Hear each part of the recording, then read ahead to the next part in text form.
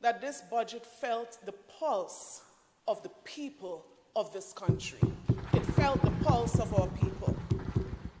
And so, Mr. Speaker, when I listen to ordinary people, when I listen to people of different classes of our society, different social background, Mr. Speaker, there seems to be a central theme coming from their contribution or their reflection of the budget, and that is the budget listened to the people.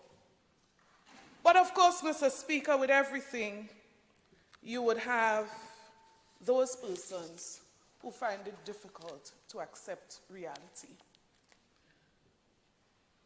The night before the budget, I was in conversation with someone who said, the government needs to do something about the rising cost of fuel.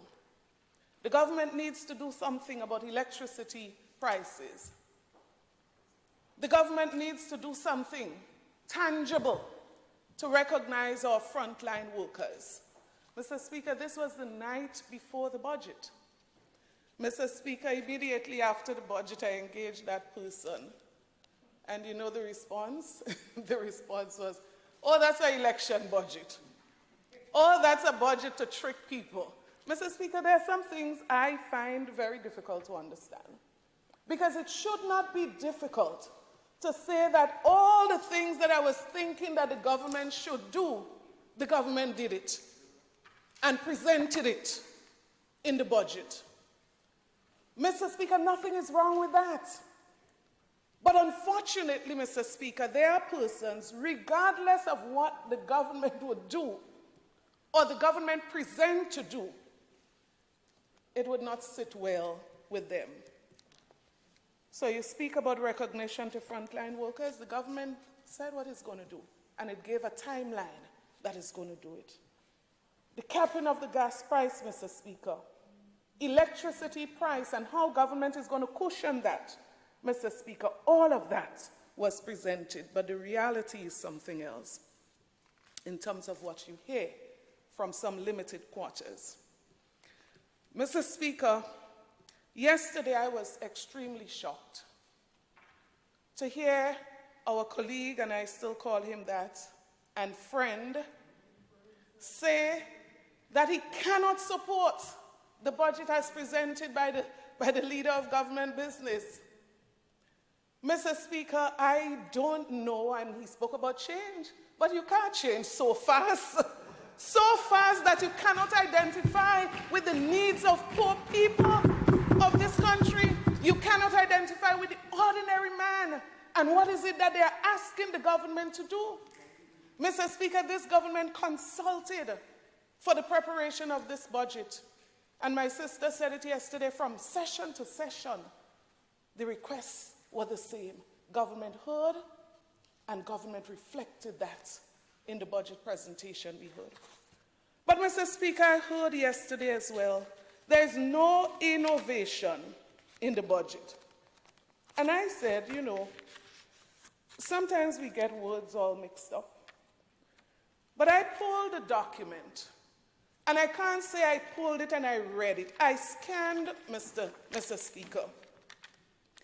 And I'm looking for where there is innovation in the budget, according to the established definition. So some people might have their own definition of innovation.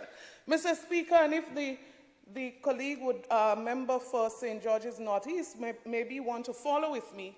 Mr. Speaker, I turned to page 17. That was the first page I opened. It's page 17. And it says, highly concessional loan funding of up to $40,000 for micro businesses at an interest rate of 1% with a repayment period of up to 10 years. Mr. Speaker, component 2, not just that. It goes on to say highly concessional loans up to $300,000 to small and micro and medium-sized businesses, 1% interest rate, grace period, and repayment over 12 years, Mr. Speaker. Well, if this is not innovation, Mr. Speaker, I have no understanding of what innovation is. Because you see, Mr. Speaker, in business, we are told that you don't just innovate, but you have to create the enabling conditions for innovation. And that is what government is doing, creating the enabling condition to facilitate innovation. So that's innovation. Mr. Speaker, I quickly turned and I found page 21. It says, Mr. Speaker, government would continue to pursue digital strategy to harness and leverage information and communication technology as an enabler and a driver of economic transformation. Mr. Speaker, what more do we want when we speak about innovation? Mr. Speaker, it goes on to speak about the bottleneck. The people said that the rate of implementation is too slow. So the budget says it would remove bottlenecks to implementation of these projects, and here how. Including establishing a digital transformation office within the Department of Economic and Technical Cooperation, and listen this, with targeted resources to move these projects forward. Implementation is therefore expected to accelerate in 2022 for both the Digital Governance for Resilience Project and the Caribbean Regional Digital Transformation. Mr. Speaker, innovation. I'm not sure what definition the member is using. It goes on to say pretty larceny. We recognize the effectively addressing this problem. It says according to allocation that have been made to support initiatives related to public education and greater use of technology. Mr. Speaker, this budget document is filled with innovation for those who have read it and understand what technology and innovation is. Mr. Speaker, this government has had many challenges. This government has faced many challenges, and I don't need to recap what they have been over the many years. But, Mr. Speaker, one thing that I'm sure about when it comes to this new National Party government is that it has brought us through many challenges, Mr. Speaker, many challenges. And we can have the confidence and the faith in this government that when the going gets tough and the tough gets going, this government is going to bring us through. This government is going to find a way to ensure that we get through our difficult times by the grace of God. Mr. Speaker, this morning, I turn my attention to education. Mr. Speaker, this sector has been hard hit by COVID-19, and we have experienced significant challenges as a result. Mr. Speaker, internationally and globally, we've heard of the generational catastrophe that is likely to happen as a result of COVID-19 and education loss. And Mr. Speaker, day and night, we have been working aggressively as a team to ensure that as many of our students as possible, as many of our teachers as possible, as many as our education leaders as possible get through this tough time with as little impact as possible on our education sector negatively. Mr. Speaker, I hate to say this. We have suffered. We would continue to suffer the effects, but we continue to push ahead to minimize the risk and to address those challenges. And that is why, Mr. Speaker, this morning, I wish to say to you, and I said to my team about a week ago, we have to be ambidextrous. So we have to take full advantage of this COVID virus situation, this pandemic. But we also, at the same time, we can't wait. We have to explore ways. We have to look at new ways of doing things. We have to look at how do we, at the same time, advance and develop the education sector. Mr. Speaker, therefore, in 2022, we would continue to aim to align all that we do with the United Nations Sustainable Development Goals, the education sector strategy of the OECS, and our own Sustainable Development Plan 2030. So, Speaker, I therefore wish this morning to report on some of the achievements in the Ministry of Education, some of the plans, and I'm going to use the OECS strategic imperatives to refer to those areas of priority and concerns within the education sector. Of course, I can't address all of them this morning. Imperative 1, Mr. Speaker, speaks to quality and accountability of leadership and management in the system. So, Speaker, over the past year, we have been doing significant training with our principals to build their capacity. We are now in the final stage of the appointment of boards of management in schools to give support, additional support to principals. Mr. Speaker, to the approval and welcome of our principals, we have just initiated 2 new appraisal instruments to guide the management and the leadership on the ground in our schools.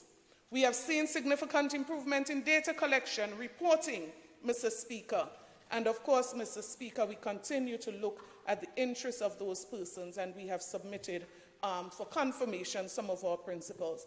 Mr. Speaker, with the exception of 2 schools in Grenada, Carriacou, and Petit Martinique, all of our schools now have school development plans and are looking forward to implementation with the full reopening of school in January.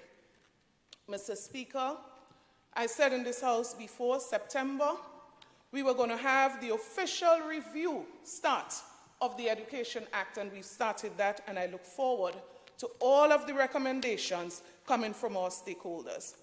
In the new year, Mr. Speaker, under quality, leadership, and management, we are going to be doing some research through our researcher in the Ministry of Education. We would be looking at implementing new systems of supervision to give additional support where needed. Mr. Speaker, we're going to be looking at how do we increase the use of technology in management, and we've started that process with our principals. We intend to continue. Instructional supervision, Mr. Speaker, especially in light of where we are, would be a major focus in 2022. Imperatives 2 and 3, Mr. Speaker, how do we improve teachers' professional development and quality of teaching and learning? That's the crux of the matter.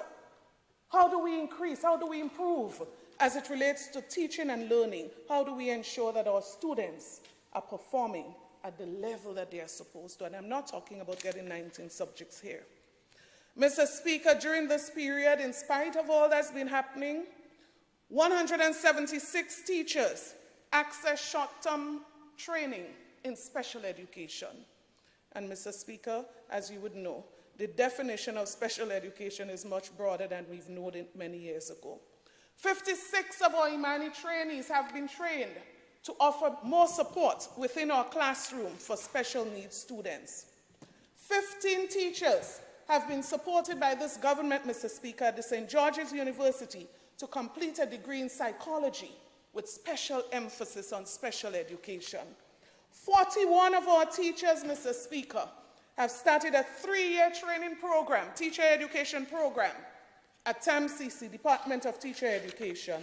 And Mr. Speaker, over 500 teachers in this year have been benefiting from e-learning training, preparing to improve on quality teaching and learning.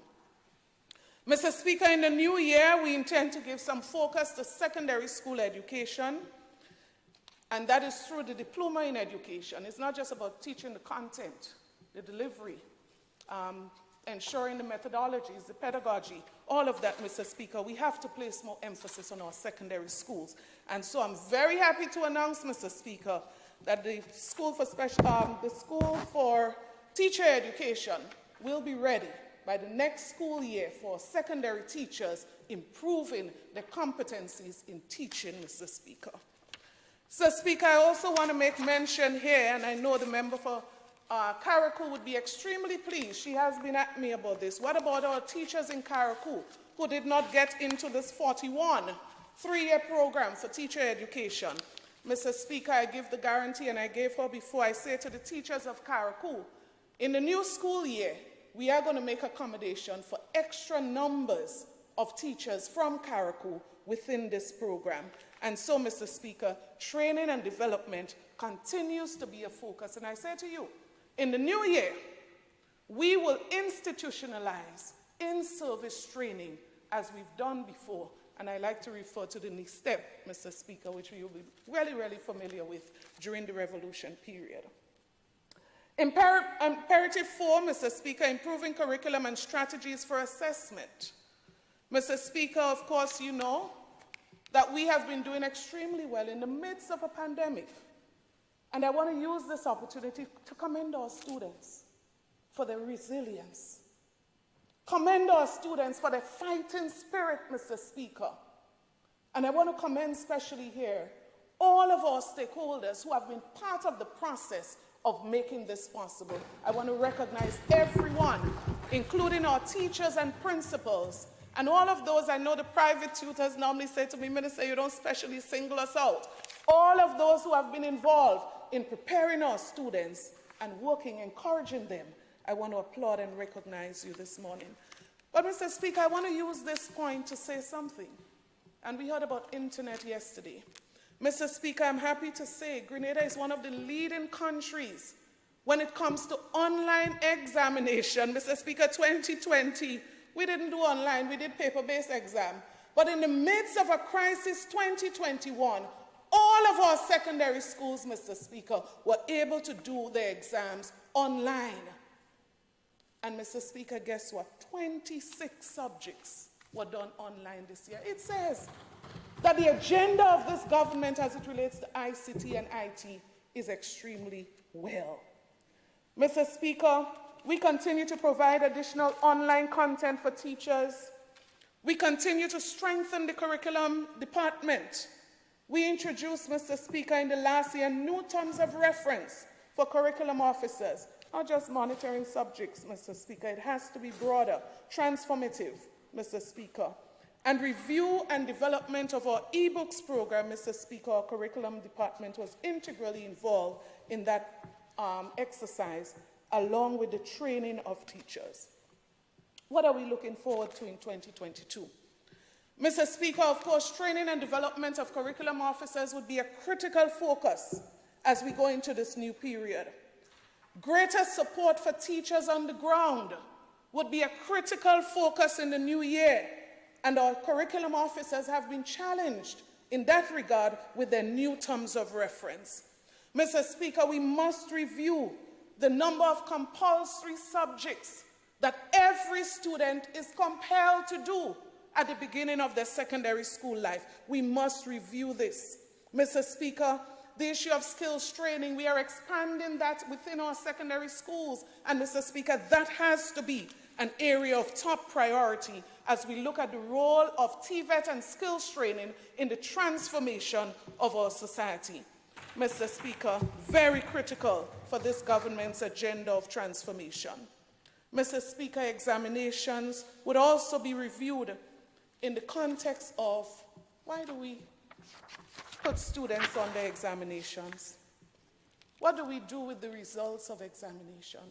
Careful attention, Mr. Speaker, in 2022 would be placed in that area. Do we have too much exams?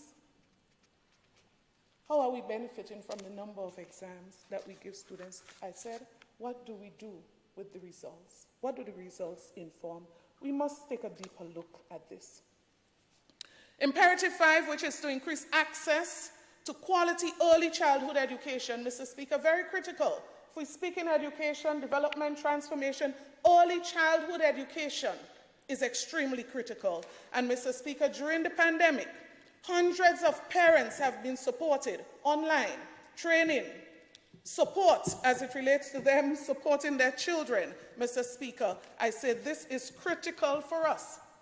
Hundreds of teachers, over 240 teachers, have been trained during that period to deliver greater service, quality of service through teaching of our students at that level.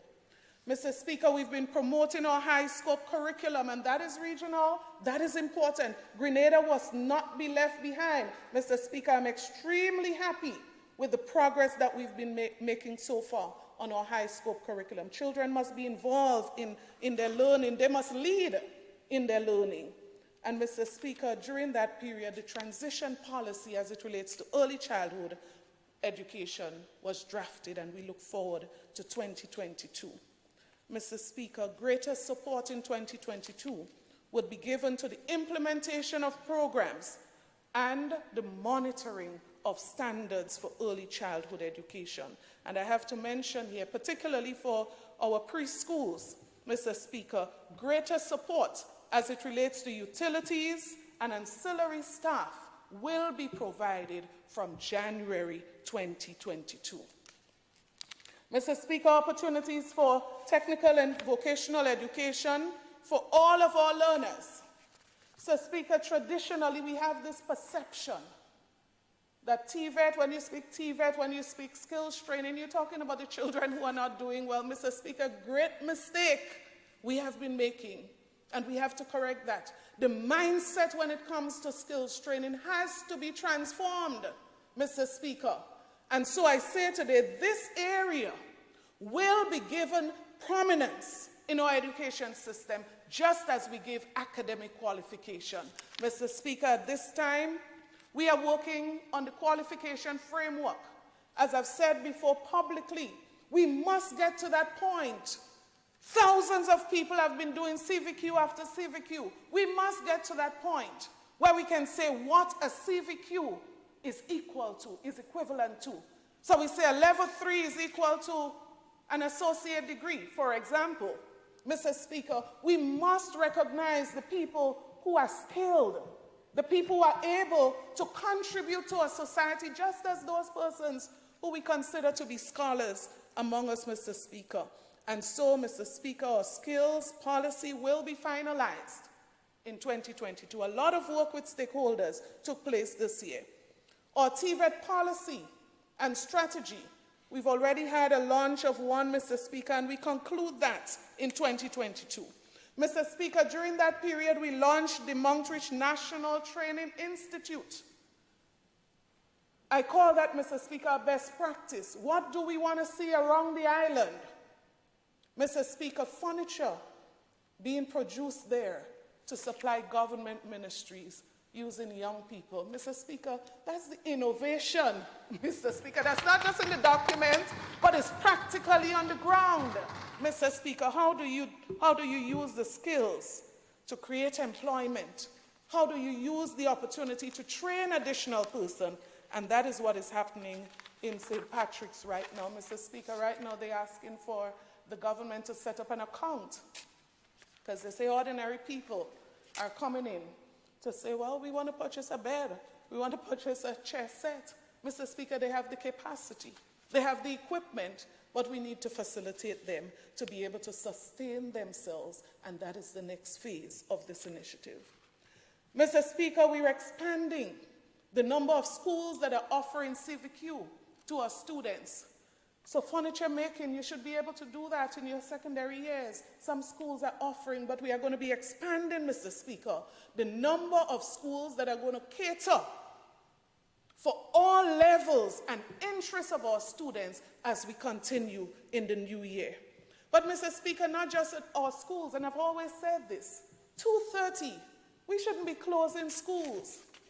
2:30 is when the people who are not in the regular 8 to 2:30 class should be coming in.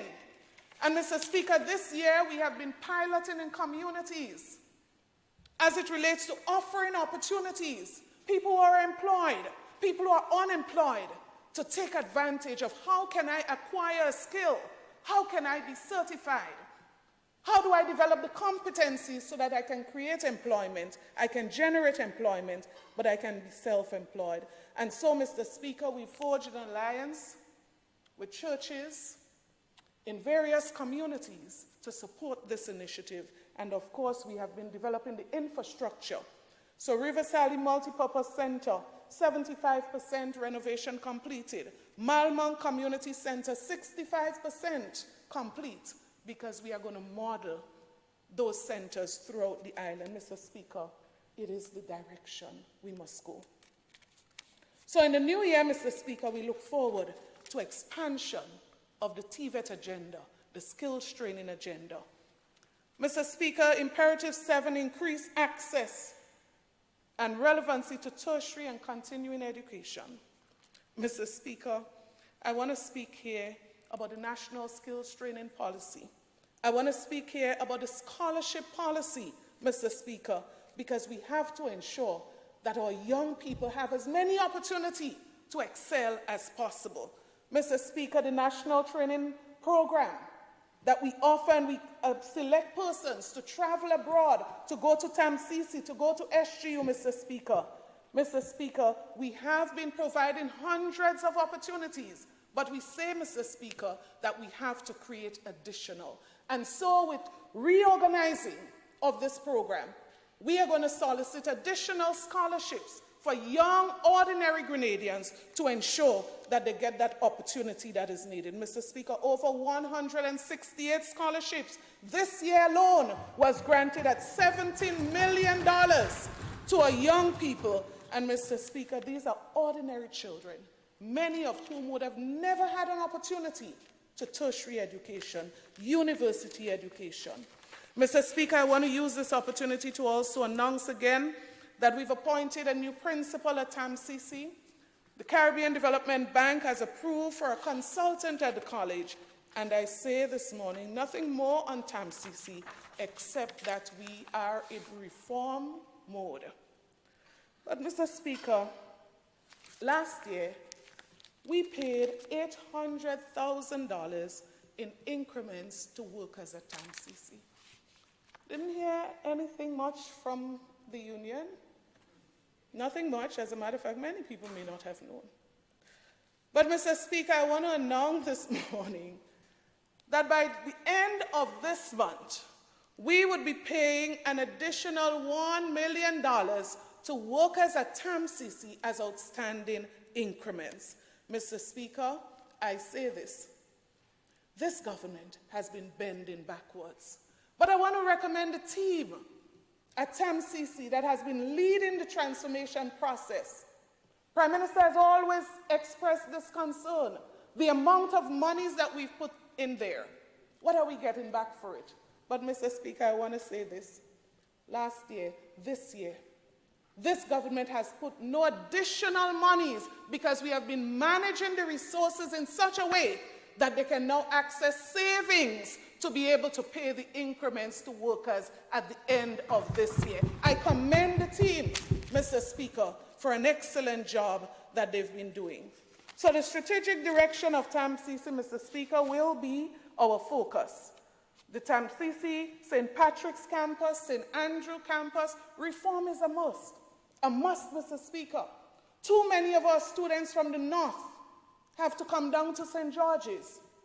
We are going to be placing emphasis on how do we boost, how do we improve to ensure that more of our students are serviced at those campuses. Mr. Speaker, the infrastructural development, and I want to single out the campus at Carriacou. We have had to relocate some students and faculty there, and they are using one of the two buildings. Mr. Speaker, I want to give the assurance, and I know the MP for Carriacou and P.T. Martinique has been working extremely hard to support this process. Mr. Speaker, we are going to be relocating them further, but the intention, Mr. Speaker, is to remove them from that compound so that we can construct a new building for TAMCC in Carriacou. But not just a building, Mr. Speaker. We have to look at the program. What are we offering in Carriacou? What new initiatives do we need to undertake in Carriacou to ensure that our students there have an equal opportunity as far as it is possible? Mr. Speaker, on the issue of scholarships, we have been assessing our national needs against the scholarship opportunities that we have. And it's very evident, Mr. Speaker, the alignment needs to be improved. And so the committee has been working extremely hard, and the ministry looking at this to ensure that we bring that to alignment. Mr. Speaker, cross-cutting imperatives, other areas, improving academic levels, core areas, literacy, Mr. Speaker, great concern when it comes to numeracy, and I'm very happy to say, Mr. Speaker, that the mathematics department at the T.A. Marisho Community College, in collaboration with the Ministry of Education, will be launching a new project. They are very confident. I've seen their passion. We must address the issue of math in 2022 in a different way.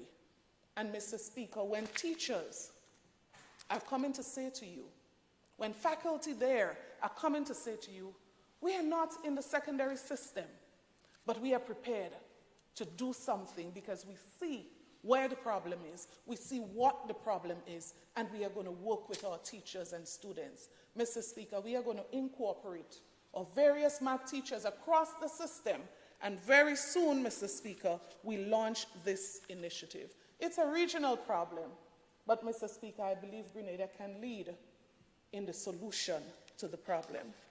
And so, Mr. Speaker, in that area, we've also been providing significant support to our libraries throughout Grenada. Mr. Speaker, of course, we've seen a reduction in use of libraries. We understand why, technology, but we continue to cater for those persons who still want to make use of. But I must mention, Mr. Speaker, two libraries that have not been in use for a very long time. The Grenville Library, the St. George's Library. Mr. Speaker, the Grenville Library is now going to be contained within the Grenville complex that is in the tendering stage. And Mr. Speaker, once construction is completed, there will be in that facility a house for the Grenville Library, modern library facility, Mr. Speaker, that our young people can take advantage of. In the case of St. George's, Mr. Speaker, the Ministry of Education has been working with Ministry of Infrastructure to identify the funds. Very expensive, massive project. You want to maintain the heritage. You want to maintain certain things that cost more. Mr. Speaker, we had one source identified. That source has not come through. The Minister of Works has given the assurance that another project is identified where this initiative is going to be captured. Mr. Speaker, we are going to be working aggressively in 2022 to restore the St. George's Library. But I want to raise one point as it relates to the library. I've had persons visit expressing concern. It's not just about the books, because we have access online to certain materials. But, Minister, we are concerned, the archives. What about those things you cannot find in a book? Minister, are we going to leave it to be destroyed by the elements? Mr. Speaker, I'm very happy to report this morning, through a project with UNESCO, most of the materials in there have already gone digital, Mr. Speaker, and we would be moving to ensure it's online. Mr. Speaker, the government of Grenada, through Ministry of ICT, would pick up and are in the process, the remaining documents. While we seek additional support from UNESCO, Mr. Speaker, we are working locally as well to complete that process. So it means all of the documents that we are concerned about, they would be taken care of. And guess what?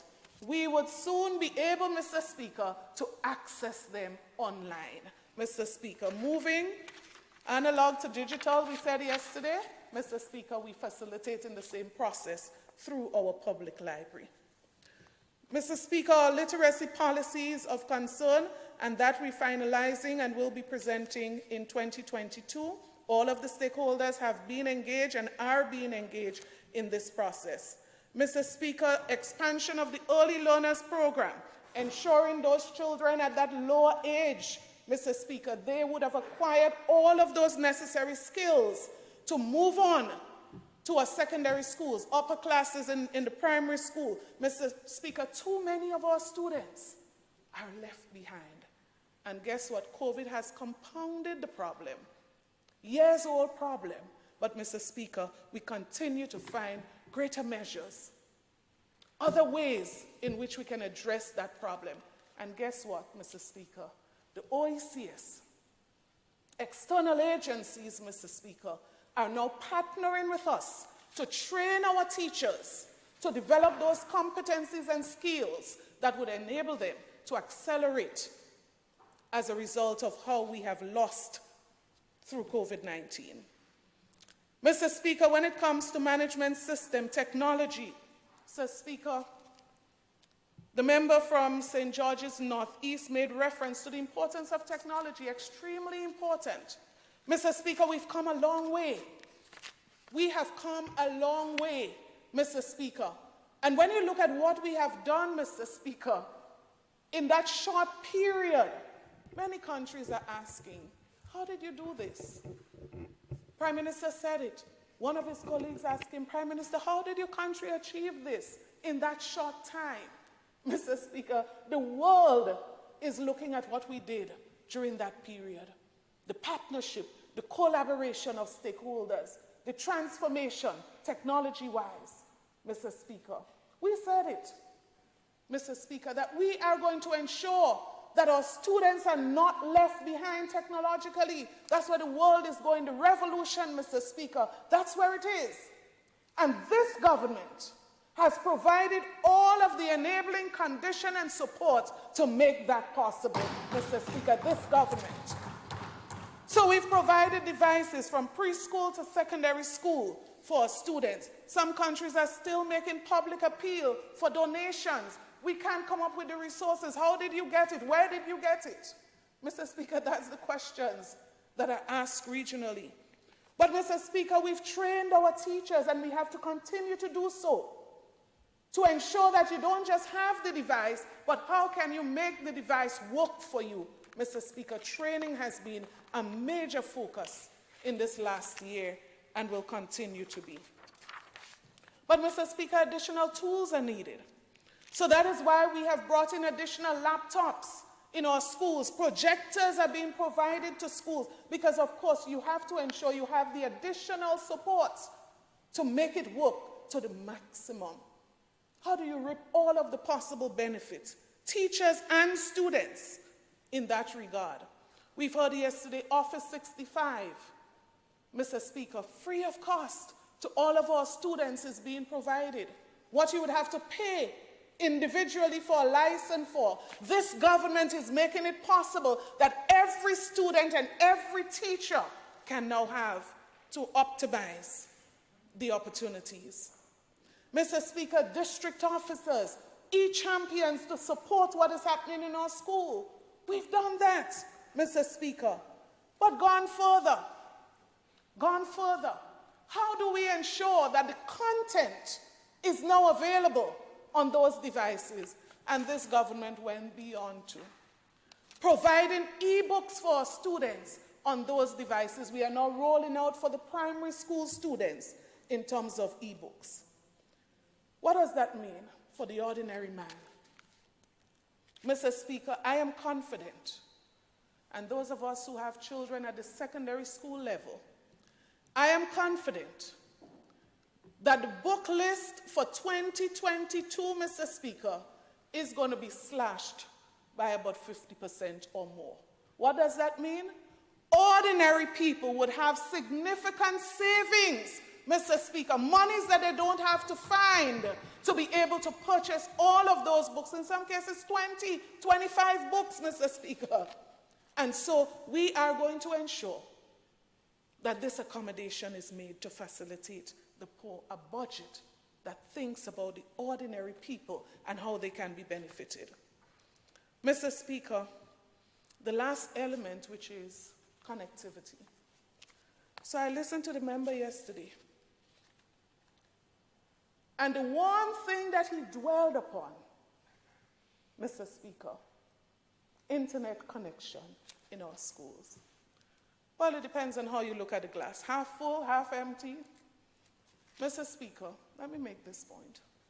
The fact remains that every private and public school in Grenada, Carriacou, and Petit Martinique was able to benefit from high-speed internet provided by this government. That is the reality, and that is the fact.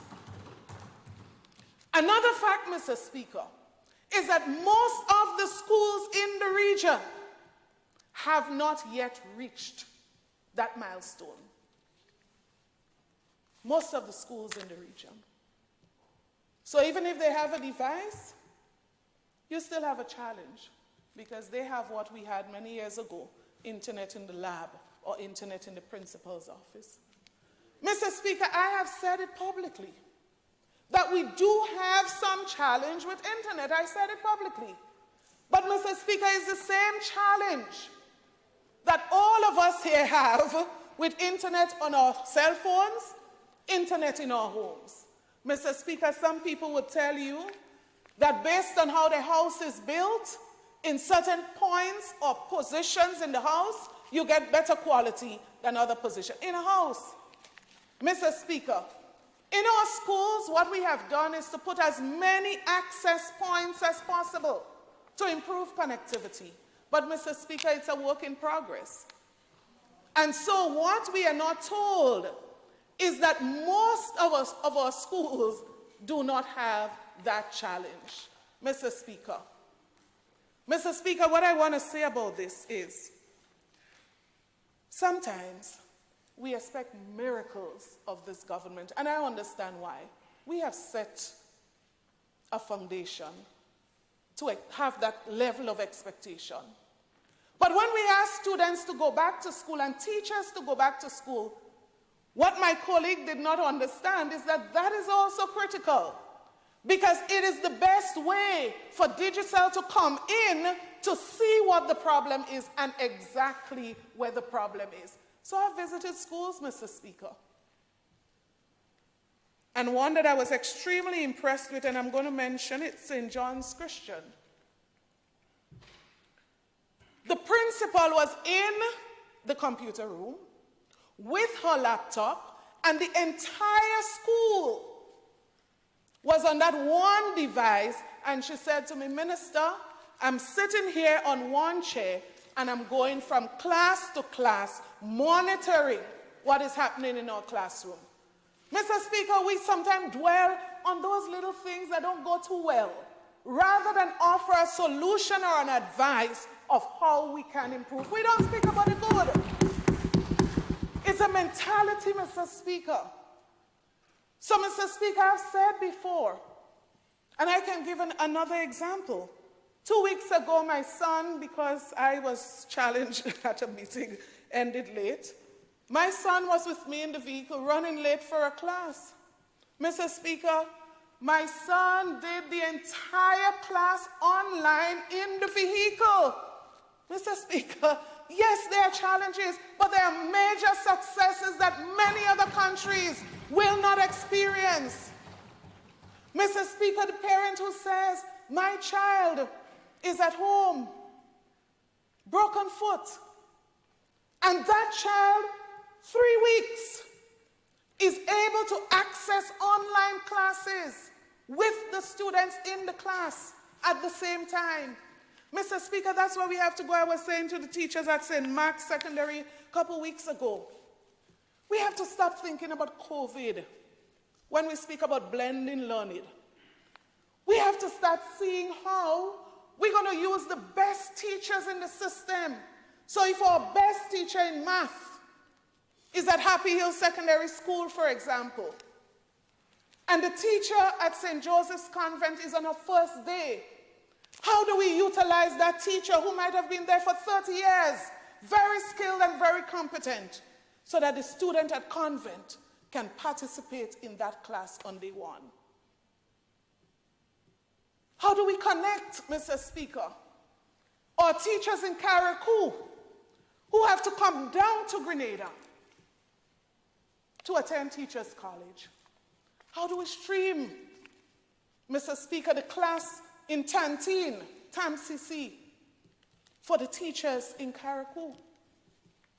Save them time, save them money, save them family time. Don't have to come down to Grenada. So, Speaker, we have to look beyond. So the company Digicel, that is responsible for internet in our schools, have said to us two things. One, that we are working on identifying which schools, and we identify the schools. We are working on visiting those schools, and they have visited. We are working on assessing those schools, and they have been assessing. and finding solution. Mr. Speaker, that's what you do when there's a problem. You assess and you find solutions. So I'm not going to stand here and say every school is running perfectly with internet. No. But I'm saying I'm extremely proud of this government for how it has transformed the use of technology in education in Grenada. Grenada stands tall in that regard. Mr. Speaker, in the new year, we are going to continue. And our approach is not to be caught up too much with COVID-19. Our approach is to look at how do you use technology to improve. And especially, I feel passionate about this one, Mr. Speaker. How do you level the playing field as it relates to education? Mr. Speaker, I want to quickly mention that we've been looking at the needs of special students needing special attention in our schools. So whether it's through our child-friendly program, looking at the issue of bullying in school, all of those positive disciplining in school, all of those issues confront our education system. And as I said before, problem, assess, find solutions, and implement. And that is what we have been doing. Our school feeding program, needy students, Mr. Speaker, $1 for lunch. Nowhere in the world, really, will a lunch cost $1. Government has been subsidizing over $3 million to school feeding for needy families and persons needing support in that regard. Mr. Speaker, we've been looking at special programs for boys.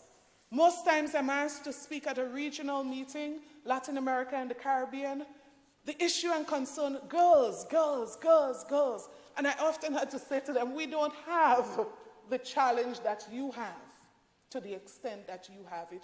Our challenge is boys in education. And so, Mr. Speaker, identifying that problem. As a matter of fact, our researcher has conducted a research, disparities in gender in education. We have the report. We have the findings of that. And, Mr. Speaker, we continue to look at other initiatives, piloting them. For example, the STAR program, Mr. Speaker. How do we initiate measures to address those challenges that we face within our school? And, Mr. Speaker, our stakeholders have been extremely cooperative and supportive in that regard. I want to mention the issue of guidance and counseling. Sometime last week, somebody said the Ministry of Education needs to do more guidance counseling in schools. Well, Mr. Speaker, 26,000 students participated in guidance and counseling sessions during the period just January to July 2021. Mr. Speaker, even parents, we've gone understanding that school has now become a system that is not just about the building. Even more relevant than before is the role of the home in education. And so parents have been reached through these programs, over 1,200 parents, Mr. Speaker, and special session, over 500 sessions for teachers in that regard. Mr. Speaker, we continue to work on all of those areas, but I want to single out particularly in the area of school feeding. So, Speaker, we are moving towards the outsourcing piloting of that program and other ancillary programs within the parish of St. Mark's and St. John's. Mr. Speaker, I also want to make mention, within our school feeding program, we have a number of cooks, and I want to single out that particular area, who have been there for many years. Mr. Speaker, I am so very happy that this government has made a policy decision as it relates to contract workers within the system, and they will also be addressed in this particular initiative. Mr. Speaker, a government that cares. So their salaries would be reviewed in the coming year. Mr. Speaker, I want to mention the importance of infrastructure. Creating an enabling condition for students and teachers, principals. Mr. Speaker, no one can fault this government, if you are honest, on the work that we have been doing to improve our infrastructure in schools throughout Grenada, Carriacou, and Petit Martinique. No one can fault us in that regard. Yes, we can do more, we need to do more, but Mr. Speaker, what we have done, I sum it up to a miracle. Mr. Speaker, on the minor repairs, general repairs, Mr. Speaker, we anticipate by the end of the year, this government will spend over $20 million refurbishing 51 schools throughout Grenada, Carriacou, and Petit Martinique. Mr. Speaker, most of our schools are being positively impacted by these works. On the BNTF, $6 million was spent, 2 new preschools, and Mr. Speaker, the refurbishment of 1 preschool in St. Patrick's. Mr. Speaker, we also have the Disaster Vulnerability Project. Major work done there as well.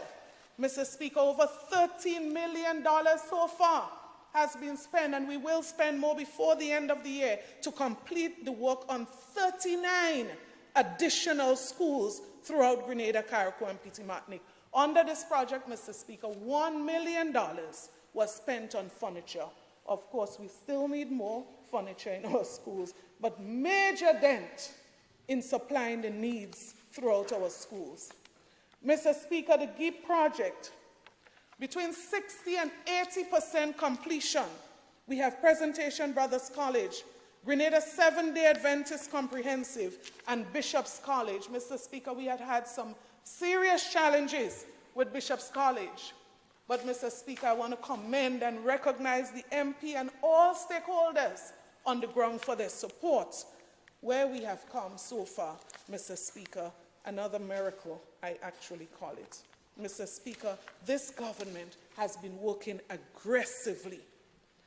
But, Mr. Speaker, I know the MP for St. Andrews Northeast is going to ask what's happening with the Grenada Christian Academy.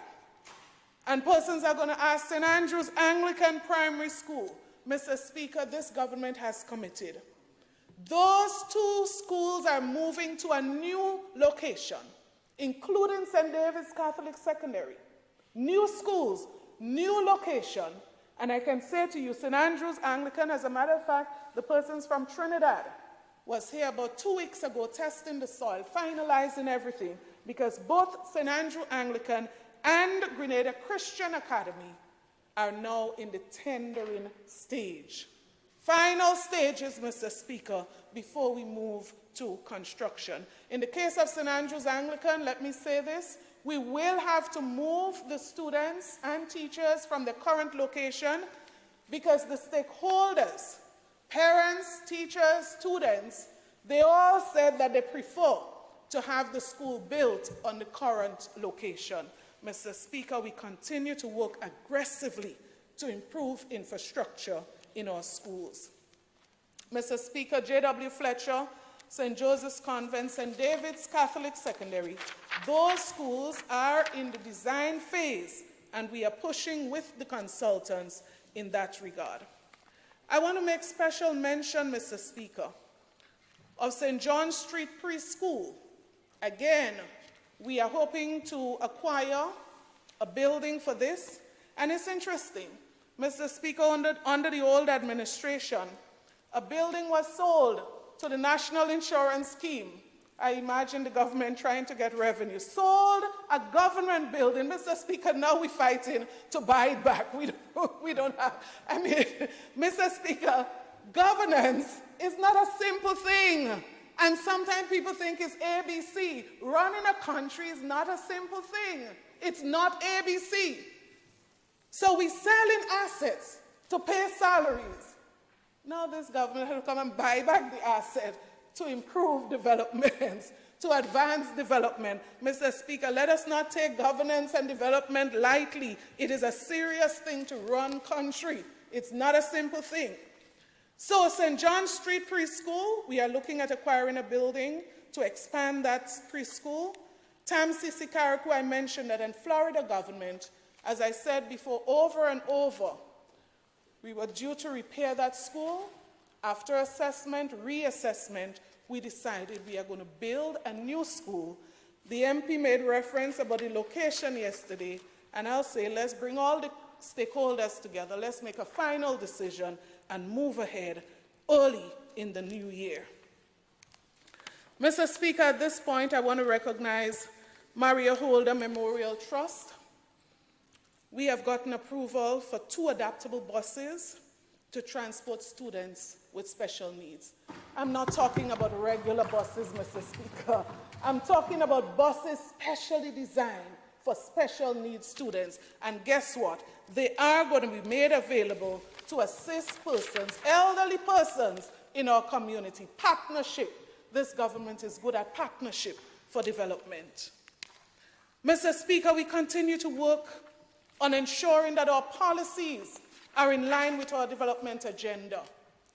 And so I want to give the assurance at this stage, Mr. Speaker, that this government is investing, this government is doing everything that is possible to ensure the kind of reform that we want to see in education. Over a period of time, we can achieve that vision. Mr. Speaker, of course, all of the details are contained within our key performance indicators. I cannot speak about all of our measures this morning. I want to quickly, Mr. Speaker, recognize our religious community this morning. Especially during this period, we've been used to providing support to our churches through arrangements with the government, whether it's concessions and otherwise.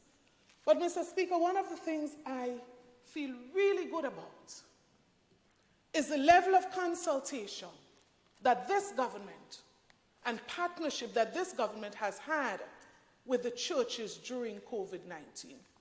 I've heard so many things, Mr. Speaker. I've heard so many things. But one thing I can say, Mr. Speaker, this morning is that this government has taken not one decision when it comes to the religious community without consultation with the leaders of the religious community. Not one. Every decision has been endorsed through discussion and dialogue.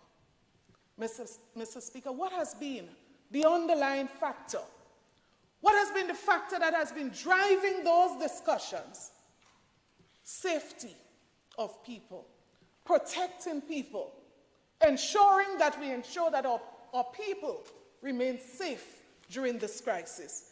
And so, Mr. Speaker, I always say this, in a democracy, when you have a situation where many people come together and a decision has to be taken, Mr. Speaker, everybody may not be in support of the one decision to be taken. But, Mr. Speaker, none of the decisions taken did not have the support of those who are stakeholders and those who are part of the process. As a matter of fact, let me put it another way.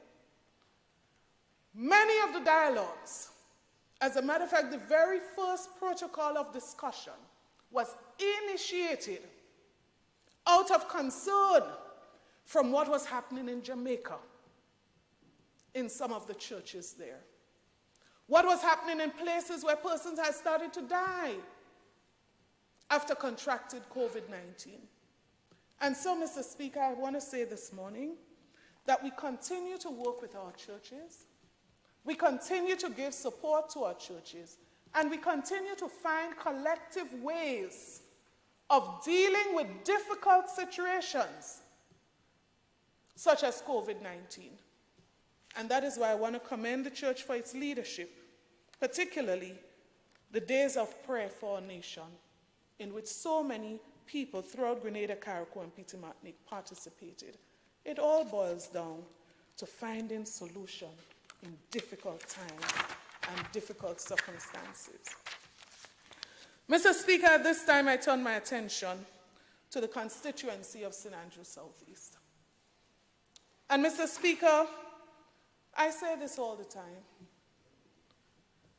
I represent these people with everything that I have. I put my everything into it. And Mr. Speaker, day by day, I continue to be moved by the support, by the love from these ordinary people. And so, Mr. Speaker, I say this morning that I will continue to do everything that is possible to continue to bring representation to these people, to bring benefits to them, programs from which they can benefit, as long as I have the opportunity to do so. And so this morning, I wish to say that we have been working extremely hard during the COVID-19 period. I believe the one area that we have been hit most hard, Mr. Speaker, those of you who know me and know the way that I do what I do, community engagement is a standard staple in our program every week. And so, Mr. Speaker, the protocols for safety, the concerns and restrictions that followed as it relates to number of people gathering have seriously affected that particular program. But what I can say is that each time, Mr. Speaker, there's been an opportunity, we continued to engage persons at the community level, and we will continue to do so. So, Speaker, my heart has gone out and continue to go out to all the people who are affected in one way or the other by COVID-19. We have had persons who got very close to being concerned about death. We have had persons who passed, Mr. Speaker. I still use the opportunity again to extend condolences. Mr. Speaker, we have done everything possible that we could have done to provide support where possible. But, Mr. Speaker, I say this morning that two major areas of concern, two major areas when it comes to needs that we have been attempting to address that continues to be a challenge, and I'm sure it's the same for every constituency: housing and unemployment. But, Mr. Speaker, I am so encouraged when I look at what we have achieved in those areas. I give credit to this government, Mr. Speaker, for what we have been able to achieve in those and other areas.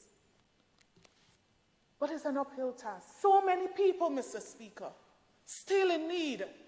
So many people still need to be supported to repair their homes, to find jobs, Mr. Speaker, support for their children. But I'm happy, Mr. Speaker, to be part of a caring government that is always innovating, always finding new ways, never stopping. So we know that those people who have not yet benefited, that the government is still at work. Your parliamentary representative is still at work. Mr. Speaker, three areas. Human resource development. We have focused very heavily on this area because we believe a lot of the challenges that people come to seek help for, if we place emphasis on that area, means that we are going to see a reduction there. And so education, Mr. Speaker. My colleague said yesterday, when she sees some students who, when you look at their family, where they came from, Mr. Speaker, having an opportunity to move on to university and come back. Mr. Speaker, there's a young man from Grand Bacolet. I was so amazed, touched, when he called me saying that he wants to have a meeting with me. Now, this young man got a scholarship from the government of Grenada, went to Cuba. Mr. Speaker, when some persons were saying it's tough, this young man was saying, Minister, I'm not giving up. Just ensure that the government provide the subsistence financially, which we do. Mr. Speaker, that young man came back, completed, already got a job. And you know what he said to me?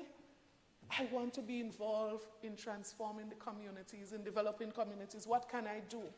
And so, Mr. Speaker, education is supposed to move you from one position to another and to be able to contribute to the development of the society. That is why we are placing so much emphasis on tuition support, ensuring children don't have a reason why they cannot go to school. Scholarship opportunities, uniform for students, transportation for students, mentorship and recognition, support for the schools within the constituency, and after-school support for students. Mr. Speaker, we are doing everything that we can and will be doing more to ensure that every child has an equal opportunity to succeed academically through education. Mr. Speaker, that lines me up with skills training. That has been a major focus in the constituency. Walked into one of our centers last week and look at the dress hanging there that was made by unemployed women. And I was so impressed, Mr. Speaker. How do we provide more of those opportunities is what we continue to work on. We see some of those opportunities and how others benefit. We continue to work on those. So skills training, resource centers. Mr. Speaker, the role of sports and our support for the Sports Academy. Mr. Speaker, small business development, and we heard of the innovation there. Leadership and mentorship, and our youth program facilitated through the Ministry of Youth. Mr. Speaker, that is how we have been focusing on people within the constituency, and we continue to provide those opportunities, getting people started with small businesses and all of that. But our safety net programs, Mr. Speaker, continues to be of benefit for those people who need the support. And Mr. Speaker, I know there are some persons, as they grow, as they move up, those supports become nothing to them. But Mr. Speaker, there are some people who it matters to. There are some people who appreciate, Mr. Speaker, so the fact that they can go every month to get something to assist their children to go to school, the fact that they can go and they can access even a devotion opportunity. Some people look down on that. What is that? Well, I can tell you, some of the people I interact with, one lady said to me, every fridge, the stove, look at them. Everything I have in my house, I've acquired it through this program. Old lady in Grand Bacolet. She said, I have this susu that I pay, and when the Indian, the Syrian pass by, I take and I credit. Mr. Speaker, some people would not understand that, unfortunately. Some people would not identify with that. But, Mr. Speaker, there are some people who appreciate that every person will not find a job, a permanent job, from a government. No government in the world. And there are those who understand that opportunities are provided where you can now take advantage. So the lands being cut up in Grand Bacolet, Mr. Speaker, the land bank, ordinary persons in the community have applied an opportunity to be supported by government to establish their farm, to use agriculture as a means of making monies, to use agriculture as a business to transform their lives and the needs of others. Mr. Speaker, we do the soup kitchen for those who need, bathroom and toilet, as others have spoken to, connection of water and electricity, internet, Mr. Speaker. Those are necessities. And so we've been supporting. Some persons say, well, Minister, we don't think we can pay Grenada at the end of the month. So we provide the solar lights for those families who don't have a means that they can pay those bills at the end of the month. Mr. Speaker, some people, land regularization is important to them. Having their name attached to something.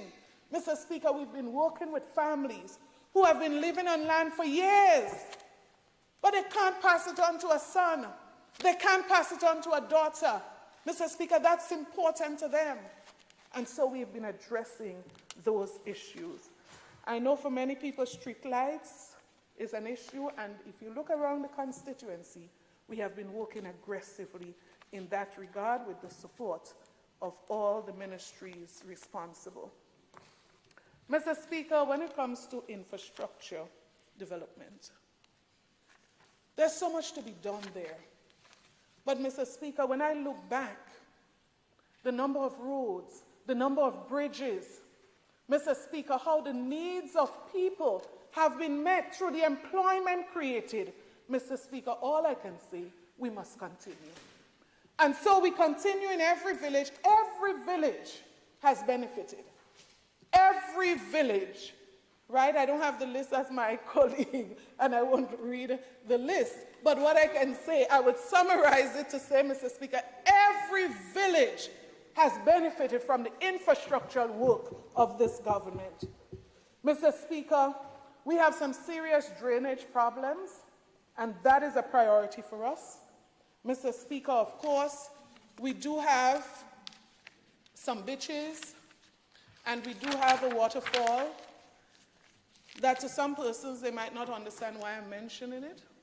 But we are on a mission because we believe that when we speak tourism,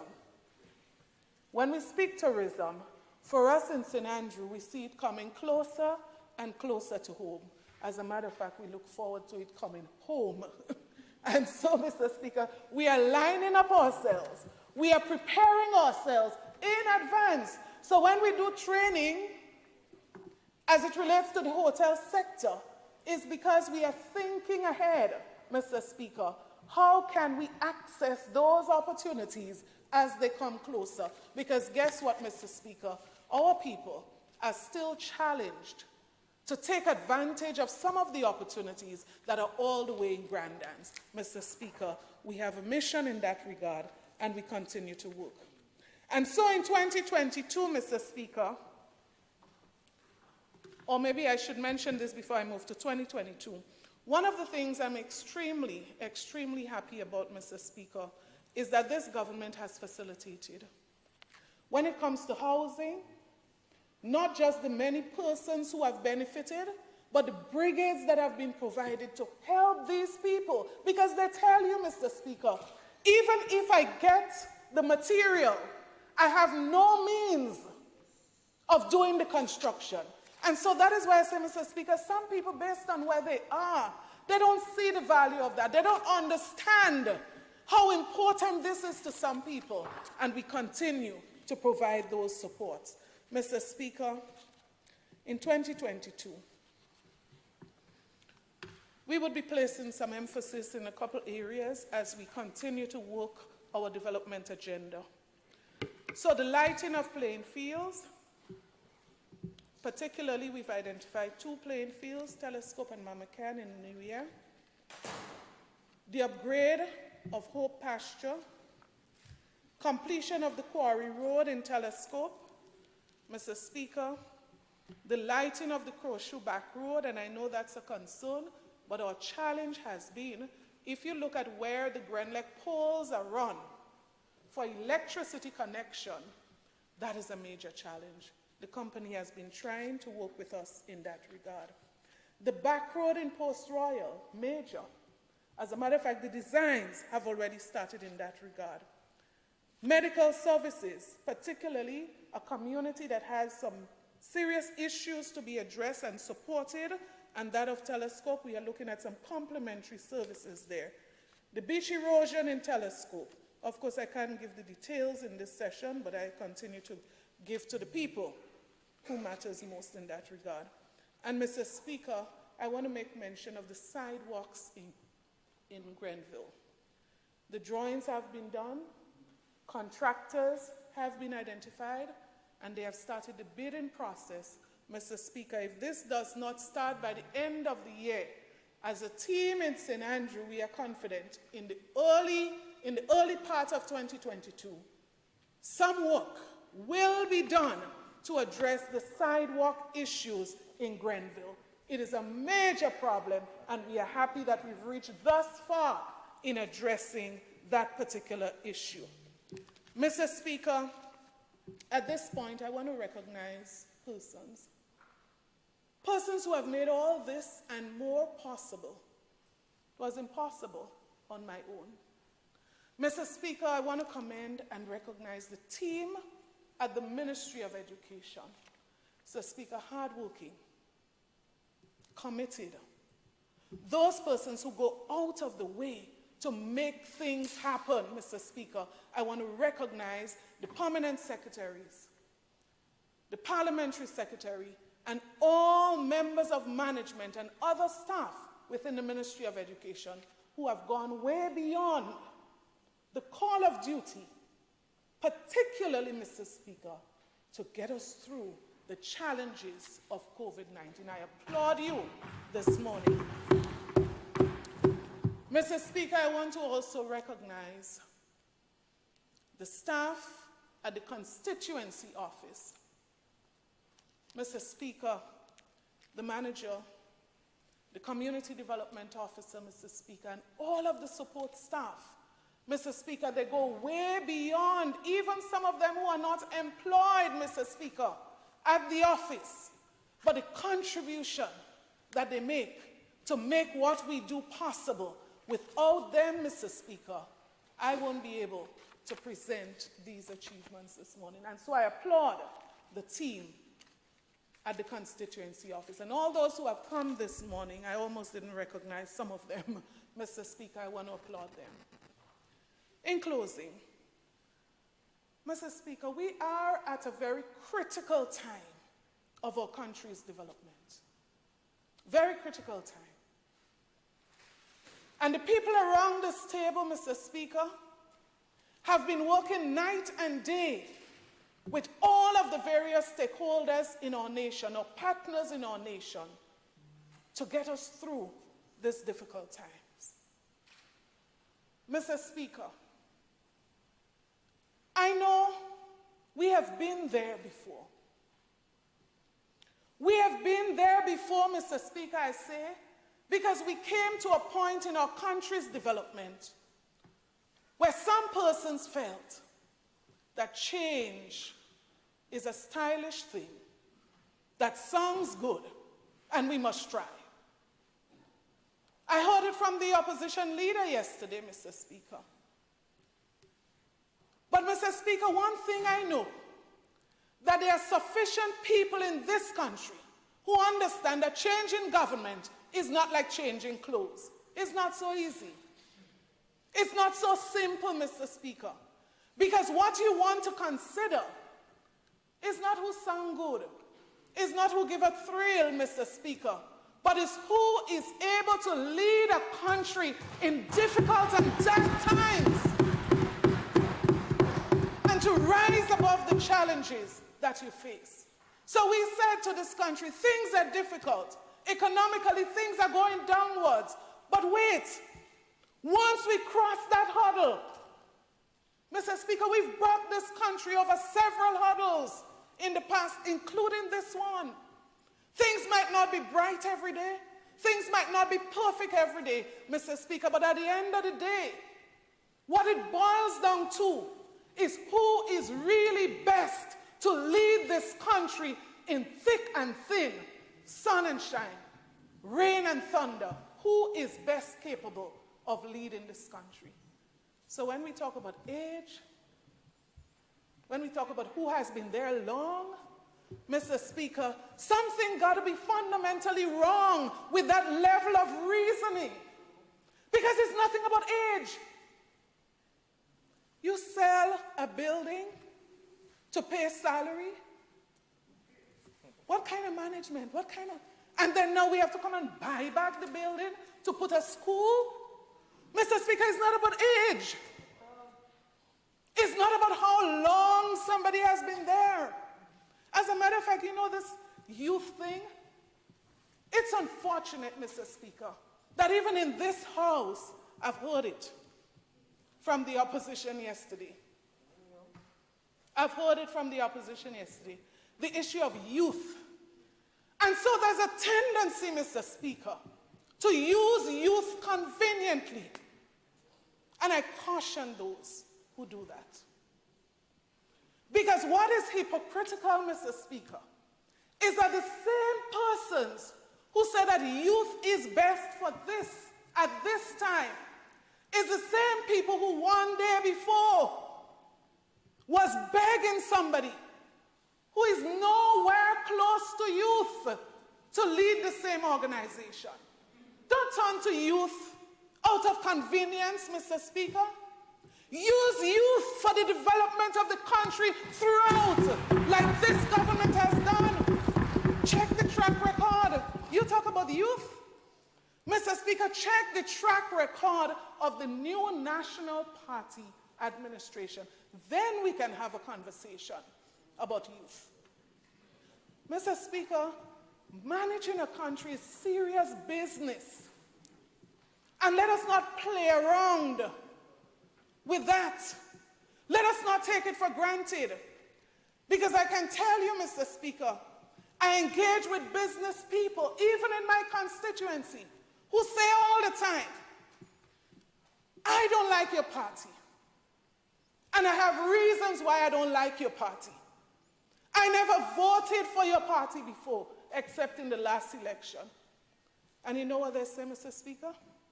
I made that choice because I recognize it's deeper, it's bigger than party. It's more than who you like and who you don't like. It's about Grenada, Carriacou, and P.T. Matnick. That's what it's about, Mr. Speaker. And sometimes we need to step aside from that political conversation and pursue a conversation of what is best for Grenada, Carriacou, and P.T. Matnick at this time. Mr. Speaker, I'm very confident that this team has taken us through tough times, and this team is well positioned, this team is well competent, and this team is able to continue to lead Grenada, Carriacou, and P.T. Matnick through whatever lies ahead of us. Mr. Speaker, I'm confident in Team NNP and the new National Party government. And so, Mr. Speaker, again, I want to commend the Minister of Finance and to commend the Ministry of Finance for a budget that reflects the cry of the people at this time. And I'm so proud to be associated with this budget. I thank you. Thank you. Thank you, Parliamentary Representative for St. Andrews Southeast. Honorable Parliamentary Representative for St. Andrews Northwest, let me just ask a question of you. Is your permanent secretary here? Northeast, correction, yes. Didn't hear that? Yes, she's here. Please invite her. Let me see her so I can invite her to come and sit in the seat behind you.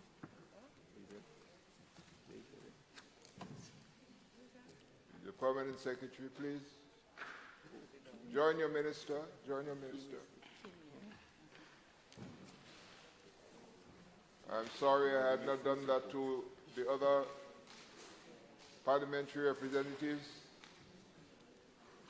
But as the galleries start filling up, I pull out the permanent secretary. Come join your minister down here.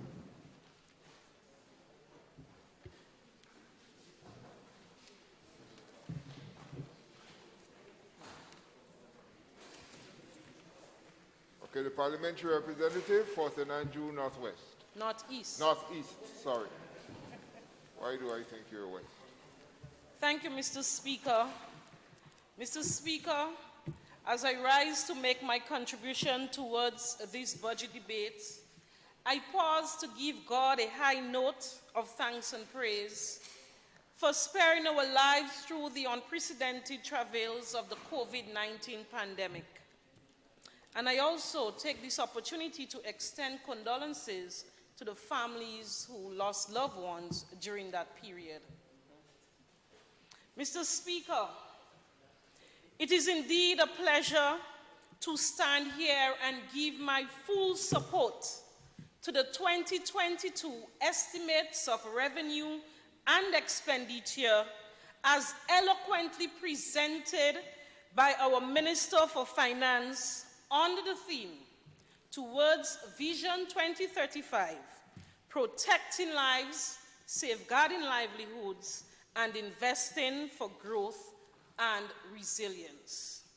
Mr. Speaker, the year 2021 has indeed been a very challenging year for everyone as a result of the pandemic. Over the past few months, we have had to change our lives in many ways. Our students had to adjust to new learning styles. Our staff had to adjust to new working styles. We had to change the way in which we conducted business transactions, the way we socialized and interacted with each other.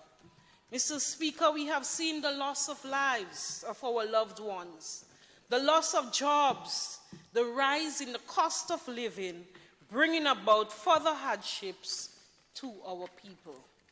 However, Mr. Speaker, our government, being fully aware that this is indeed a tough time mentally and financially for many families across our tri-island state, continue to show its deep care and concern for all our people. Mr. Speaker, a second stimulus package was provided, providing relief to thousands of workers across the country. And we are indeed confident that one day we will overcome the difficulties brought on by the pandemic. And with the solid initiatives as outlined by our Minister for Finance to be rolled out both in the private and public sector, our citizens can be rest assured that once we all play our parts, we will see our goal of protecting lives and safeguarding livelihoods be realized. Mr. Speaker, I now turn to the Division of Youth Development. And through you, Mr. Speaker, I want to address the Honorable Leader of the Opposition. As the Minister with responsibility for youth development, he will not only find me on TikTok, but he can find me on Instagram, Facebook, Twitter, LinkedIn, on the blocks with the boys, in the football field with the footballers, on the basketball court, Mr. Speaker.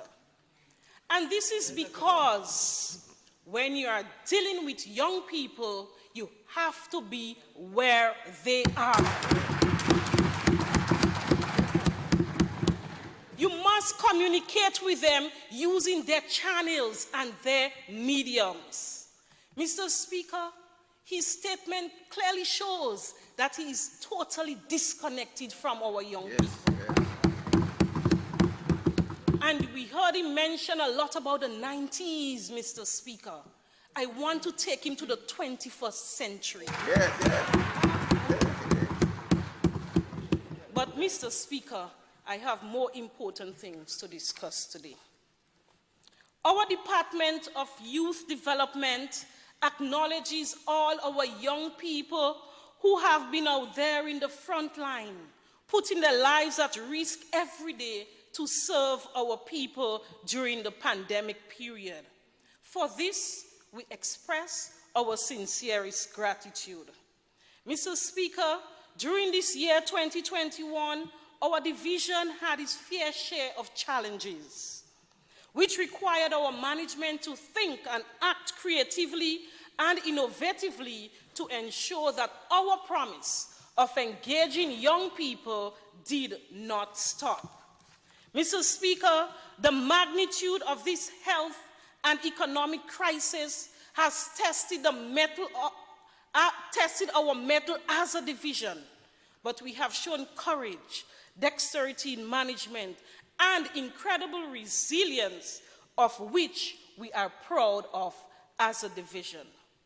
I am therefore confident that we will recover stronger than before. Mr. Speaker, this government continues to prioritize significant investment in youth development. And even in a pandemic period, our budgetary allocation remains an all-time high, $37.4 million allocated to continue our youth development work. We will therefore continue to strengthen the delivery of all our programs and projects, place great emphasis on youth entrepreneurship, e-business, and youth participation in the decision-making process. Mr. Speaker, this will bring us closer towards the improvement of sustainable livelihoods for our young men and women. I will now go into our various programs that brings about youth development for our young people. The much talked about New Imani program. Mr. Speaker, this program continues to bring about serious, important benefits to the development of our young people, and this year, 2021, can be considered another huge success for the program. This year has brought out the creativity and innovation from the team as we strive to provide the same impeccable service to our trainees and other stakeholders during these challenging times. The COVID-19 pandemic has affected the way in which we communicated with our trainees. Supervisors could not conduct their face-to-face visits, and as a result of the closures and lockdown of many businesses, some of our trainees were displaced. During the lockdown period, there was a great sense of fear and uncertainty among our participants in the various programs. But we quickly moved to the digital platform to engage our trainees, providing the necessary support, Mr. Speaker. And one thing for sure, we believe that we will recover stronger. Our management team, Mr. Speaker, used a variety of digital platforms as we issued them with tablets to ensure that the services of the division can continue to all our beneficiaries of our various programs. During this year, Mr. Speaker, as a result of the social and economic effects of the pandemic, we initiated a professional rewarding opportunities training. This training engaged the trainees who were displaced during the pandemic. And approximately 15 sessions held thus far. Coping, pro-social behavior, conflict resolution, goal setting, health and wellness, just a few of the areas dealt with so far, Mr. Speaker. From all indications, our trainees have indicated that they are quite appreciative of this program. Mr. Speaker, let me explain some of the benefits of the Imani program to the trainees and all those who have gone through this program, Mr. Speaker. You do not hear of those trainees who have moved from Imani trainee to teacher, from Imani trainee to police officer, from Imani trainee to business managers, from Imani trainees to professional workers in all walks of life, Mr. Speaker. We do not hear about these, Mr. Speaker, because transitioning and employment opportunities has always been a continuous process for our trainees within the program. You do not hear about those that come in and spend one year or less, Mr. Speaker, the 2 years, but they push those that spend beyond the allocated time, Mr. Speaker. And Mr. Speaker, there are a variety of reasons for that. Some trainees will stay longer than others. We have trainees who come in with different level of academic and skills training background, different level of work readiness, work attitudes, Mr. Speaker, and their behavior towards work. This, Mr. Speaker, we do not take lightly. We continue to ensure that our trainees are indeed prepared to transition from the program into greater employment opportunities. And at our last budget, we indicated that transitioning will be a major priority for the program. And therefore, I am happy to report that during this year, a pandemic year, despite the challenges and delays of COVID-19, a total of 456 trainees were transitioned from the program into employment, Mr. Speaker, with another 400 scheduled to transition by year end into the first quarter of next year. Mr. Speaker, the scholarship opportunities presented to our trainees within the program, we don't hear them speak about that. Currently, Mr. Speaker, 153 Imani trainees are engaged under the scholarship component of the program. They are at colleges locally and regionally as well as internationally. Universities locally, regionally, and internationally. At present, we have 26 at St. George's University and 55 at TAMCC. Plus, we have those who are engaged in universities in Beijing University of Technology in China, the Butler Community College in Kansas, and many other regional and international universities. Mr. Speaker, 51 trainees completed the educational journey this year with degrees in kinesiology, cytology, agronomy, information technology, and these are just of a few areas that our trainees have graduated with bachelor's degrees in, Mr. Speaker. Mr. Speaker, isn't that youth development? Isn't that youth sustainable development for a decent future?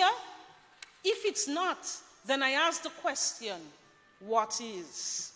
Mr. Speaker, many of these trainees continue to testify on how they are grateful for the opportunities given to them as a result of being under the new Imani program.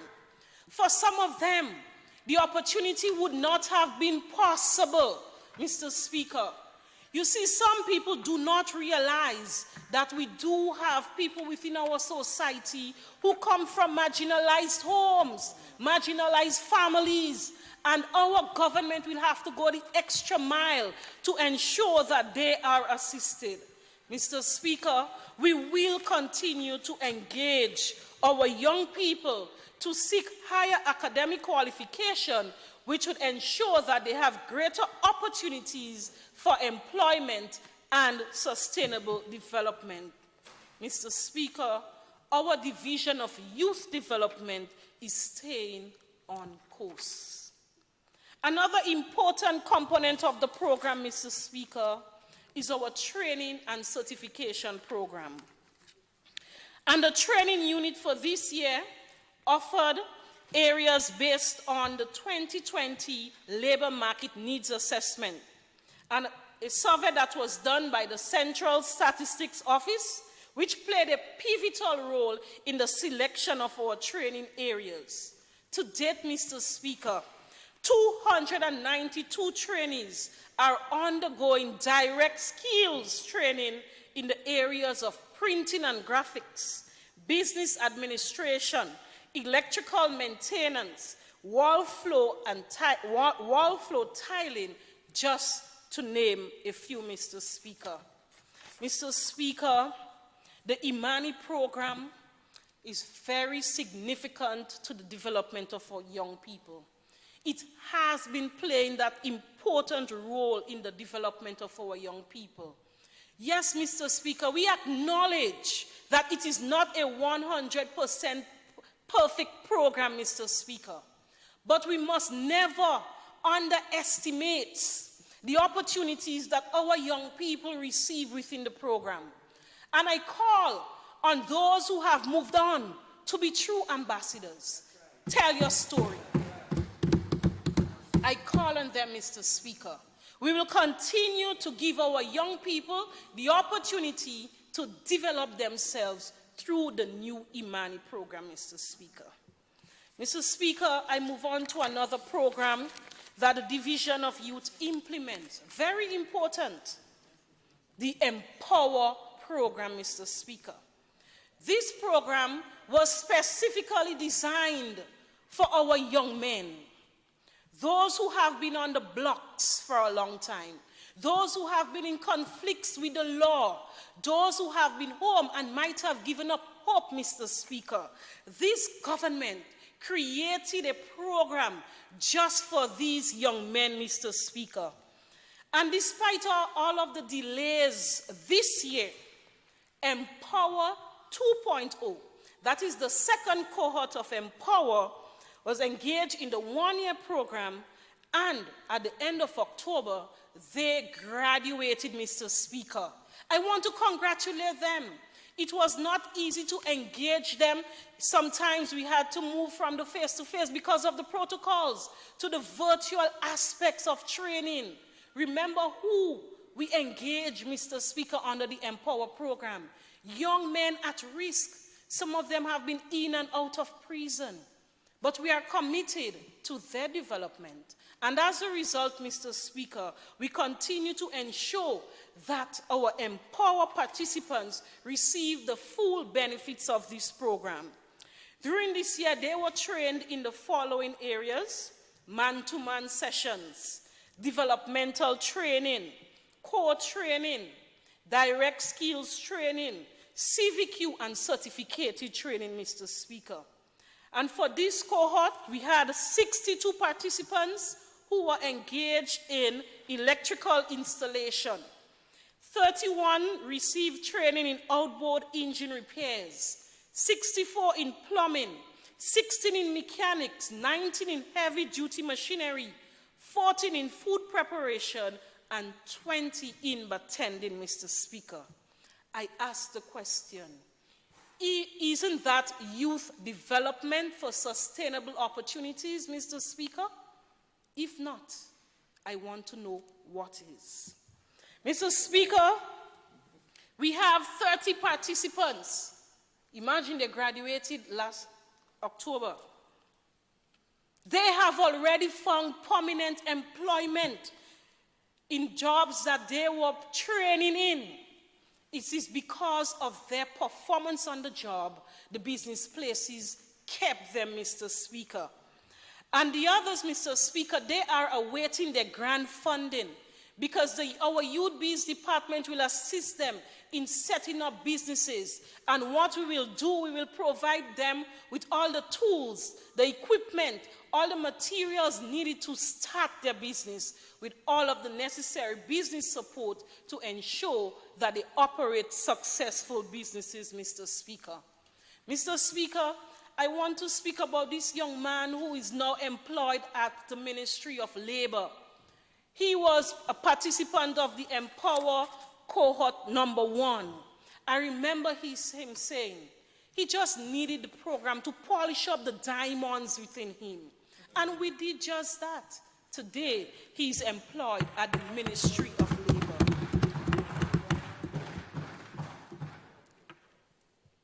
Mr. Speaker, the Empower program also provided certificated training in outboard engine repairs to 10 participants in Petit Martinique.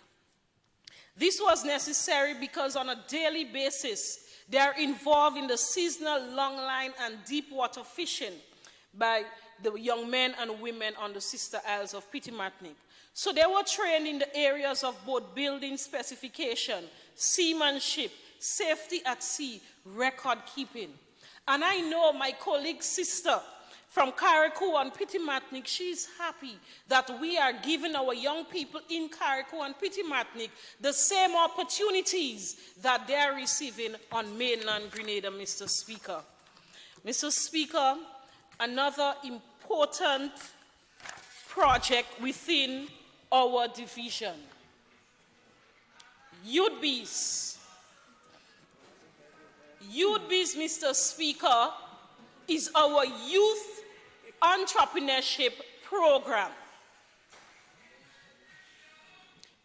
Our youth entrepreneurship program continues to be a tool for our young people to use their creativity and innovative skills in starting new businesses and growing existing businesses.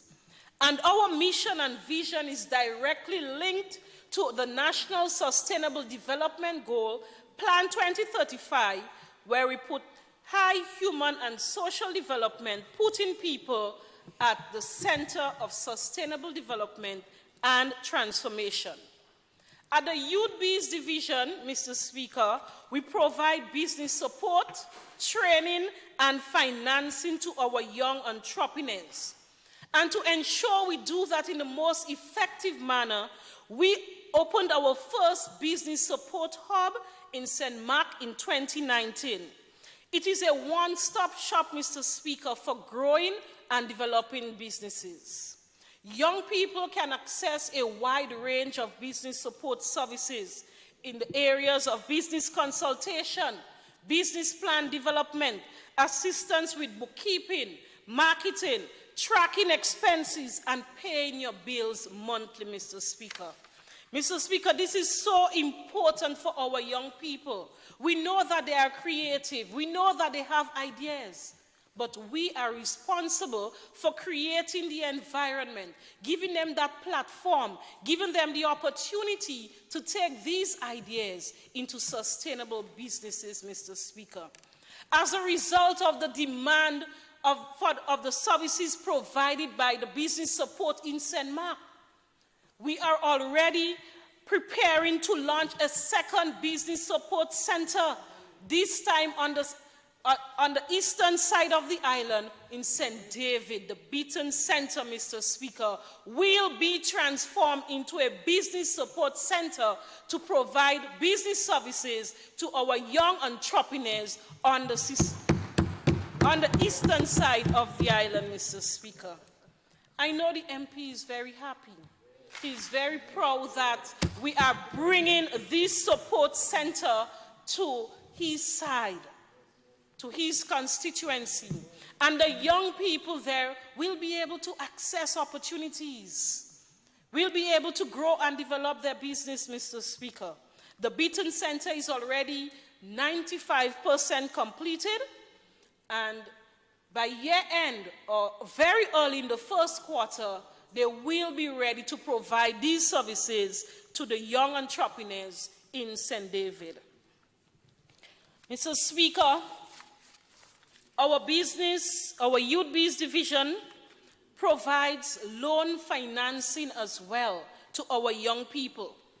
So you come in, you have your business idea, we train you, and we provide the financing that you need to take your business to a different level or to start your new business. And for this year, the loans that were approved, we tested them for COVID compatibility to ensure they remain sustainable during and after the COVID period, Mr. Speaker. 22 loans have been disbursed during this period at a total of over $330,000, Mr. Speaker. Isn't that an investment in the young people of our country? Isn't that youth sustainable development?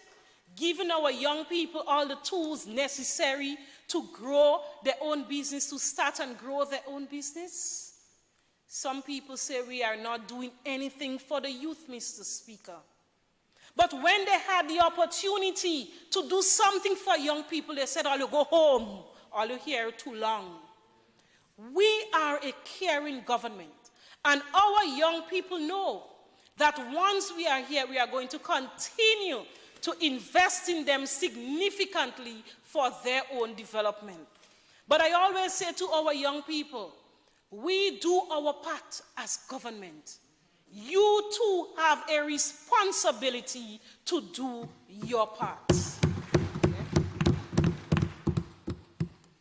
And once we do that, we can see the development initiatives of our young people continuing, Mr. Speaker.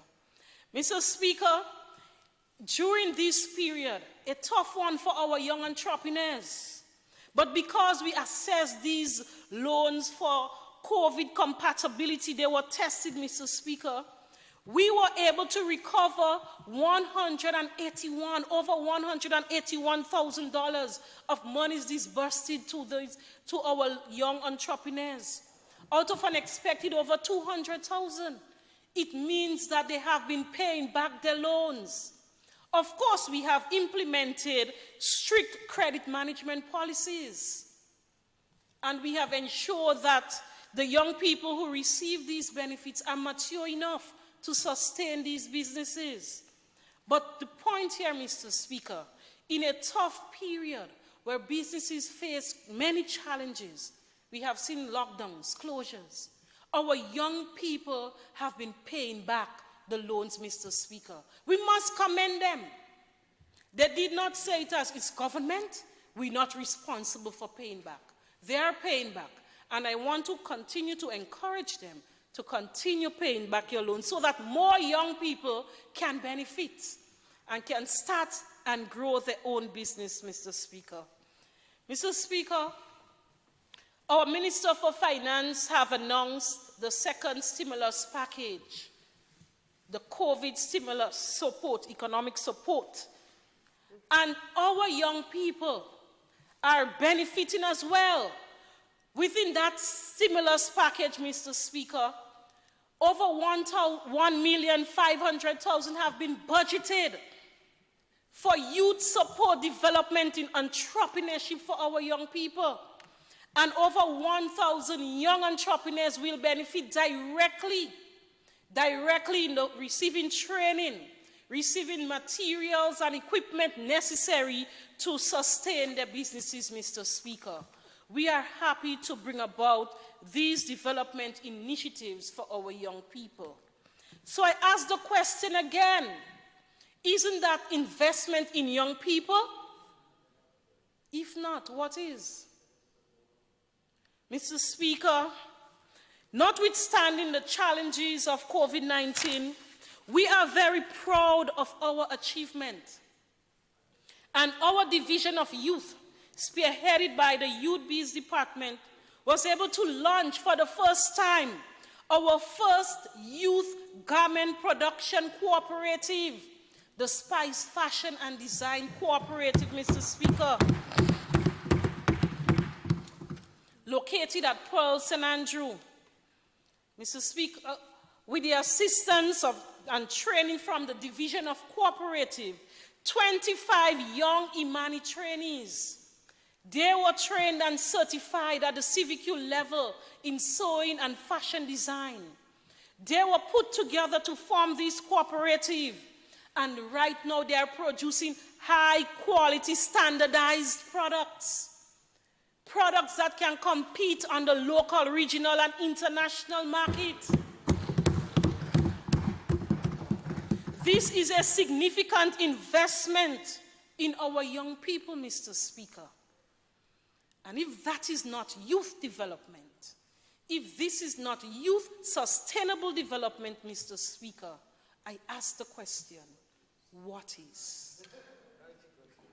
Mr. Speaker, I want to commend the young people who accepted the call. It was not easy to form themselves into that cooperative. It was 2 years of training. And I want to encourage them. I've seen some of them here today. Take this initiative seriously. Make the best use of this opportunity. You have been invested in by this government. Do not fail us. As a government, we'll continue to provide oversight and the necessary support to ensure that the business remains sustainable. But I also make a clarion call to the general public. They like to speak about sustainable development. For this to remain sustainable, Mr. Speaker, it's not only government. Everyone should be supporting our young local entrepreneurs. Buy local, support them, and ensure that they can have a sustainable future with the cooperative located at Pearls, Mr. Speaker. Mr. Speaker, I am so happy that we were able to launch this garment production cooperative. Not only because it is within my constituency, but when I look at the other job opportunities that were created for the people within the area of Pearls and surrounding areas, Paradise as well, because of the launch of this cooperative, I am indeed happy, Mr. Speaker. Not only direct, but indirect employment opportunities as well was created. Mr. Speaker, this is a government that does not only talk about youth development, but we invest heavily in the development of our young people. Mr. Speaker, I want to move to another project. That is Project Fly.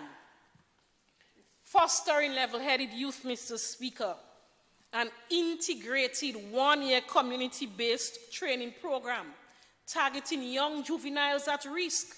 But Mr. Speaker, what we do with this program, we go into the communities to deliver it to the people.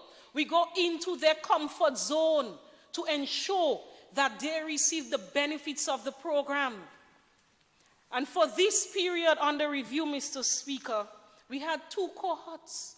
44 participants in Willis were engaged, and 30 from the Sister Isle, Windward, Carriacou.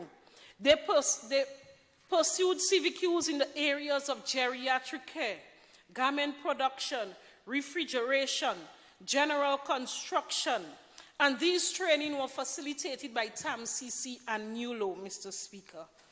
Mr. Speaker, you know what is very interesting to note here?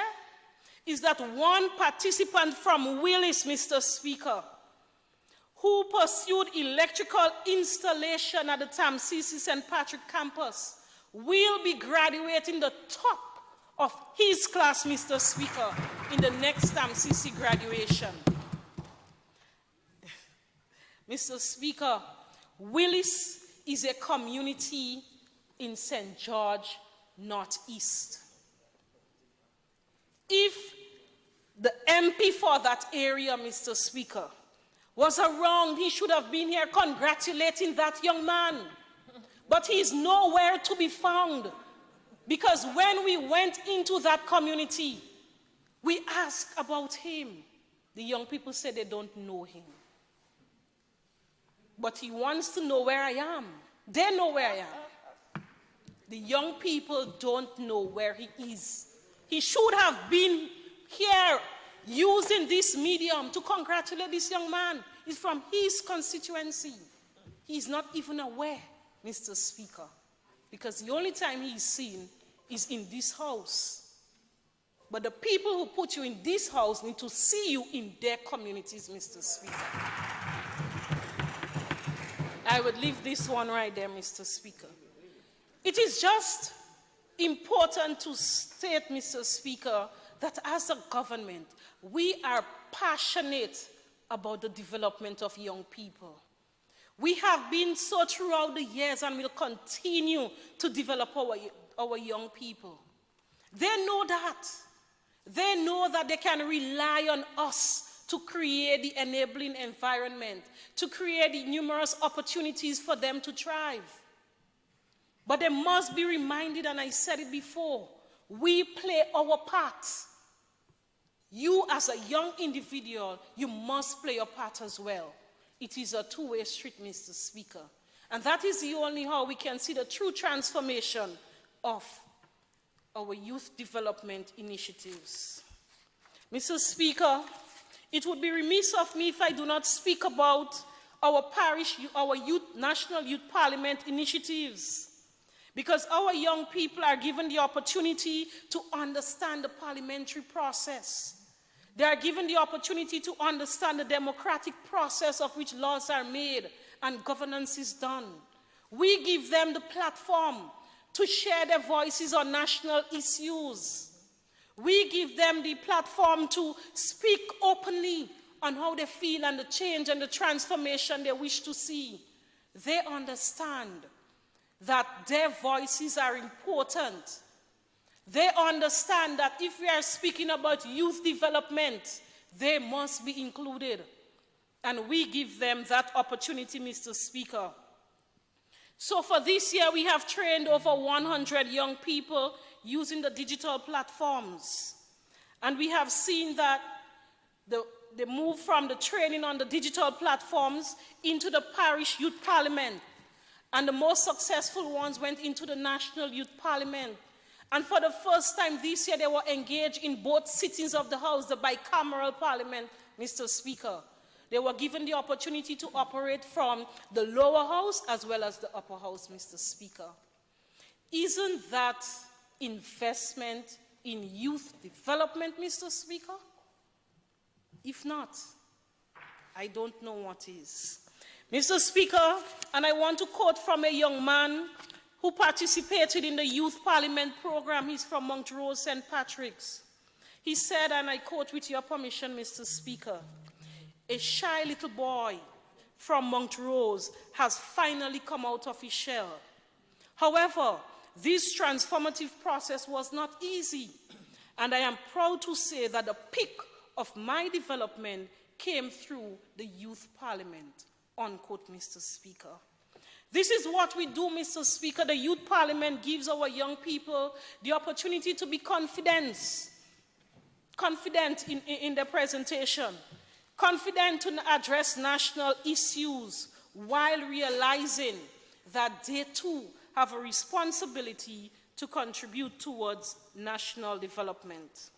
Mr. Speaker, our division has many units, and I want to recognize our social care team, especially during this pandemic, where they had to be involved in counseling and psychosocial assistance to our young people who are mentally and financially challenged because of the situations brought about by COVID-19.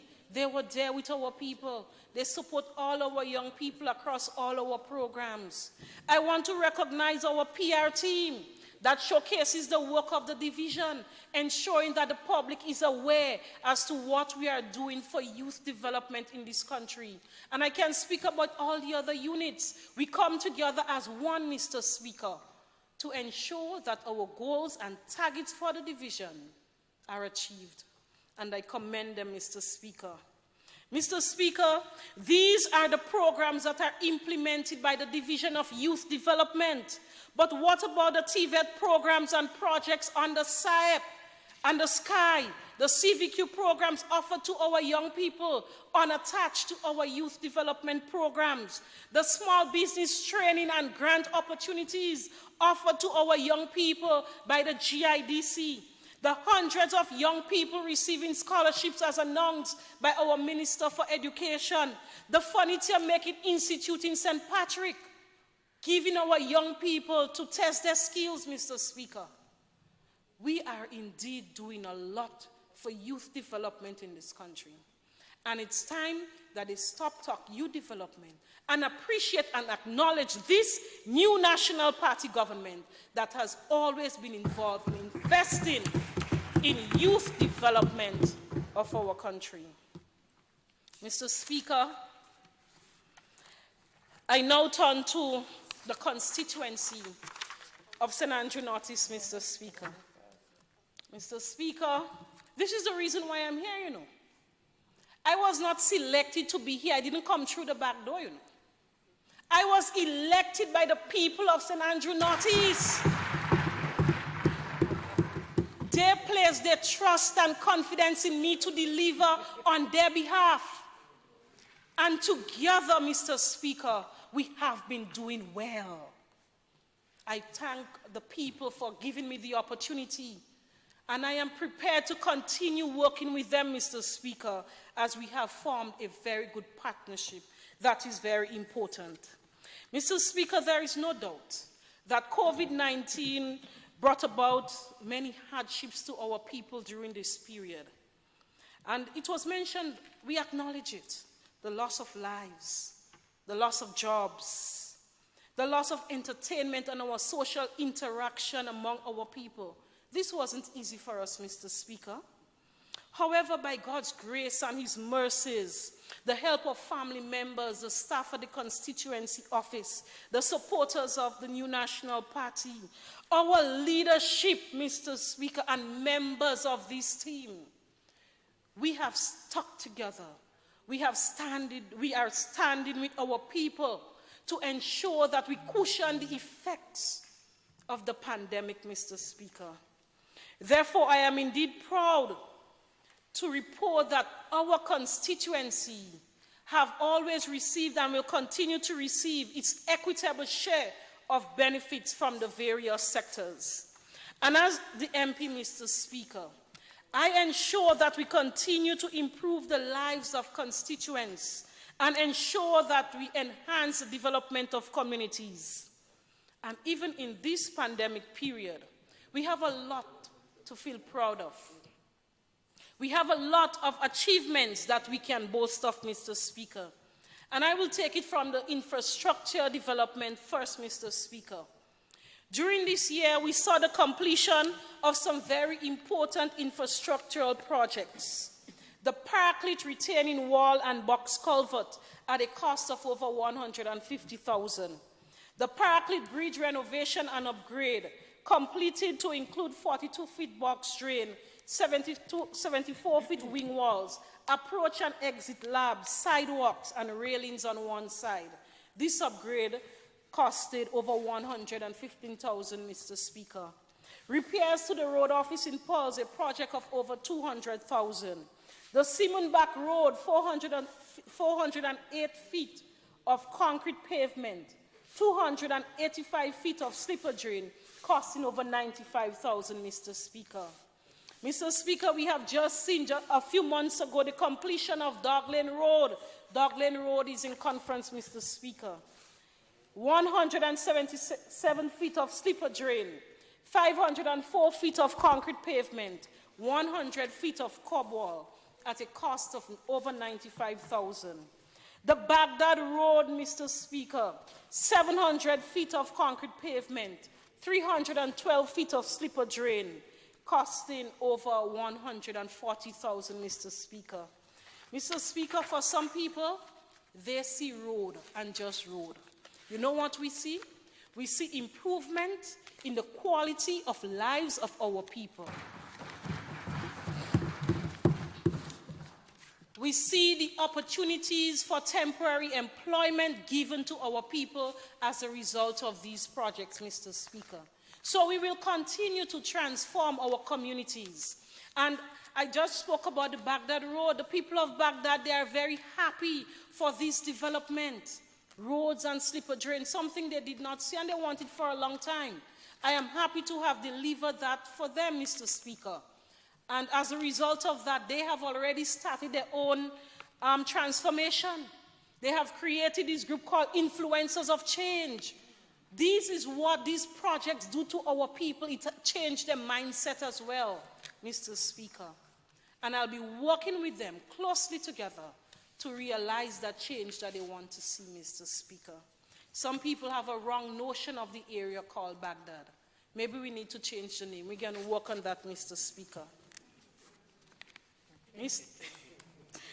And the Minister for Education, she lives very close there. She's part of the Baghdad community as well.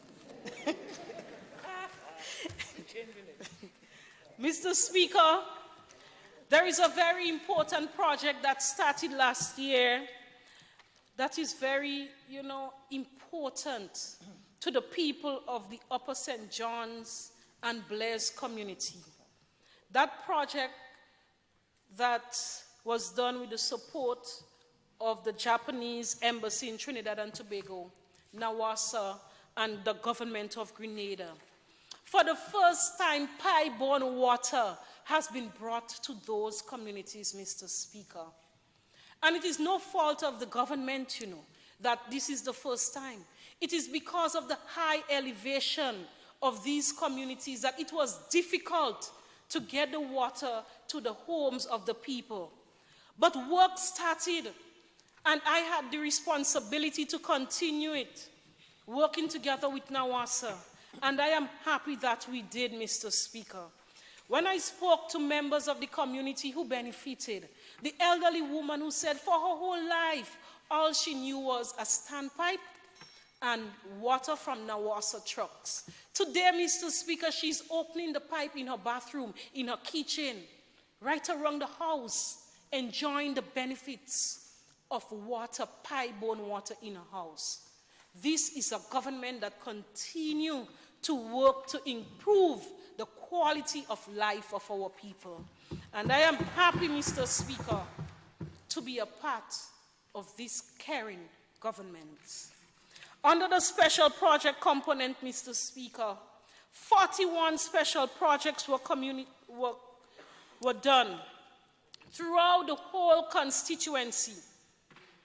We saw the construction of concrete pavements, box drains, slipper drains, culvert, footpaths in every village Most of the work we have started with the intention to continue.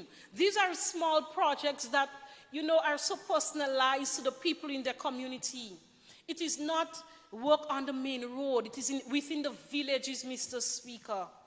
And what you see happening here, Mr. Speaker, they are given the opportunity to improve their lives, the quality of life, Mr. Speaker. They no longer have to walk with 2 and 3 shoes from their community to get to the main road. No, because we are improving through our road development network, Mr. Speaker. We cannot emphasize the importance, emphasize enough the importance of these projects. They are changing mindset.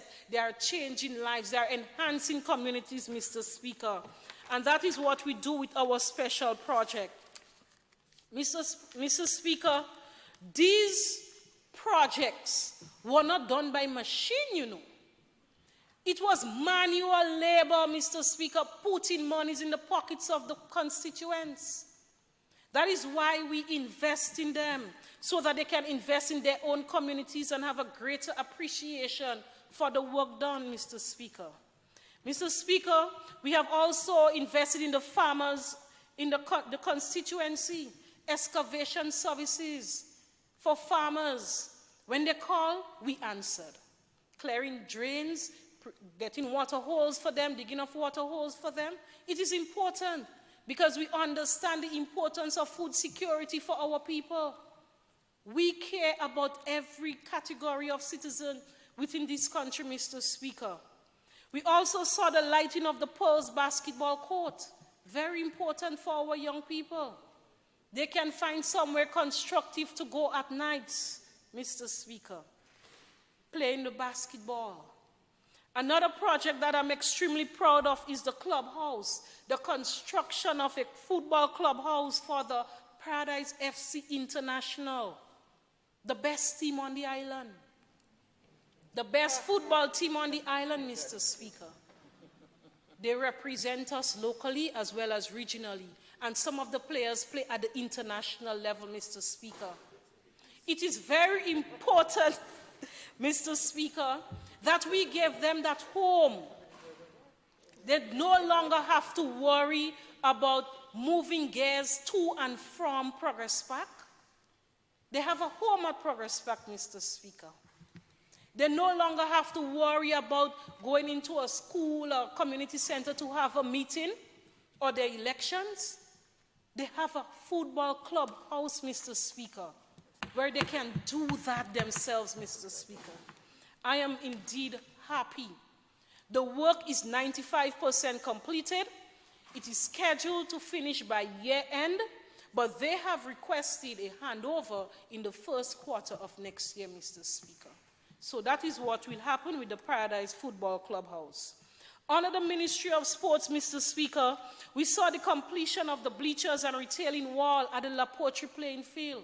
A very important project, again, started by the former MP. He must be given credit because he continues to work with me, Mr. Speaker, to ensure that all these achievements for our people, we can bring about all these benefits for our people, Mr. Speaker. I am indeed pleased to report on our progress as a constituency, Mr. Speaker. Mr. Speaker, you know what is happening now as we speak at the Pearls playing field? They are constructing toilet facilities, storage rooms, conference rooms, and media rooms at the Pearls playing field, Mr. Speaker. This is development that we are bringing to our constituents. It's very important that they have the necessary facilities. The playing field is used for, we have the basketball court right there, cricketers right there, the GCS school. They have their sporting activities right there. And I must thank the National Lotteries Authority for heeding to my call, of course, the colleague minister who supported it, for heeding to that call when I asked for the development of the Pearls playing field. The work has already started, and I am grateful, Mr. Speaker. Mr. Speaker, under the Division of Youth Development, our constituency, we are benefiting as well. At present, we have 192 trainees under the New Imani program. This year, 29 of them gained employment and were transitioned out of the program. 22 earned their CVQ qualifications. And we have 7 of these trainees right now at St. George's University and 14 at TAMCC. Mr. Speaker, these are opportunities given to our young people within the constituency to transform their lives, their own lives, the lives of the families, the communities which they come from, and of course the constituency and our country as a whole, Mr. Speaker. We too are benefiting from the Empower program. At the graduation in October, 16 of our young men from the constituencies graduated, and they completed direct skills training in construction, mechanics, and welding. 5 of them have gained employment. If it was not for this opportunity, Mr. Speaker, the story might have been different. I therefore commend all our young people, and some of them are here today, Mr. Speaker, from the constituency, who are making great use of the opportunities that we provide to them. Mr. Speaker, housing. I pause because I know this program has brought about many benefits to our constituents. However, Mr. Speaker, the demand is extremely high.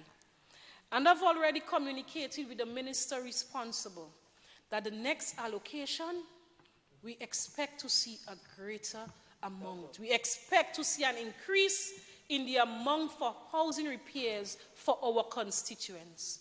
Because there is a demand, and it is very difficult sometimes to meet the demand. But I am satisfied with what we have done this year, as 60 households benefited from the repair program.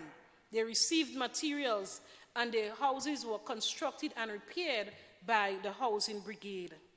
Of course, we can all boast about the bathroom and toilet program, and some people cannot seem to understand why this is such, a good benefit to us, for our people, a good achievement. Some people, they don't understand because they never experience a pit toilet. They can't relate, Mr. Speaker.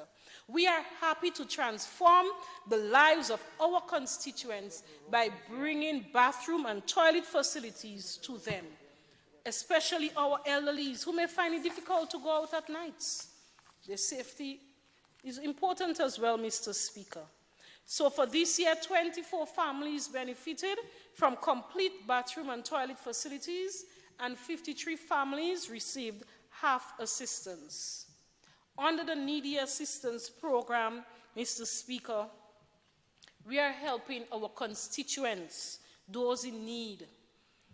And for the school uniform vouchers, we had 435 households benefiting from that program. Education is a very important tool for development and transformation. And that is why we ensure that once our students require the assistance, a matter of fact, we encourage them to get the assistance so that their access to education could never be denied. We are providing tuition assistance for students going to TAMCC, NULO, and in some cases at the secondary level. 89 students benefited this year, and 17 of our students benefited from tuition assistance to St. George's University. Mr. Speaker, we continue to provide benefits to our constituents that will realize improvement in the standard of living. 100 persons or constituents were assisted in both electricity and water connection this year. This is important because what it is doing for our people is helping to transform their lives. Because we understand that some people are marginalized. Not everyone fortunate enough to have a secure job, but we have to cater for every constituent, every citizen, Mr. Speaker.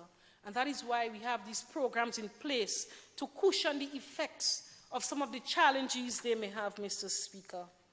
Mr. Speaker, all of these achievements that I have announced here was not only my doing. I must recognize our field officers, our office staff, all of our constituents who continue to play a pivotal role to ensure that the needs of our constituents are met, Mr. Speaker. They are here to support. On a daily basis, they go out in the hot sun, sometimes in the rain, to visit our elderly, our sick, our bereaved families, and all other constituents to find out their needs. They report it to the office. They report it to me. So we can work together to ensure that constituents' needs are being taken care of.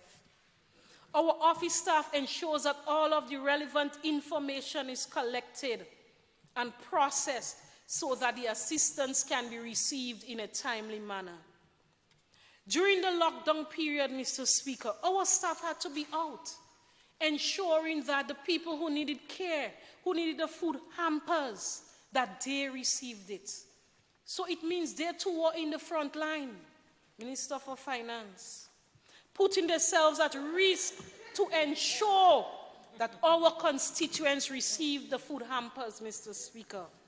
They were exposed as well.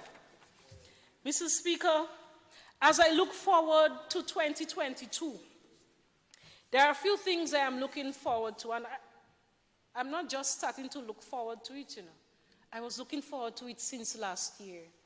But I was asked to have some patience, understand it's a COVID situation where we have technical delays and so. But I can no longer continue to be looking forward. I want to see these projects become a reality, Mr. Speaker. The Simon Cultural Center. We have done a lot to get to the stage where we need to see the actual construction of the cultural center, Mr. Speaker. And I have consistently, in cabinet, informed the minister responsible that he needs to get his team to work faster so we can deliver this to our people. And I am confident that we will deliver it because we have gone past the tendering phase. This is a significant stage to go past, Mr. Speaker.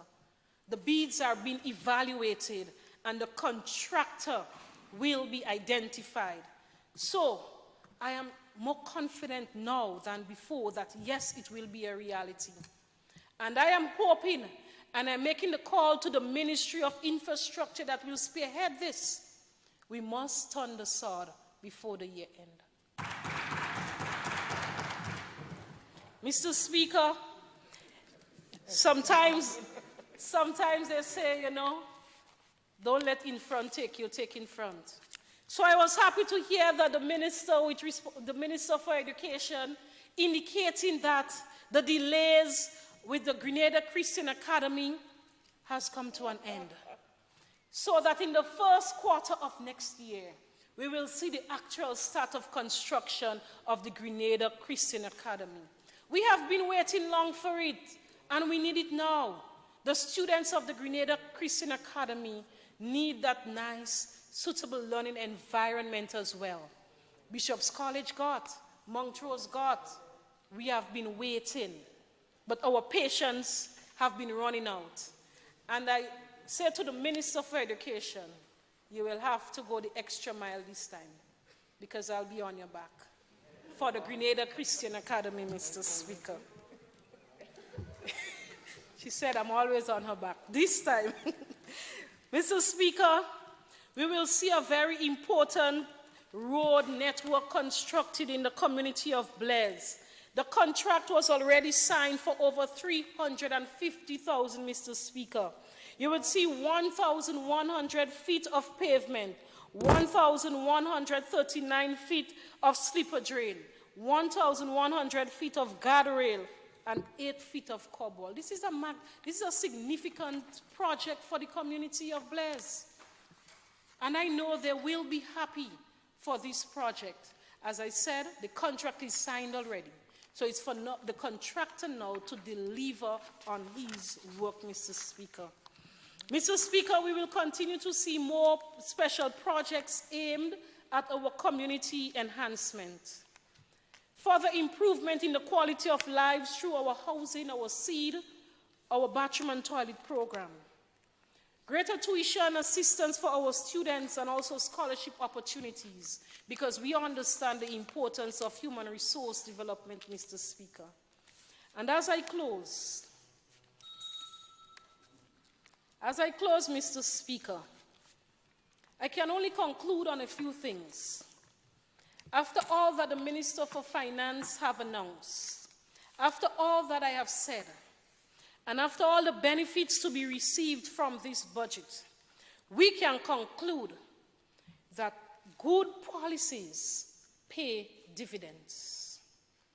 We can conclude that in the midst of a crisis, our government, this new National Party administration, has not faltered.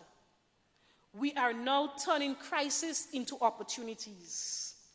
We are using the challenges brought upon us by the pandemic as an opportunity to reconfigure and reorganize our young people into smarter, safer, and a more caring youthful leaders. Mr. Speaker, the young people of Grenada gave this government the opportunity to lead them, and this is something we do not take for granted. We will never forget the weak and vulnerable among us in our society.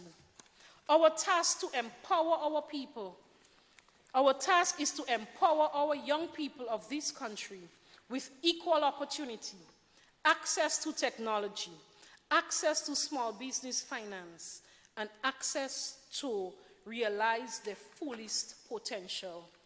Mr. Speaker, we are not doing this of our own volition.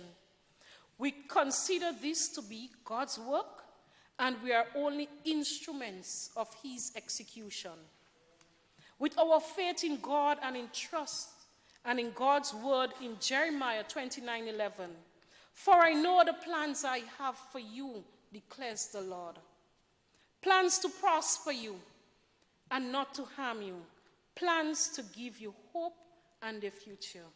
Mr. Speaker, at this time, I take this opportunity to recognize the team around me, the permanent secretary and the coordinator for youth, all our project officers and staff members of the Division of Youth Development, and of course, the minister who is guiding us through it all, our Prime Minister, Mr. Speaker. I thank everyone for the dedication and commitment to ensure that the targets, the goals of our division can be realized. And I just want to say, Mr. Speaker, that when people are out there criticizing the work we do, they must be mindful that they are not criticizing members of this team just for criticism's sake. They are criticizing the people who go out daily beyond the call of duty, implementing effectively the programs of youth development. They are criticizing them. They must be mindful of that, Mr. Speaker. I also want to take this opportunity to thank the staff at the constituency, the supporters, the executive branch of the constituency, my family, of course, Mr. Speaker. Together, we ensure that the dreams of our constituency can realize. I told them very early, this would be a partnership. And it's a partnership that is working. And we will continue to work together to bring about benefits for our people. So as I close, Mr. Speaker, I say God bless you, God bless this House, and God bless the young people of this country. Thank you, Mr. Speaker.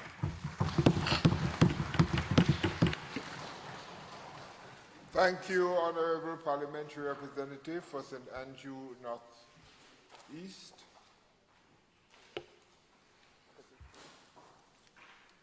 May I ask, sir, is your permanent secretary here?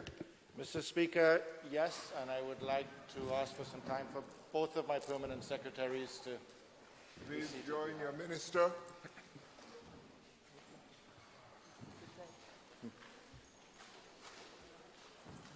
And also to allow those who are leaving, Mr. Speaker, to do so. Also to allow those who are exiting to do so, if I can be granted that, just for everyone to relocate We have some leaving and some coming in. Oh yes, we hope to see more. I'm looking forward to the day when we can have this place full up again. But you have to make sure that you follow the protocol. Take your vaccine, make sure. Mr. Speaker, I rise with great pride as well as anxiety, as always, to give full support to the budget as presented by my dear friend and colleague, that grey-haired man over there with the experience, our Minister of Finance in his first budget, Mr. Speaker. And Mr. Speaker, I say so not to make fun of him, but out of the utmost respect. Here is the example of experience, wealth of experience, years, decades in the breach, serving a nation, being given at this point a brand new portfolio, one of the most challenging portfolios that exists, and came here on Friday and gave one of the best presentations of his life. There's still a lot more to be given to Grenada from our brother Gregory Bowen, and we are fortunate for that. But Mr. Speaker, COVID continues to test our resilience as a people, as a government, and in the same way as a health sector. Mr. Speaker, as we navigate through this pandemic, heartfelt thanks and appreciation are owed to many individuals, many unsung heroes whose tireless efforts have contributed to the outcomes thus far. To the staff of the Ministry of Health, administration, nursing, doctors, pharmacists, ancillary workers, the administrative staff and environmental health officers, our community health nurses, our general hospital. They have all played a part to ensure the functioning of a health system in some of its most darkest and greatest times. To our bus drivers, sanitation workers, and all categories of workers who have played the part in this recovery, thank you. Thank you for keeping us safe and our communities strong. A heartfelt thank you is also offered to our strategic partners, CARICOM, CARFA, Pan American Health, our neighbors, other sovereign nations, international developmental agencies, individuals, and the diaspora for their contributions and support and technical assistance to the Ministry of Health, and by extension, the government and people of Grenada in this pandemic. And a special note to our near and dear St. George's University. I want to implore the Grenadian public and to remind them all through you, Mr. Speaker, that it is in their personal, our personal interest and benefit to partner with the Ministry of Health to keep us safe. The Ministry of Health. Your families and your communities are kept safe with that partnership. However, recently, we have witnessed individuals who have sought to partner with us and put politics aside, criticized for doing so, and requests made for them to be disciplined because they came out to support a vaccination policy. That short-sightedness, you would discipline somebody for putting politics aside and serving community first? That is the example that you put forward? Mr. Speaker, we move forward still. Mr. Speaker, to date, 43,000 Grenadians within the eligible population have been vaccinated. 35,000 of them fully, and the remaining 6,000 well on their way to that full level of protection. Mr. Speaker, Grenada has recorded 200 deaths directly related to COVID.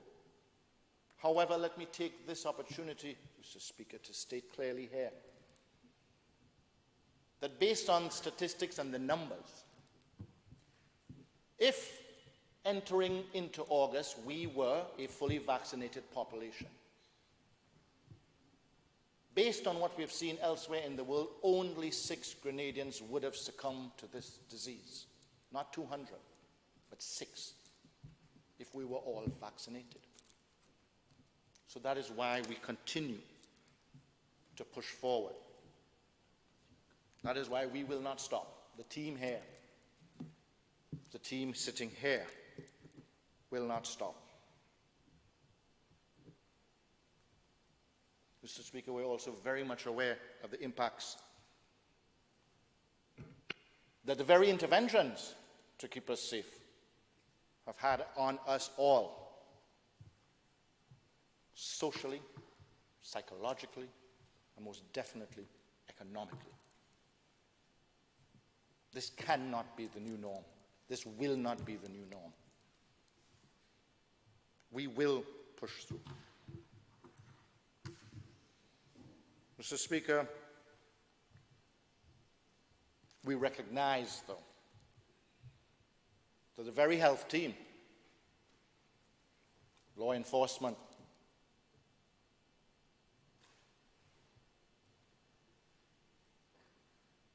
Deputy Speaker is in the chair. Mr. Deputy Speaker,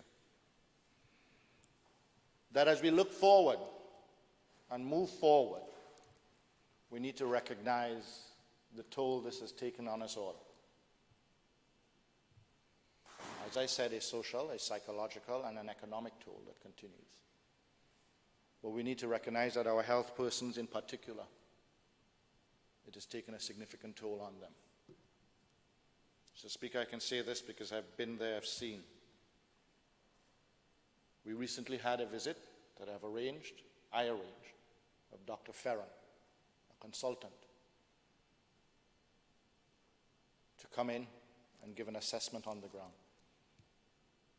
And I'm working with Northwell Hospital, one of the largest in the US, for them to work with us to bolster our social, psychological support, consultation, looking at post-traumatic stress within our healthcare, for our healthcare workers. Mr. Speaker, yes, my tone is different now because I would usually say we, but I just said I am. Because for the first time ever, we are being challenged and being asked, what were we doing? And all of a sudden, somebody comes forward and says that they can do better. So it is now necessary to speak individually of what we've done while speaking and recognizing that we do this with a team, with a nation together as well. And how do I know, Mr. Speaker, that my medical team, frontline, have been under tremendous pressure? Because I've been there, Mr. Speaker, with them in some of our darkest moments.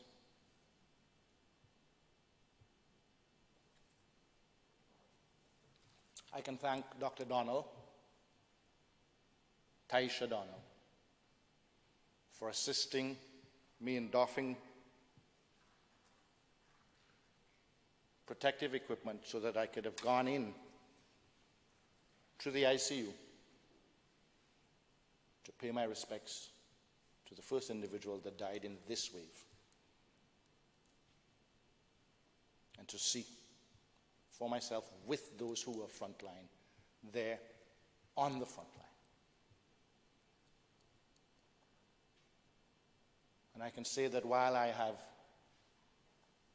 expressed my sincere condolences and apologies that we were not able to do more to my dear sister, I do so now publicly as well to Yolan, and the loss of her family to this dreadful disease. So we have all felt the toll and the cost of COVID-19. And I say what makes it even harder is that we've paid a personal price as well. We all have. We're no different.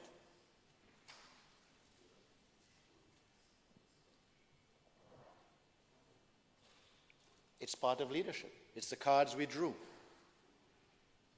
I drew the card of being Minister of Health during a global pandemic. My colleagues drew the card of being in government during a global pandemic. That's not an excuse, that's a reality. That's the reality. But Mr. Speaker, we now have individuals who are saying that while they were kept safe during those periods, and they were able to stay in their home and plot the takeover or reshuffling of a political organization, that they are now better fit than those of us who were there on the front lines.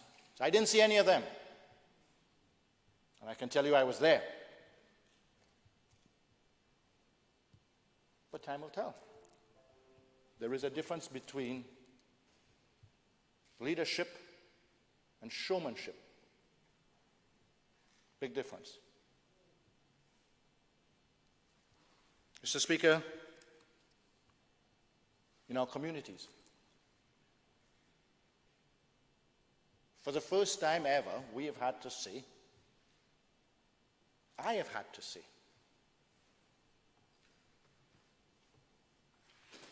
that it is more appropriate not to be in the community at a certain time because of a certain risk.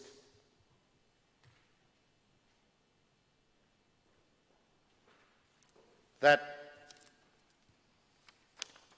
we need to stay home, not go house to house, not gather, not try to be with our people in their darkest moments.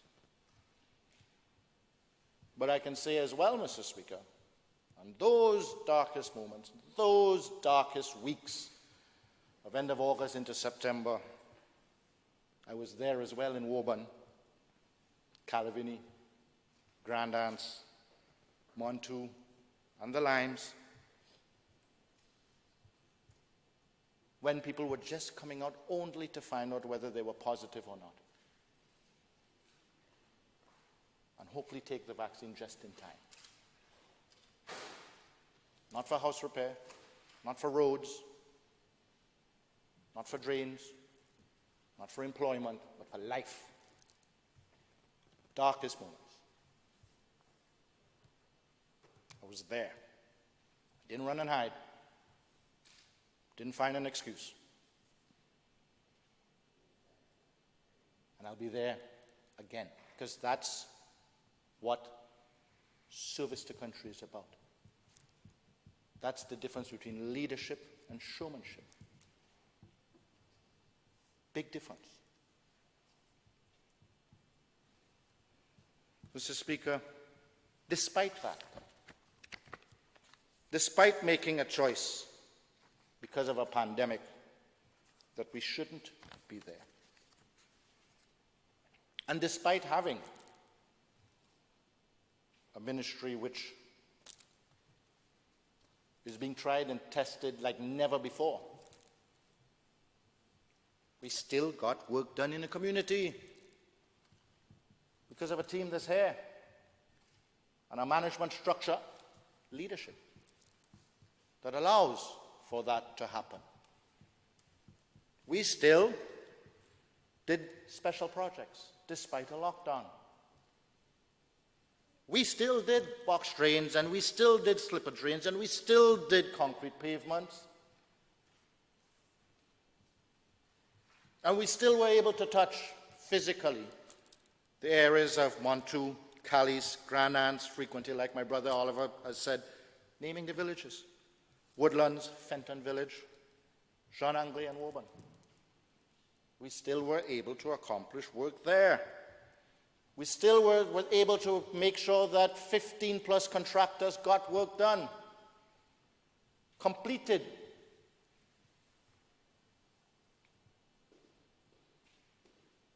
We spent $415,000 out of a budget of $500,000 year to date. No excuse of COVID of not being able to implement. Still got to implement despite lockdowns. Mr. Speaker, Deputy Speaker, while we were locked down, there was still need for assistance in tuitions, and we still got there and did it. People needed assistance to get CPE, CXC payments, support, transportation allowances, medical assistance for CT scans, which, as I will speak to later on, but most definitely is a thing of the past now, because we're going to be providing it ourselves, CT scan services. Uniform assistance for school, although schools were closed, because schools have to open. In our constituency, that is the second largest, but unlike any other constituency, has the greatest amount of conflicting interests, needs and desires. A constituency that is the wealthiest and still has individuals who are some of the poorest. It's part of a developing nation. Not everybody moves forward at the same time, but we cannot forget and leave anyone behind. We have not. And we will not. Because we will continue. And for someone to come and say that because they haven't been there, they haven't tried, they haven't toiled, but they are now the best thing possible.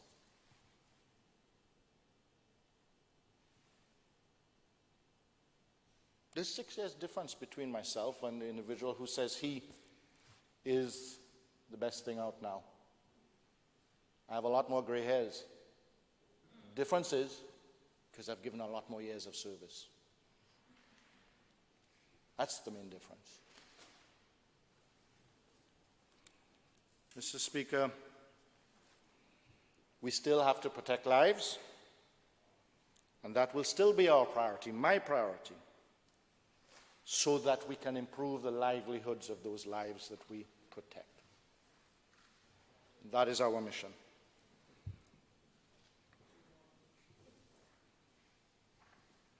Mr. Speaker, which leads us directly into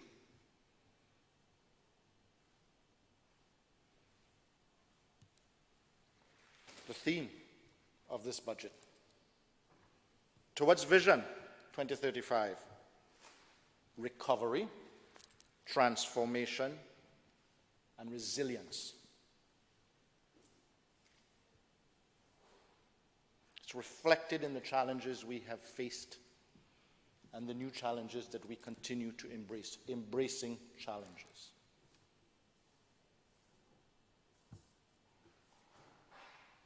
Mr. Speaker, Deputy Speaker, the Ministry of Health not only responded to COVID-19. While it was the words on almost everybody's tongue, And in most cases, when you saw us in public, or we addressed the public, it was the issue that we were discussing, because it was the issue of the time. But it was most definitely not the only thing that we did. So as I've heard some young kids say, all I'm hearing is COVID, COVID, COVID, COVID, COVID. Well, let me spend some time to say what else we've been doing while all you've been hearing is COVID, COVID, COVID, COVID. While that was happening, we embarked on a smart healthcare facilities project, strengthening Princess Royal and Hillsborough Health Centre, Central Medical Stores, and the Richmond Home for the Elderly.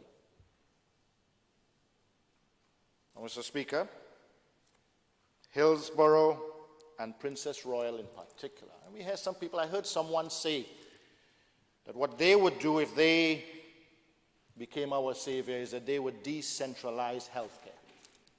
This was just given words to speak. That has been the mission of every government, every Ministry of Health. Proof is in the pudding, though.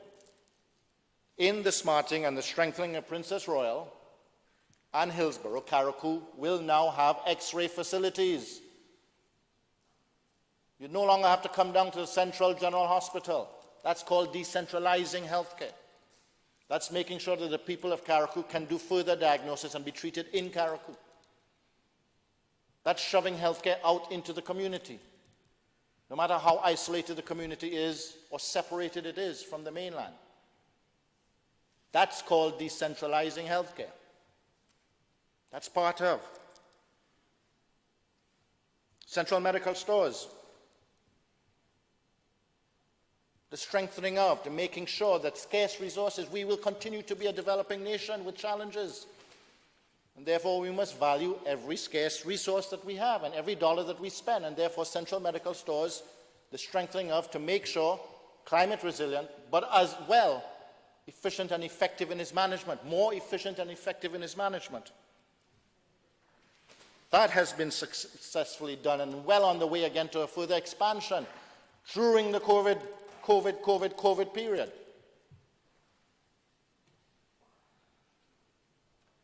And then the one that my team needs to be extremely proud of is Richmond Home for the Elderly.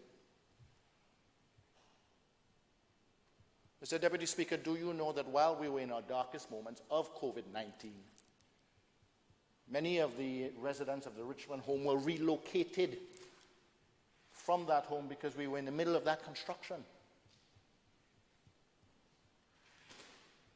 So they were in less than ideal surroundings. And the team ensured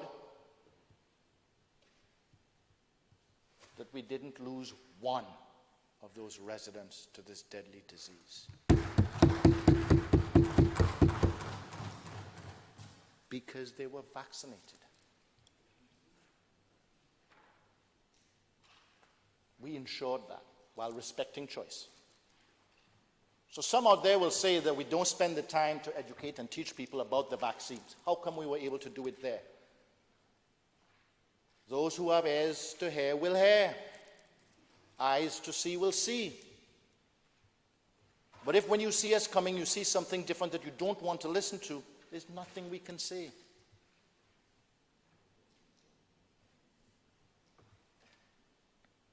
Mr. Speaker, those facilities, Smarting also has photovoltaic, renewable energy, in hospitals and stores.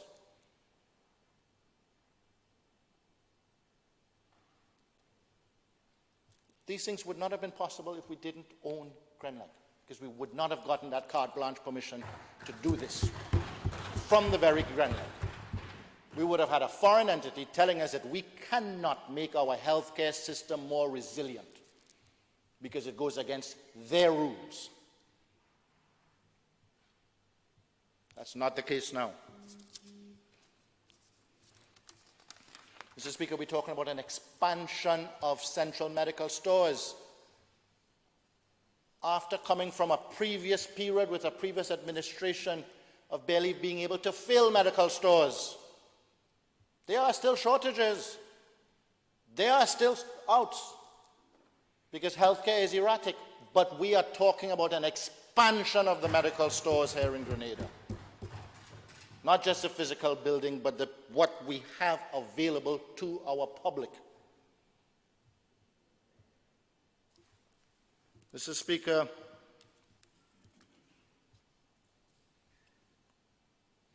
the Richmond Home for the Elderly speaks for itself. But it is because of the support around it. So too in almost all of our communities. It's the support. Mr. Speaker, in many, if not all cases, that support comes from, if not entirely, most definitely with the contribution and cooperation of nurses in our community.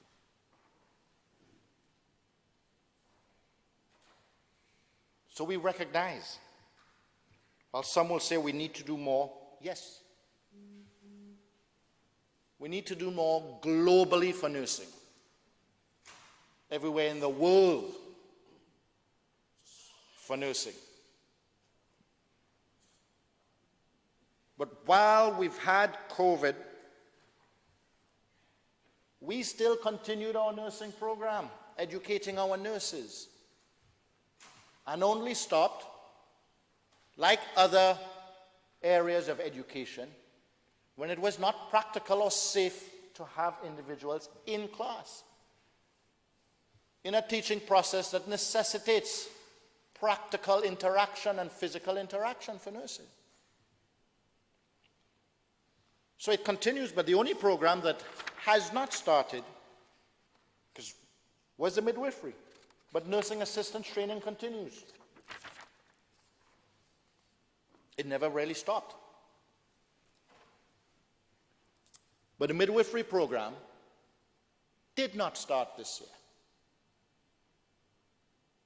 because of COVID, not an excuse, a reality. In your darkest moment, when you need your health personnel the most, the very same nurses, you cannot at the same time take them out of the system to teach them midwifery. But most definitely, as this House has and this budget has recognized their contribution, it goes without saying the recognition of their value and their need, necessity for their added value for us to continue that midwifery. And it will start in the first quarter of 2022.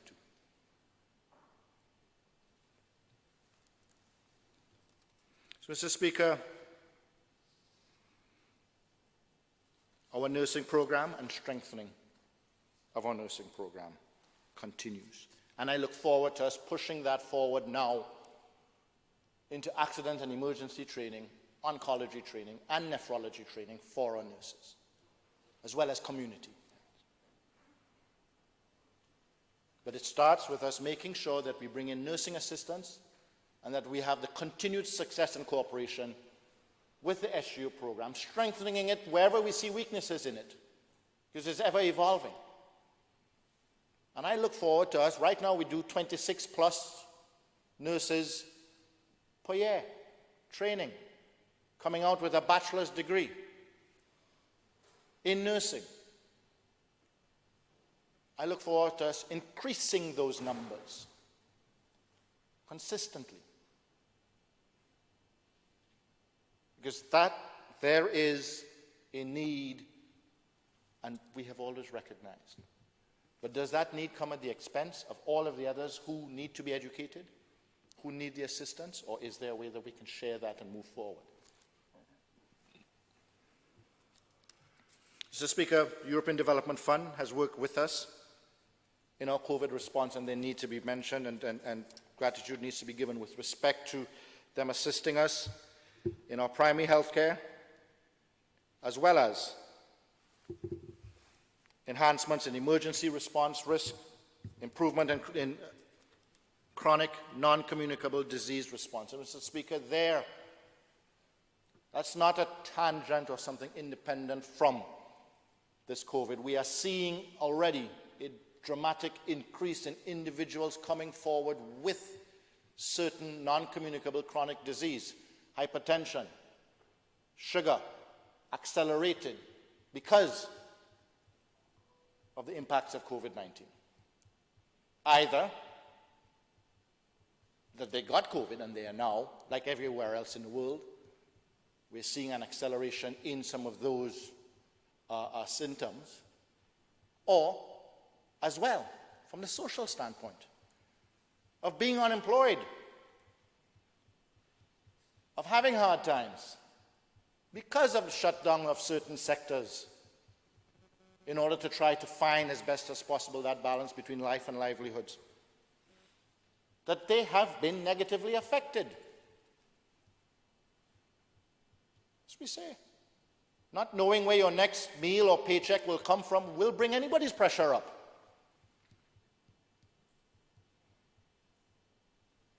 So we need to recognize that. So we have been making sure and focusing that that has to be done, because this COVID will pass. But when it passes, it will leave a legacy, and we need to make sure that the legacy we prepare for. That is, that we deal with it with a strengthened health system. So with respect to the decentralizing and working with EDF, Pedmetar Medical Station, work is completed.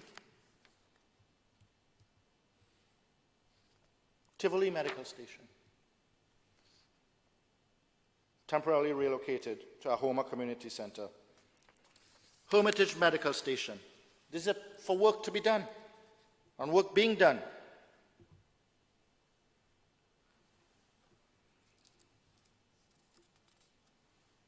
All during a period where the very same health system and health administrators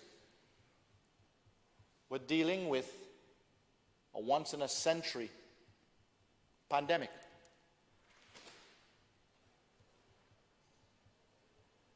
All during a period where we had the excuse to say, sorry, we couldn't get that done. They got it done. We got it done. All during a period where income was significantly reduced to all of our plans and expectations. But we still got it. We still made the payments. We still issued the contracts, and we still got the job done. And on top of that,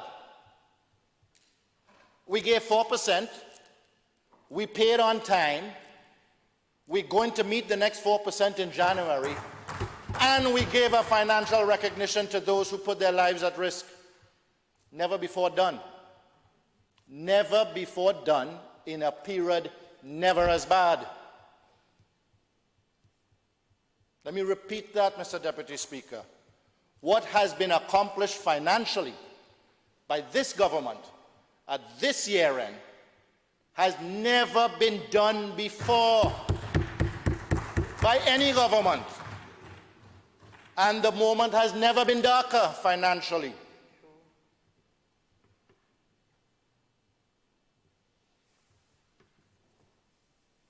Let that sink in for a bit.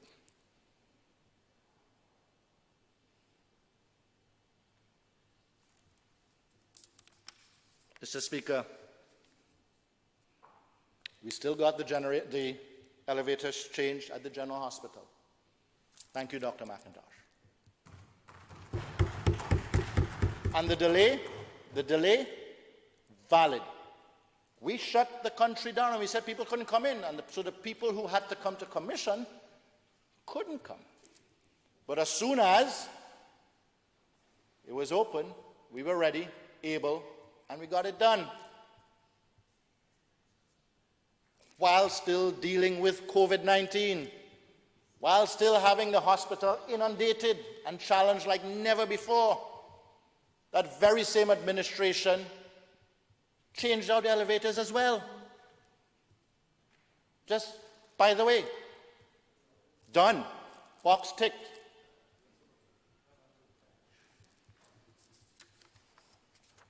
And that was $1.5 million. Huh? that we found somehow and got it done.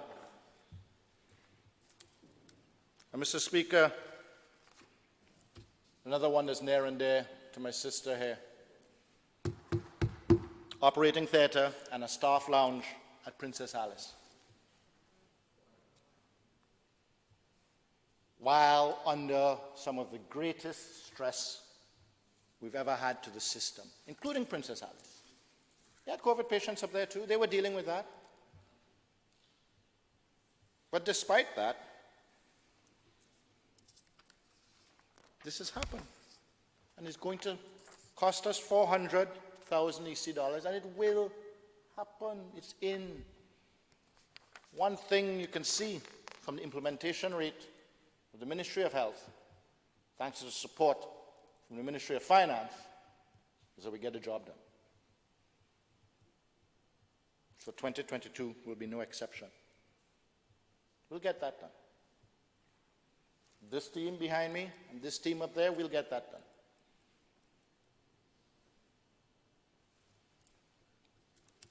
Mr. Speaker, Deputy Speaker, sorry. We continue to make sure that COVID-19 is a true example of that which does not kill us makes us stronger. Your Ministry of Health, healthcare facilities, and health personnel are stronger than they have ever been before, ready to face the next challenge. And truly, I am comfortable and confident in my entire team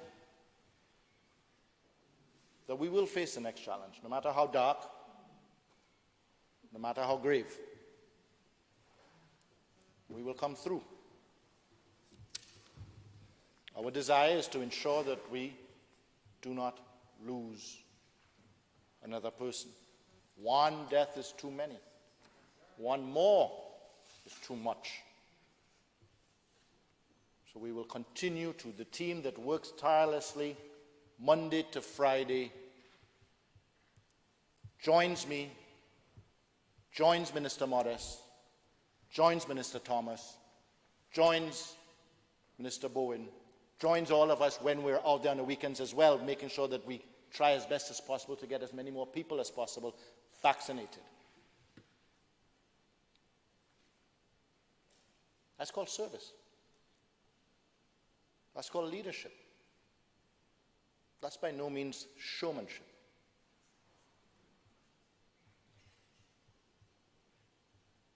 That's why I can say I have a team of dedicated healthcare workers and individuals in my community who support. Because they have a track record. They can say what they've been doing for the past 3 years, 4 years, 5 years, and most definitely for the past 3 or 4 months in one of our darkest moments. Not when the sun starts to shine, come out and say, hey, I'm your new fair weather friend. No. Mr. Speaker, I was hoping that she would be here, but I would still take the opportunity to recognize that in November, the Ministry of Health vaccination program at the Ministry of Health, which is not just COVID-19 vaccine, received the regional award, first place in surveillance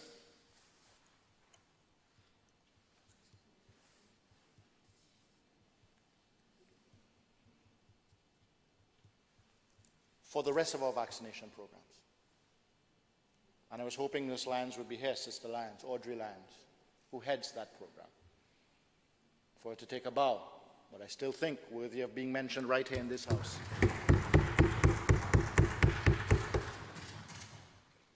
She's one of those that we find fit to give recognition. That's what the Minister of Finance has made sure we're able to do.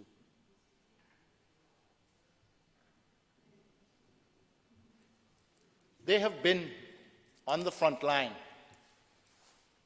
giving almost 7 days a week, that community health team. Since February, March last year. Not now that the sun is shining, they come out. Since February, March last year, they've been giving and giving and giving, and they have not been asking. Which is why every time I come to this house, I give them recognition. And today will be no exception. Which is why I'm even prouder giving that recognition today, is because inside the budget that I stand to support is a financial consideration for them and their service. Well deserved.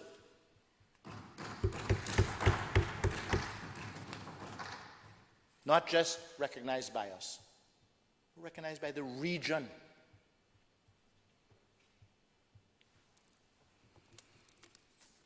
And Mr. Deputy Speaker, do you know, in all of this, the team still managed to do breastfeeding clinics in the communities as well? The very same individuals, they still managed to do breastfeeding programs. Still managed to do primary health care outreach. 42,000 visits to community centers, health community centers, 42,000.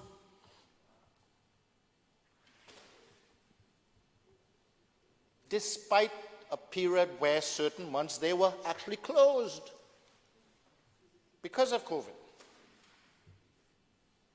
That's called community health care. So when somebody comes and they're given a bright speech to say, what I would do is I would do community health care, more outreach. No. What you should do is listen and look and see what's happening.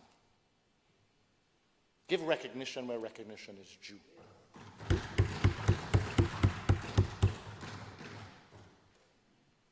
You see, to know how to truly lead, you must know how to follow.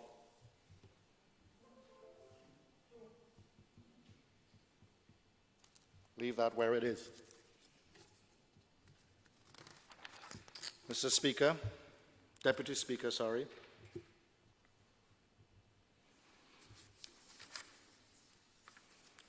Let me speak to the new services to come. General Hospital, cardiology. We've started some. Cardiology to start. To be solidified. Because to date, we've dealt with 876 persons who have accessed this service. 876. 558 echocardiograms and 342 electrocardiograms. You see, the one criticism I will accept, Mr. Speaker, is humility of the team. They don't blow their trumpet enough.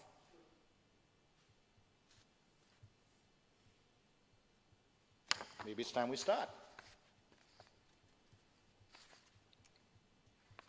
So, Speaker, oncology services as well, with the training of nurses, with individuals, you see, because there's a legacy coming out of this as well.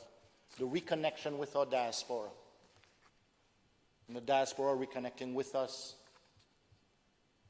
It's not a one-off. There are certain members of that diaspora that have never lost a connection.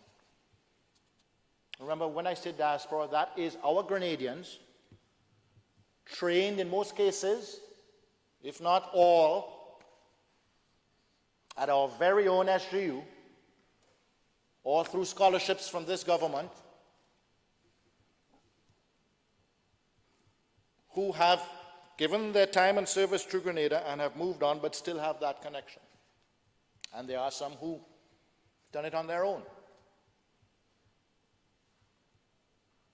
whose family were able to have the resources for them to receive the education and still gave back. And that I have no issue with, because I am a person like that.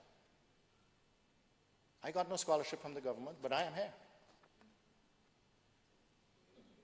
I got no scholarship from the government, but I am here. There are some who got that we can't find. But let's speak about those who recognize their level of patriotism and their ability to contribute. So, Mr. Speaker, is with those. It is with ophthalmology program to increase. It is with gynecology, obs and gynae to increase. It is with our partnership that grows from strength to strength with World Pediatric Program, where not only are we seeing faster and more Grenadians being able to access that service, but we now have, because of a resident doctor that is here, the ability to offer World Pediatric Program surgery and personnel here in Grenada. World class. So, that is the strengthening of the system, despite or regardless of COVID-19. That is what has been happening, even though the only thing we've been talking about is COVID-19.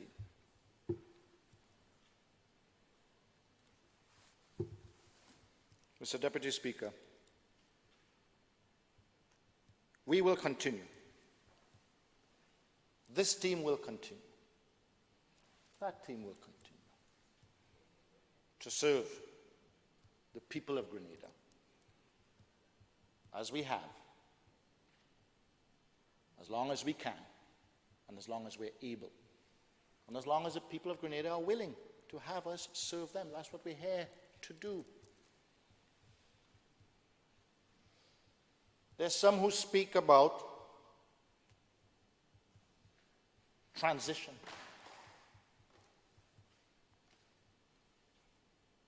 Look around this table. You see a full age group, full cross-section. And there's some who say there's no succession planning here. Those who have eyes will see, and who have ears will hear.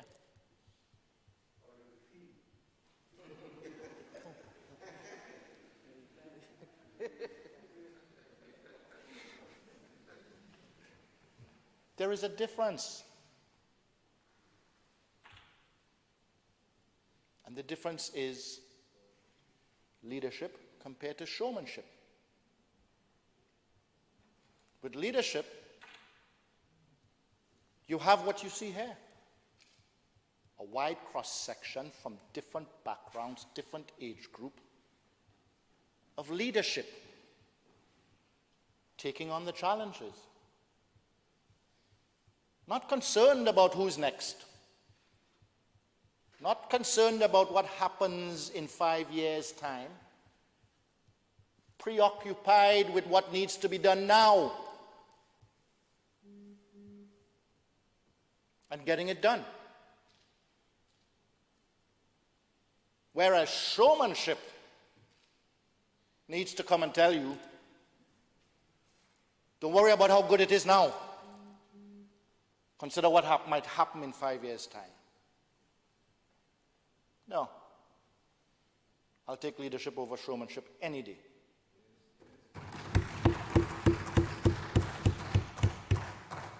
Because what showmanship has shown in the past is that while I get fooled on what happens in the next 5 years or what might happen in the next 5 years, I suffer between now and then.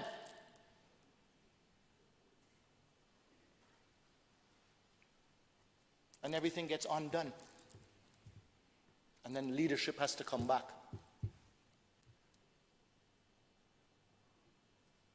Leadership is a party that has consistency, that brings young people in, has them in positions of authority, making key decisions, and still has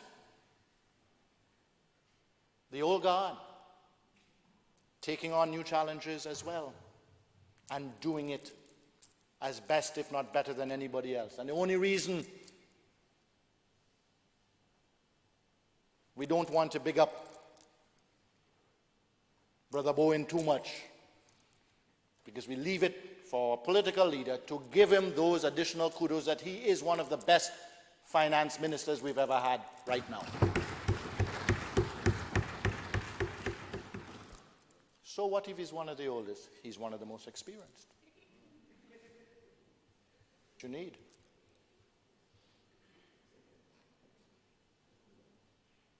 So, I hear references made to other younger leaders that have left a significant legacy here in Grenada. I hear reference made to Morris Bishop,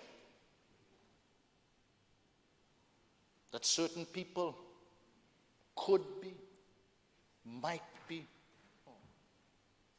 strike similar poses with the young children of Grenada. No. Remember, Mr. Deputy Speaker, Morris Bishop gave for decades before he became that young leader that led Grenada. He gave. In fact, his family paid an ultimate price even before he became that leader. He was in the battlefield for years before he was chosen by the people and recognized by the people. That's why he was a great leader. Eric Matthew Gary spent decades as well, not just here in Grenada, but throughout the region, being a trade unionist leader, fighting for the people, paying his price, before he became that young leader that led Grenada. Keith Mitchell spent decades as well, giving service, paying that price, before he became that leader. And all of a sudden now, we are supposed to accept that a pretty face and a little bit of showmanship is what's going to, is only and what we need? No. It's a lot more than that. It's a lot more. We've been through too much. We paid too high a price. Our revolution, Ivan, COVID-19, recessions, external influence, hurricanes, other hurricanes, storms. We've been through too much.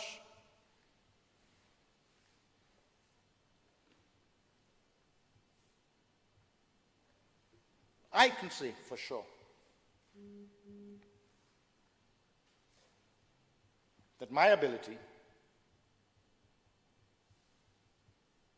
to have been fortunate or unfortunate enough to have led Ministry of Health during this difficult time is because of the time I spent before those dark moments with my colleagues in the Ministry of Health, my colleagues in Cabinet, to earn their trust and confidence, and with the people of Grenada, to earn their trust and confidence, and to respect it, because it didn't come easy. That's what allowed us to make the difficult decisions. Earning it, and when you earn it, you respect it.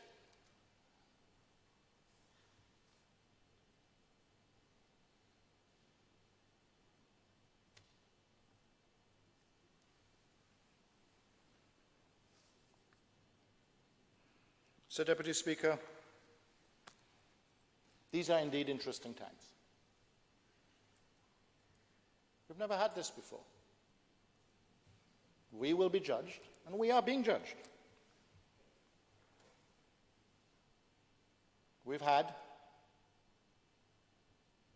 challenges unlike any other, but every other country has had those challenges. And I would say categorically, any leader out there now,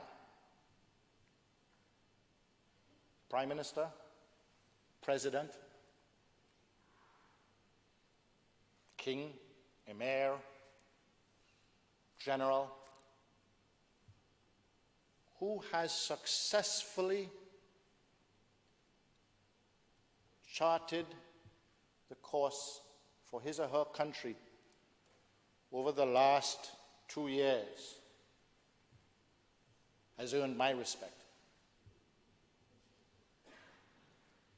And I look forward to seeing what those leaders do, now that COVID is either behind us or that we have grown accustomed to living with COVID-19. And that is the essence of this budget. That is the essence of the recognition to the team here. That is, famous words, hope springs eternal. As we come out of our darkest periods in healthcare, hope springs eternal. And that hope is on the team of healthcare administrators, community service individuals who have taken us through that dark period. That's why we have hope. And that is the true meaning of hope springs eternal. So I look forward to, as far as I'm concerned, in the Ministry of Health and Social Security, the future is bright.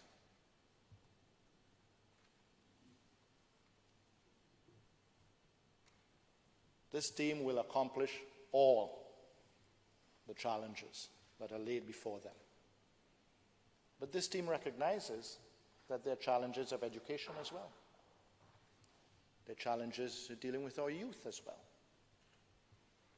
There are challenges of making sure that tourism, that agriculture is also dealt with, because there's an urgency across the board. But if you allow somebody to just talk in isolation of what the team in the Ministry of Health should have accomplished in the last 5 years, just in isolation, you can list a lot of stuff. And the team in education, or for youth, or for tourism, or for infrastructure. But when you put it collectively, some will say, too slow. Should have done faster.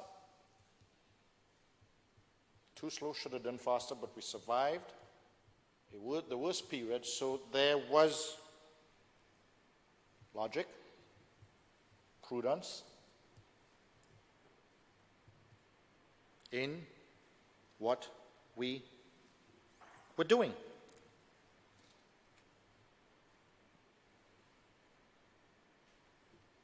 Wisdom and prudence. That you have had a healthcare system that did not collapse. In a first wave, that was the deadliest of variants. It did not collapse. It was truly tried and tested, but it did not collapse.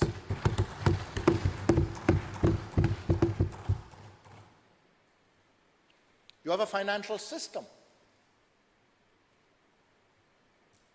that has experienced a blow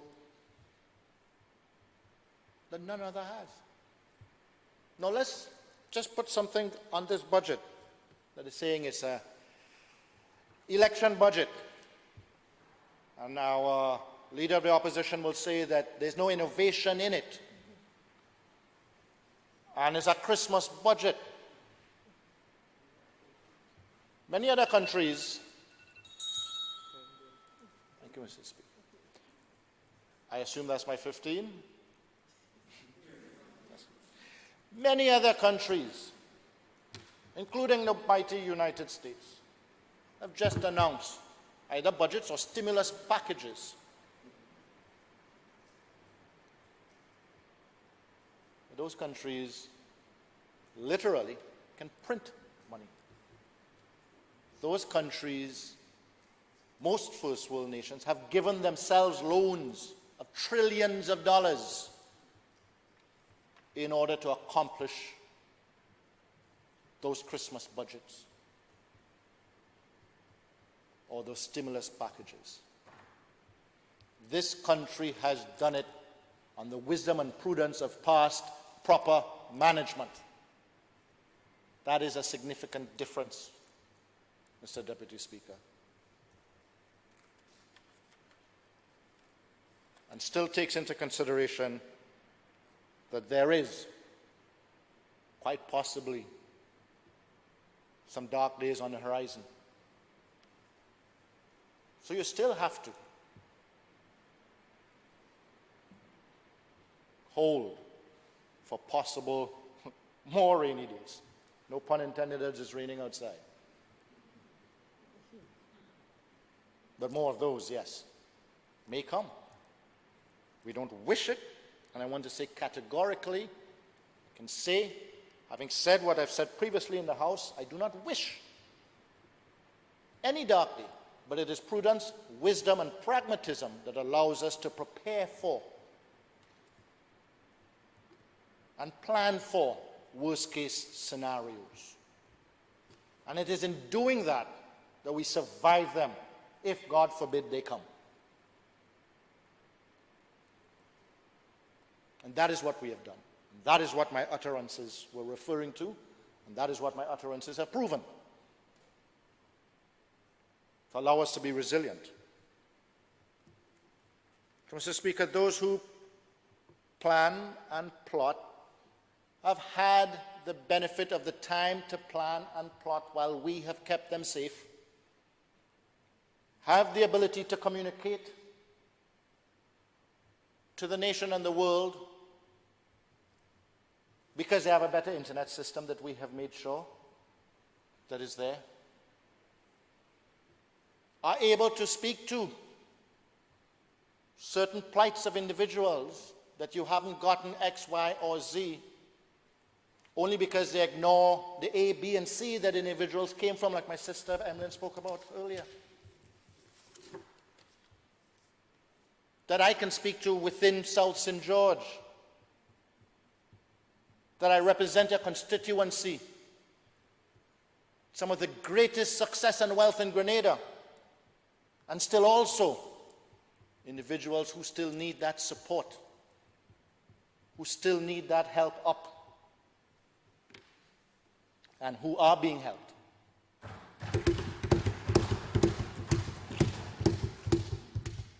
So it is a journey.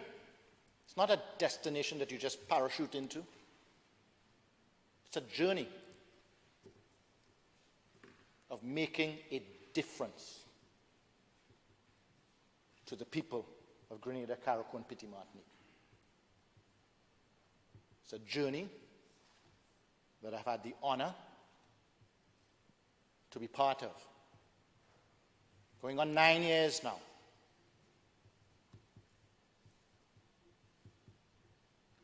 And will continue to give wherever I can and wherever asked. And I'm able to do that, as I wrap up, Mr. Deputy Speaker, I am able to do that because of the grace and blessings of the Almighty. Because I've said before, and I still continue, to whom much is given, much is expected. I'm able to do that because of the support network I have at home. My wife, my kids, my parents. Those who need my support are my greatest supporters. Those who I should be spending the time with, instead of with the nation, are the ones who are supporting me the most.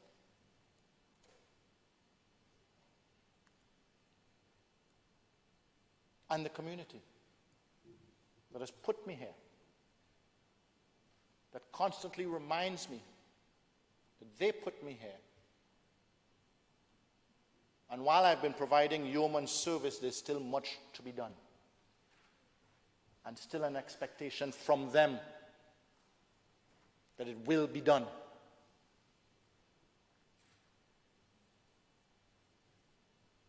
So it is thine will be done, and their will be done.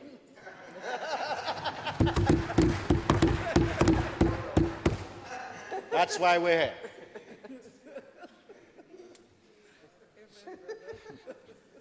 So, Mr. Deputy Speaker, I think I've said enough, except to say that it continues to be an honor and a pleasure to serve this country, this government, this honored house, this South St. George, this Ministry of Health, at this time, a time when most others would have ducked, and a time when now some are coming forward and saying that they can do better. Mr. Speaker, thine will be done and their will be done. Thank you.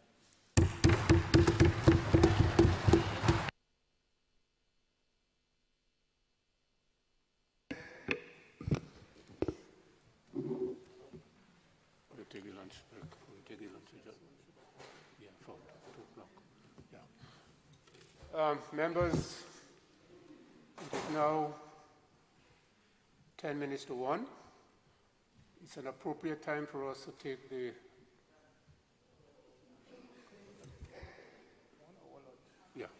luncheon break, and we will resume at 2 p.m. sharp. Yeah? John, till 2 p.m.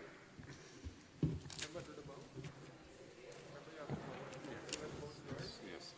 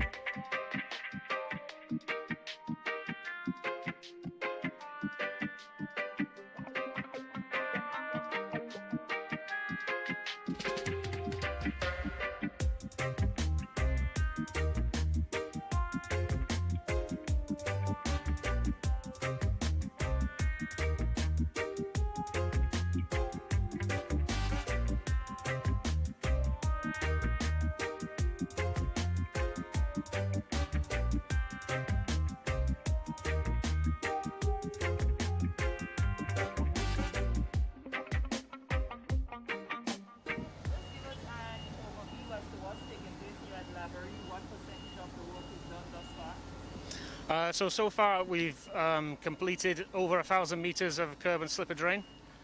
We've installed 3 major retaining walls. We're approximately 40% complete on the works. At the minute we're working in conjunction with NAWASA to install a new 6-inch water main.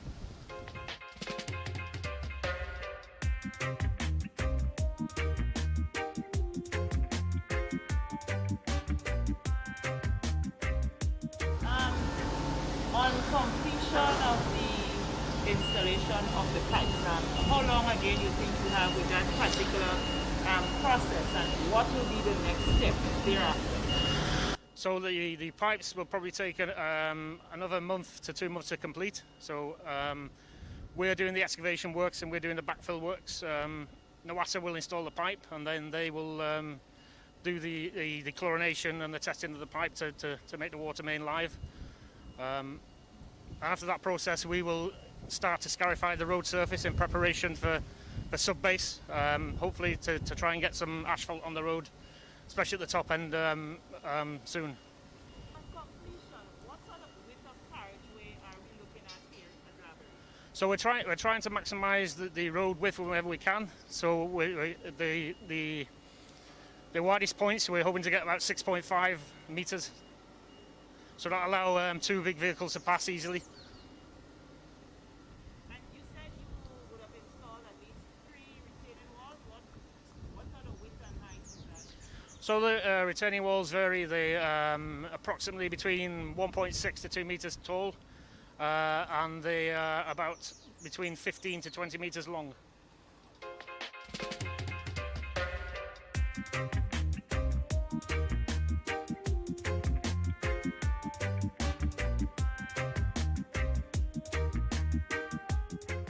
Yes, as we pass each individual house, then if there's a need for access driveways to be cast and steps to be formed, yes, we're doing that as we proceed through the works. Yeah.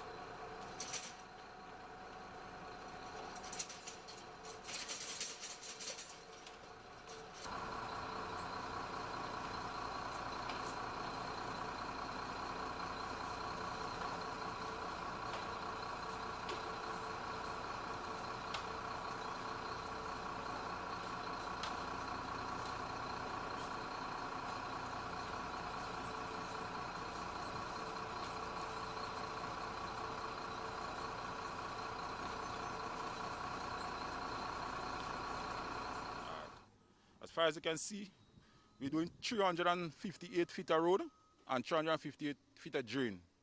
That's slipper drain. It started approximately 3 weeks now, but we have a slight delay due to the weather and the COVID-19. We have a slight delay in process. But as far as you can see, we are about 50–60% completion. That's the last piece we're about to do now. Well, the thickness of the concrete is 5 inches thick of the concrete slab. As a road, 5 inches thick. The slipper drain is 6 inches thick. The width of the road will be 15 feet wide and the drain is 2 feet. So 15 and 2, that's 17. They have 17 feet of road now, driveway. So what sort of conditions you met when you came here? Well, it was really bad. Vehicles could have hardly come up here. Because you had stone, all the water was in the middle of the road. Then we came, we graded, we backfill, and then as you can see, it's in a good condition now.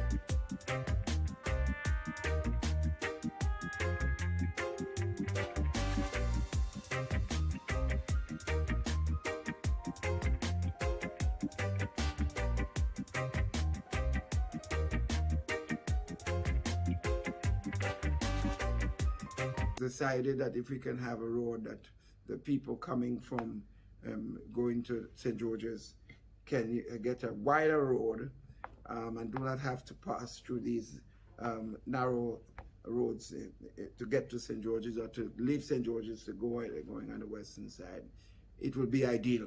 And therefore, we pushed hard to get the ministry to set up the system to get this road and started. And of course, I'm very pleased that the ministry has worked very hard in getting this, and I think the people will be excited by it. And I think it will do a tremendous help for commuters between on the western side and back and forth. So I'm heartened by it, and the quicker it's done, the better, because that road will be wide enough.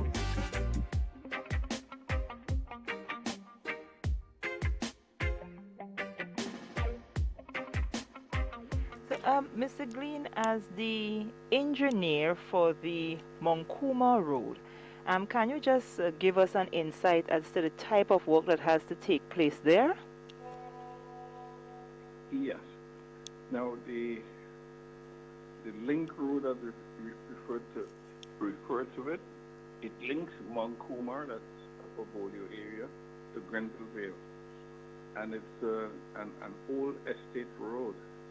But the constraint there was at the river, there was a pedestrian crossing, meaning only vehicle. It was not wide enough for vehicles. So what is happening now is that we're widening or upgrading that old estate road to a modern vehicular traffic requirements.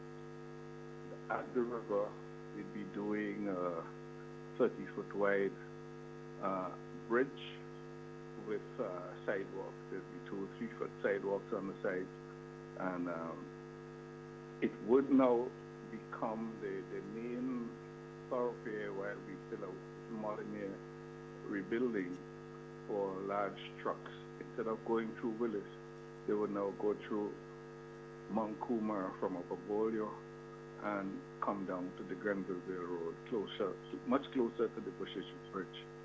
So what would be happening would be some widening of an old estate road, the construction of a new bridge, and it's approximately 3/4 mile, less than 1 mile long, and most of the works would be earthworks, earth movement, and the initial clearing has begun, it's well advanced, and we expect the entire project to take 7 months.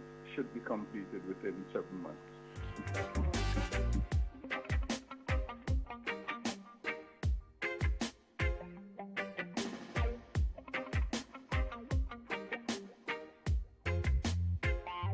So we're constructing approximately 3,000 feet of 20 feet asphalt roadway.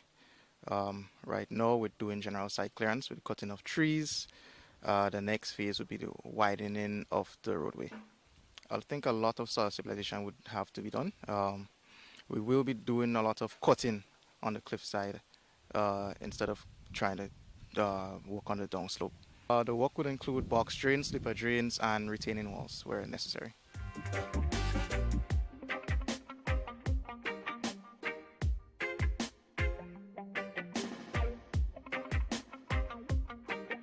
One of the areas for clarification, that is on the area on top of Mount Kuma that leads down to the Bolio area. We know that there is a corner right there.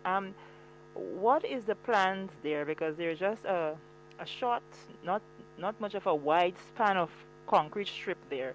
What is the plan there in terms of, would you be going inward in the lands? Yes. We've spoken. There'd be two up at that area, closer to the Mount Kuma side. There's two significant interventions there. There's as you approach that Mount Kuma hill, there's almost like a blind spot, meaning it goes up sharply and it goes down sharply. So we would be lowering the high point so that the line of sight is increased. That would impact the byway that connects to it. I think that byway takes you all the way back to Mount Morris also. With respect to the corner that you're referring to, that's the second major intervention in terms of adjusting the old estate road. We have spoken to the landowner. He showed us his plans, and so there'll be some acquisitions that would allow a significant widening of the corner so that 40-foot containers could maneuver without going forward and backward. Okay. So it would be that wide, yeah. And in terms of residents in the Mount Kuma area, who may be affected, are there any meetings, any dialogue with them, and so would you have to remove any houses and so in terms yes, of? We've started not many houses. We actually aligned the road to minimize that impact, but there were 2 and possibly 3 houses that would be impacted. We've spoken to the occupants, and we're working with them to resolve it amicably. 2 are more or less concluded, but there's one that we still have some further work to do to assist the occupants in finding alternative locations.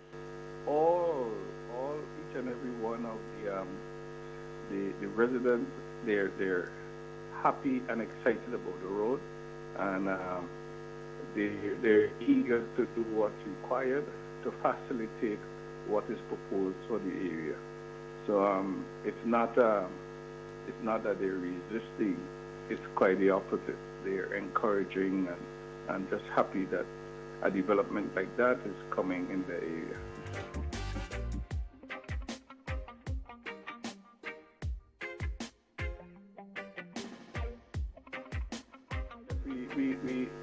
We have identified all of it because each one of the poles now have a mark on it.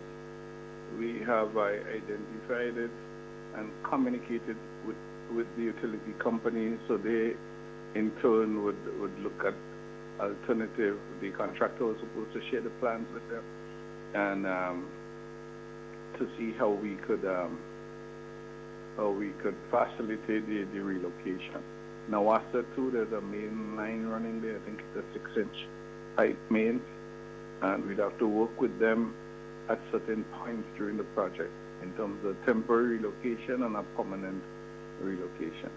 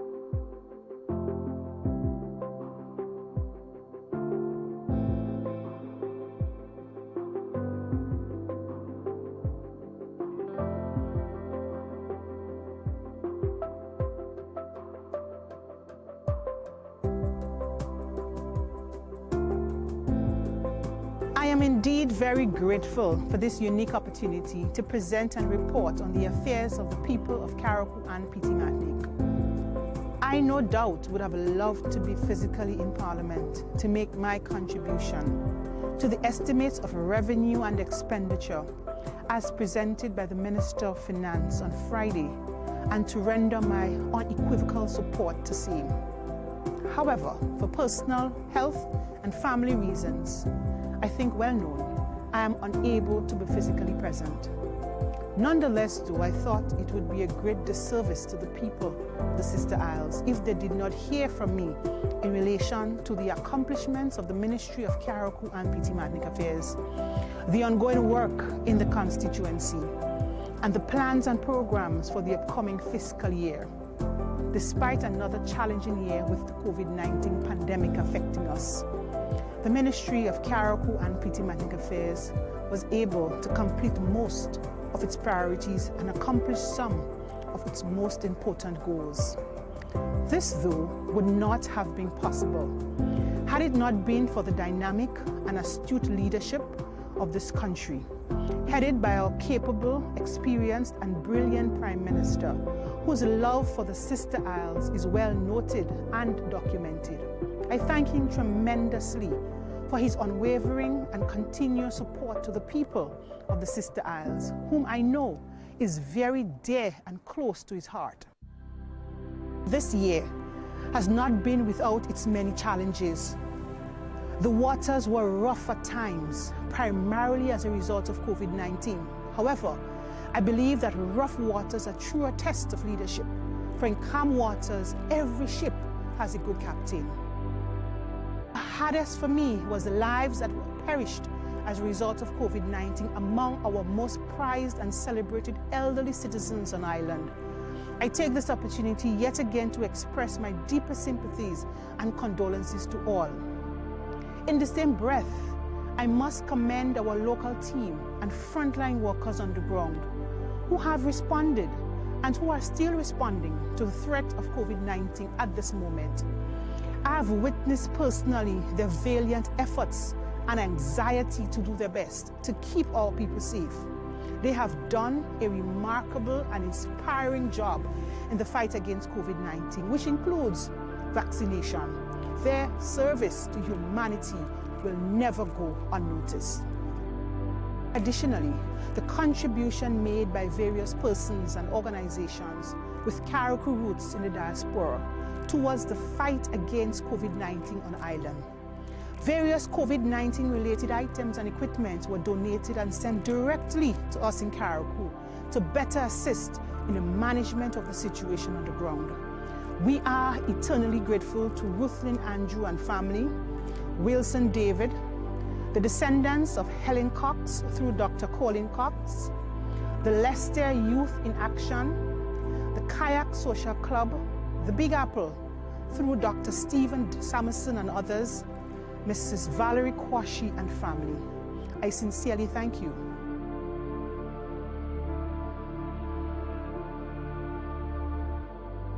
During the month of October, news circulated as to the brazen daytime armed robbery of the Carriacou branch of the Grenada Cooperative Bank in Hillsborough.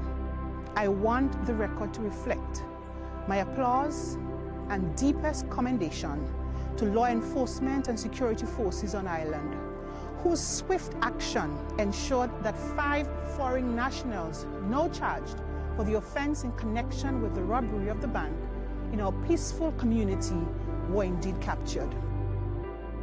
The people of Carriacou and Petite Martinique are indeed heartened by this swift and efficient action of the police, which reflects the improved local security capacity on island, which has further been augmented and strengthened. This government has placed and continues to place great emphasis in the delivery of quality health care to the people of the Sister Isles, which in my view begins with improved health infrastructure. We have just completed the rebuilding and smarting of the Hillsborough Health Center, one of our primary healthcare centers on island. We have transformed this building into a modern, state-of-the-art facility where quality community health services are now being delivered to people in our communities. The entire property is now manned with adequate security services, and we are looking to have same adequately fenced and reinforced and secured. Over in PT Martinique, the PT Martinique Health Center has been fenced and received upgrades to the building. In addition to the Hillsborough Health Center, the Princess Royal Hospital also received a major complete remodeling, rebuilding, and in some areas, smarting, and is now in full operation. As a result, we have a brand new, modern and improved facility in our hospital that is also hurricane ready. The hospital has been outfitted with smart appliances and equipment that should improve the delivery of services offered generally at the hospital. Both projects are funded by PAHU in the tune of over $5 million. Further to that, we are preparing to install our X-ray machine. The X-ray room has been outfitted, and arrangements are now being made for the transportation of that machine from Grenada to Carriacou after a few setbacks. We have also engaged an operator to perform the services. We have collaborated with the owners of the Osprey Express to have a sick bay now on board that vessel. Depending on the emergency, the Osprey is the most used vessel in cases of patient transfers from Carriacou to Grenada.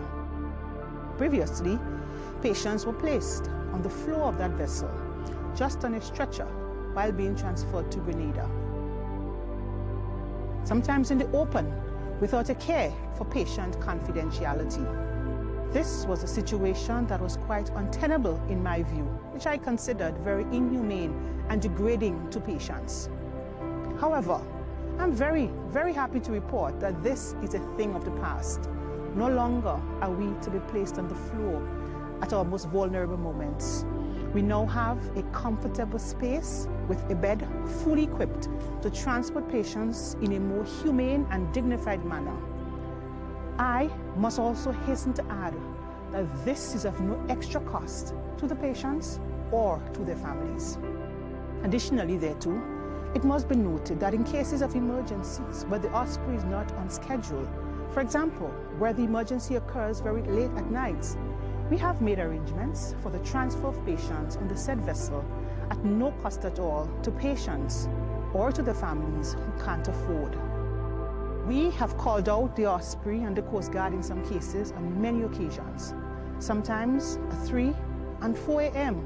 on mornings to transport patients seeking urgent medical attention in Grenada. And this is a support and assistance we'll continue to render to the most vulnerable of our people. Notwithstanding the financial position our country found itself in as a result of the COVID pandemic, we were able to press on, and press on we did, with much of our infrastructure projects on our agenda throughout the year were completed. Permit me to name a few. In relation to our schools, Bishop's College, brand new Bishop's College is well underway. We are very pleased with the progress being made on that building. We are 45% completed, and same is on schedule to complete by the middle of next year. Many other schools under the school rehabilitation program are receiving and have received major renovations, new blocks, new bathroom and toilet facilities, new upgrades. I can speak of the Mount Pleasant Government School, which has undergone a complete and total transformation, nearly amounting to a new school after years of neglect, one might say. The Leicester Rosary, the Hillsborough Government, the Hillsborough Secondary, Harvey Vale Government, and PT Martinique RC, among many others. We also have completed the NADMA state-of-the-art building and warehouse at Bel Air. We now have the keys in hand presently at the ministry, and is now awaiting the official handover ceremony so that our team at NADMA Carriacou can begin to operate therefrom.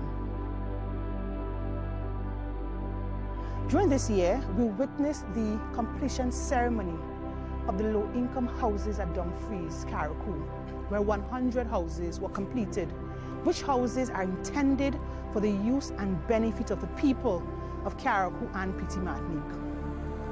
The next phase of this project is the distribution phase, to be completed by the Housing Authority of Grenada. We expect this to be completed by the first quarter of next year. Further, and staying on the issue of housing, our people continue to benefit tremendously from the many programs, the housing repair program, in that over 66 persons receive assistance for the year thus far. Over 30 persons benefited from our bathroom and toilet initiative. More than 5 small houses were constructed for the homeless. Many received assistance from our brigade in effecting repairs to their homes, and I can go on and on and on. Remembering though that all of this and more were done during the height of our first wave of the COVID pandemic on Ireland. I am also very pleased to report that as part of our commitment to provide and enhance the quality of services delivered to our people, the first phase of the Carriacou and Petite Martinique Ministerial Complex was accomplished. The site of the existing ministry building was recently demolished and cleared in preparation for building. The ministry now awaits the approval of the drawings and plans to commence the construction of the complex to house the staff at the ministry. Budgetary allocation have been made in this regard. I am also very proud of the work completed thus far in relation to our road infrastructure on Ireland. We have remained steadfast in our promise of bringing better road networks throughout Carriacou and Petite Martinique. This is quite evident by our many newly constructed roads, drains and retaining walls throughout the length and breadth of Carriacou and Petite Martinique.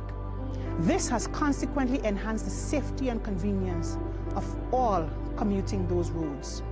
Completed thus far is a much talked about Cherry Hill Road under the Agriculture Feeder Road project, a road completed ahead of schedule. Additionally, also completed are the following: 300 feet retaining wall and 1,000 feet expansion drain at Windward. Roads throughout Petite Martinique, 300 feet asphalt and drain and concrete slab throughout the tongue of Hillsborough. Our power station road, the road in the mangrove, drain, concrete slab, both lower and upper Lauriston. 2,500 feet of drain and road expansion along the Leicester-Harveyville Main Road. Consecutive work taking place at Bellevue South, the Candace and Lally Road in Petite Martinique, a main road in Petite Martinique, the entrance, and many other small special projects throughout the length and breadth of Carriacou and Petite Martinique. In addition thereto, we also entered into many partnerships and initiatives with various community members, groups and organizations in an effort to bring about greater infrastructural community developments, and we did a lot in that regard. Most of the projects that I've mentioned created hundreds of jobs, especially for our young people, including women, and also opportunities in the services sector for many business persons on Ireland. Work have since commenced on the Limley Main Road, another kilometer road under the Agriculture Feeder Road project, to the tune of $2.8 million. Many jobs are expected to be created as a result, as our local economy continues to benefit from these and other projects. We have started the revitalization of the botanical gardens, and significant sums have been budgeted in the 2022 allocation for its completion. The intention here is to create a clean green space in the tongue of Hillsborough, which can be used for social and other activities by families, by kids and other persons. We intend to pursue that aggressively 2022. 5 student athletes were awarded academic scholarship to attend various high schools in Jamaica in 2021. And as we speak presently, we now have 6 student athletes pursuing studies in Jamaica in total. It was a promise I made to the people of Carriacou and Petite Martinique to install and to upgrade our recreational playing fields. And I'm so pleased to say that I've done just that. Lights are now installed at the Hillsborough Recreational Ground, as the official unveiling of the lights took place on November 12, 2021. I intend to work assiduously to replicate same at the Harveyville playing field and to upgrade the existing facility there in 2022. Sports and sporting activities are alive and well in Carriacou. Carriacou and Petite Martinique are the male and female champions, at the National Primary Schools Tennis Tournament 2021. And as I speak, one of our boxers, Jaffa Shade, is presently representing this country in the Pan Am Games in Colombo. I wish him well. The young people of Carriacou and Petit Martinique continue to be part and parcel of the overall youth agenda spearheaded by the Ministry of Youth. The provision of lifeguard services on Paradise Beach, one of our most utilized beaches on island, became operational for the first time during this year. I am very happy of this accomplishment.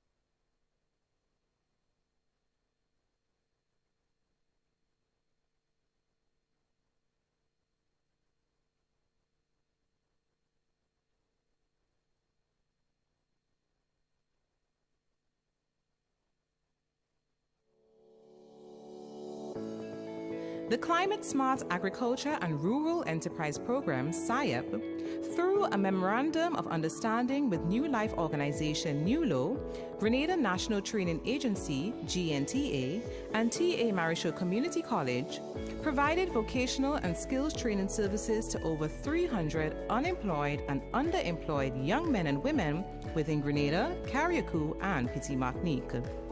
The vocational and skills training services provided by the institutions were geared at strengthening the capacity of rural youth between the ages of 16 to 35 through life skills, training in a marketable skill, certification level 2 CVQ, NVQ, international standard Pearson VUE, CompTIA, and apprenticeship, which can improve their chances of securing permanent employment or self-employment. These trainings are essentially geared at improving livelihoods throughout Grenada, Carriacou, and Petit Martinique. This scholarship program also included transportation and childcare allowances, which provided needed support for young mothers and fathers to attend and successfully complete their training.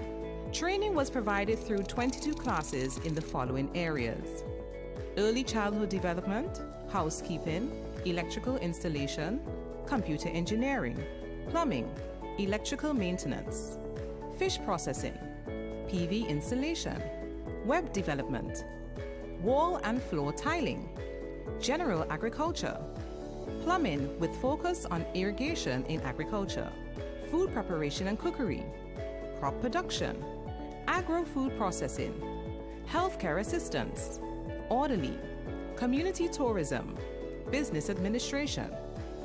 SIEP is committed to provide services to young men and women focusing on sustainable lives for a vibrant future. SIEP is funded by the International Fund for Agricultural Development, the Caribbean Development Bank, and the Government of Grenada.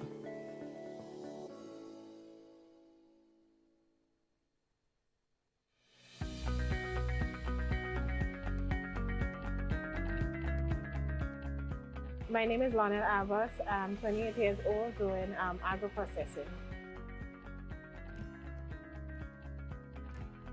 Well, before the training, I was basically unemployed, and then I got the opportunity to pursue the course. I decided to do it, and so far it has been very interesting. Prior to starting the training, I was expecting to learn to do basic little things like making things like jams and jellies, juices, and so forth. In being in this training with Renegade Distillery has been very interesting, especially learning the way that agro-processing has evolved in terms of technology and so forth. As you know, Renegade Rum deals with rum production and so forth. We've learned so many things in terms of a different way, actually, of manufacturing rum. I'm excited to do more. I've always dreamt of having my own small business one day, and I believe that agro-processing has opened that road for me. My name is Lionel Albert, and I am a SIAP beneficiary.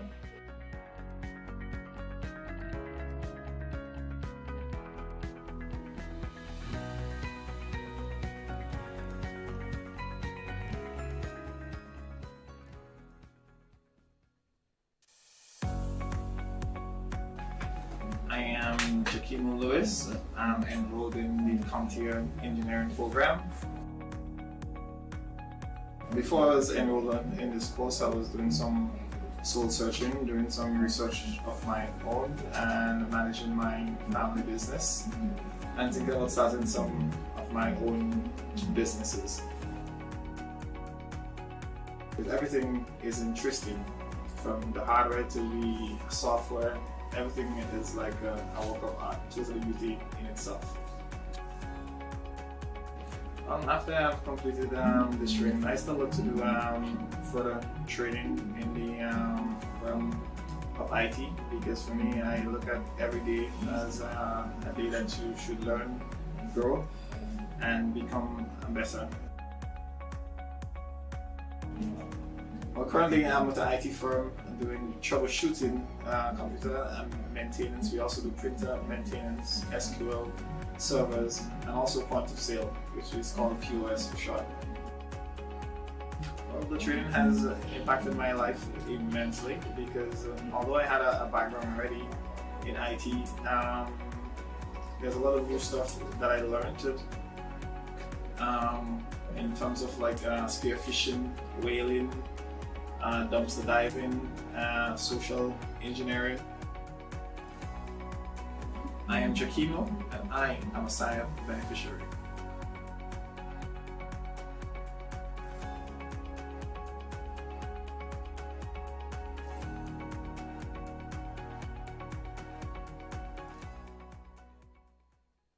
I am Chantel Fraser from Coast Guard St. Mark. I'm 22 years old. I did fish processing, SIAP, TAMCC. Well, basically, I used to help my parents within fishing and farming. Joining the course kind of encouraged me to help them a lot, to export and import fish. I've learned basically salting, that's conning fish, smoking, filleting fish. My plans are to open my own business and to help my family get back a boat, to help them export and import. I am Chantel Fraser, a SIAP beneficiary.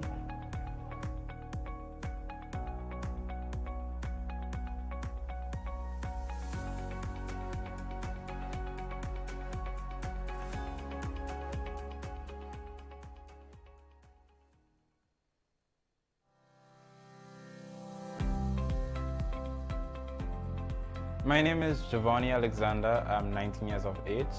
I did the web development course with SIAP. Before I heard of the program SIAP provided, I earned a living by doing graphic designing, video live streaming, video editing, logo making, photo manipulations, and these stuff. By attending this course, it allows me to provide new services to my clients in terms of providing websites, building a website, with making a domain, and these kind of stuff. After I successfully completed the course, I would love to invest. I would love to have it as a full-time service, a part of my upcoming business. My name is Giovanni Alexander, and I am a SIAP beneficiary.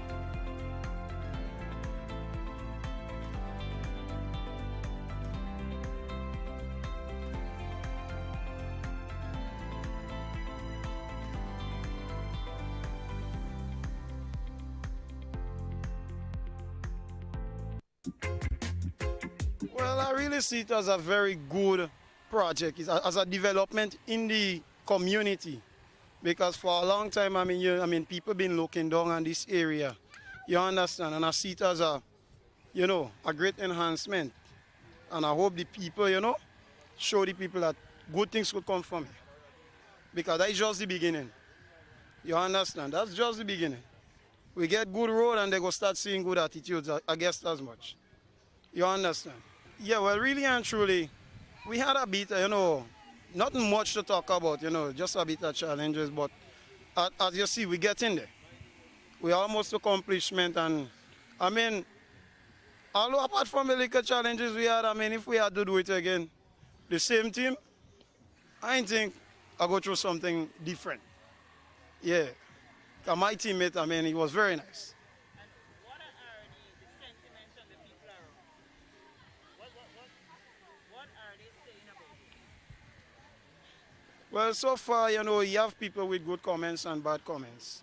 You understand? But I could deal with the good ones because that's the positive side. You understand? Most of them is like, great job. You understand? Everybody was encouraging us and backing us right through. The majority. You understand? The negative one, we just trash them aside, man. Yeah.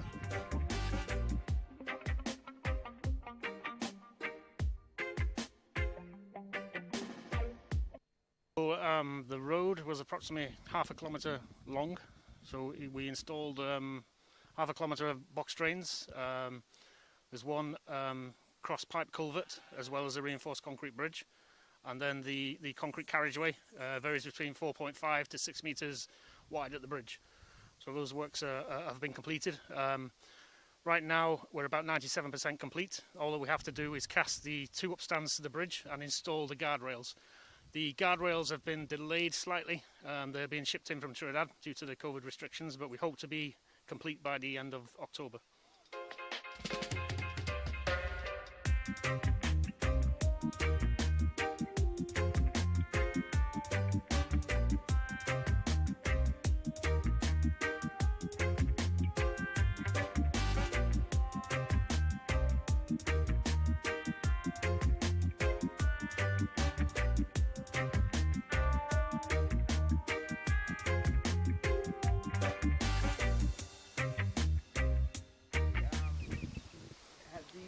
A date in mind for the official handover of this one? As I say, it really depends on when we get the guardrails in from Trinidad, so we're working on that. So it's probably going to be sort of first, second week in November when we can have an official handover. This took approximately how many months? This project took approximately 9 months to construct.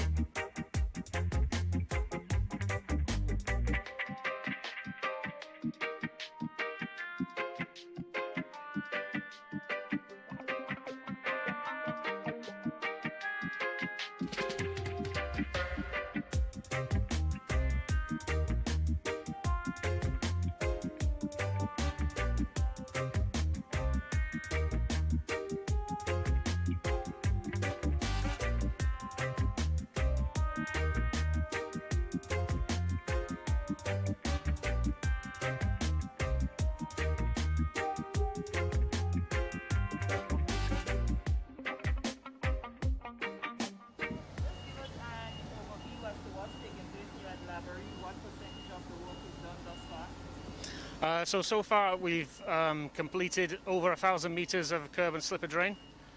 We've installed 3 major retaining walls. We're approximately 40% complete on the works.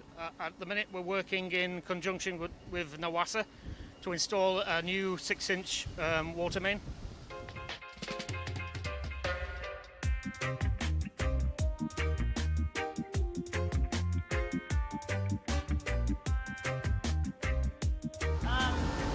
On completion of the installation of the pipes, how long again you think you have with that particular process, and what will be the next step thereafter? So the pipes will probably take another month to 2 months to complete. So we're doing the excavation works and we're doing the backfill works. NAWASA will install the pipe, and then they will do the chlorination and the testing of the pipe to make the water main live. After that process, we will start to scarify the road surface in preparation for sub-base, hopefully to try and get some asphalt on the road, especially at the top end soon.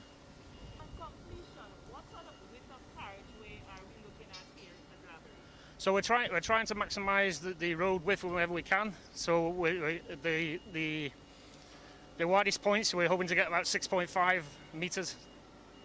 So that'll allow 2 big vehicles to pass easily.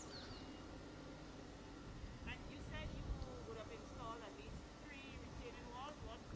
What sort of width and height is that? So the retaining walls vary. They approximately between 1.6 to 2 metres tall, and they are about between 15 to 20 metres long.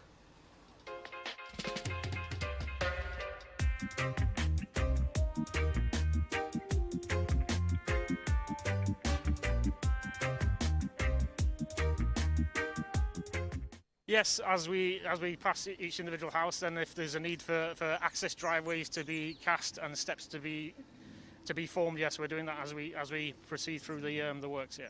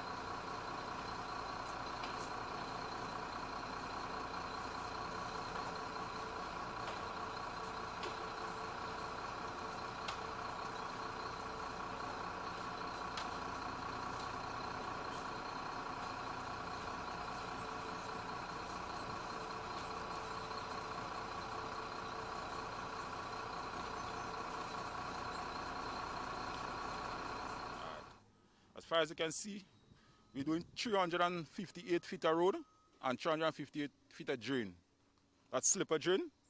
It started approximately 3 weeks now, but we have a slight delay due to the weather and the COVID-19. We have a slight delay in process. But as far as you can see, we are about 50–60% completion. That's the last piece we're about to do now. The thickness of the concrete is 5 inches thick of the concrete slab. As a road, 5 inches thick. The slipper drain is 6 inches thick. And The width of the road will be 15 feet wide, and the drain is 2 feet. So 15 and 2, that's 17. They have 17 feet of road now, driveway. So what sort of conditions you met when you came here though? Well, it was really bad. Vehicles could have hardly come up here. Because you had stone, or the water was in the middle of the road. Then we came, we graded, we backfill, and then as you can see, it's in a good condition now.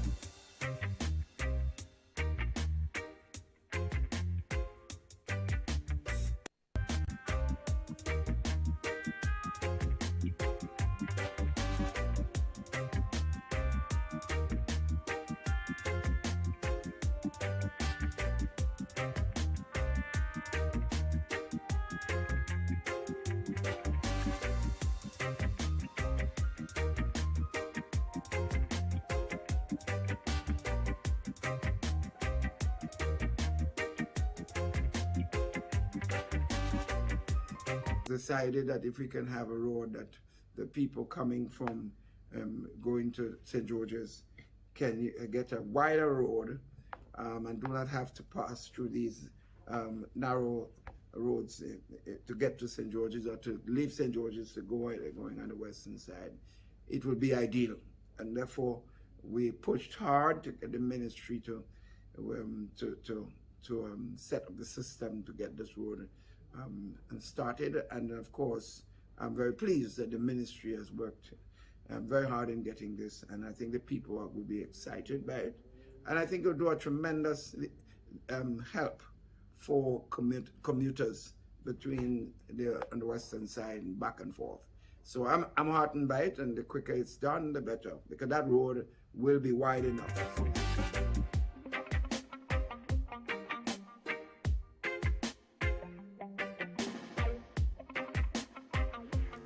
Mr. Green, as the engineer for the Monkuma Road, can you just give us an insight as to the type of work that has to take place there? Yes. Now, the link road, as we refer to it, it links Monkuma, that's Upper Bolio area, to Grenada, and it's an old estate road. But the constraint there was at the river, there was a pedestrian crossing, meaning only vehicles.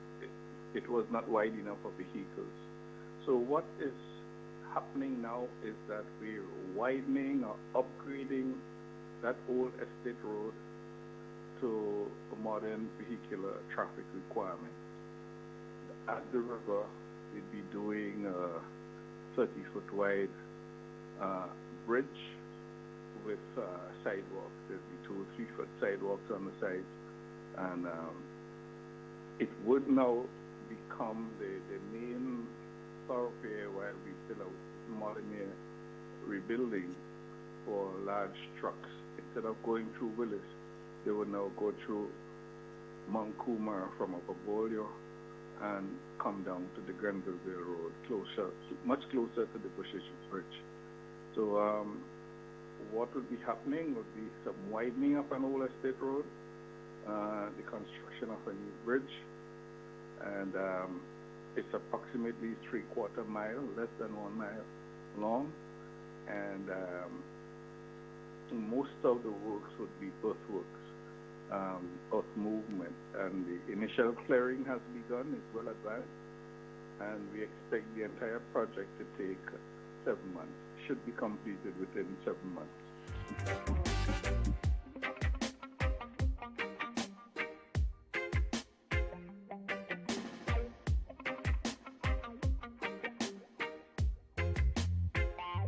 So we're constructing approximately 3,000 feet of 20 feet asphalt roadway. Right now we're doing general site clearance with cutting of trees. The next phase would be the widening of the roadway. I think a lot of soil stabilization would have to be done. We will be doing a lot of cutting on the cliffside instead of trying to work on the downslope. The work would include box drains, slipper drains, and retaining walls where necessary.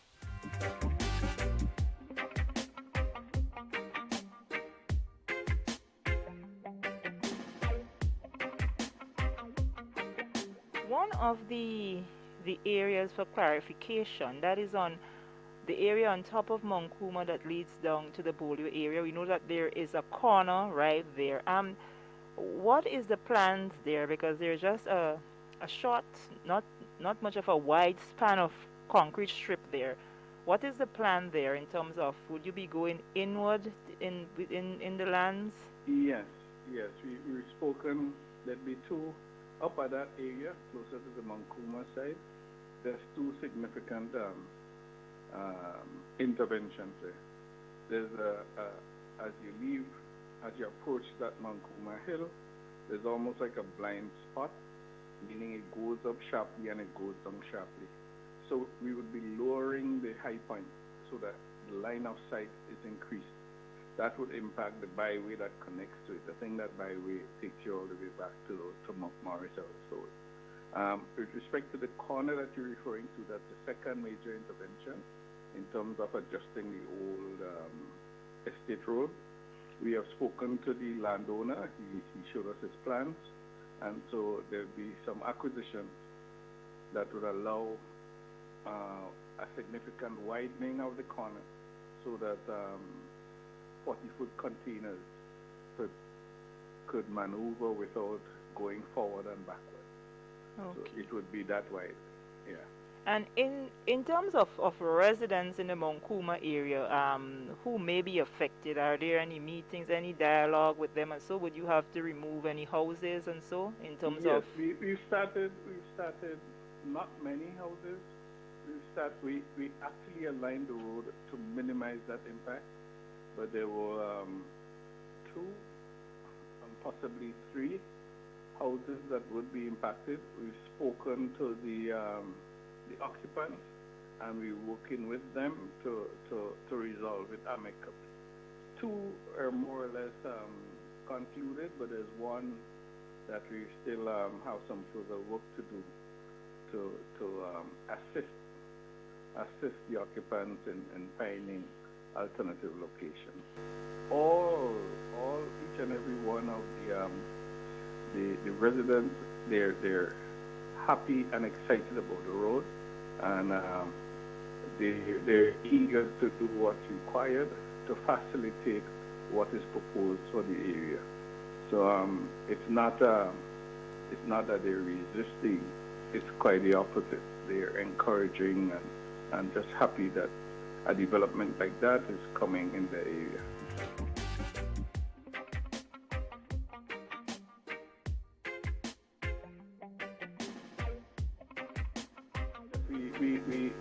We have identified all of it because each one of the poles now have a mark on it. We have identified it and communicated with the utility companies, so they in turn would look at alternative. The contractor was supposed to share the plans with them and to see how we could facilitate the relocation. Now after too, there's a main line running there. I think it's a 6-inch height main, and we'd have to work with them at certain points during the project in terms of temporary relocation and a permanent relocation.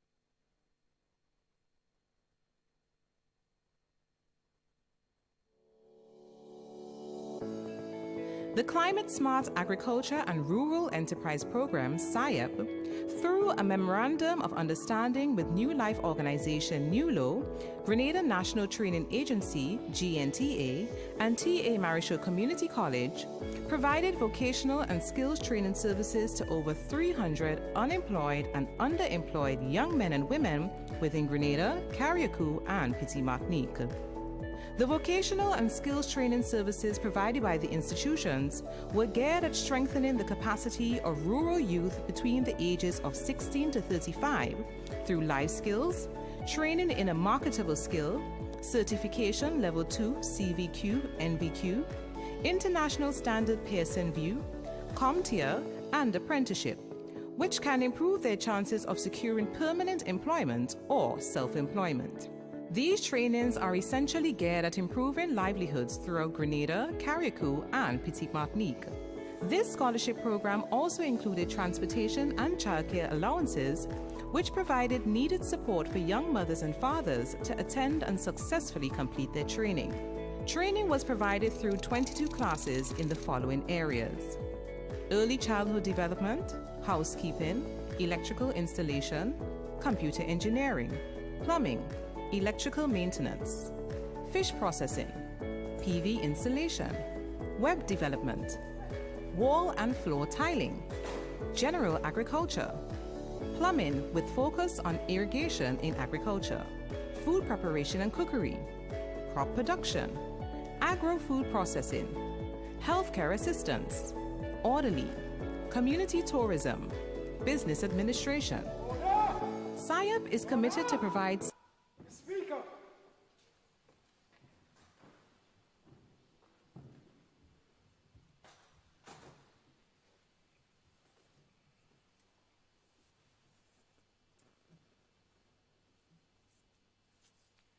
Pray be seated.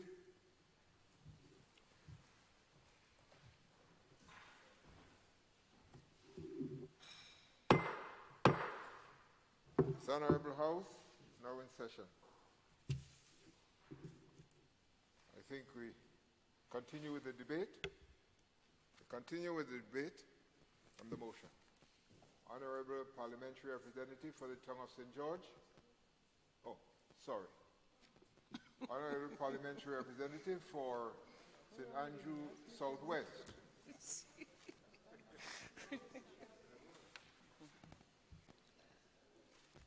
your permanent secretary here, ma'am? It's right here. Welcome. Yeah.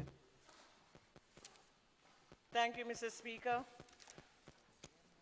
Mr. Speaker, I rise to give my unequivocal support to the 2022 estimates of revenue and expenditure as presented by the Honorable Minister of Finance.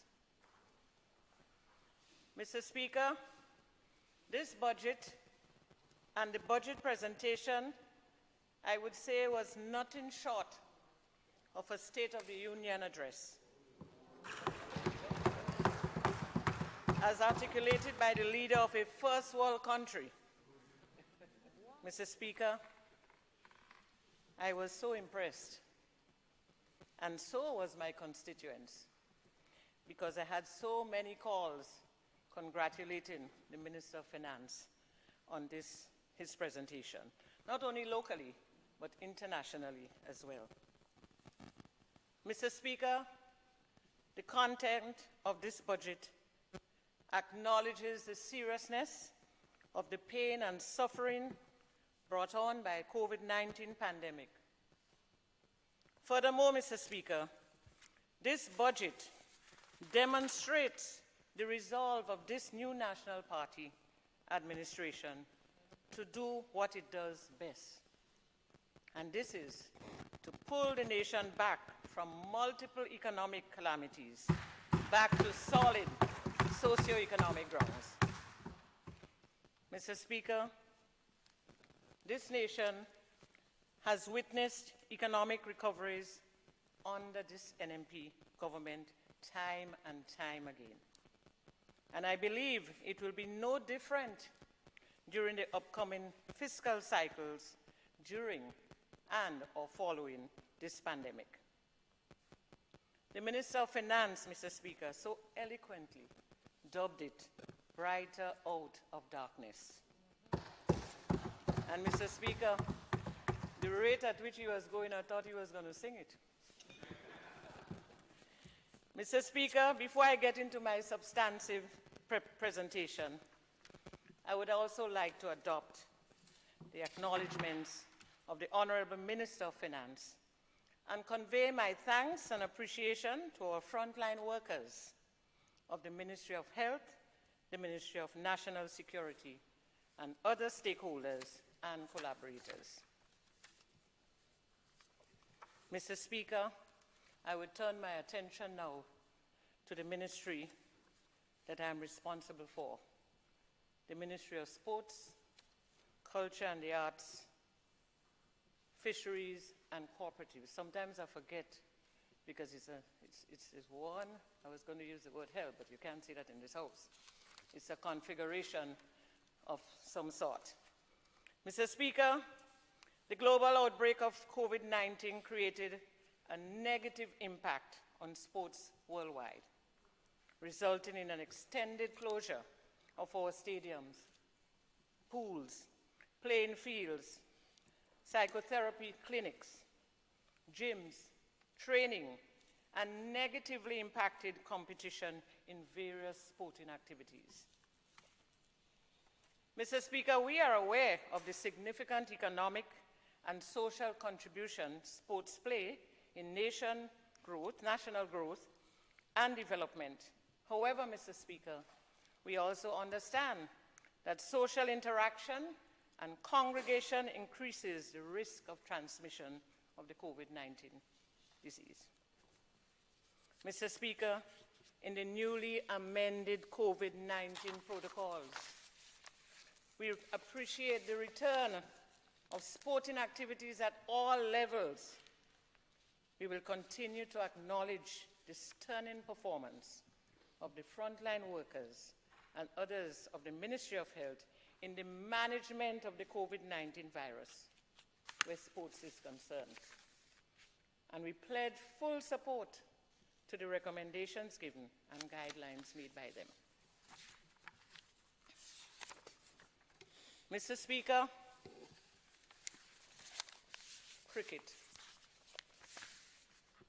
International T20 cricket, Mr. Speaker.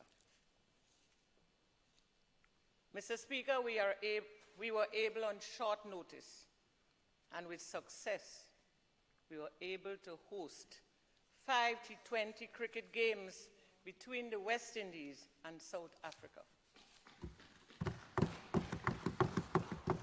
Mr. Speaker, the Grenada Cricket Association, in partnership with Dream 11 of India, staged the inaugural Dream 11 Spice Isle T10 cricket over the period May 31st to June 11, 2021 at the Grenada National Stadium.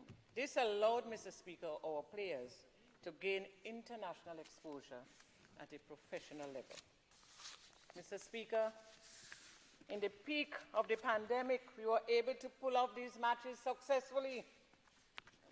And I must congratulate and I must make mention here today of the team that pulled it off.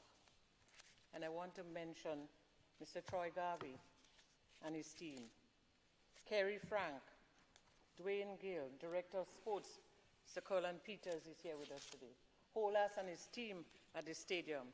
They all worked very hard, Mr. Speaker, in very, very short time to have this place prepared for the games.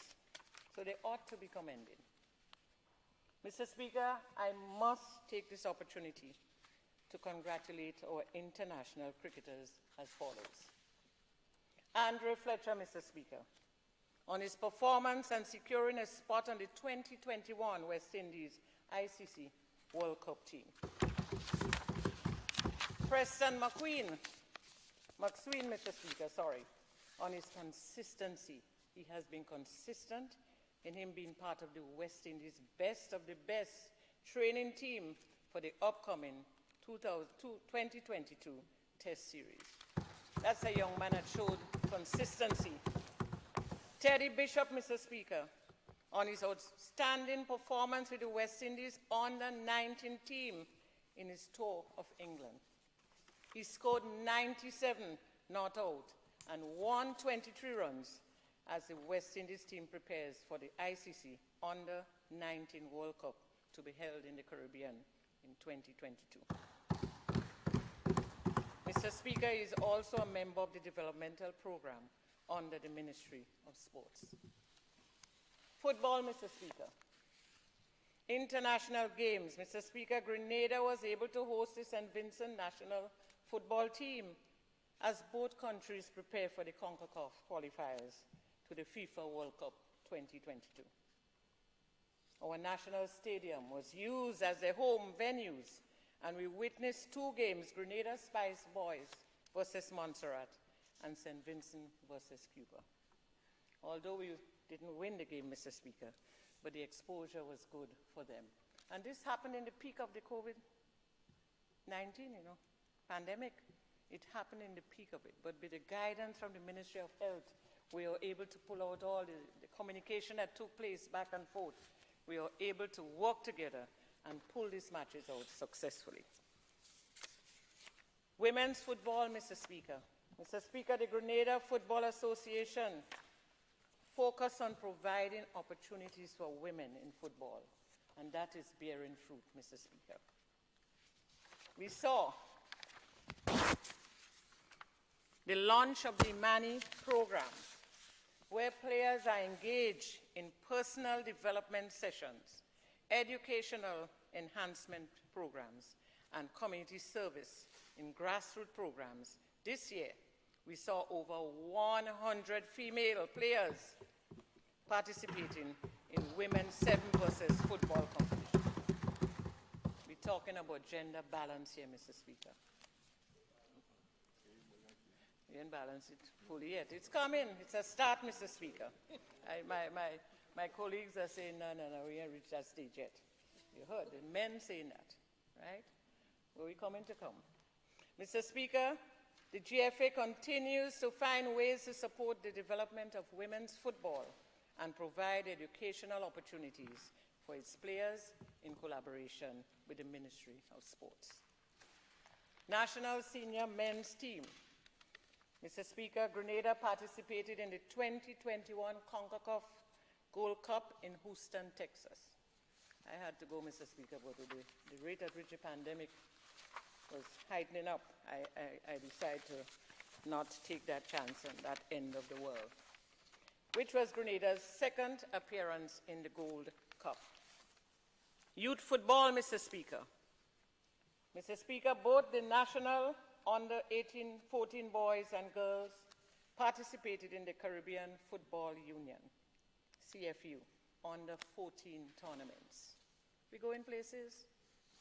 Mr. Speaker, sports has shifted to such a level, that we really have to take a more deep interest in sports here in Grenada. We have started already, and we will continue in 2022 to move to another level, Mr. Speaker. Refereeing, Mr. Speaker. Mr. Speaker, congratulations to FIFA and GFA match official Rion Radix, a son of the soil, as he officiated in the Gold Cup and World Cup qualifier matches, where he stood out among his colleagues. He was so outstanding, Mr. Speaker, that he was spoken of so many times during the game. Olympics and Paralympics. Mr. Speaker, I wish to extend heartfelt congratulations to all the members of the Olympic and Paralympic teams, including the coaching staff and management team that represented us with honor at the Olympics in 2021. Mr. Speaker, Karani James placed third in the 400 meters men at the Tokyo Olympic Games and has made history, winning 3 medals in the last 3 Olympics. He is presently the holder of gold, silver, and bronze Olympic medals. Anderson Peters, Mr. Speaker, realized outstanding performances at the Diamond League in the 2021 season That's a young man that is full of confidence and have so much potential, Mr. Speaker. Mr. Speaker, special commendation to Lyndon Victor, Kimberly Ince, and Delron Felix in the area of swimming. And they have done well, Mr. Speaker. And I want to say at this point that the government has already secured a spot for a larger swimming pool in Queen's Park, Mr. Speaker, and has some measure of the funding for the project, Mr. Speaker. But we need to, maybe the Olympic Association plus the committee needs to sit in, and we'll probably look at how we can search for more funding for that project. But we have to start at some point. When I see the kind of performance from these young people, we cannot continue to use that pool that we are using at the moment. We have to move to a better standard. Mr. Speaker, I also wish to congratulate the Paralympic team that represented Grenada at the International Paralympic Games in Tokyo, Japan. Mr. Speaker, Stacey Ann Charles and Niall Cruikshank, we congratulate these ladies on their performance. We are very proud of these young people who have participated in the program. Mr. Speaker, Nazir John also performed well in both the 100 meters and 200 meters at the World Athletics U20 Championship in Nairobi, Kenya. And guess what, Mr. Speaker? He was coached by his dad. He was coached by his father, Fernando John. So he had all the confidence in the world, being close to your dad. So they must be commended, Mr. Speaker, for that level of support. So, Mr. Speaker, you see what I'm talking about? Sports have shifted. We have seen a paradigm shift where sports is concerned. And we will be working closely in the new year to ensure that we move one level up the ladder. Mr. Speaker, the following fields have been refurbished or upgraded.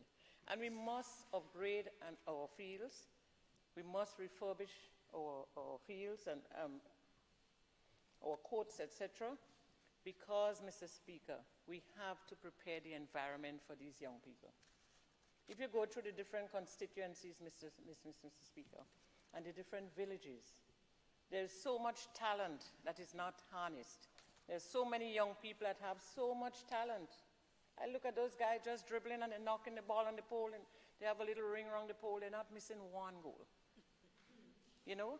And it's not only the sport, you know. I'll talk about it where culture is concerned as well, because there is so much cultural, so much talent where culture is concerned in the communities. But we have to take a keener eye on these young people out there. Maybe the Ministry of Youth would have to join with the Ministry of Sports, and they have already started with some programs, and we can really pull these young people together and bring out the best in them.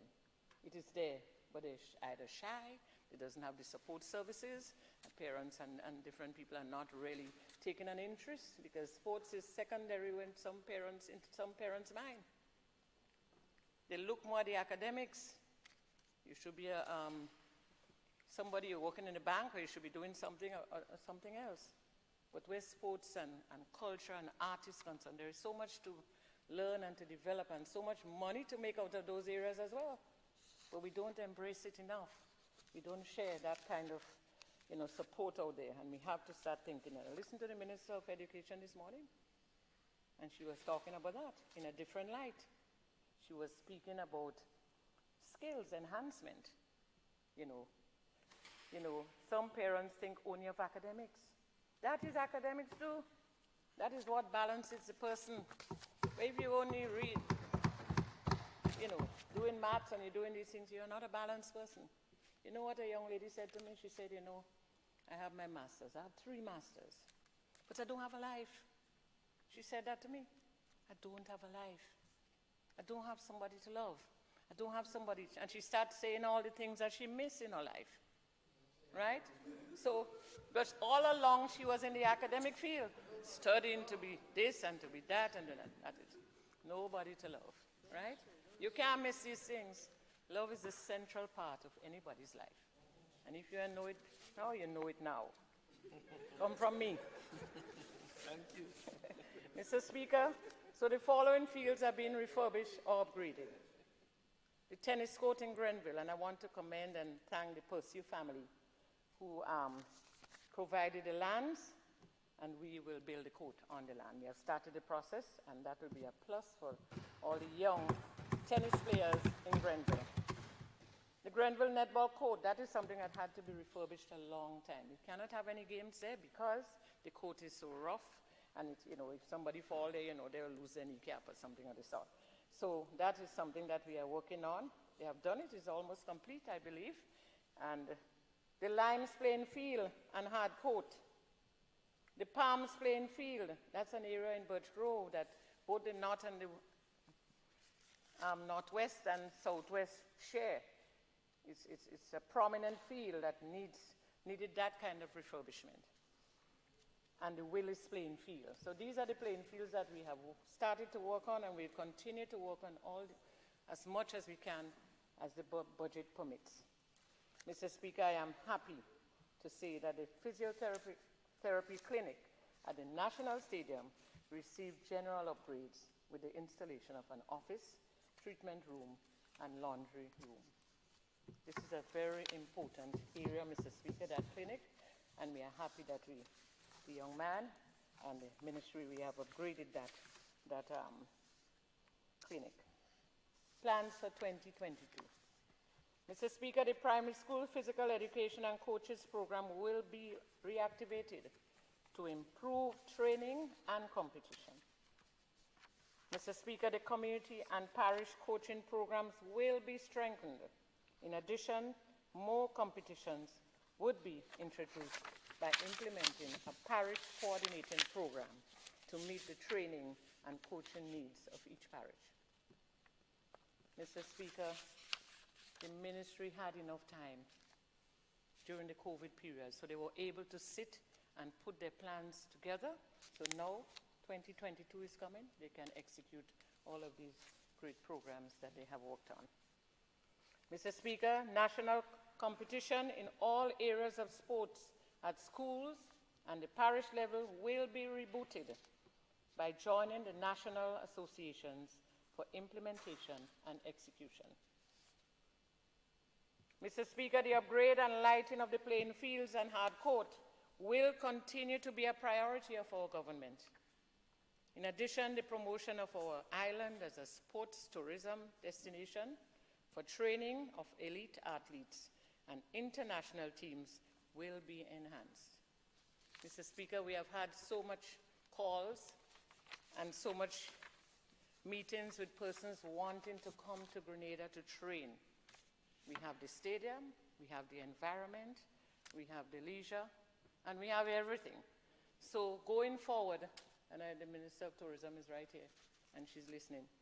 She has to start, and I think she started already, hook up Grenada as a destination for elite athletes and so to come in. That should be part of her brochure. Mr. Speaker, the upgrade and, sorry, Mr. Speaker. Mr. Speaker, in March of 2022, Grenada will be hosting the third test of the tour between England and the West Indies. Measures have been put in place now for the successful hosting of this match, with government allocating $5 million for expenditures relating to the hosting of the match. Mr. Speaker, I have no doubt in my mind that we would be ready in time for that match. We know that they usually come down to visit and see if everything is intact, but with that quality of team that we have at the ministry and our national planning team, I am sure and I feel confident that we'll be ready in time for the match in March of next year. I urge all of the fans out there that they should take the vaccine, because this is one of the things that we have to consider seriously. We had to discuss that part of it when we were negotiating to get the place, get the match here in Grenada. So please, those cricket lovers out there, please get yourself vaccinated so you could be part. You could be in part of the family right there, you know, hailing and clapping and laughing. You know, I know instead of having to sit in front of your television. Some people are television lovers, they can sit in front of their television, but there are others that want to be there and to be part of all the laughing and chatting and hurraying. Mr. Speaker, the training and certification of our coaches on the Sister Isle and on the mainland would continue to be a priority as we prepare to meet the demands of all our athletes.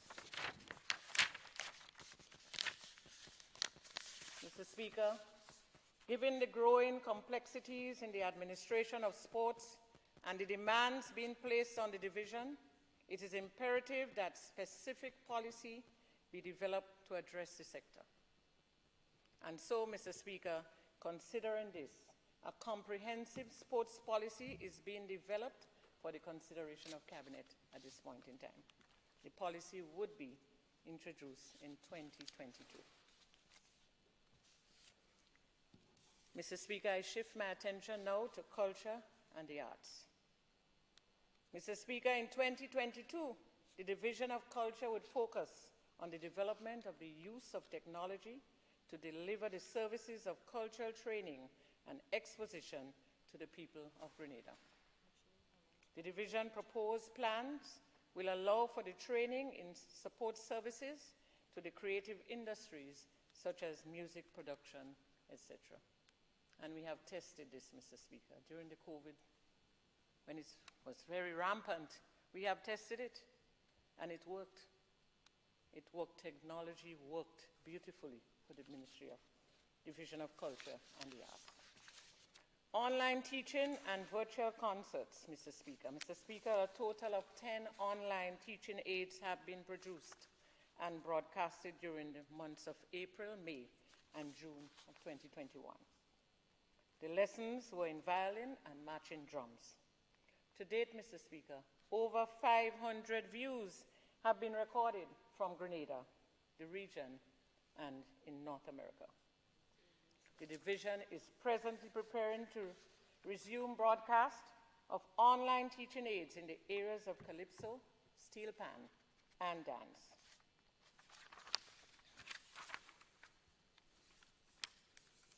And this is scheduled, Mr. Speaker, in the first quarter of 2022.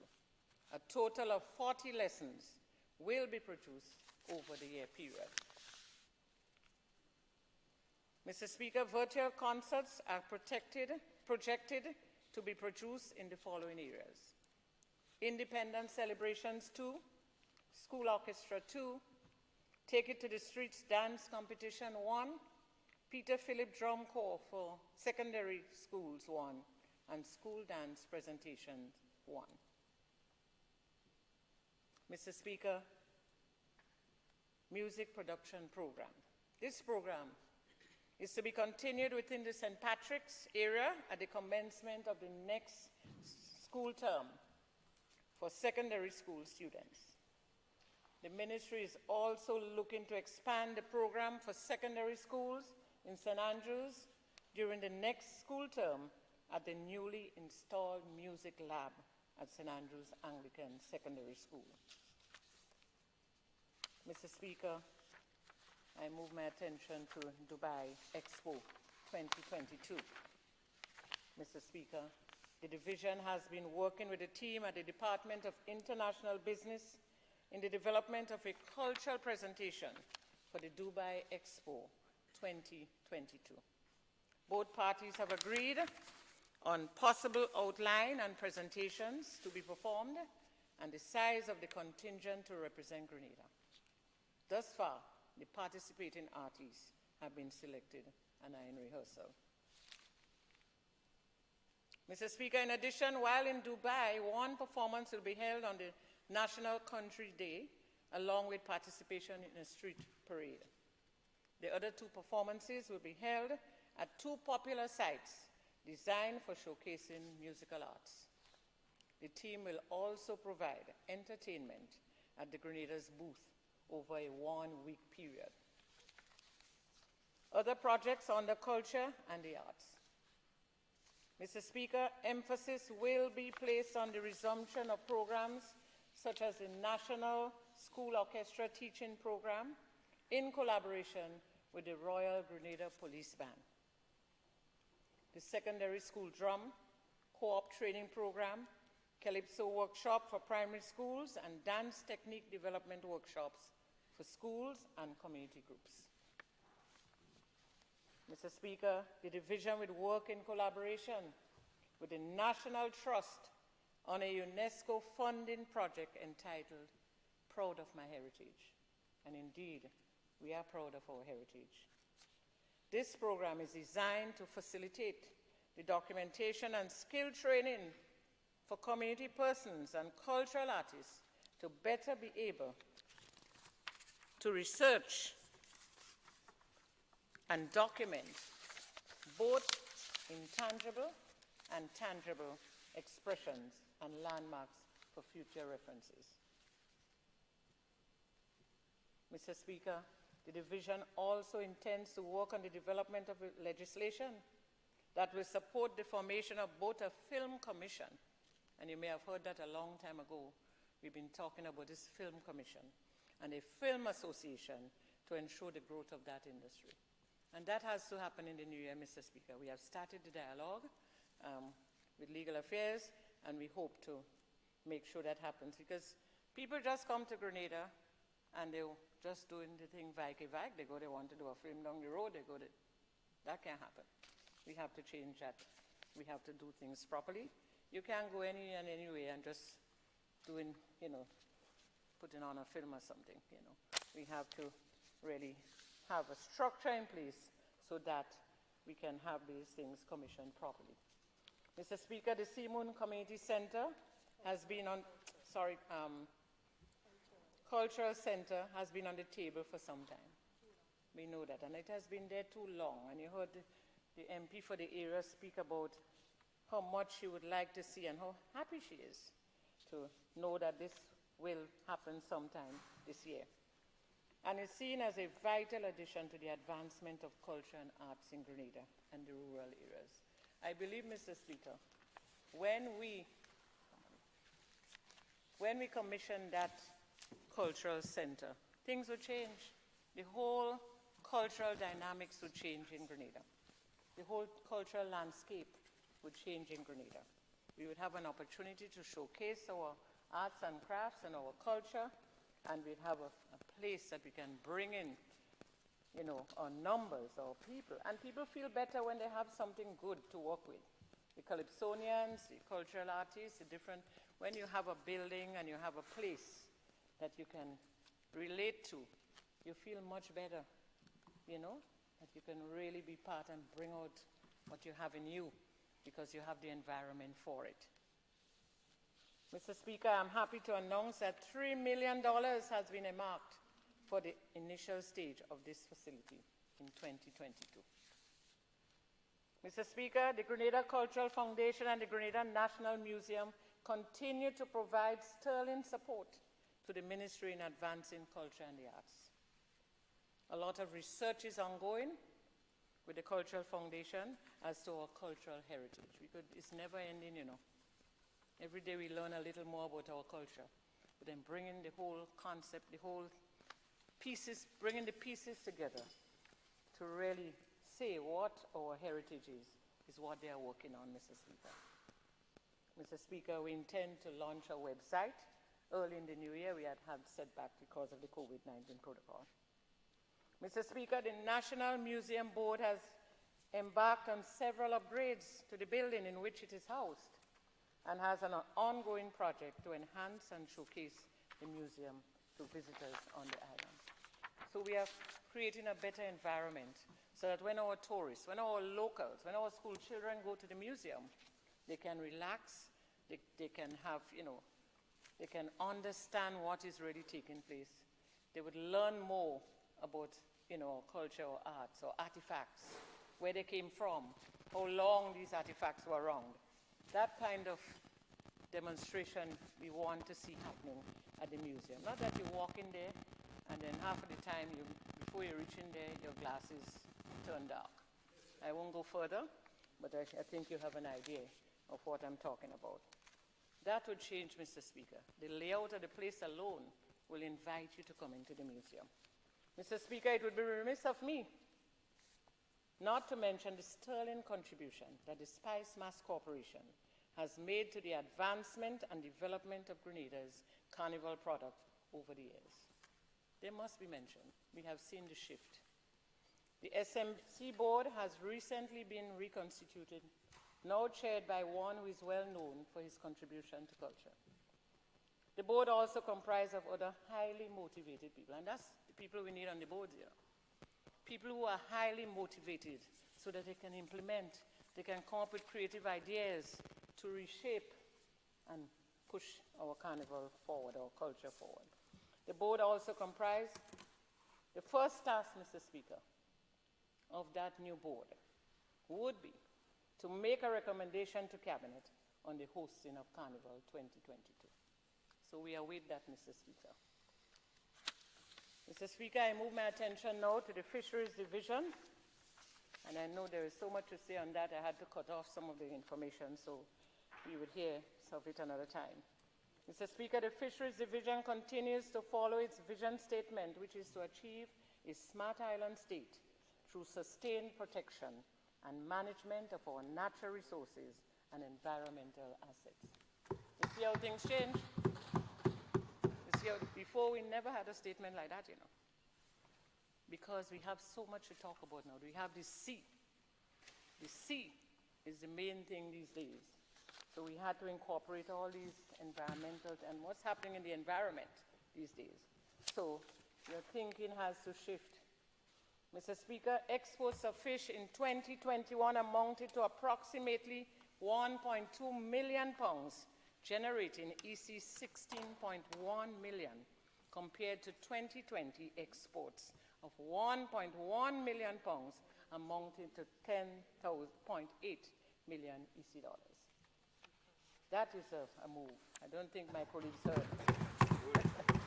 The COVID drag decelerated potential export earnings for fish, coupled with airlift challenges. We have had several airlift challenges, Mr. Speaker, and we continue to have it. We have had several meetings with all the entities, Amerijet, and all the different persons that we need, all the stakeholders, but we still continue to have. So we are looking at other avenues at the moment. And on Thursday of this week, we will be discussing airlift again, because airlift is still inadequate for the amount of fish that we have to export out of this country. Not only fish, agricultural products as well. A lot of these things remain. Hence the reason we have to put a cold room on the airport, so that we can have these things, you know, and when things stay in cold room, you know what happens after a period of time. We cannot continue. We have to support our fishermen and our farmers, and we have to make sure that we have things in place so that they can easily bring back monies into this country so we can have the spin-off that we want.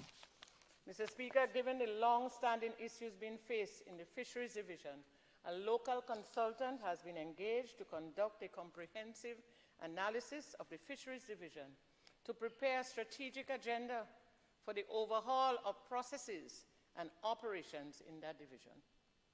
The consultant is scheduled to deliver a final in a series of actionable reports at the end of the year, Mr. Speaker. The requisite optimal staffing of the division, in addition to the type of modern technology needed for the administration of the fishing sector, would be recommended by the report. This must happen, Mr. Speaker. It's too long. We have to change the look of fisheries.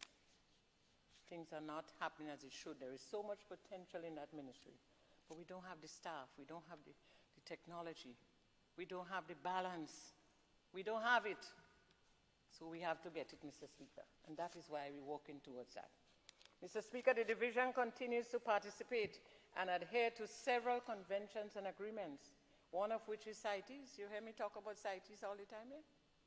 We cannot export the amount of conchs that we have here because we have not prepared a report for CITES. CITES has not given us a tick. CITES is Convention on International Trade in Endangered Species of Wild Fauna and Flora. So currently, Mr. Speaker, the division is exploring a project to assess the stocks of lambie in Grenadian waters in order to generate a report to CITES. I said that before. This would lift the restrictions imposed on the exportation of lambie and result in a significant uptick in export earnings and, as a result, livelihood of lambie farmers. So, Mr. Speaker, once we do that and we get the tick from CITES, we will be able to export our lambie. Because I know we have a lot of lambie, but we don't even know how much we have. We don't know, we don't know what's happening under the water. We only know we're going to take them out. We haven't looked at how we're going to replenish us, how we're going to zone our areas to make sure that we have continued stock.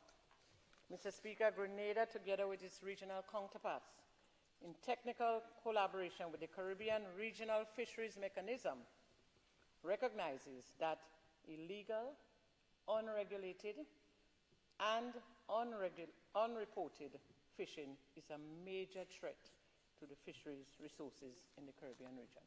So it's not we alone looking at that. It's the whole Caribbean region. They realize what is happening. And so we are working together. We had a series of meetings, and we are working together to make sure we put things in place to regulate and to have proper reporting mechanisms so we can know, work together as a team in the Caribbean to make sure that things run smoothly.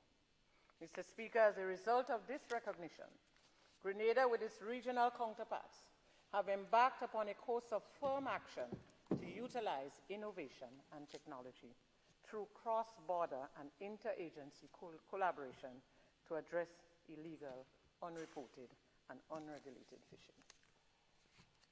Mr. Speaker, the division continues to advance key policy areas with a view to, among other objectives, enhancing the status and capability of fishers, managing the sector's role in sustaining livelihoods of the poor, and generating a positive interaction with the wider economic community.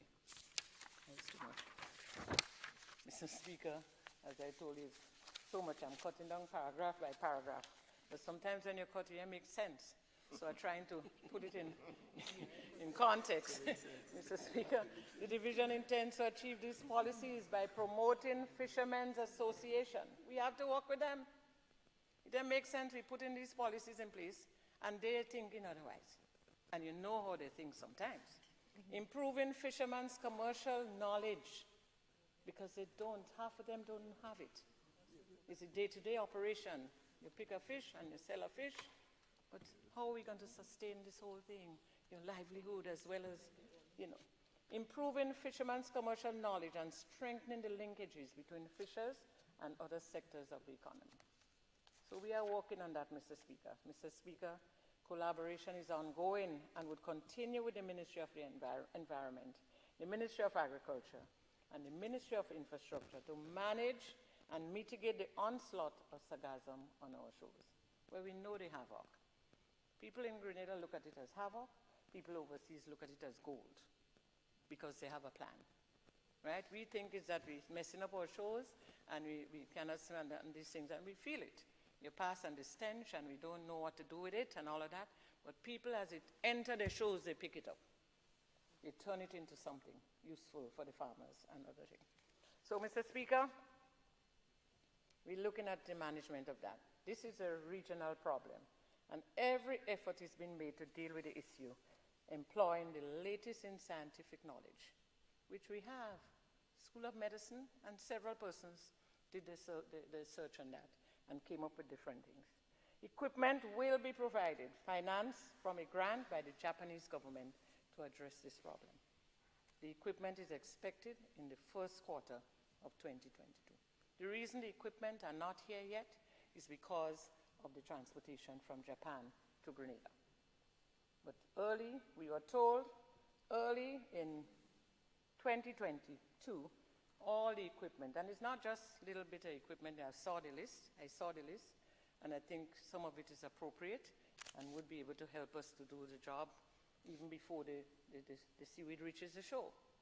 And then we have those that maybe get away we have equipment to hold those that get away from the being pulled from in the sea itself. Mr. Speaker, the division intends to revive the National Fisheries Association. I always feel that fisheries must have a head. They must have somebody to talk for them. They can't expect the minister to know what's in their guts. They must have an umbrella body to speak for them, to advocate for them, to speak about their issues and their problems and where they want to see fisheries going, to educate the fishermen through the support of the Minister of Fisheries. We could always do that, but we can't go to every little fisherman and say, well, what do you want to do? You want to put a boat there, you want to do this? That can happen. So we're reactivating that committee, Mr. Speaker, putting a new team together so that they can deal with these things effectively. Mr. Speaker, a task force was established between the Fisheries Division and Customs to examine concessions in the fishing sector. And you know that is a big problem. Concessions every day. Everybody wants every day. Every fisherman will call you, I want concession on that, I want concession on that, I want concession on that. You know, they're not bearing in mind that, you know, these things fall under some sort of, you know, heading that you cannot break the law or whatever. Mr. Speaker, this task force is in the process of reviewing the items as listed in the Common External Tariff of the Caribbean Community on SRO 13 of 2014 offered to fishers. The work is being conducted. This work being conducted will put forward recommendations to Cabinet to make regulations for items that are considered multi-usage items, things that are used frequently, so we can make sure they get concessions on those things. Mr. Speaker, the division facilitated Carriacou and Petite Martinique Fishers Identification Card Program in February of this year. A total of 156 fishers now have their ID cards processed. Mr. Speaker, the ID card program on mainland Grenada will resume as soon as the technical issues are rectified with hardware required for processing these IDs. And I was told by the new chief, I don't know if it's out yet, he's sitting right there. I was told that before the end of the year, the fishers in Grenada will have their ID cards. And not just have an ordinary ID card, you know. This ID card has a lot of stimulus package attached to it. You see, we can't do things just ordinarily all the time. We have to step up a little more. We have to lift the self-esteem of our fishermen too, you know. You know, we just can't leave them there on their own like that.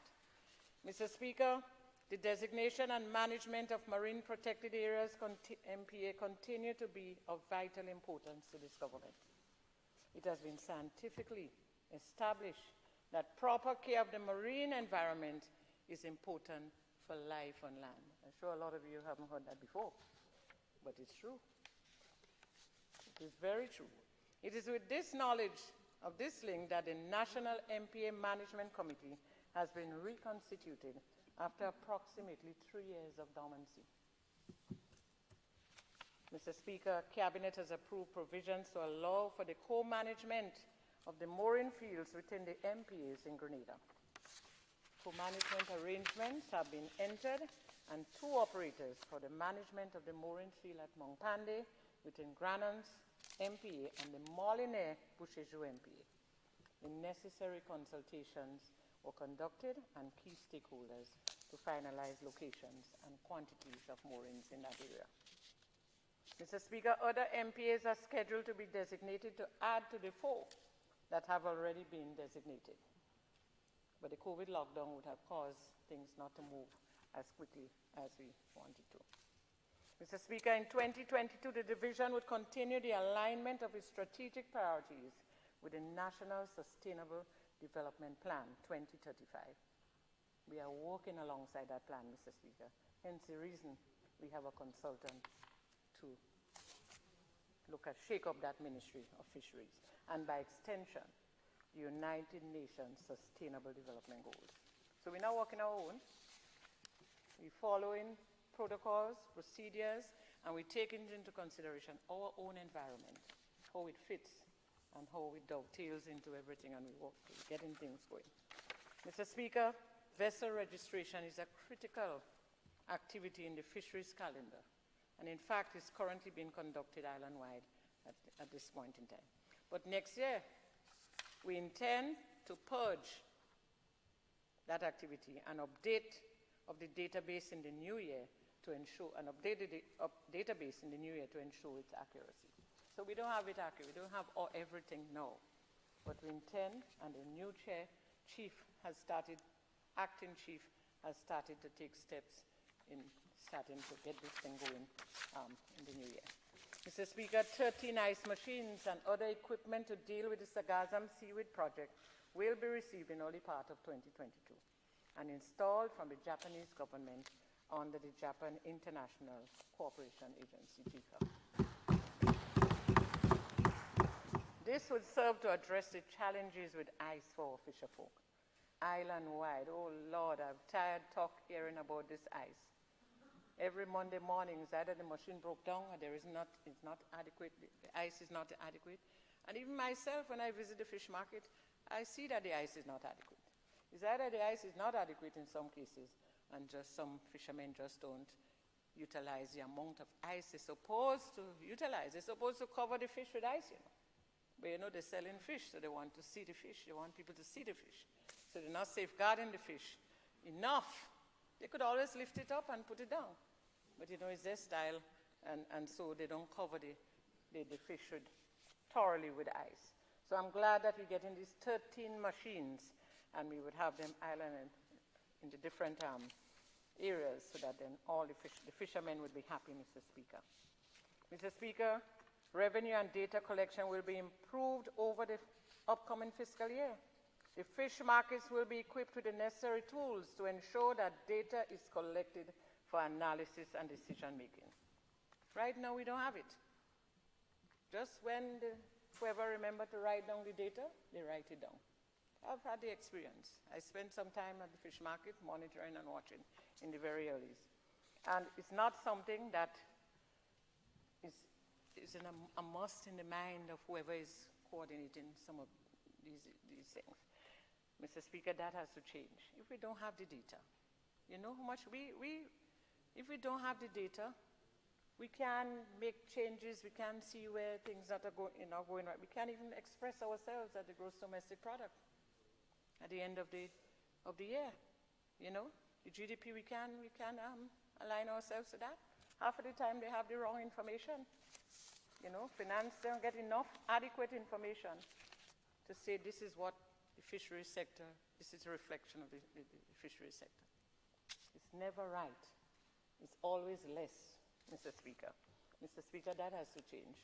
We have to be more accurate, we have to be more structural so that we can make the right decisions at the right time. In addition, Mr. Speaker, revenue collection mechanism would be improved with a view to generating revenue per fish market to supplement budgetary allocations for those markets. So you could know how much Grenville making, how much fish they collect there. Everything should be properly categorized, so at the end of the day, you could say the fishing sector island-wide, XXXX, and you could break it down into different sections. Mr. Speaker, just to add that some of our fish markets will be refurbished. The quantities of work has already been identified in some areas, and we await now the bidding process to move forward. Mr. Speaker, the development of the blue economy is a critical agenda item for the division going forward. The UK government has financed the development of a maritime economy plan that articulates the pathway to develop the blue economy for the tri-island state of Grenada. And that's a plus, Mr. Speaker. The division is in its initial stages of operationalizing the plan via the UK government Commonwealth Marine Economies Program. So we go in places, Mr. Speaker, where fisheries is concerned. Mr. Speaker, and this would involve, Mr. Speaker, the conduction of a gap analysis to provide information to support and enable Grenada to establish effective operational functions to promote and develop the blue economy here in Grenada. And we still have a lot to learn about the blue economy. There's so much to learn about the blue economy. I don't think we have half of the information and the ideas on that thing. Mr. Speaker, under the Caribbean Oceans and Aquaculture Sustainability Facility Coast, the government of Grenada has acquired parametric insurance for the Caribbean Catastrophe Risk Insurance Facility. And so, Mr. Speaker, parametric insurance for the fisheries sector will allow government to transfer contingent liability arising from natural disasters. So our fishermen, when we have natural disasters here, would get support from this program. Their boats might be done, different things. Mr. Speaker, in the interest of time, permit me to list a portion of the projects on the way under the Division of Fisheries. And you see what I'm talking about, Mr. Speaker. We must revamp and we must reorganize the division. Where we are now, the staff that we have in the Ministry of Fisheries cannot accommodate that level of work that has to be done in fisheries. So, Mr. Speaker, it's a GIZ project establishing sustainable financing systems for marine protected managed areas in Caribbean small island states development SIDS. So that's a project that's going on by GIZ. And we have the project implemented in collaboration with Grenada, building community resilience, and you may have seen it on television, and ecosystems-based adaptation to climate change in selected communities along the west coast in Grenada. Mr. Speaker, we also have the French project, building community resilience and ecosystems. We have an Australian project here, community-led coral reef restoration in Petit Martinique, and we have the MPA Connect project, the stony coral tissue loss disease preparedness project. Mr. Speaker, all these are projects are targeted to ensuring that our marine environment is healthy and maintained, for this has a direct impact on the sustainability of the fisheries sector. And as I said, it dovetails beautifully into our development plan of the blue economy.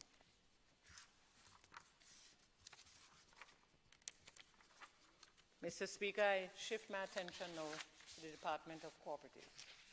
I told you it's 4 ministries in one. It's a configuration I don't understand.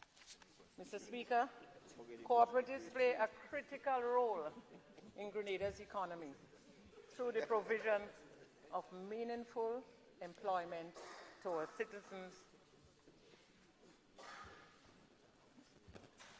thereby increasing economic activities and contributing to the reduction of poverty in our society.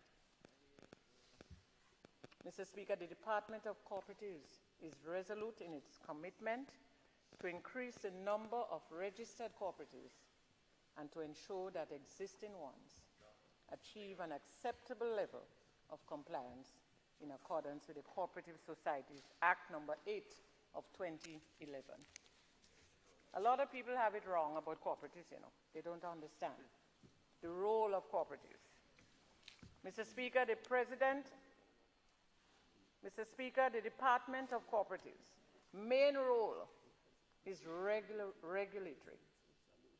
And listen carefully, because I've heard so many different things what, cooperative is responsible for. And involves monitoring, supervising, assessing, and inspecting all functioning service-type cooperatives. At present, Mr. Speaker, there are 12 functioning cooperatives on the island, each at varying levels of compliance. Mr. Speaker, during the year 2021, some of the major accomplishments of cooperatives include the registration of the Spice Fashion and Designs Cooperative Society Limited, and you heard the MP for St. Andrews Northeast. We spoke about this Spice Fashion Cooperative in her area, and they're doing fine. I've seen the lovely work. The end product is excellent. I always look at the end product, and I've seen it, and it's really, really something anybody here can purchase. The production of a newsletter and pamphlet which highlights the activities of the department as well as benefits that can be derived individually and collectively from the formation of cooperatives. Completion of 20 radio/television trivias on GBN every early morning show. Mr. Speaker, for the year 2022, the department goals, among others, are to increase public awareness on cooperative development. And you know, people are talking about cooperatives in the sense that there's so many people that have to be in to form one cooperative. We have looked at it. 10 persons. It's difficult. We have been looking at that for the past few months. And how is it we've been trying to get to legal affairs, and so how is it we can cut down this to about 6 people or so? But then we are told the board of directors alone is what, and this and a number of things.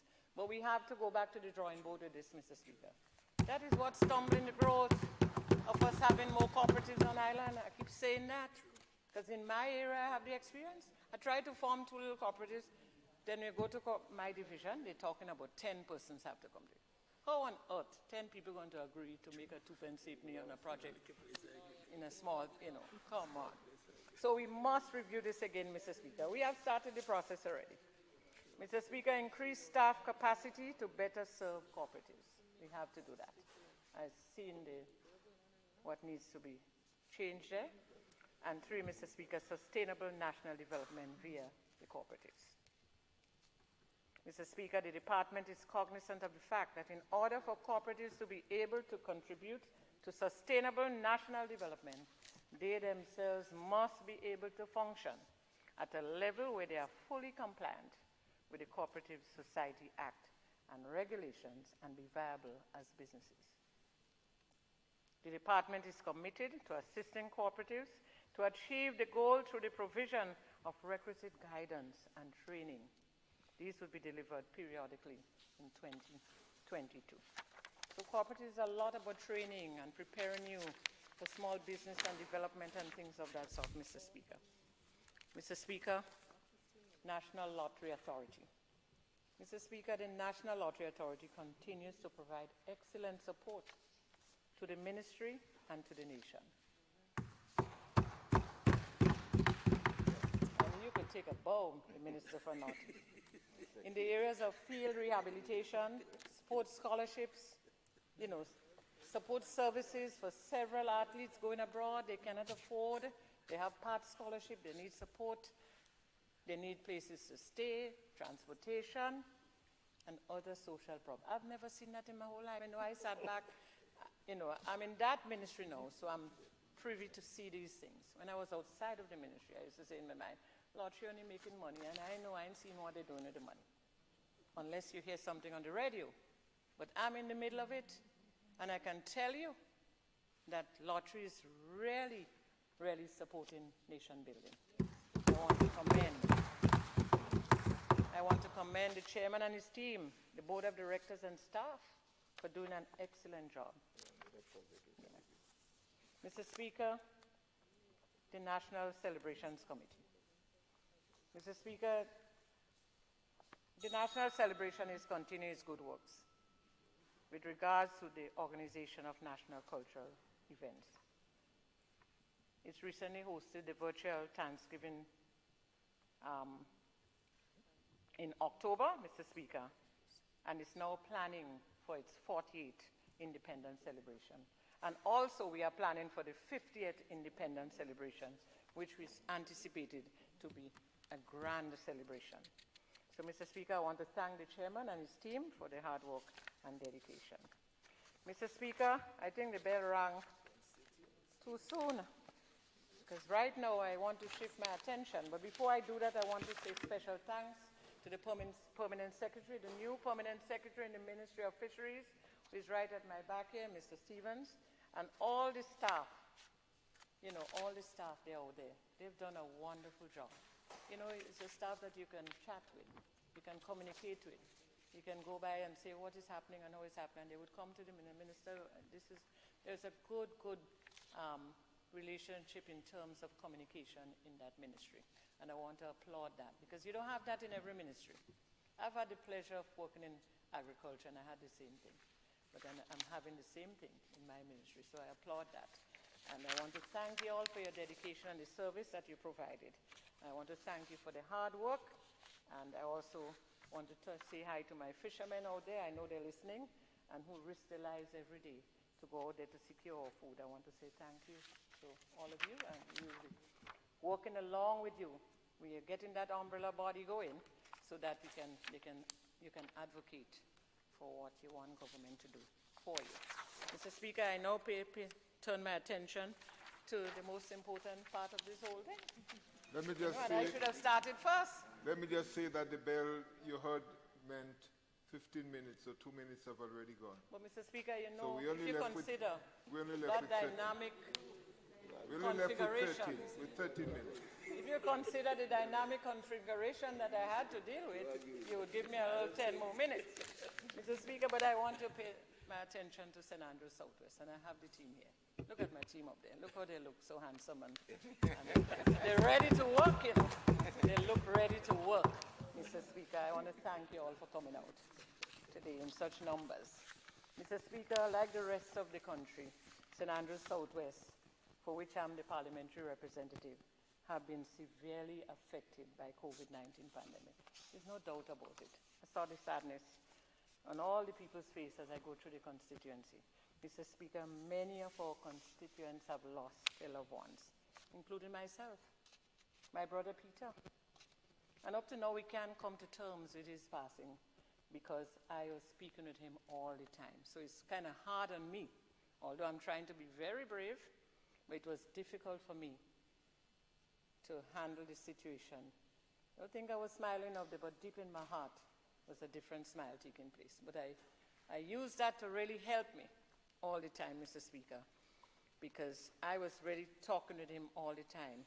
And so his loss is like he gone away, gone to Carriacou, gone to Trinidad. He might come back next 2 months or so. But I know the pain that you all feel because quite a lot, we lost a lot of constituents as well, persons in our constituency. You know, I visited an old woman and the next day she died and then the next day her daughter died. 2 deaths in one home. You could just imagine the sadness. And if I check on my finger, we had over 19 deaths in St. Andrews Southwest. So you know what I have to do. I have a lot of work to pull the younger ones on board if they're not.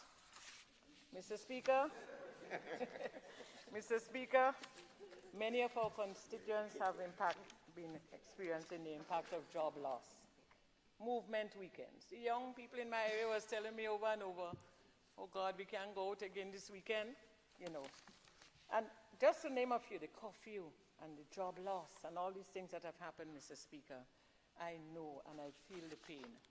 I know the economic problems as well, how people, you know, people who never spoke to me about something before came forward. And I was saddened by that because I know the integrity of how these people think. And then having to come quietly and say something, it meant a lot to them, to having to do something like that. And I felt the pain of these people in so many different levels throughout the constituency. Mr. Speaker, anyway, we got, by the help of God and so the leadership of the government, the Minister of Health and his team, we are able to move to another level of this COVID-19 pandemic. But, Mr. Speaker, we still have to continue to get vaccinated. And I know there's a lot of persons in the constituency that is not vaccinated, and we have to start working on getting them vaccinated. Mr. Speaker, the SEED program. The SEED program, over 400 households are under the SEED program. 15 placements were done this year, not so much. 20 persons passed away. Apart from the COVID-19, I think some of these people had stress from all of what was happening. 20 persons passed away from the SEED beneficiaries. I extend my condolences to all those families who passed away, Mr. Speaker, and I wish the younger ones well as they move forward. Stimulus package, we have already paid 35 persons selected under the stimulus package and 82 persons are selected to be paid before the end of the year, Mr. Speaker. Mr. Speaker, housing remains a priority in St. Andrews Southwest. Families are getting larger. Children want their own room based on the maturity and all of that. And people want to put in a little bath or they want to extend a veranda and they want to make themselves look good. I mean, the pride. you know, as you grow older and you see things, you want to be part of it. And so, Mr. Speaker, housing still remains. 41 persons received to date. 19 are still waiting out for approval, Mr. Speaker, for materials to be released from the hardware at a cost of $472,000. That was our allocation this year. Mr. Speaker, over 285 applications are in file waiting to be selected. So I hope the Minister of Housing is listening to me carefully. I'm from the area up there. We're all from St. Andrews. And St. Andrews is the breadbasket of the nation. And also St. Andrews, she is from St. Andrews. And I don't want to be biased here. She have to look after her colleagues. A little humor is good. Mr. Speaker, we move to education now.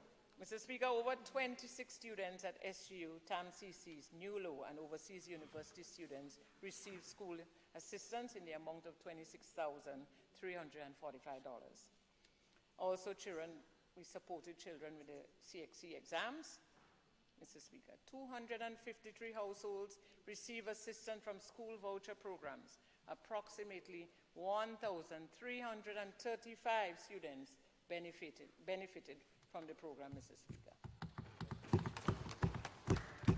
Mr. Speaker, I don't want to go into all the nitty-gritty of school bags and other things that we gave out to these young people, because I know time is of the essence, so I move on to my special projects now.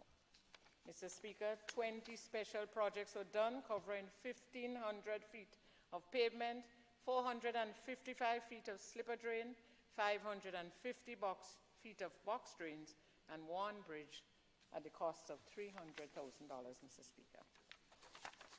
Mr. Speaker, and if I do if I do as the MP for St. John's, I would like to highlight some of the areas, Mr. Speaker.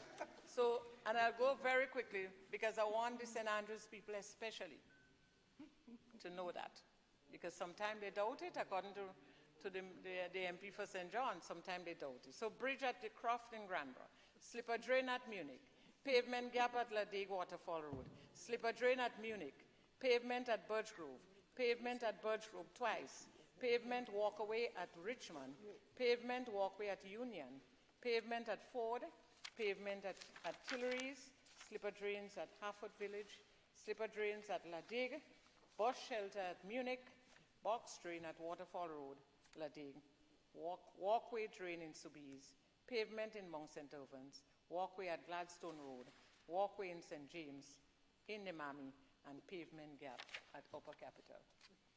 I didn't call the names, but at least you have an idea of the area. So if you're driving through the area and you see fresh concrete, that's part of the work, Mr. Speaker. Mr. Speaker, and we not stopping there where work is concerned. We had 7 self-help projects at the tune of $20,000. And that, muddy gaps and walls and drains as well. But these were done self-help. Mr. Speaker, the Ministry of Works did 14 projects in my area. I want to thank Mr. Roberts and Mr. Calise at Pearls. They did an excellent job and they work very well with the constituency. 420 feet of box drain and 300 feet of slipper drains at Upper Capitol St. James. 2,000 feet of slipper drains at Guapo at a cost of $284,894.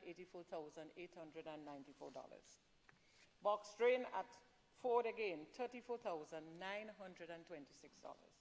Munich slipper drain wall construction, $72,300. Granborough box drain, $14,926. St. James slipper drain head wall and catch basin, $14,957.50. Soubise Chinese Hill near the pasture, we must put a drain there so that we could develop the pasture, $172,252.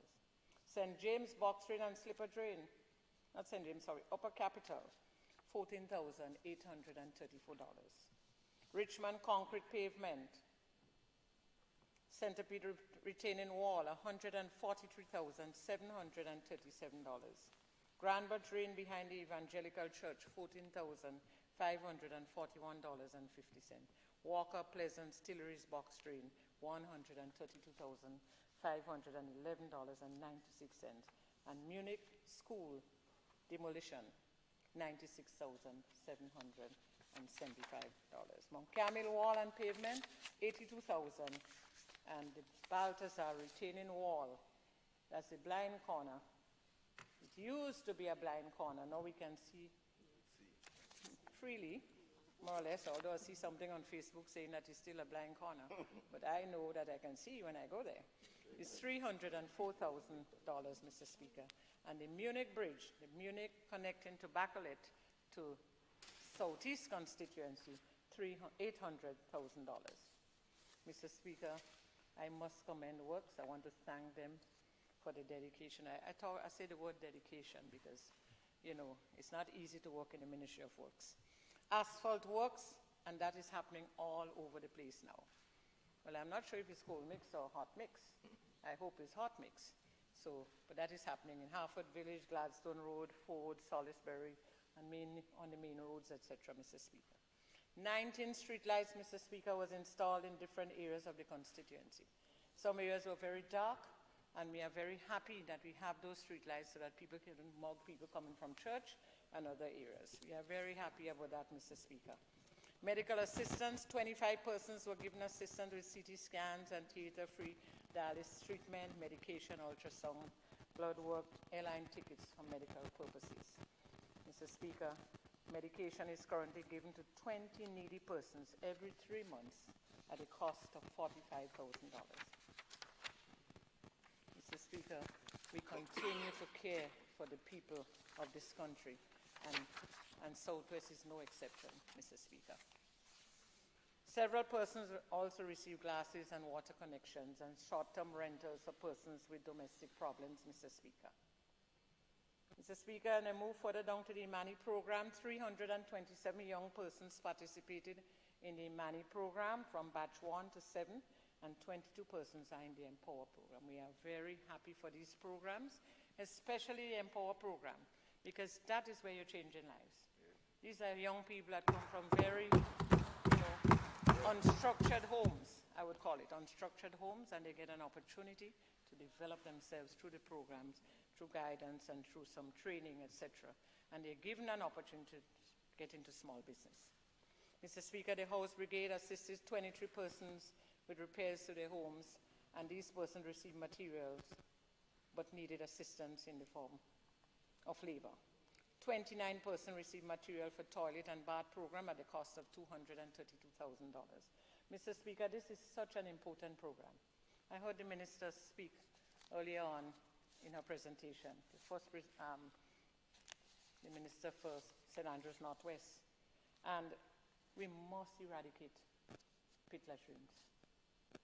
And if any of you don't know what a pit latrine is, especially people from St. George's, take a drive up to Rome Museum in Walker in St. Andrews, and you get a first-hand view of what it is to be in a pit latrine.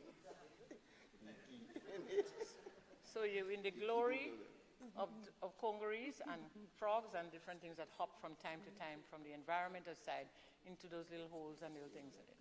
We have to move, Mr. Speaker. Mr. Speaker, could you give me 2 minutes, please, just to wrap up, because I have to... Take one.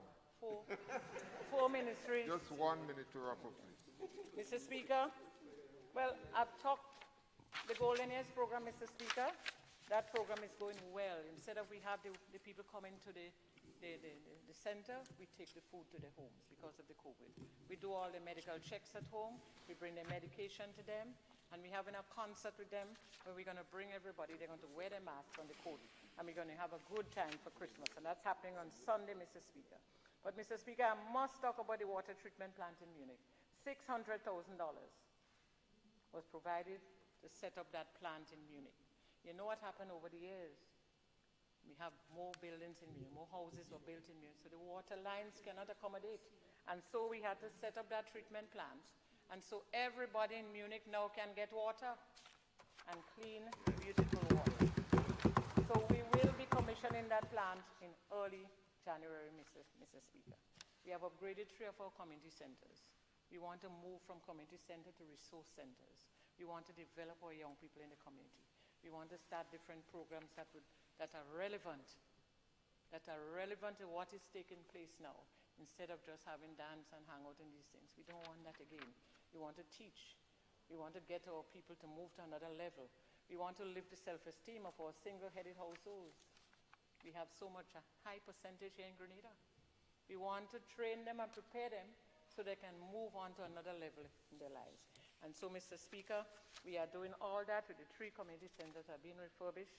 We're hoping that all of these programs can take place here, Mr. Speaker. Mr. Speaker, I want to close, and I want to thank my constituents. I want to thank you all dearly. You all have worked hard. Some have worked harder than others. Some have, they have different talents, you know. So they exert their different talents in different ways in the constituency. And it's a joy sometimes to sit back and look at them. We just had a very successful barbecue, and I didn't even show my face. I came in the end. Because they plan everything and they organize 500 persons. Take away, eh? Take away. I don't want the COVID-19 team to be there. All take away. Well organized, Mr. Speaker. Mr. Speaker. So I want to thank them sincerely from the bottom of my heart. I want to thank them for all the support they have given, Mr. Speaker, in this pandemic. You know, they have done well. Our office staff, Pastor Belfon and the team, they have worked tremendously well. And all the other persons in the constituency, our branch chair, etc. Mr. Speaker, I also want to thank my family. I want to thank Steve. Look at him right there. He usually sit behind here, but because of protocol, things have changed. So he's watching me face up. I want to thank him for his patience and tolerance. Let me tell you something.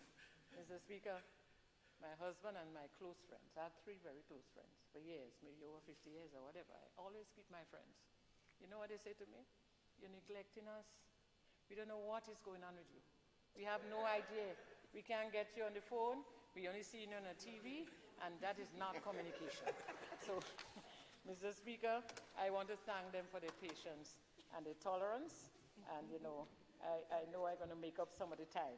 I also want to thank the Prime Minister for giving me the opportunity to serve in his cabinet, my colleagues for their continued support, because we have to network. You know, this is a cabinet that is so full of vigor and vitality. You know, I heard some cabinets before, they used to cuss, quarrel. But this cabinet, we don't quarrel. We plan. We plan. That is all that's happening. You know. And sometimes I think the planning is too intense. Sometimes when I go home, I say, oh God, we talk about so many things today. I wonder what was the final thing again? You know, so much planning takes place that, you know, we don't have time to talk about other things that are unnecessary. I am proud of the team, Mr. Speaker. I am proud of the new National Party government. It's a pleasure working with them. And I'm proud of you, sir, too, because you have given me so much guidance while I'm in this honorable house. I want to thank you and your staff for all the support you have given me. Every time I say president, you say speaker. Well, you remind me of when I go wrong. So it's really a pleasure. I want to thank you, and I want to wish us all well. I don't know if we are coming back to this house, this honorable house, before the year end. I see a nod, so I believe we are coming back. So thank you all, and again, I want to thank my staff at the ministry, and in particular my PS behind me. He's done a great job. Thank you. Thank you, Honorable Representative for St. Andrew Southwest. Because you did not consider me a friend, you wanted to take advantage of me. So I gave you 1 minute, you took 5. I won't forget. Honorable Representative for the town of St. George. Precedent has been set. Only for that one lady. Change. Thank you, Mr. Speaker. Mr. Speaker, I too rise to make my contribution to the budget, particularly with respect to the ministries of Labor and Agriculture, Forestry, Lands. And in so doing, Mr. Speaker, let me commend the Minister for Finance for what I consider to be a people-centered budget. I think, for me, what I heard most from him was the empathy required in a period like this. These are difficult times, and as Minister for Labour, I will speak to some of that. But these are difficult times for many people, and sometimes, we forget that. So I want to thank the Minister for Finance for showing that empathy and for delivering a budget that really addresses the concerns of the people, knowing full well that these concerns are many, and it is not easy because you have a drop in revenue, but you have an increase in demand for finance. So being able to navigate that difficult process is something that I think the Minister of Finance has done well. And in so doing, I think he's received the commendations due to him by all of us in here and from all the comments I hear outside. Certainly, I think all of Grenada is very happy for his very empathetic, very people-centered budget this year. Mr. Speaker, I will start with the Ministry for Labour. And I want to start by thanking all of the stakeholders in the Ministry of Labour, the trade union movement, the employers and employers federation, all of the organizations, the workers, the small and medium and large businessmen. I want to thank all of them and to empathize with them also in these very difficult times. It was not easy. It is not easy for small business owners who find themselves unable to open in some cases, unable to procure supplies in other cases. And we at the Ministry of Labour, our role is to promote, enhance, and maintain good and stable industrial relations. In these circumstances, in normal circumstances, it's difficult, and I want to thank the Labour Commissioner. He's here this afternoon. His job is very difficult, and the other staff in the Ministry of Labour, the Permanent Secretary. But in normal times, it's difficult, but in COVID times, it's extremely difficult because the grievances are many, many, many-fold repeated. We have, for example, payments for business days that businesses are closed. Are people entitled to them because they're closed because the government say you must close? These are challenges we've never faced. Annual vacation leave, used in the context of COVID-19, but some employers were saying, listen, use your annual leave to make up for the days that you're home. In other words, you don't get leave outside of that. You're already on leave. Termination allowance by many, many of the small businesses, and some of them went out of business. So these were very difficult times for the Ministry of Labour to navigate all of that, and certainly the Labour Commissioner and myself had to address many of these grievances. And I want to thank the government for the many stimulus packages. I don't know if you call it stimuli or stimulus packages, but many of these packages that were given out really helped alleviate some of the problems faced by these people. And these were very tangible gestures in this budget and in the face, Mr. Speaker, of many more challenges. Mr. Speaker, there's also the question of vaccines and vaccine mandates and vaccine hesitancy. That is a new area. We've had to face this. What is the law? We have not faced that before. How do we address that?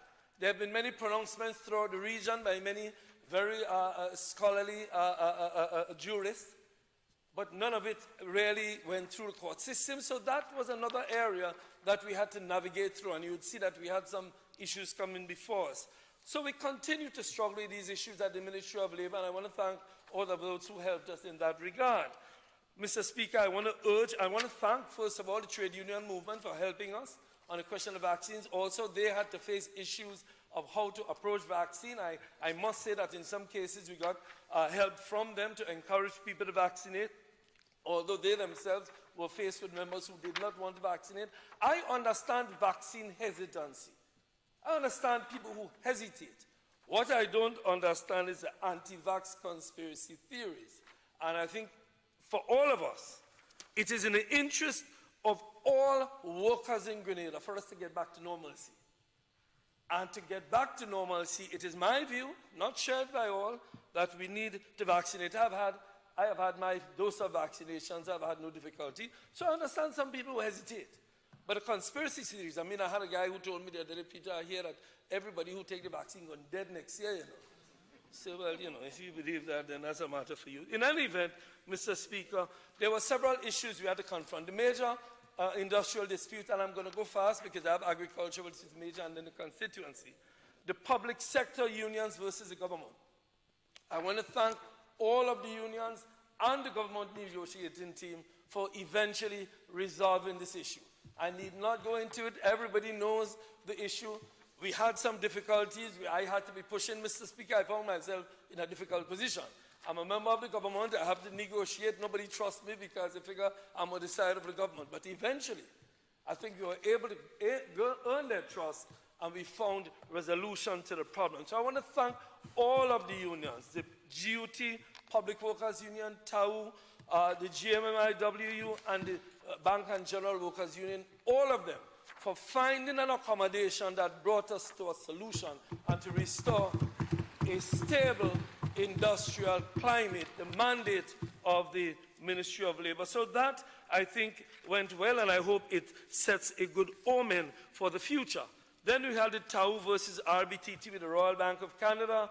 This matter was agreed before the Labour Commissioner, and based on precedent and interpretation of the law, the issue was referred to me. Eventually, again, we found a mediated settlement and resolved the issue. There are some small outstanding issues, but we were able to resolve that issue, another major one. Mr. Speaker, then there was the TAU. There is the TAU SGU. That one has to do with vaccine and vaccine mandates. That one is still before the Labour Commissioner. It is, of course, not an easy one to resolve because of lack of precedent on the matter. But we are giving it deep thought. The Labour Commissioner is spending nights reading. You know, Mr. Speaker, he did some studies in law, so he does have a bit of background, so he's using some of that. We are working to resolve the TAU SGU matter. It is, as I say, complex because it's a new area of law. Does an institution have the right to demand vaccination? So that is a matter we're resolving. The Ministry of Labour is also involved, Mr. Speaker, with the migrant worker program. I'm talking about what we call the apple picking program in Canada. We've done quite a bit of that before COVID. Unfortunately, COVID disrupted much of it. We are now working with our partners in the OECS to restore it. And not only to restore it, but to expand the amount of farms we get. But in addition to that, Mr. Speaker, we are hoping to expand it into other areas, inclusive of the hospitality industry. I think the Minister for Tourism will agree that if we can get access to the hotels in Canada to send some of our persons to train, it will do well for training in our hotel sector. Additionally, it will provide an area for women to also go on these programs, because with the apple picking program, there is no such availability for females to go on the program. Mr. Speaker, with respect to cruise ship employment, similarly, now that the cruise ship market is returning, the ministry is making a big push for re-employment of Grenadians on the cruise ships. And again, a huge opportunity, something undertaken within the Ministry of Labour for us with respect to employment. With respect to work permits, you know, the work permits issue is one that I raise, and I say it's a double-edged sword. It's a difficult story because we have raised $1,463,500 in work permits for this year, which means that we are making money on work permits.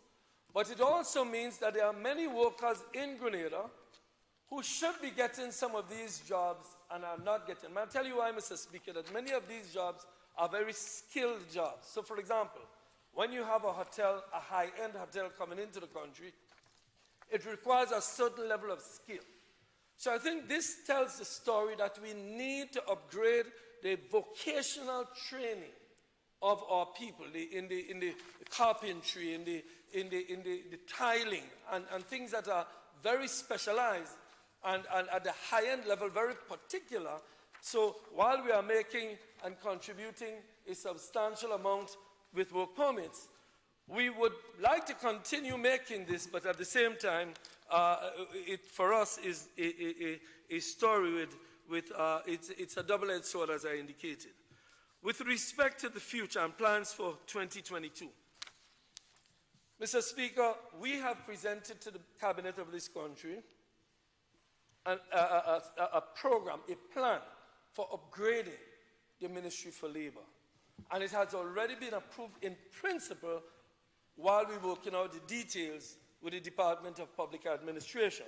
It speaks to staffing, it speaks to strengthening tripartism, it speaks to improving the trade dispute resolution, because one of the issues we have is a mechanism that takes it out of the hands of the minister to resolve some of these disputes, because it is a difficult proposition.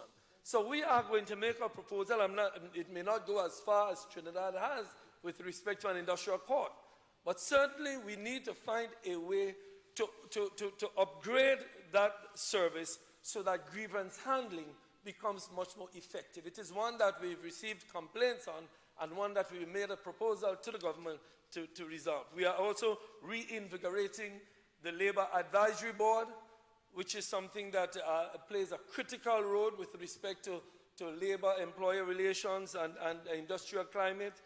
We are completing the Employment and Labour Relations Acts, that is the review and update of the Employment and Labour Relations Act. We are also working on the proposal, a draft Occupational Health and Safety Act, that is also in the works, and more focus on improving relations between employers and the trade unions. Additionally, Mr. Speaker, the Cabinet has established the Minimum Wage Committee. Now, this is something that we've been having calls for, particularly in the context of COVID and in the context of the new inflationary pressures that are being felt. Cabinet has made a decision, has established the Minimum Wage Committee, and that committee will begin sitting or resume sitting in January. And this is good news for many workers, because there are many categories of workers who have been calling for increased wages, who have been calling for an increased minimum wage. So we hope, Mr. Speaker, at the completion of this exercise, with the establishment of the Minimum Wage Committee, we will be able to make it better for workers with respect to the level of wages and the level of prices. Mr. Speaker, I want to thank everyone concerned with the Ministry of Labour, the workers, thank employers, thank the trade unions. It has not always been smooth sailing, but I've always said, we don't choose who are the trade union movement and who are their leaders. We have to negotiate with them. And I have found that within the trade union movement, there is the capacity to make the necessary compromises we can make and should make to resolve the issues. And I hope that in 2022, that we'll have a stable industrial climate, a calm industrial climate, and that all of the issues that confront us in the Ministry of Labour, we will be able to find common ground. Not only issues related to government employee relations, but issues related to private sector businesses and private sector workers. So I do hope that I get the cooperation that we require in the Ministry of Labour going forward, so that we can find amicable resolutions to all of these issues that confront us. Mr. Speaker, agriculture.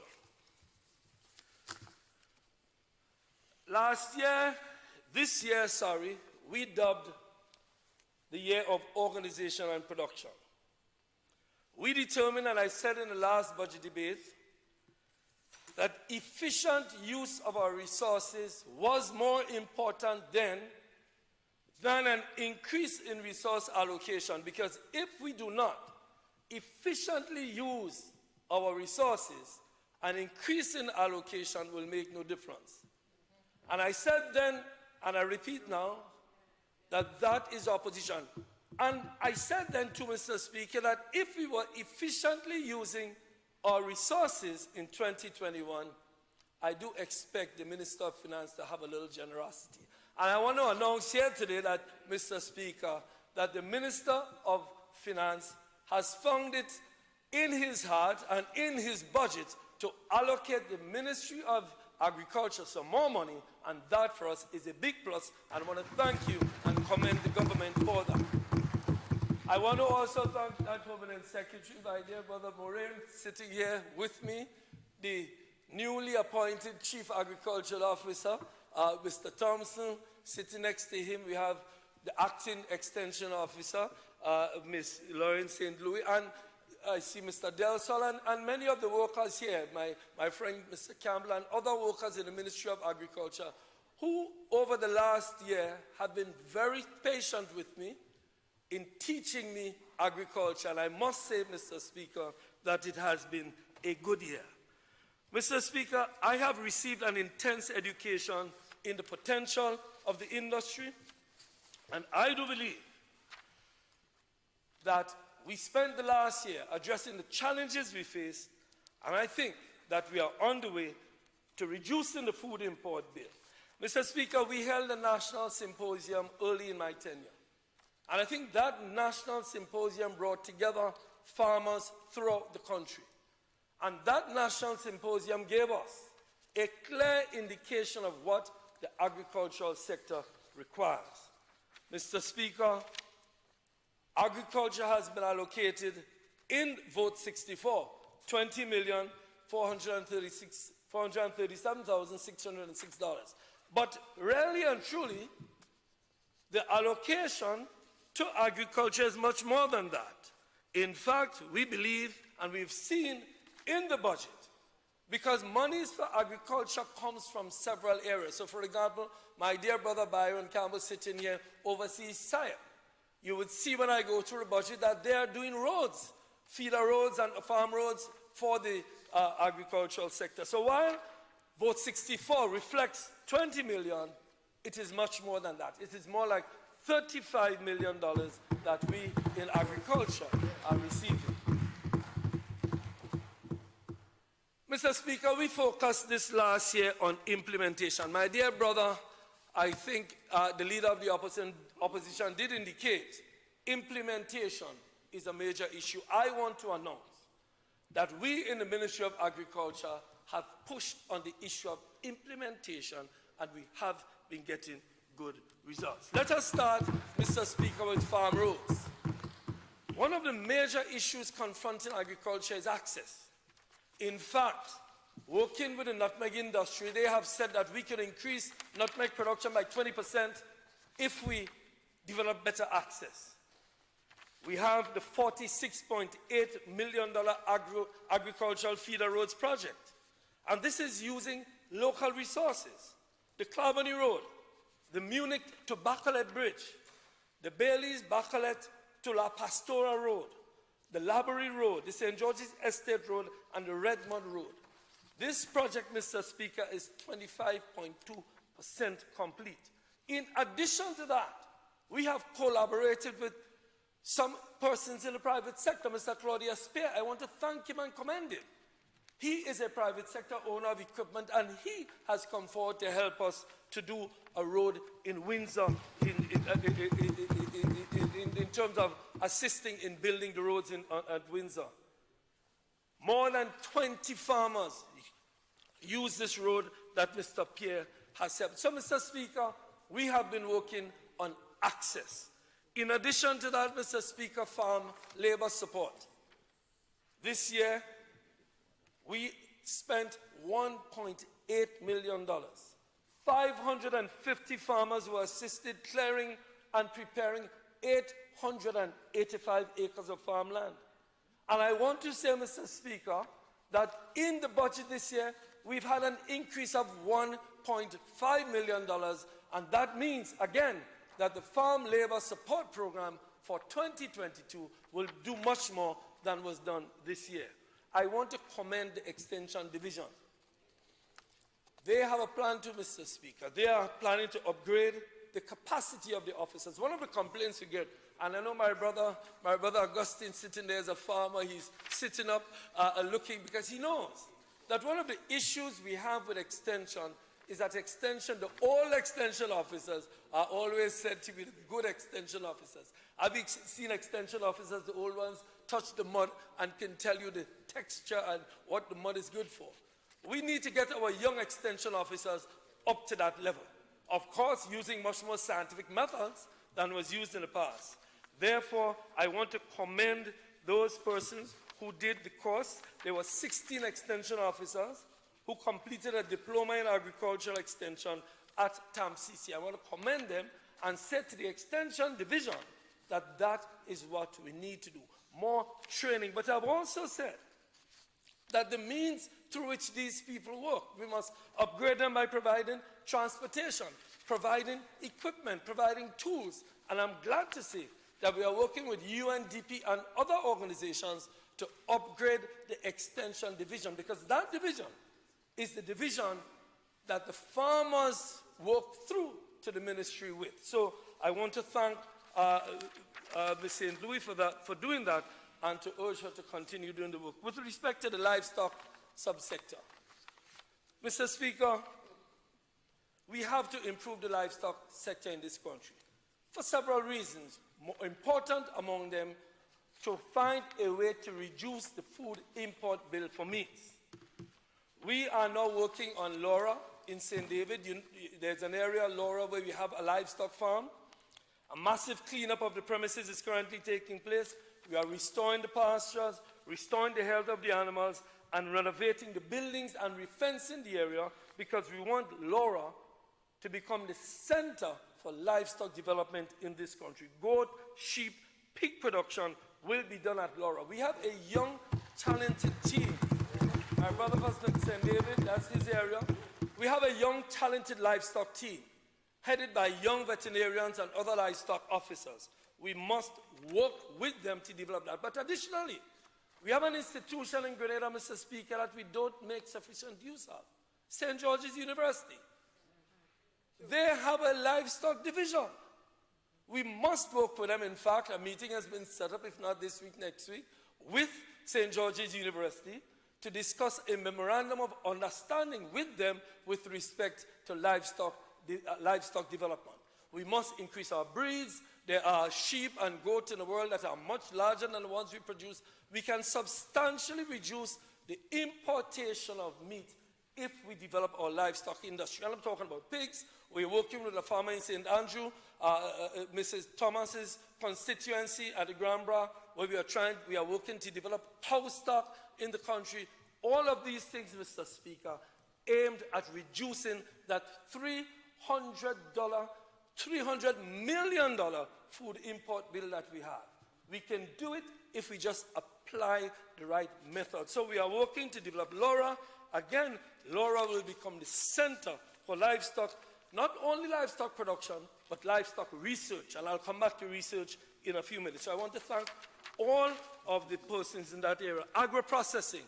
Mr. Speaker, we are working with the person who has leased Bellevue Estate to develop the agro-processing plant. Again, in St. David, I don't know, there's something about St. David these days. But in St. David, in order to develop the agro-processing industry. But not only the big agro-processing plant, I want to pay tribute, Mr. Speaker. I want to pay tribute to all of the small agro-processors who are producing jams and dressings and sauces and all of the things that my dear friend, the Minister of Tourism, I know enhances the industry. Because we must make sure, Mr. Speaker, that when the tourists come here, they have something to buy. You know, one of the analogies that I use, sometimes the tourists come in on the top of the plane. And in the belly of the plane is the food they're eating. That does not help us. They must come in. We must feed them, turn them upside down, make sure they have no more money left in their pocket, and then send them on their way home. That is how our country will develop. By ensuring that we have something here, so that when the tourist comes in, he buys. Sometimes you have heard some tourists already, they can't find anything to buy. So our agro-industrial sector is what is going to do that. And again, Mr. Speaker, at our produce chemist laboratory, which we are working to develop, you'll hear about some plans for the future, we are going to try to find some of these. Poultry industry. Mr. Speaker, the poultry industry is a challenging one. And I want to commend my dear brother Dabrio here, who has made that a mantra of his to work on the issue of feed. The biggest challenge facing the poultry producers in this country is the cost of the inputs, in particular, the cost of feed. We have an arrangement with Caribbean Agro. My dear brother Dabrio spoke about it many times. We have to find a way to correct that. If we do not correct that, we will not be able to break the back of that food input bill. $30 million a year is spent on importing poultry. Another bad thing, Mr. Speaker, not healthy poultry. Our local poultry is the healthiest poultry you have, except the question of affordability. We must make sure we make it affordable so that our people can get sufficient protein. Some people have said, you know, we could just ban the importation. Well, if you ban the importation, we will be denying protein to our people. So we have to both make it accessible, but also affordable, because accessible must mean affordable. So we have to find a way to break the back of the cost of the poultry. I know my brother Dabrio is working on it. We hope to break the back of that challenge. With respect to lands, the issue of lands, Mr. Speaker, we have brought to cabinet, and I want to commend my dear sister Yolande. She's done a lot of work to develop our land policy. I want to commend Brother Thompson, too, the now Chief Agricultural Officer, for doing the work in developing our land policy. We have about 88,000 acres of land in this country. And every day we hear demands for land, for housing, for business, for hotels. We are going to run out of land, Mr. Speaker, if we don't develop a good management system. We have to determine what land is for agriculture, what land is for housing, what land is for manufacturing, what land is for national parks, and insist on that. Mr. Speaker, I just want to commend my friend, the acting chief vet who is here. But we must determine, Dr. St. Bernard, we must determine what our lands are going to be used for, and that is our land policy. We have placed before Cabinet a land policy that is going to have within it a mechanism for managing our lands to ensure that we do not end up putting our best agricultural lands into housing and our best housing lands into manufacturing. We need to develop a mechanism through which our lands are properly managed. We need to ensure that our forestry is well managed. Our watersheds, Mr. Speaker, sometimes we don't understand the importance of maintaining watersheds. Without proper management of our watersheds, we have a problem. Without proper management of our forests, we all know about climate change. I think everybody is now aware of the importance of climate resilience, climate change. You've heard the language.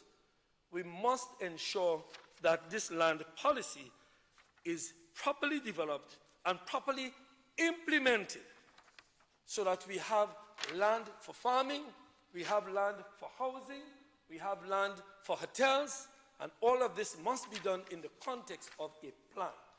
And that is why also, Mr. Speaker, we have the issue of forestry.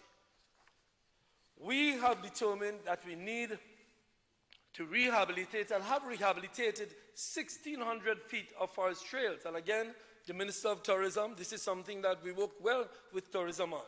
We have to ensure that we develop a forest capacity plan. And we are having one developed with the support of the Climate Resilience Agriculture for Integrated Landscape Management Project. There are many entities through climate resilience mechanisms that will help us to do a lot of what we're doing. A lot of what we're doing here will be financed. And I know my brother Thompson just came back from the COP26 in Glasgow, where he reported a lot of good work from Grenada, on Grenada at Glasgow. We need to develop our forestry mechanism, but also our national parks. We announced last year that we are going to be finding spaces for national parks, and I must report that we have worked with UNDP. We will be employing an individual whose task it is will ensure the development of spaces for our people. Because in all of this, we also have to find space for our people to find recreation. We need, you know, you go to London, you go to New York, you go to these cities. In the middle of these cities, you find a nice little green space. where you can go with the kids and have the kids run around. That is also important. We spoke about the importance of psychological issues during COVID. National parks, areas of recreation are important, and that is why we in the Ministry of Lands are going to be working on that. Pest control. My dear brother Northeast mentioned what you call blight. Well, it's really called the cotton scale disease. Some people commonly call it blight. But yes, I do recognize it as a problem, but let me assure my dear brother that over 250 households, farms, plants, nurseries have received assistance in this regard. But that is not enough. We are going on and spraying, but sometimes you spray and you go back and it's coming back. You go back, you can cut down the tree. So it is not an easy issue to resolve. So what we have done, in fact, as we speak, the head of our pest management unit, Mr. Thaddeus Peters, is in Miami. I think he's coming back tomorrow, where he's going to purchase 30,000 ladybug beetles. Now, I remember growing up seeing these ladybug beetles, but what I didn't understand was that ladybug beetles is the way to fight cotton scale. So he's going to arrive back in a couple of days with 30,000. We're going to get another 50,000 later in the year, where he's going to use some for breeding and release some. Now, it's going to be controlled releases in certain areas of the country where cotton scale is bad. That is what, and I remember my dear brother Campbell, who called one night a couple of weeks ago and said, we need to do something. And I said to him, that is where we're going. So we are using what we call biological control. You see, there's a spray, but then there's biological control, which is the use of the ladybug beetles. And I assure you that it is safe because we used it in the past. I think we used it when there was a pink hibiscus mealybug outbreak some years ago. So we are going to use it again. So I want to assure the population that it is a safe way to deal with it. So hopefully, within the next couple of weeks, we will bring cotton scale further under control through the use of the biological controls, which is the ladybug. And I want to thank all of the members of the unit who've been working really hard. But it's difficult because you spray today, you have to go back, spray again, it's expensive. But the ladybug, the use of the ladybug biological control, certainly we believe will be best. With respect to agronomy, we have the Maribo, Ashandan, Maran, and Bulang. We are upgrading all of these facilities. Over $500,000 is currently allocated to have it done in this year's budget. So it is being done. Maribo is being upgraded. We have the soil sterilizer, which gets cleaner soil so that plants are better. That's being installed. It was purchased. We are fixing the offices. We are repairing Ashandan. We are repairing Maran. All of the propagating stations are being upgraded. Work has started on upgrading the offices in Maribo to 82,632 plants. 82,632 plants for farmers of the country were produced at Maribo at a cost of EC $2 million. So Maribo is up, it is working, there's much more to be done, but we are working it. And the new style sterilizer, we received it through the GEF, which is a Climate Resilient Agriculture for Integrated Landscape Management Project, supported the division in getting the style sterilizer. So again, the propagating stations are being upgraded. The Agricom project. Many people know about the Agricom project. I can't go into the details, but the government invested in 2021 $1.7 million EC in 12 agricultural initiatives. That is the initiative where you have an aggregator. My brother Del Sol gave me a lesson in that. You have the aggregator at the top, and you have people working with him or her. The aggregator may be the personal producer. So, for example, you have somebody who is doing agro-processing, and you have 5, 10, 15 farmers working with them. The aggregator is at the top. They work with the aggregator. So you develop a mechanism through which there's one person at the top doing the major player and the farmers producing the items. So I may be making guavas, and I have 10 guava farmers supplying the guavas to me. So we've spent $1.7 million on 12 initiatives. 600,000 of this sum was provided to 110 farmers in the form of farm equipment and inputs. And in 2022, $2 million will be allocated to these 12 initiatives. So again, we have an Agricom project that is doing well for farmers. Rehabilitation of Grenada. I know my sister Thomas did mention it in her presentation yesterday, and we have a 10-year plan for the rehabilitation of Grenada. In the past, we had leased it out, and we found that it wasn't working, Mr. Speaker. So we took it back, to put it that way. And we've already have 25 acres primarily on the cocoa, another 14 coming, and there are many other projects. I want to commend the Extension Division again for doing a wonderful job of getting Grenada back on track. Also on Grenada are some cows from private farmer who we've given us what? On condition that he assists us in propagating good cows. In other words, some people believe you just get a cow, but though there are different kinds of cows and there are different ways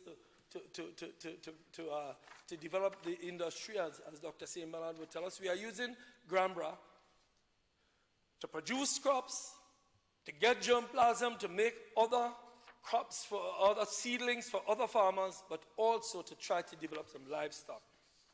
Already, they have supplied 5,000 pounds of provision to the school feeding program, which is another thing we have to do.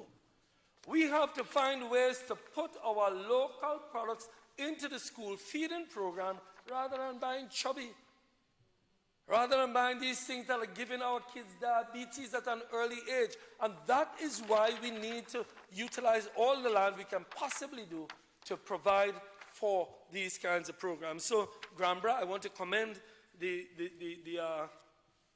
ministry for the Grenada project. With respect to the land bank program, Diamond Estate and Grand Bakalek Estate is now involved in the land bank. What is the land bank? The land bank program is a mechanism where we take government lands, we divide them up into 5 10-acre lots, and we provide it to young or old farmers who want to get into farming. One of the requirements, though, that we have is that they undergo training for business before the land is allocated to them. When they have the land allocated and they're developing the business, we will give them the agronomy support from the agronomy division. We will give them the extension support. We can give them support with mechanization. But what we must ensure is that they treat agriculture as a business. One of the challenges we have is that sometimes people believe you get a boot, you get a cutlass, you get a fork, and you're a farmer. It is much more than that. The business of farming must be taught to young farmers coming in, and I want to say that the Land Bank project is one such project. 32 of the 38 persons who applied for the use of lands are now being trained by GIDC. So they go to GIDC, they learn to do the books, they learn to organize themselves as a business, and then we allocate the land. And after they have the land, the Extension Division will work with them, the Agronomy Division will work with them. We will ensure that they're doing their books properly so that they become businessmen. Businessmen and businesswomen involved in farming is what we're trying to develop through the Land Bank program. Mr. Speaker, with respect to farming, pre-DLRC is a major issue. I cannot spend all the time I wish to spend this evening, but just to report that we are working with the Royal Grenada Police Force. I believe that we found a way to solve the problem. We're also working with the private sector. I want to commend the Communal Credit Union and Mr. Bido for recently launching an item that will help in pre-DLRC. I want to thank them for that and to encourage more investments of that nature with respect to pre-DLRC. We've recently purchased a vehicle at the ministry in order to assist in it, and we've had meetings with the Royal Grenada Police Force to ensure that they upgrade to the extent necessary. Mr. Speaker, another issue I want to raise is that of our honey export. Honey exports to Trinidad, a very vexing issue. Everyone is aware of the conflict with Grenada and Trinidad, not a conflict, but an issue where Trinidad refuses to accept Grenada honey. I want to report that we've just received a report from CAFSA. CAFSA is a regional entity that does what we call the psychosanitary examinations to see if the products are produced in a way that is suitable for export. And they have said that Grenada, they identified one producer and said that that honey is safe for export to Trinidad. And the report also provides recommendations to the other honey entities on how to have their honey ready for export. The report commended the regulatory authorities in Grenada and for their immense effort invested in the apiculture sector. As you know, Mr. Speaker, Grenada has some of the best honey in the world. Our honey producers have received awards in the past. The report is also saying that step towards making the Grenada honey production sector comply with the conditions for the entry and trade in Trinidad and Tobago. But this is not the final step. We still have to engage in diplomatic and political discussions with Trinidad to get the honey into Trinidad. But clearly, this is a step in the right direction and a major step, because once quoted, the regional trade organization, the Trade and Economic Development Unit of CARICOM, once they get this report, the CAFSA report, and they look at it and they say it's okay, then more pressure will be placed on Trinidad. Then Trinidad has no argument but to accept our honey. So hopefully, and I know the Prime Minister has been talking to the Prime Minister of Trinidad and Tobago, hopefully this will allow us to get our honey into Trinidad and Tobago. Mr. Speaker, GCA, GCNA, we believe that the merger of GCA, GCNA is the right step. We believe that it makes no sense to have two entities doing the same thing, two managers, two accountants, two deputy managers. But not only do we believe that, Mr. Speaker, the two boards accept that. So what we have now is a committee that has been set up, comprising the managers of cocoa and nutmeg, the chairman of cocoa and nutmeg, and government representatives to discuss the modalities in achieving the merger. It makes all economic sense in the world, because what we want in these entities is efficiency. And I think all of them, cocoa and nutmeg, accepts that efficiencies will be got with the merger of the boards. But some people confuse merger and liberalization. They are two separate issues. I want to use the opportunity, Mr. Speaker. When people hear merger, they hear liberalization. Those are two separate issues to be dealt with separately.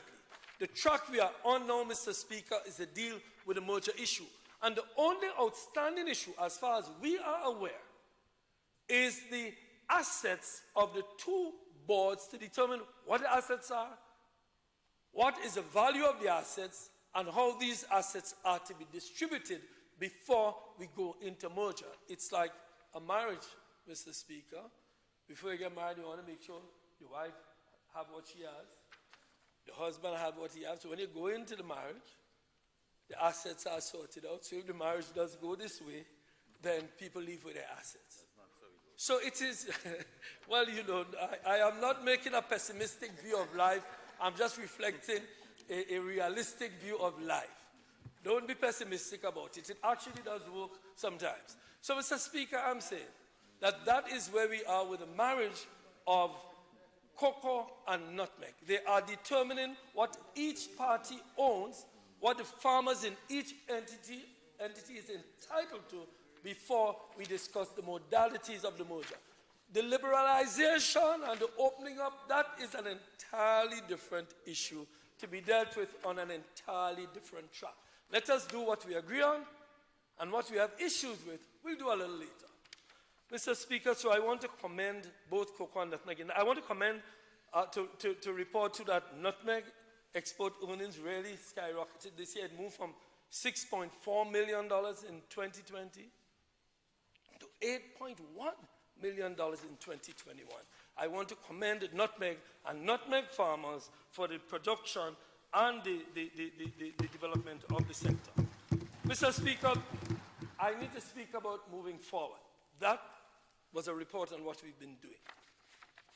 With respect to moving forward, Mr. Speaker, we in the ministry, will pursue a vision of a transformed agricultural sector that is more efficient and productive, contributing more significantly to national food security and improved livelihoods. I repeat, pursue a vision of a transformed agricultural sector that is more efficient and productive, contributing more significantly to national food security and improved livelihoods. The watchword for this year is innovation and transformation. That is what we will pursue in 2022. We must, Mr. Speaker, modernize the agricultural sector. So what do we mean by that? Firstly, we need to expand production.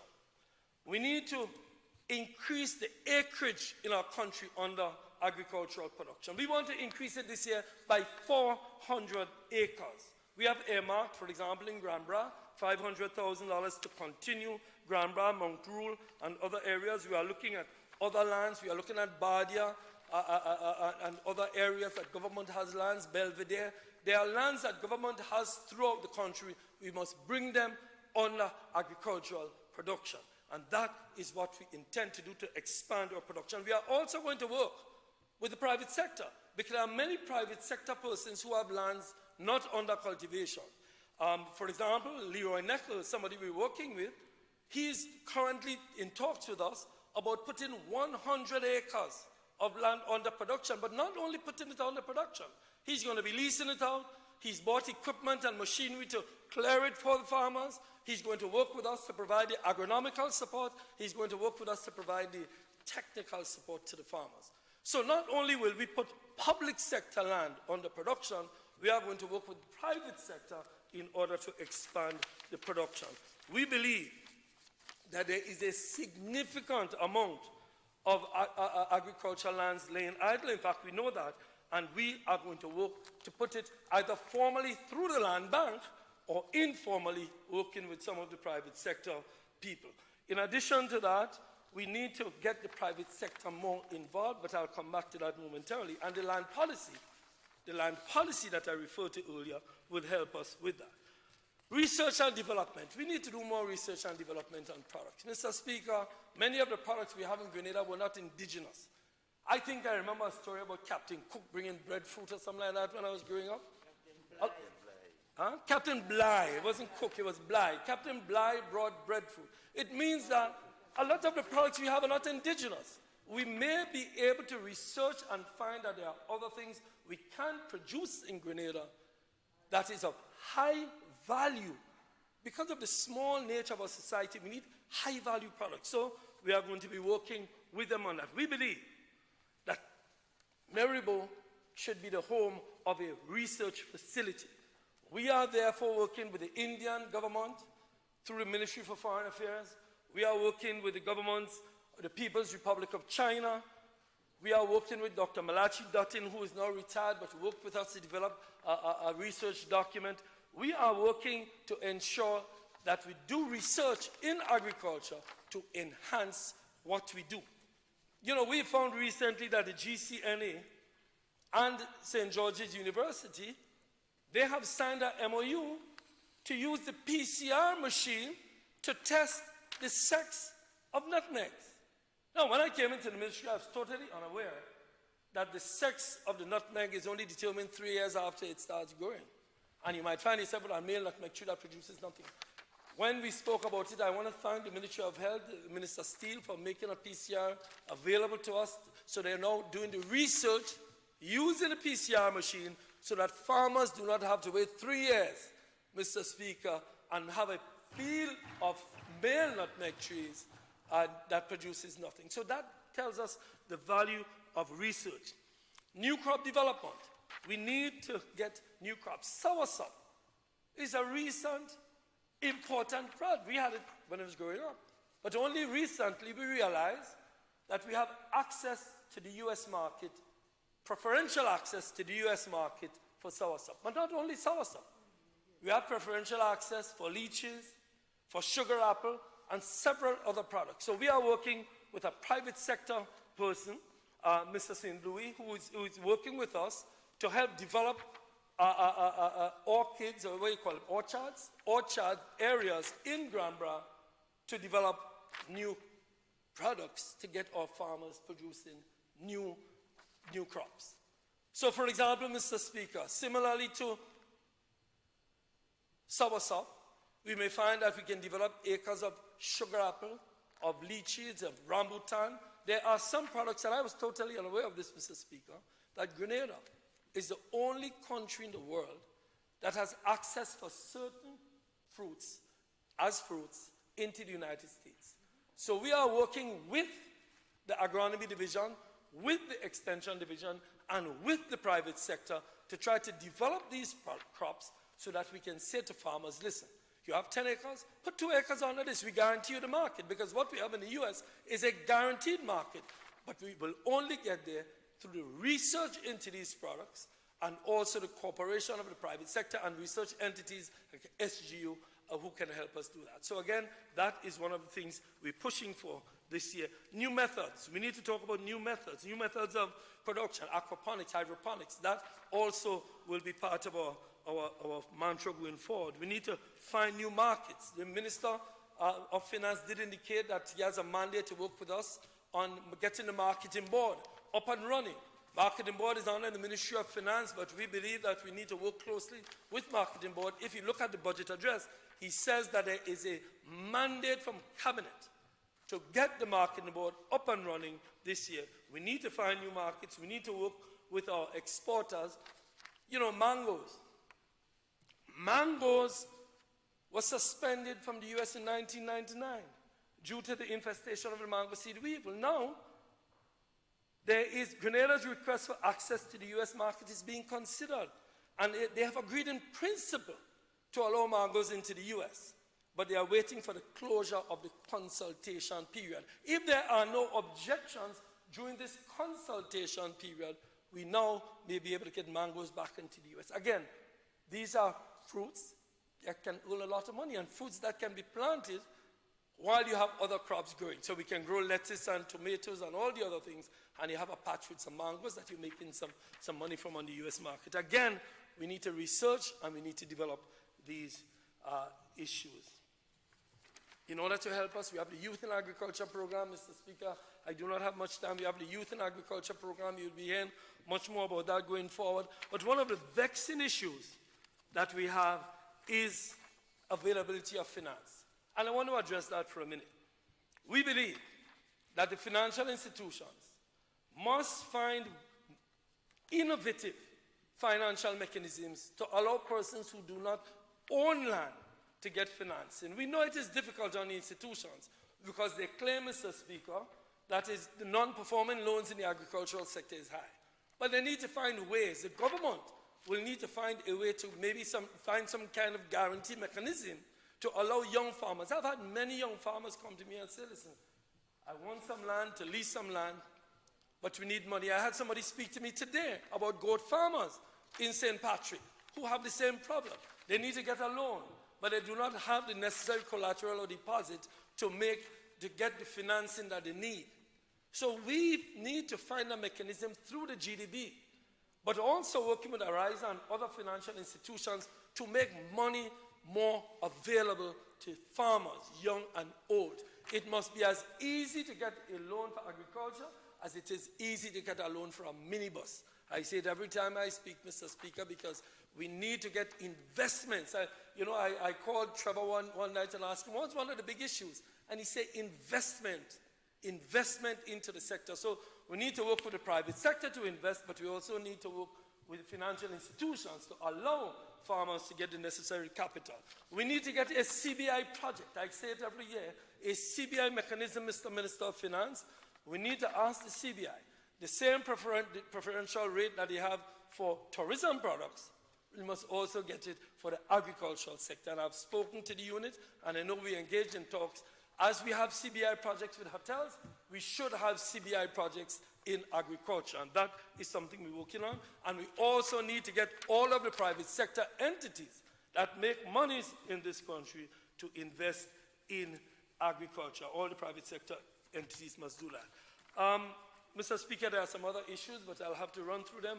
We need to establish the crop insurance. I know there's a plan for crop insurance, working with the cocoa and nutmeg subsector, because hurricanes and so on can wipe out an entire agricultural sector, and many of the farmers do not have any kind of insurance. In fact, most of them don't.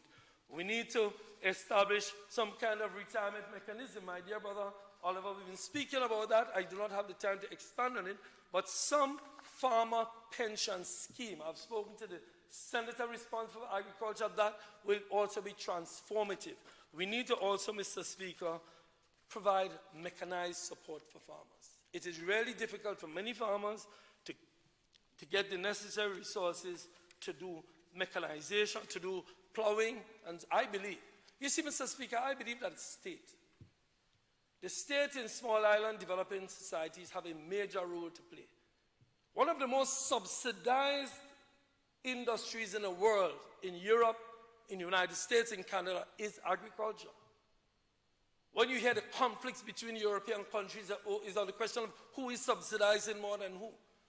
I believe it is our role as a state, Mr. Speaker, to provide the research, because each farmer can't do research. We need to provide the research, we need to provide the extension services, we need to provide the agronomical support, we need to provide the mechanisms for financing in this sector, and we need to provide mechanized support. I don't believe each farmer, and it's proven itself that each farmer can't do that.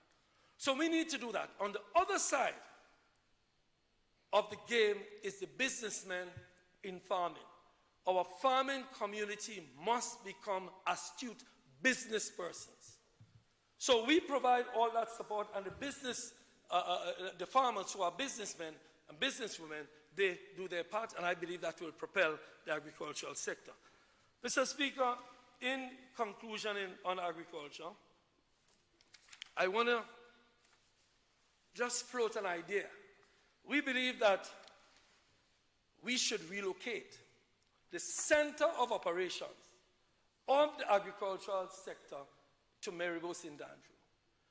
We believe that Maribo St. Andrew is the heart of the breadbasket of Grenada. Therefore, we are talking to some bilateral partners to see if they will be agreeable to assisting us, because I know the Minister of Finance will not want me to lean on him for this, to establish a facility in Maribo where you have the research, we have pest control, we have extension, we have agronomy, we have everything, so that farmers out in those districts can access what they need there.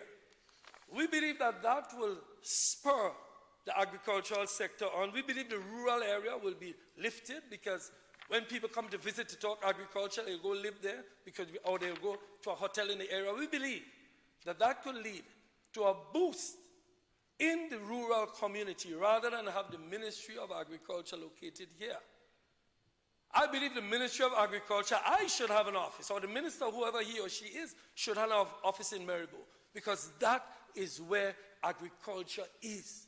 So we have a vision, and I dare raise it here today, Mr. Speaker. We have a vision that we'll develop the research facility there, we'll develop the pest control facility there, we'll develop all of the facilities that farmers need, be located in Maribo, so it can be easily accessed. And I want to say, Mr. Speaker, that we believe that the time for that idea is now.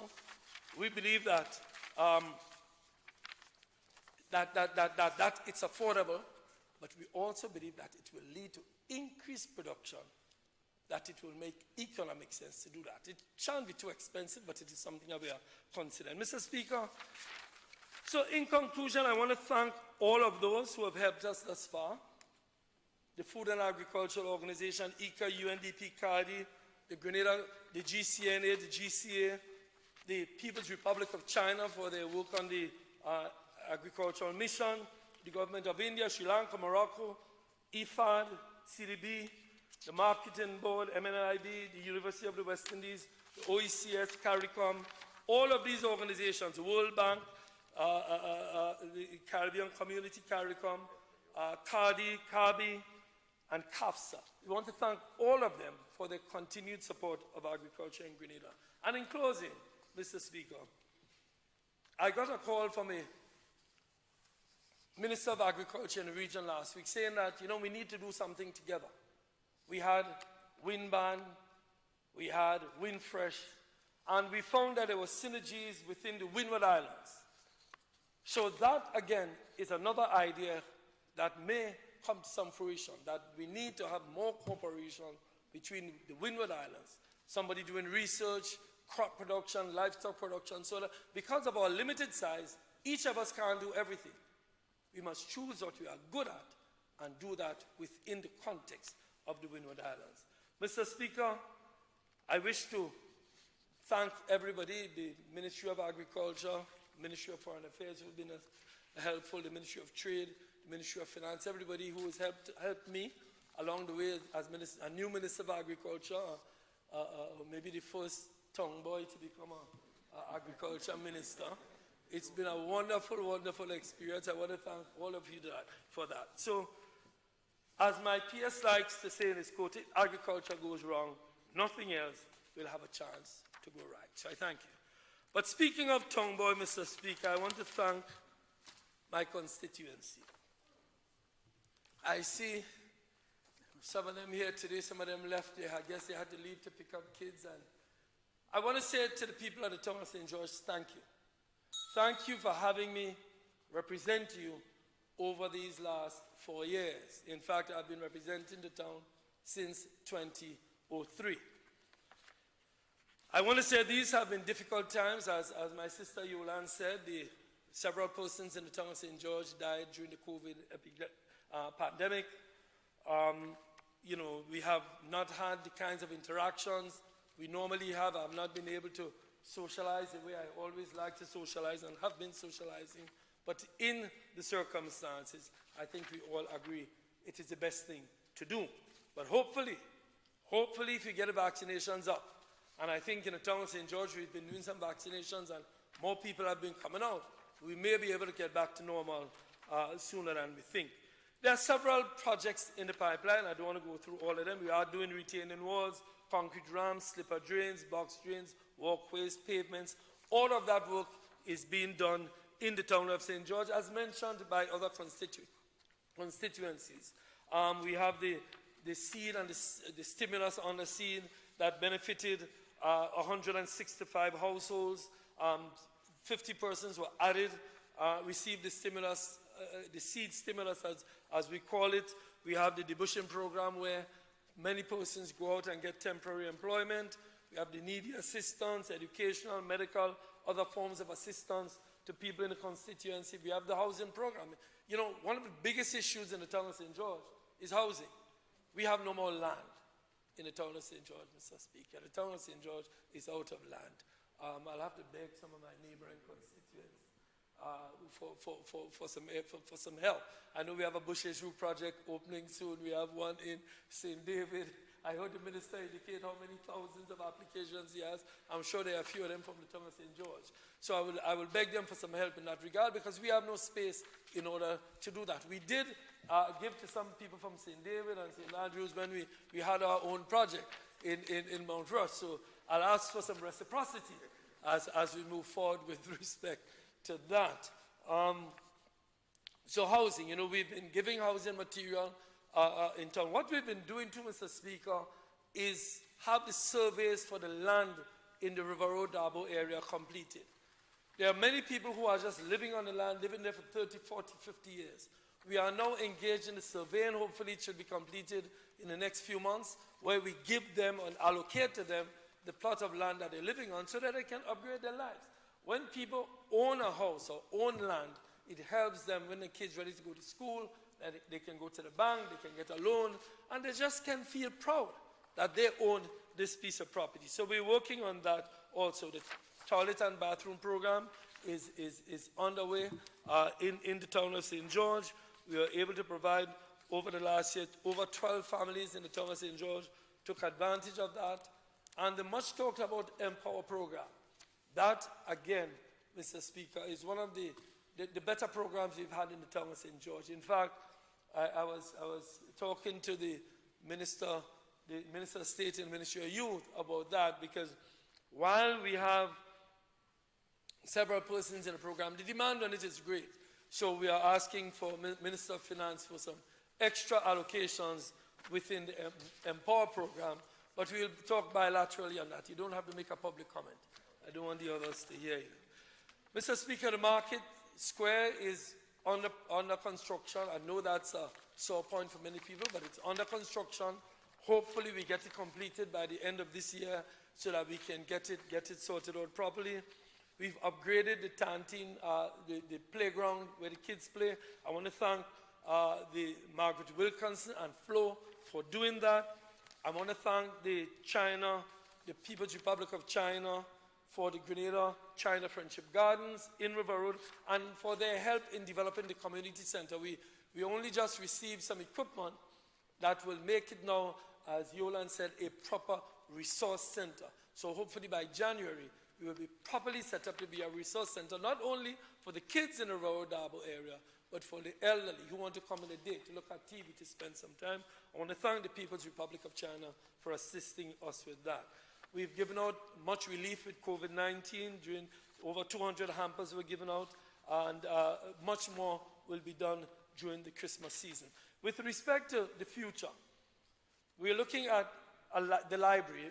Minister, I know the library is a major issue for you too. You're quite passionate about it. I received a communication from a group called the Architects for Grenada. I don't know if you've heard of them. It's a new group, and they're talking about adopting the library as their first project to get it up and running at no cost to the government. They're going to work hand in hand with the Redhead Foundation and the Ministry of Education, and that is something that I want to commend. These are a group of Grenadians who returned to Grenada. One of them is a CBI Grenadian who believed that the library building is a very historic building, but also the importance of the library to our cultural life. So I want to hopefully that project gets going in the new year. We are also looking at what we call the Backstreet Court. I'm not sure how people know it as. It's where the police barracks were. It's where the canteen is.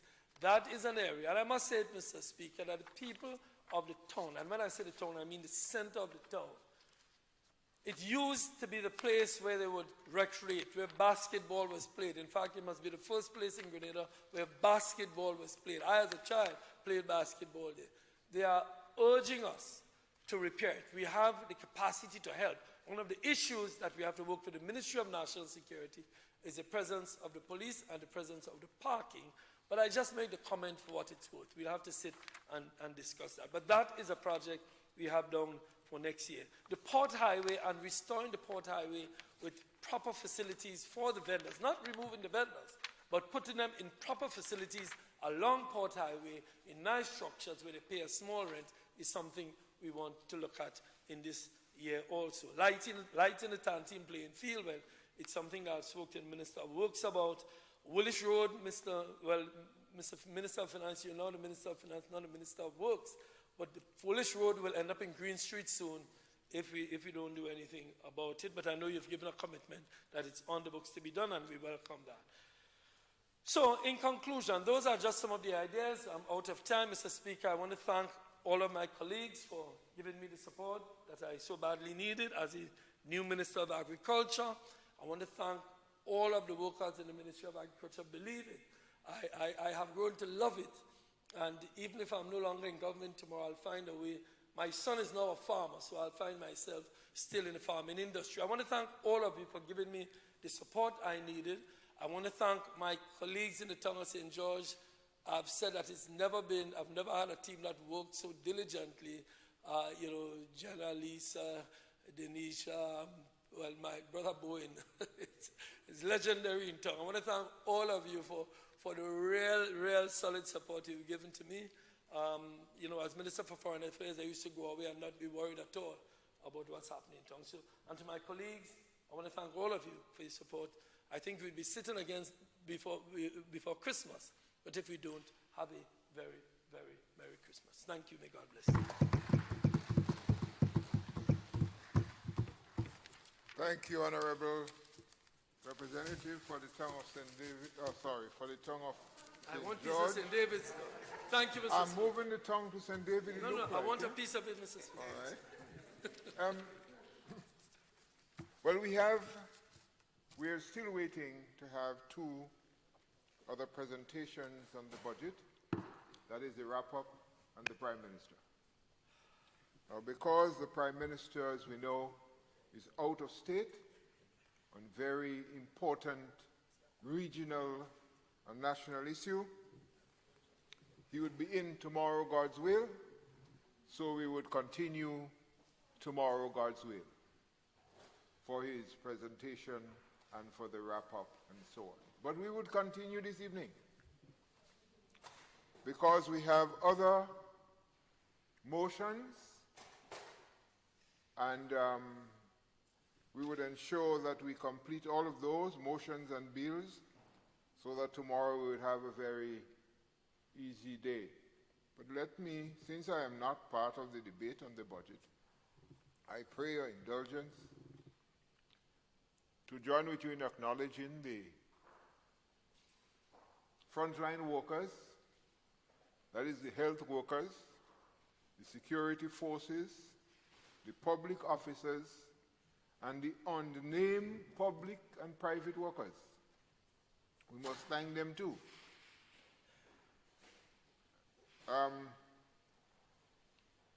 never anxious to use the words or the term beyond the call of duty, because I think it is always our duty to go on even when we are tired. I am heartened, I must say,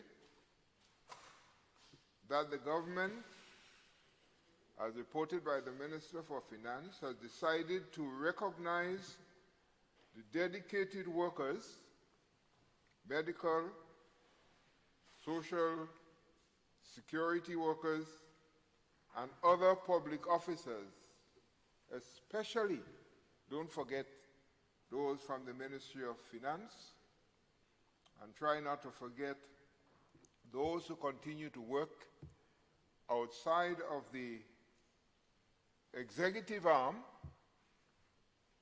like the legislative arm, who all through in the pandemic and the lockdown and the cutoff and so on, were making themselves present here in the Parliament to continue to work. So I want us to remember that and try not to forget them in the process, because the clerk and staff, I was surprised sometimes I call to find out where they are and they are at work. So we must do that. I looked at the budget and I had a discussion with the presenter of the budget, the Minister for Finance, and he knows that I'm a very honest person when I speak with him. We have worked together for many years. And I said to him, I have listened to the budget from way back in the 90s. When I was Chief Education Officer, I would go every time the budget is read, and I continue from there to the Permanent Secretary. And even when I retired from government services, I would go down to hear the budget because I want to hear it with my own ears, I like to say. And this one has touched me. This one said to me, the guy is a people's person. This government is a people's government. And so the budget reflected that. I have listened and I tried to find out which group of people were left out.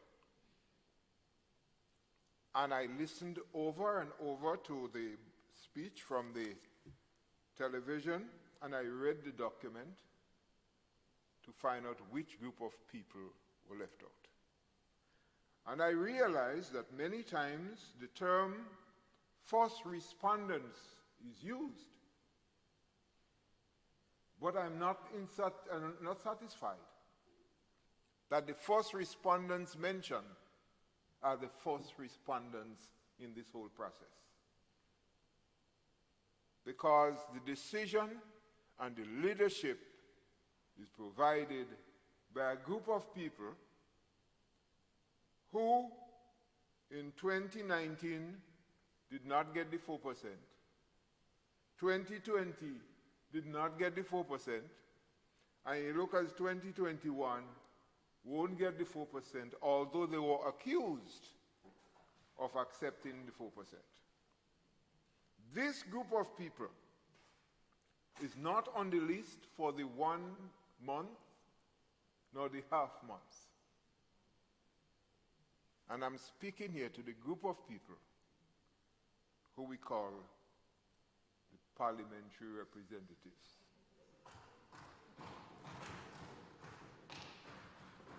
I understand how very ticklish you might think it is, but just a couple Sundays ago at church, a gentleman came up to ask Jesus Christ, what is the greatest commandment of all? And the fellow said, Jesus said to love the Lord your God with all your heart, with all your soul, with all your mind, with all your strength, and your neighbor as yourself. And I admit that the leaders of this dear country love their neighbors. And they remind me a lot of my mother. When she finished sharing food, sometimes there is none in the plate for her. And she would say, that is okay. That is my job. That is my responsibility. Honorable parliamentary representatives, I think I have a slight responsibility for you because I chair in this honorable house. You have to think sometimes about yourself. While you ensure that the agreed amount is paid to the other public officers, you take deduction in your salary sometimes, but you make sure that you don't try that with the public officers. And even when you applaud them, and I join with you in applauding them, and I wish you can give all of them 100% salary for 1 month, where are you getting yours? So I want you to think seriously that this is not always fair to be unfair to yourselves. I mean, the presiding officers never get anything, so I'm not putting myself in the group to get anything. But I think that I would like to see those who work 24/7, 365 and a quarter days per year, and have to dole out everything that they have to satisfy the love of those outside. They say, give when your neighbor asks you, are still dragging themselves out of any recommendation or any acceptance. So I beg of the Minister for Finance, I don't know how you're going to do it. And I would remind, when the Prime Minister comes, I hope he's listening, it is unfair to treat the parliamentary representative during the time when they too go through the toughest time of the pandemic. When everybody told to stay home, they're running down to work, they have to go to the office. And if they stay home, it's 24/7 the phone is going. And yet when it's time to get a little reward, the same people share out the food and they take net for themselves. So I just had to remind us that the budget, just as the fellow said he would want to know how to balance his budget, I don't know if you know how to balance yours. You might know how to balance the government own, because you're broken, I'm sure. Thank you. I just want to make my share in the budget, you know?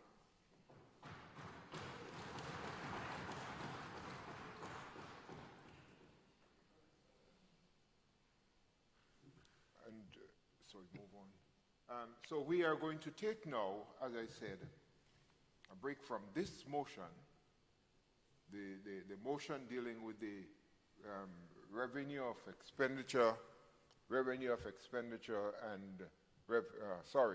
estimate of revenue and expenditure to facilitate the two presenters that would take place tomorrow morning. but we would continue with the other motions.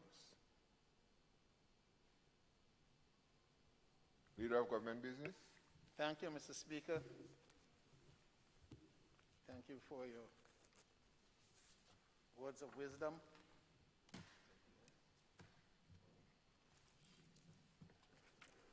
And I know that our rep in the trade matter has listened attentively, and we do expect again some action. Thank you again, Mr. Speaker. And this is not an issue for joke and laugh. I know that you're talking from experience and with passion.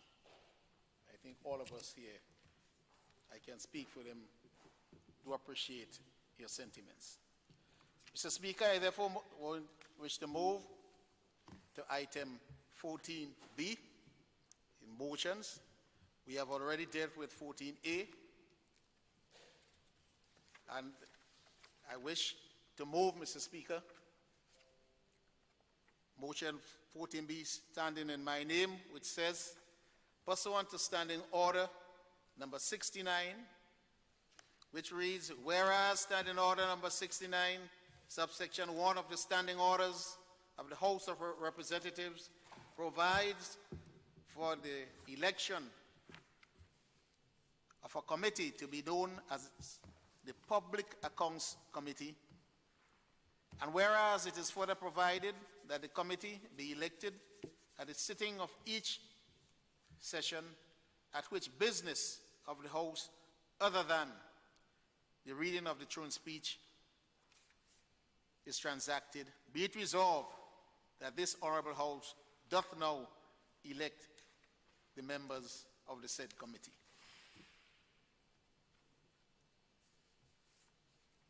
Honorable members, the question proposed is that this Honorable House doth now select the members of the Public Accounts Committee. Leader of Government Business. Mr. Speaker, I therefore wish to propose the following member the leader of the opposition as the chairperson,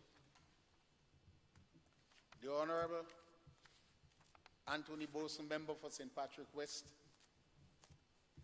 and from the other place, Senator the Honorable Christopher Diali, to be the members of the committee.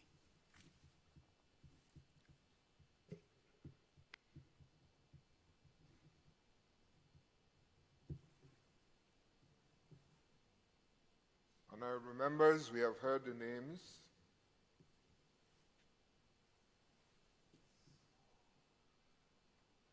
That is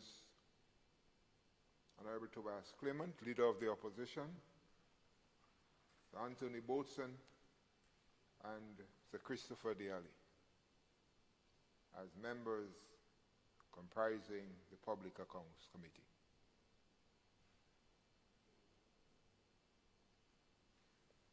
Leader of Government Business. Mr. Speaker, the Leader of the Opposition,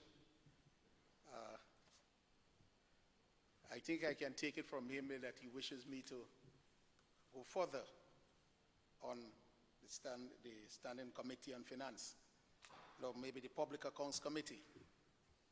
We have held discussions with each other, Mr. Speaker,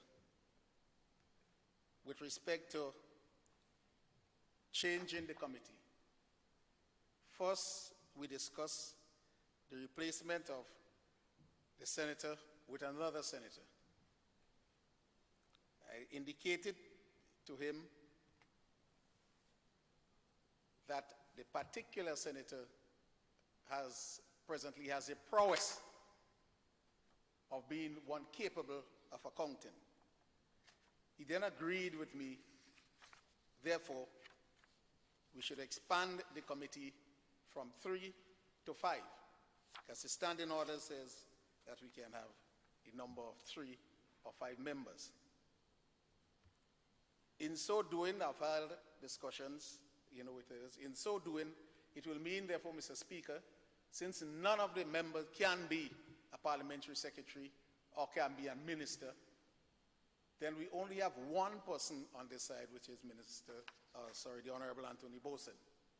The other two must therefore come from the Senate. But I did also remind the leader of the opposition that it was he who came from a parliamentary, Commonwealth parliamentary session in Trinidad and Tobago, if I remember, and indicated, and I know, Mr. Speaker, that you attend many of those functions, that the Public Accounts Committee is for the House. That is why the House is electing, and it is not a joint committee where the Senate selects its component and we have nothing to say, and the House selects its members and they will have nothing to say. It is, for all intent and purpose, stemming from the fact that money matters are for the House of Representatives. And so the accounting function, they're looking over that money is for the House of Representatives. We understand that we had a situation for 3 consecutive times that we had no opposition. So we could not have an opposition leader to be the president or the chairman of that committee. No, we do have one, and so we're recommending, following the standing orders, that the leader of the opposition will be the chairman of the said committee. But we explained to the world that we had a problem, and so we had to go to the Senate in order to get the extra person. Now, at the point in time when this came up, Mr. Speaker, we had 5, with about 3 from the Senate, am I correct? And then they asked, if it is a problem, why have you not used the number 3, and perhaps we could see with that, and take the 1 from the Senate? Why go to 3 from the Senate and remove yourself from the esteemed function of the House, which stems, as they said, a little from the Constitution? That is why, coming from 5, we made it 3, because we got 2 members from the House, and we have 1 from the Senate. The issue before us, Mr. Speaker, and what I contend and I discussed with him, if the member that he wishes to nominate, and he has a right to get up and nominate, is better than the senator who is there now in the ability for accounting and business and looking after the state's account in the sense of being a watchdog, then I believe he'll have no problem from the rest of us in supporting that person. Maybe, therefore, Mr. Speaker, I could propose the name that he said to me. He'll correct me. I think I'm not very familiar. I think it's Senator the Honorable McQueen. Am I correct?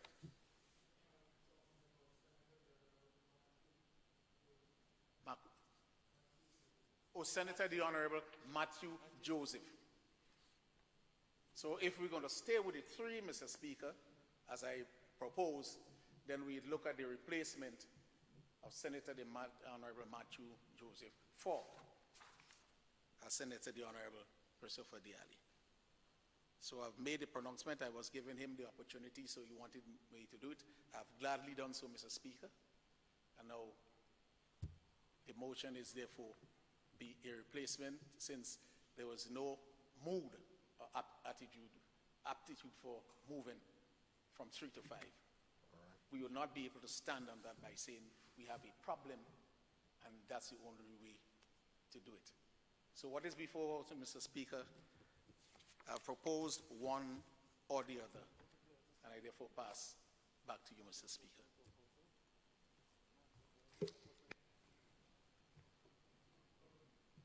All right. Do we have any voice from the Leader of the Opposition? No? Because according to the standing orders,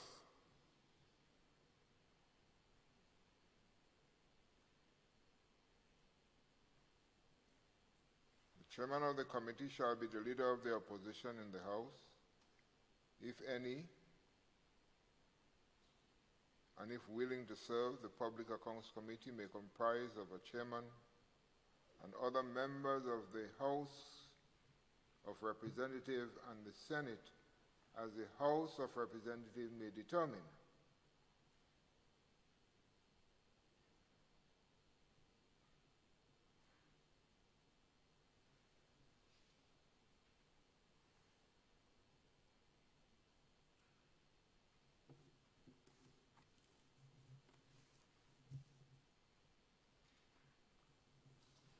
So we are saying now that, based on the discussion, Honorable Leader of the Government Business, that we omit the senator who is here and add in another senator. That's correct, Mr. Chairman, since the Commonwealth Parliamentary Association has already chided us on including senators, but appreciate the problem we're in, that you should keep the number 3. As such, it will have to be a change of one senator for the other. And as I discussed with the leader of the opposition, should the one he proposes be of greater capacity and capability of the present one, then I would gladly, make a chance. We could always rotate in that case. But I do not know the one being proposed to be of that ilk, Mr. Speaker. But it is before the House of Representatives to decide. But could the leader of the opposition give us any indication as to the qualification or the standing of the senator he proposed? Remembering the function of the Public Accounts Committee. Mr. Speaker, I think if I go back historically, when I made the suggestion for the change at the time, Senator Diali at the time, when I got counsel, when he served both as chairman before I became leader of the opposition, and then after when the point was raised that in his capacity... Excuse me, would you mind if you remove your mask so that we can hear you better? In his capacity as chairman, in the first place, remember he was also on the board of certain statutory bodies. And I have been told and counseled that this should not have been in the first place. Because look, for instance, Mr. Chair, he was the chair of the board for the Marketing and National Imported Board. And if there was at the time to be an investigation, I asked the question, would he have to recuse himself? And they said because of that. Remember now, if you're a member of the Public Accounts Committee, you cannot be a secretary or, and they said he should not have been there in the first place to recuse himself. And so I do not know if those conflicts still exist. And that was when, that came up into the discussion. What guarantee do we have that Senator Matthew Joseph is not a member of a board that is a parastatal board, like the Nutmeg Association?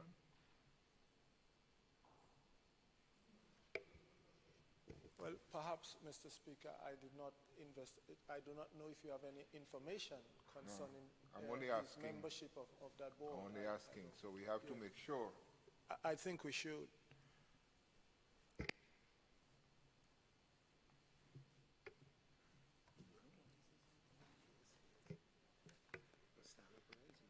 Yes, Honorable Representative Mark. Thank you, Mr. Speaker. I trust that I do not speak out of turn, but I think Please speak. as a member of this honorable house, I need to say what is on my mind. Having listened to both sides, you know, both parties speaking, and having heard what the leader of government business has said in terms of, because you want the very best input into that committee, and the leader of the opposition has that right. Honorable Anthony Boson has great acumen in this area. We do not know, I do not know, and I'm sure other members of this honorable house do not know of the level of expertise of the proposed person from the leader of the opposition. However, we do know of the competencies of what's his name again? Of Senator Diali. So I would think that for the purposes of moving on, that we should give consideration to what we know. If we accept a proposal, a proposed person, that we do not know the person's competencies, then, Mr. Speaker, so that is my recommendation, that we go with the person who we know. As far as I know, he doesn't hold any position in any board at this time, and so therefore, if that is the concern of the leader of the opposition, I think that concern can be dealt with because he no longer is on the board of MNIB or any other board. If it is and it is an issue of competency, and I think it is incumbent on the leader of the opposition to put forward the competencies of the person that he's proposing so that we can make an informed decision on the matter. Otherwise, I recommend that we go with the Senator Diali as proposed until maybe something comes up that we do not know at this time, but he's not on any board as far as I know at this time. Thank you, Mr. Speaker. Thank you, Honorable.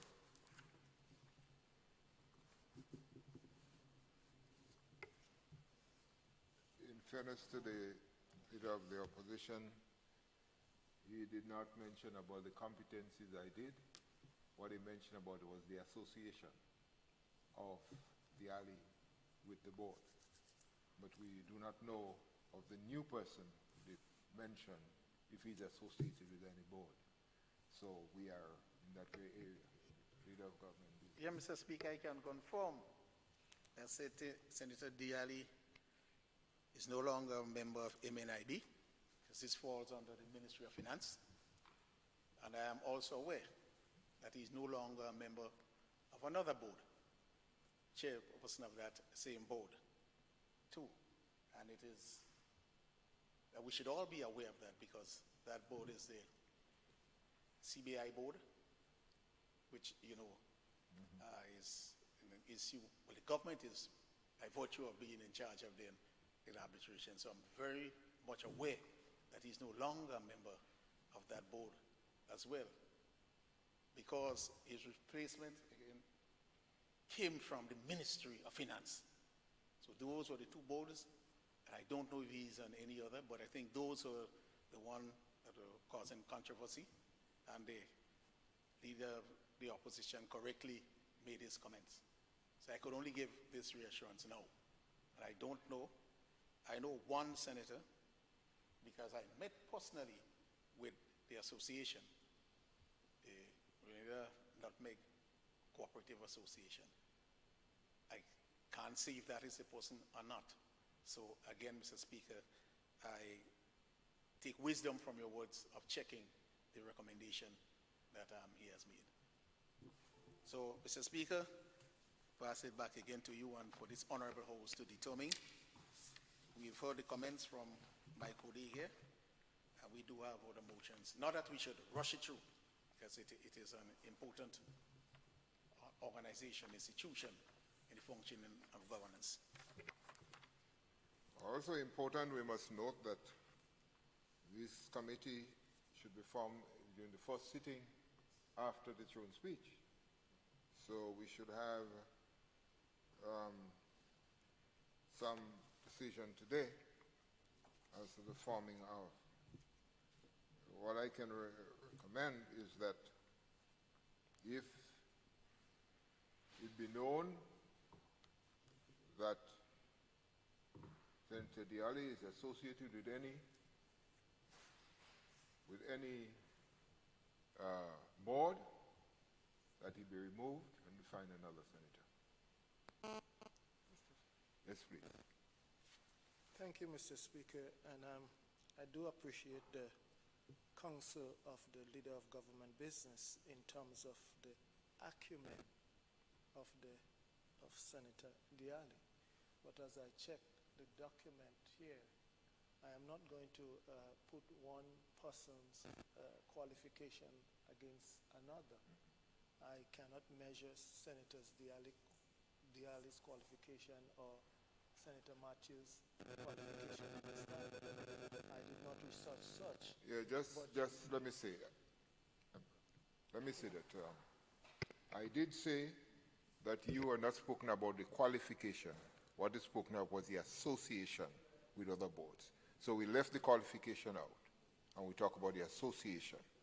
And that is why the leader of government business indicated that he is not associated with those boards anymore.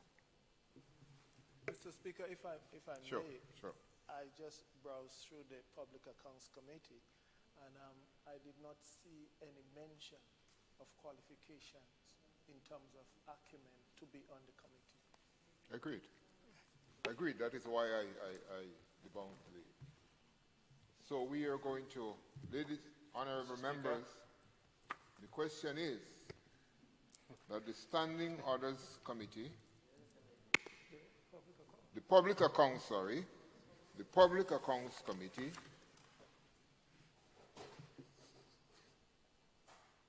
is comprised of the Honorable Leader of the Opposition, as Chairman, Anthony Boson, and Christopher Dialli.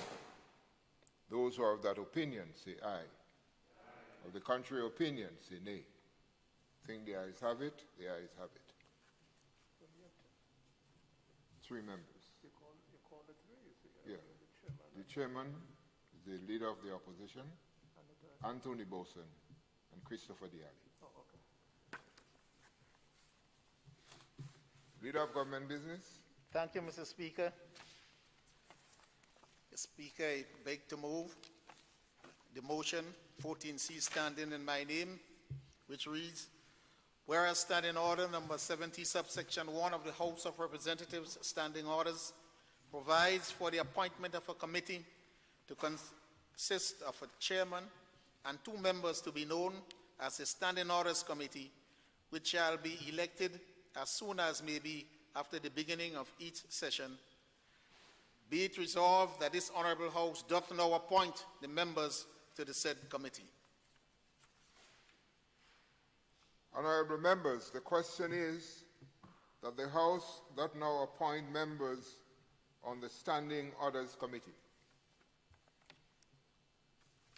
Leader of government business. Mr. Speaker, I beg to move that the following members of this Honorable House be appointed to the said committee: Honorable Gregory Bowen, Chairman; Honorable Kindra Maturin Strode, Member; and Honorable Tobias Clement, Member.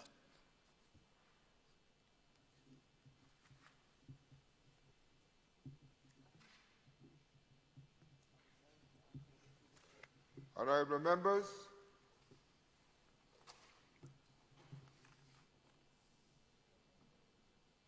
the question is that the members comprising, forming the Standing Orders Committee are Gregory Bowen, Chairman; Kindra Maturin Stewart; and Tobias Clement, Chairman. Honorable members, Honorable Tobias Clement, the Minister for... Thank you, Mr. Leader of the Opposition. Thank you, Mr. Speaker. Mr. Speaker, I think after almost 2 years, I think I am now reminded of the discussions I have had with Council. Now that I am a member, or I am the leader of the opposition, And what was told to me that on the House Committee, the oppositions must be represented on all the House Committee, whether it's me or an opposition member, because remember now, the House Committee discuss matters of the House. So I see that the Public Accounts Committee, the Committee on Standing Orders, so maybe you could check Austin Mays, I don't know. Yes, the Standing Orders Committee has just named 3 persons. Right. That is Gregory Bowen, Kinja Maturin Stewart, and Honorable Tobias Clement. But it was the Standing Orders Committee we are discussing, and I think he raised another issue, but that comes when the other committee. Yes. So all those who are in favor of the names of the committee, say aye. The contrary committee, sorry. The contrary say nay. I think the ayes have it. The ayes committee. All right. Oh, what happened to me now? The ayes have it. So the members of the Standing Orders Committee are Honorable Gregory Bowen, Honorable Kinja Maturin Stewart, and Honorable Tobias Clement. Leader of the Government Services. Thank you, Mr. Chairman. The Honorable Leader of the Opposition, I was not clear on what he's saying, if I should not have mentioned the name there, should not have called his name. No, I was not clear. it was just as the discussion came up. Okay. Thank you, Mrs. Speaker. I therefore move to the motion 14E, standing in my name, which reads, whereas Standing Order number 70, subsection 3 of the House of Representatives Standing Orders provides for the appointment of a committee to consist of the Speaker as chairman and 4 members to be known as the Committee of Privileges, which shall be elected as soon as may be after the beginning of each session. Be it resolved that this Honourable House doth now appoint the 4 members to the said committee. Honorable members, the question is that the Committee of Privileges be now appointed by 4 members. Leader of Government Business. Thank you, Mr. Speaker. Mr. Speaker, I beg to move the 4 members to be Honorable Peter David, Honorable Emmeline Pierre, Honorable Alvin Dabrio, and Honorable Delma Thomas.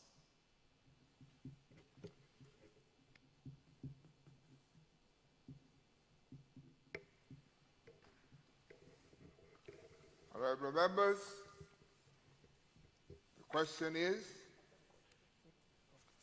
oh, sorry. After the question before he makes it. No, I did put the question. I proposed the question, so. Okay. Thank you, Mr. Speaker. And probably I just preempted, and this is what I was talking about, Mr. Speaker, that when you had the House with all members on one side, the committees probably was divided up among the members to shift them around. But what I am saying, after consultation, it was said to me that the opposition should be represented on the Committee of Privileges. I mean, maybe you can take decisions that can adversely affect the opposition if they're not on that committee. So that's the point I was making, Mr. Speaker. Leader of Government Business. Thank you, Mr. Speaker. You do not see the legal person here, but in any event, I think the House member should note what they said, and this is particularly the House Committee. But Mr. Speaker, I would wish to rename, because the existing persons on the Committee of Privileges are not those that I have called. So is the Committee of Privileges that the motion is all about? Yes. Right. Yes. So, Mr. Speaker, perhaps therefore I could circulate the names for the Committee of Privileges. And since we must form this one, I think the member is talking about the House in particular, the House Committee. So I don't know if you wish to spend some time on this now or just let me go through, Mr. Speaker. And for the House, doth know the 4 members of the said committee, the existing members, Mr. Speaker, they were proposed that they be returned as the Honorable Clarice Modeste. You want the last one? Now we are dealing now with the Committee of Privileges. Privileges, yes. Yeah. Committee of Privileges. And this is what I'm looking at. The Committee of Privileges, the existing members, Mr. Speaker, the Honorable Clarice Modeste Cohen, Honorable Oliver Joseph, Honorable Yulan Bean Hosford, and Honorable Anthony Boson. Am I correct? That's the privileges? The Committee of Privileges. So I'd like to okay. Replace the names.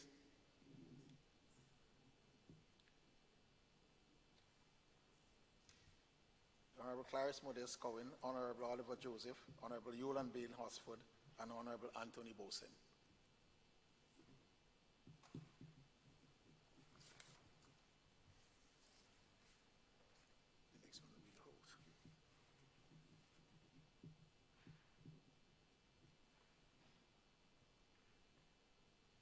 Hosford.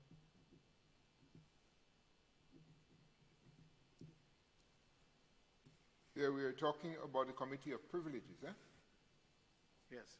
So I think that is where the leader of the opposition indicated that as leader of the opposition, he should be nominated on that committee. Is that what I got you saying, sir? That you should be, in fact, what the leader of the opposition is saying, that he should be a member of every committee. Well, and you see, Mr. Speaker, I am not saying that I should be, but what I said after consultation, okay, that is what it says, because, I mean, if you're talking in the real sense of committees, then the leader of the opposition, you could take decisions of a committee of one side that would affect the other side. Yes. Right, right. That is what I am saying. Turn off your mic a second, Speaker. Turn it. Turn it off for 1 second.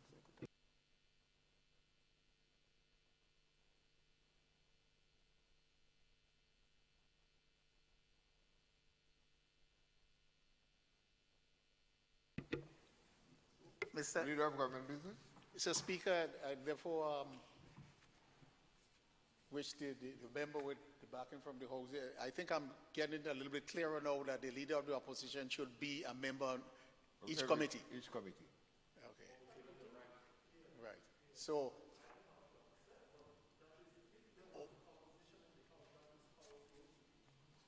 yeah. So therefore, Mr.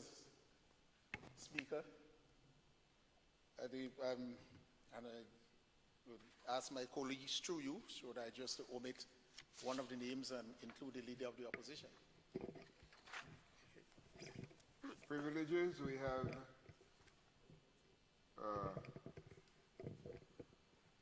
yes. Mr. Speaker, I do not mind standing down as a member of this committee in favor of the, if you so desire. I have no problem standing down. That is of the Committee of Privileges. Mr. Speaker, I think what the Leader of Opposition, correct me if I'm wrong, is saying is that he has the right to either agree to him not being present on a committee and allow it to have its composition without him, or not, in that the House should record whether he has objection or not to no opposition person being on any of the committees. Am I right? Yeah.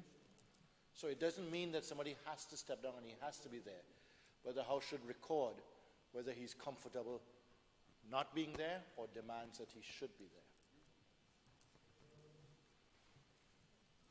there. Okay. The Committee of Privileges. The Committee of Privileges was named by the Leader of Government Business. And the Committee of Privileges comprise the Speaker, the Honorable Representative Fosin Mark, Honorable Representative Fosin David, Honorable Anthony Bosa from St. Patrick West, Honorable Hosford from St. Andrew Southwest. But your name was not there. So Honorable Anthony Bosa indicated that he is willing to step off. If that is so, then your name you would fit in there nicely, because somebody step off so that you can step in. Would that be okay for you? So now you are represented on the Committee of Privileges. Mr. Speaker, I look at it, but I think I usually enjoy your company, so I think I will take that seat on that committee. I didn't hear. Yes. I said I usually enjoy your company, so I think I will take that seat on the Committee of Privileges. Okay. So we have one change, Leader of Government Business. Instead of Anthony Boson, we have the Leader of the Opposition. Okay?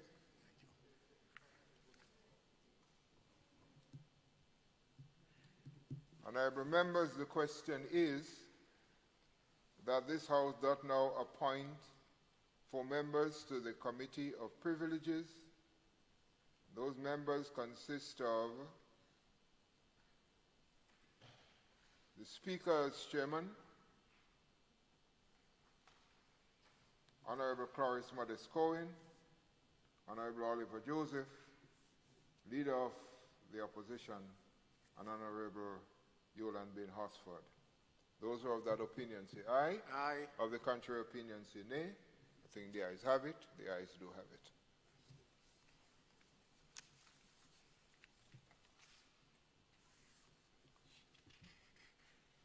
Leader of Government Business. Thank you, Mr. Speaker. I beg to move the motion 14D standing in my name, which reads, whereas standing order number 70, subsection 2 of the House of Representatives standing orders provides for the appointment of a committee to consist of the Speaker as Chairman and 4 members to be known as the House of Representatives. Be it resolved that this Honorable House doth now appoint the 4 members to the said committee. Honorable members, the question is that this House doth now appoint 4 members to serve on the committee of the House of the House Committee. Leader of Government Business. Thank you, Mr. Speaker. Keeping in mind that we want to name the Leader of the Opposition, there exist 4 members: the Honorable Peter David, member; Honorable Emmeline Pierre, member; Honorable Alvin Dabrio, member; and Honorable Delma Thomas, member.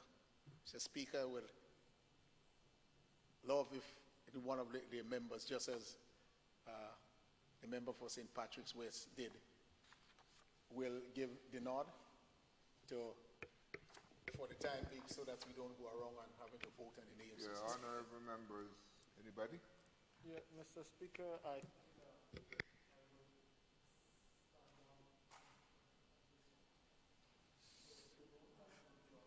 But I think, Mr. Speaker, a member was gladly asking him to replace them, so.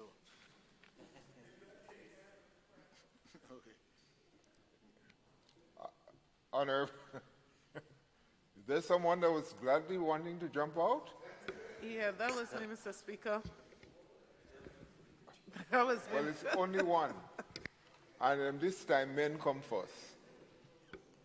So, Honorable Tobias Clement, you're in, and Honorable Alvin Dabrio is out. So, Mr. Chair, the Leader of the Opposition is saying no, so that we should proceed as usual?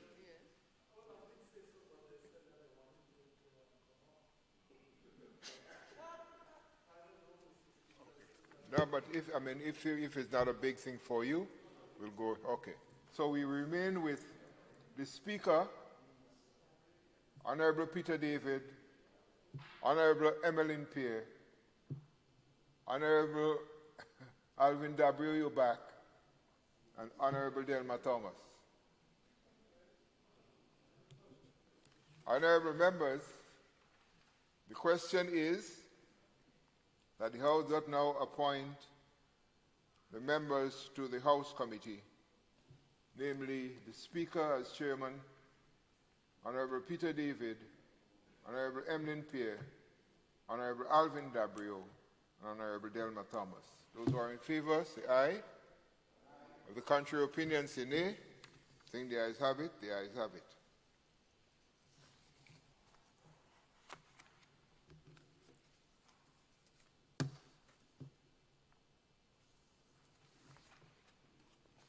Move on.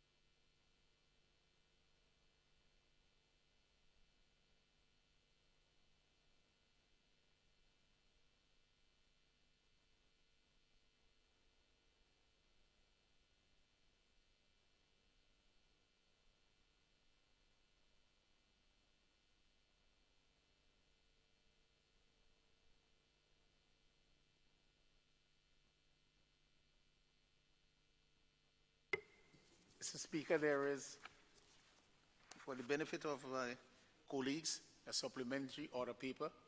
So I think if you could look it up, I will crave the Speaker's indulgence to give us the minute. So you have motions, so you want to take all the motions together. So if you could look at supplementary order page through you, Mr. Speaker. And you have the resolution for Section 107, Section 2 of the Representation of the People's Act. So we can look at the motion, the supplementary motion. Yeah. Let's look at the supplementary motion.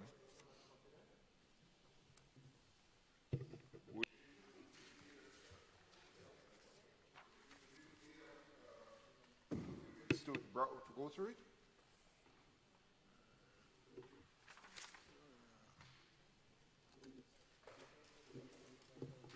No, it's very, very simple, Mr. Speaker. Okay. Yeah, open it.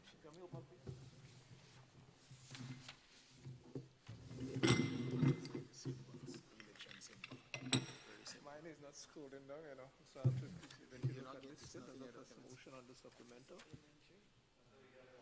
And this one scrolls down. So yeah, this one scrolls down. Okay. Resolution for the purpose of Section 107. People's.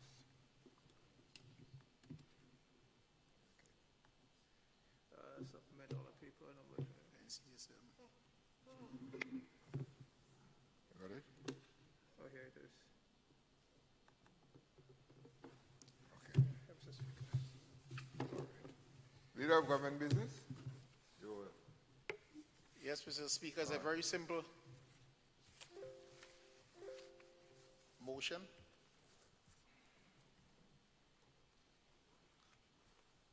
So I'll proceed as soon as you so permit, Mr. Speaker. Yes, please, proceed.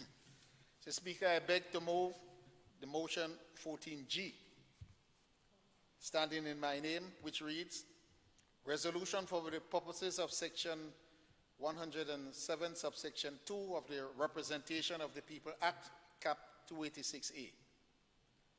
Whereas it is provided by subsection 1 of Section 107 of the Representation of the People's Act, Cap 286A, hereinafter referred to as the Act, that the Governor General may make regulations generally for giving effect to the provision of this Act.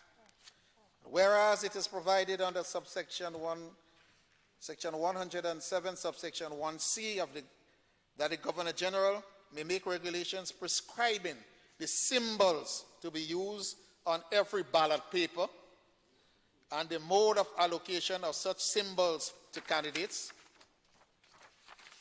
Whereas it is provided by subsection 2 of section 107 of the Act that regulations made under the Act is subject to affirmative resolution.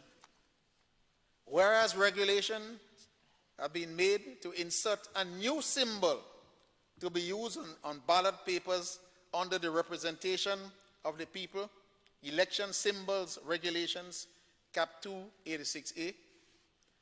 And whereas it is now expedient that the representation of the people election symbols amendment regulation 2021 attached hereto as a schedule be approved by the House of Representatives, now therefore be it resolved that pursuant to the provisions of subsection 2 of section 107 of the Act, the representation of the people election symbols amendment regulations 2021 be now approved.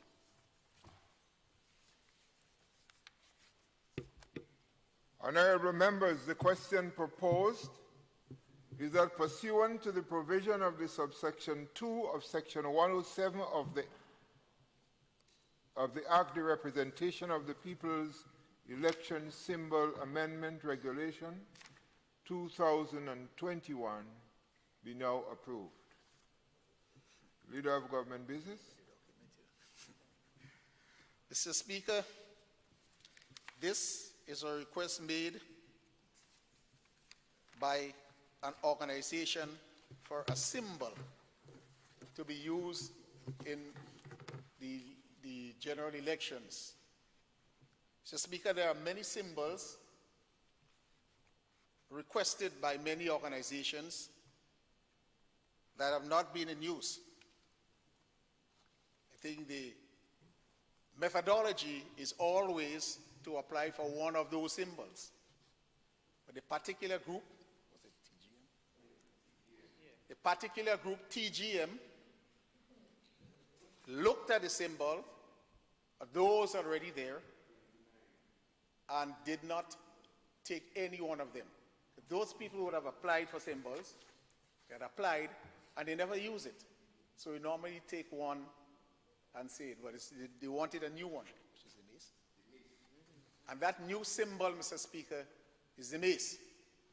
So for the first time, we should be seeing the mace as a on a ballot paper. Although many of those that are already approved by Your Majesty's representative, the person who applied for them, independent candidates and others, never used them. So after directing the TGM to those symbols, said, no, we don't want any of those. We want the mace. And so you must follow the rules and come back in here for affirmative resolution. So it is, I therefore, Mr. Speaker, propose that this House accept the petition and to approve the mace as a symbol for the group, the TGM. So, Speaker, we debated whether or not that, it's should go to only political parties.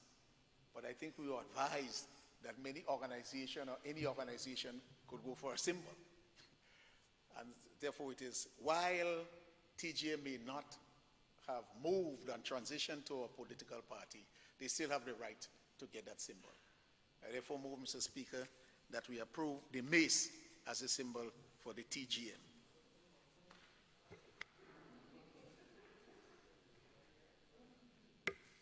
Mr. Honorable Parliamentary Representative for St. Patrick West. Thank you, Mr. Speaker. Mr. Speaker, I still have a little problem because it does not tell me what are the qualifying factors to apply for a symbol. TGM has not yet been registered as a political party.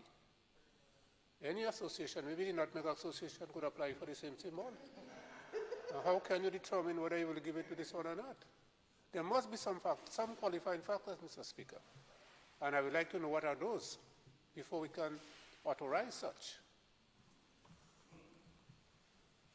Leader Leader of Government Business. Mr. Speaker, the advice given was that an NGO can apply for it. An individual person can apply. And so there is no barrier for this organization, TGM, registered as a non-profit organization. I think one of the members could bear me out here. And then so we did ask all those questions. And we were told legally that we cannot stand in the way, not legally. As an NGO it can apply.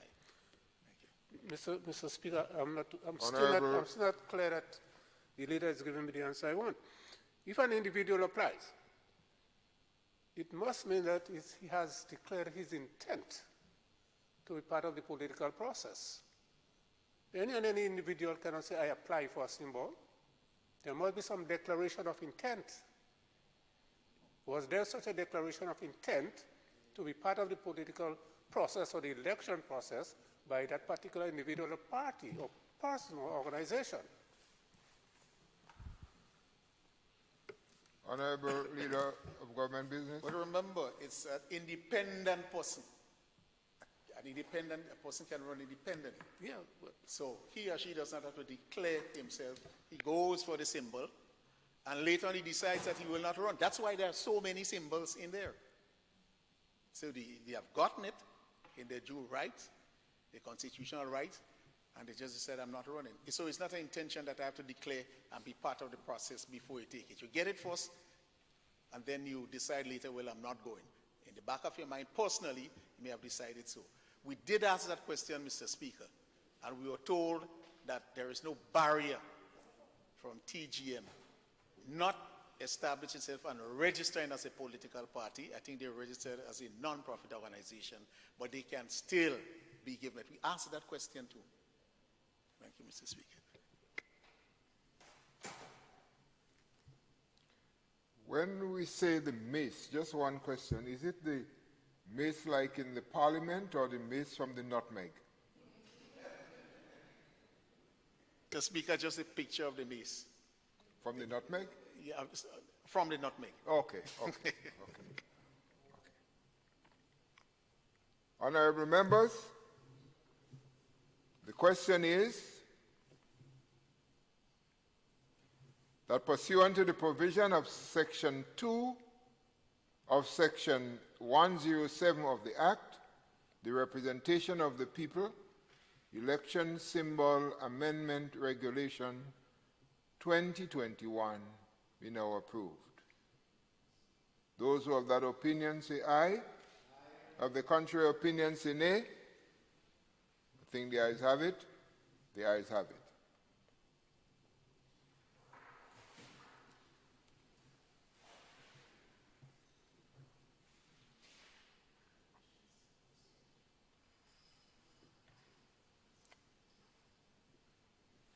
We have another one here.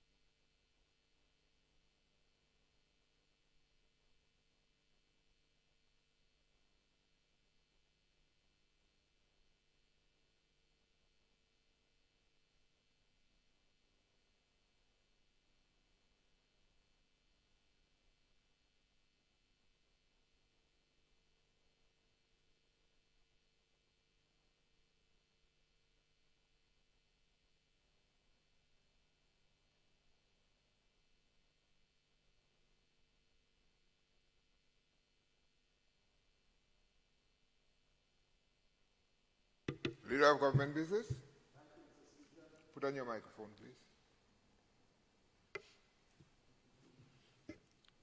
We're looking to schedule to this resolution.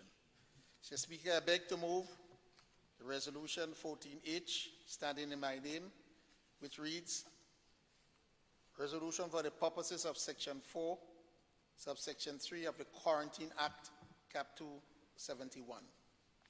Whereas it is provided by Section 4, Subsection 1 of the Quarantine Act, Cap 271, hereinafter referred to as the Act, that the Minister may make regulations as respect the whole or any part of Grenada, including the ports and coastal waters thereof, for preventing a danger to public health from ships or aircraft or persons or things herein arriving at any place, and b, the spread of infection by means of any ship or aircraft about to leave any place, or any means of any person or thing about to leave any place in any ship or aircraft. And whereas it is provided in Section 4, Subsection 3 of the Act, that regulations made under Section 4, Subsection 1 of the Act shall not have any force or effect until confirmed by resolution of the House of Representatives. And whereas on the 4th day of September 2020, the Minister with responsibility for health made the quarantine COVID-19 regulations 2020, and on the 11th day of September 2020, the House of Representatives, by resolution, confirmed the quarantine COVID-19 regulations 2020. And whereas it is now expedient that the quarantine COVID-19 regulations 2021, attached hereto as a schedule, be confirmed by the House of Representatives, to repeal and replace the quarantine COVID-19 regulations 2020. Now, therefore, be it resolved that pursuant to the provisions of Section 4, Subsection 3 of the Act, that the quarantine COVID-19 amendment regulations 2021 be now confirmed by the House of Representatives.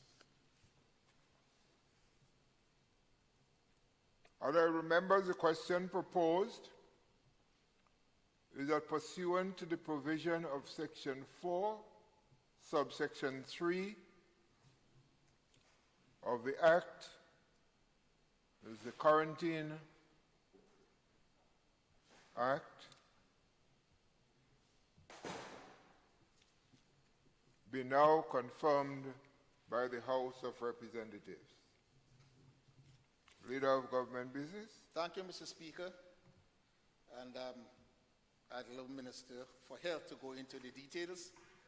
But this is to replace a form, Mr. Speaker, particularly asking for information, which we think is no longer necessary for people arriving on the thing. That's the first form, the schedule to replace. The traveler's health information. It says, in the last 14 days, have you had any symptoms, etc.? And it details what needs to be asked now. Because many people, Mr. Speaker, complain that they're asked to provide certain information that's no longer required. Because certain things, were repealed under the particular section of the new COVID regulations, Mr. Speaker. And so I'll ask the Minister for Health to go into details as to why. Many members, people call us from abroad, Mr. Speaker. Why do I have to fill this out when you have removed this? Why do I have to do that when you have removed this? Why do I have to do that? So I can now pass straight through. Why do I have to give all these bits of information? So, Mr. Speaker, know that my colleague will give the details. Honourable Parliamentary Representative for St. George South and Minister for Health. Thank you, Mr. Speaker. Mr. Speaker, I rise to give explanation and further information. Yes, Mr. Speaker, COVID-19 continues to evolve, and so too does our response to it and our reactions to it. In essence, what we are doing here is moving from a travel authorization to a health declaration, and that no one is seeking permission to enter Grenada anymore because the international situation has changed. Whether for the better or for the worse, time has passed And we must learn to live as we are with COVID-19 amongst us. I must be able to carry on life as best as possible, as normal as possible, in that balance that we've always tried to achieve between life and livelihoods. So it's a health declaration. You are no longer seeking permission to enter Grenada, whether a citizen or non-citizen, resident or non-resident. What you are doing is, by law, force of law, declaring certain things to be true where appropriate. You are declaring that you have not been in contact, to the best of your knowledge, anyone who is COVID-19 positive. You are declaring that you have a negative PCR test for entry into Grenada. You are declaring that declaring your vaccination status, whether you are vaccinated or not, in the case of a citizen. And that if you are not vaccinated, you are declaring that you have made your arrangements, appropriate arrangements for quarantine. And that if you have not made those arrangements upon arrival here, the state is obliged to put you up, but at a cost that the state can recoup from you of $200 US per day. But that you have the option to find more appropriate, cheaper, more affordable accommodation. But you are making that declaration that you have put all of these things in place before you come to Grenada. That when you arrive in Grenada with this declaration, which is you are presenting at boarding of the aircraft, you have put all of your business in place to come to Grenada. We're not stopping you. We're telling you what you must put in place. You must be vaccinated if you are not a citizen. If you are a citizen, you're entitled to come home. You must make arrangements for quarantine if you are unvaccinated citizen. So in essence, that is what the declaration is. The declaration is also saying that you acknowledge what the penalties are should you make a false declaration. That the penalty is up to $10,000 for that. The objective here, Mr. Speaker, is to move away from us having to be giving persons, as I say, permission and checking everything before a person even tries to board a flight or go to the airport. That's not who we are or what we want to be always. That's not the business of the Ministry of Health either. Nor is it appreciated by the Ministry of Tourism or any of our citizens, diaspora affairs, etc. So, like any other country, if you are traveling to the UK or the US, you make similar declarations that you are prepared to enter their country, whether it is your country or you are visiting. You have made the arrangements. That is, in essence, what we're doing. Of note is, as I said, it's a declaration, no longer an authorization. Of note are the changes in the tests.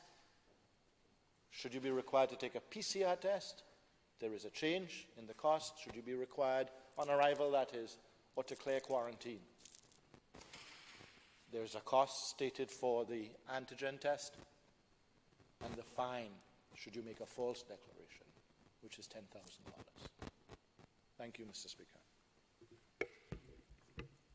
Thank you, Honorable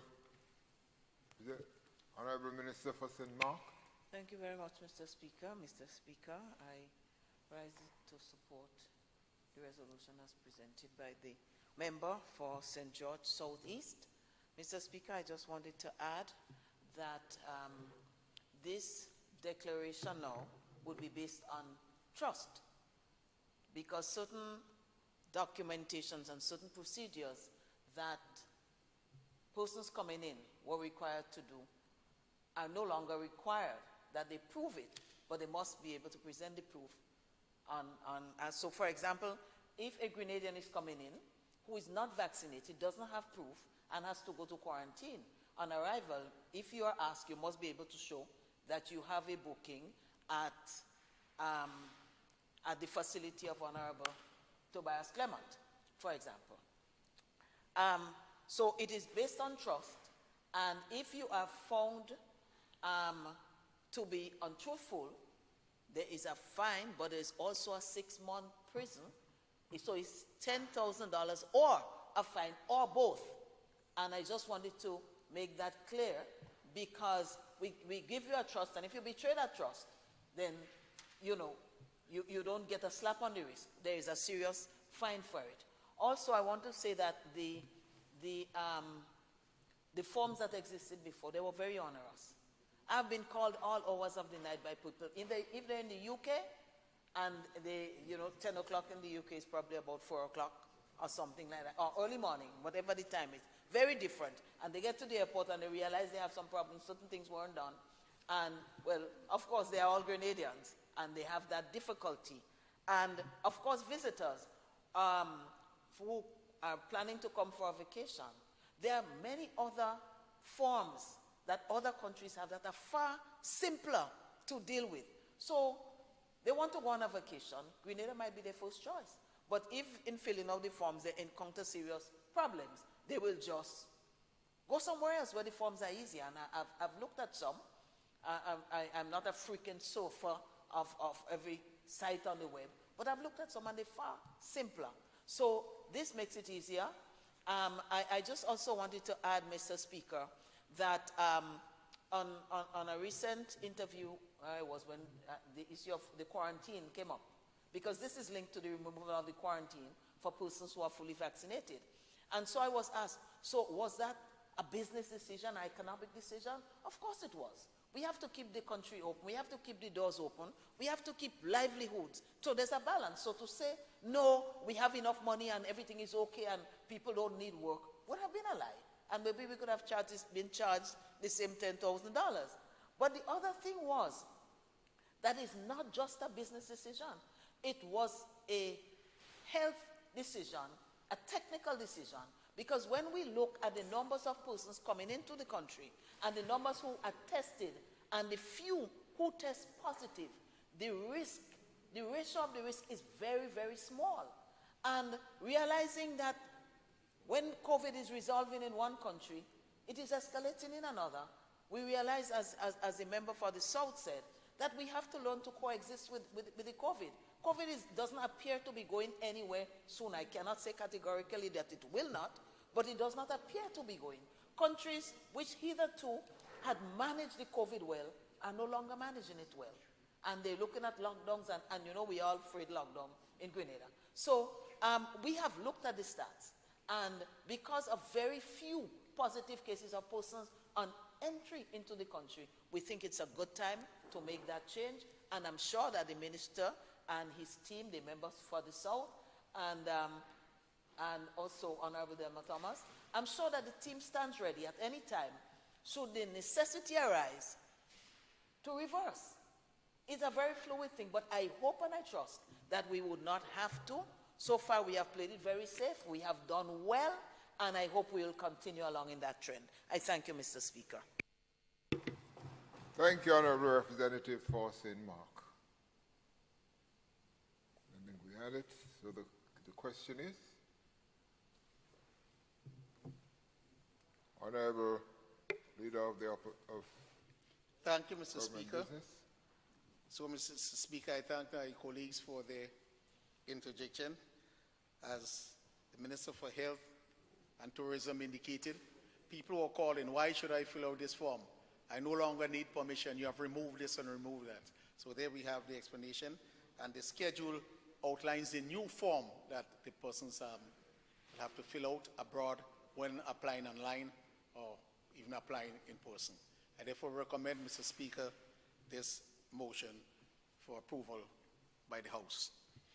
Honourable members, the question is that pursuant to the provision of Section 4, subsection 3 of the Act, that the Quarantine COVID-19 Amendment Regulation 2021 be now confirmed by the House of Representatives.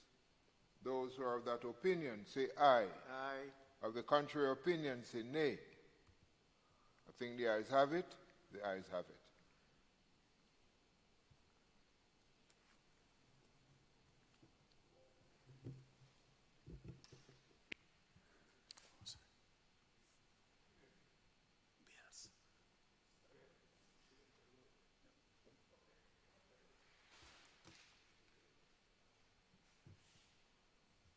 Before we go to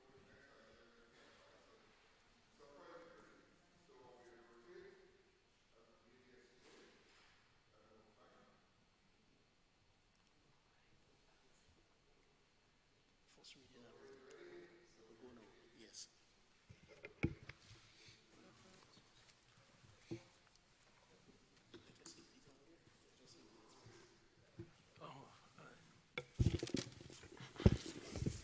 Item 15, bills.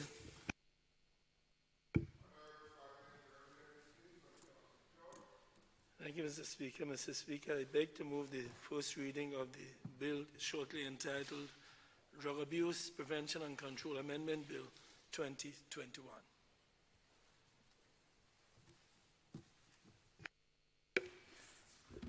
Am I on the bill?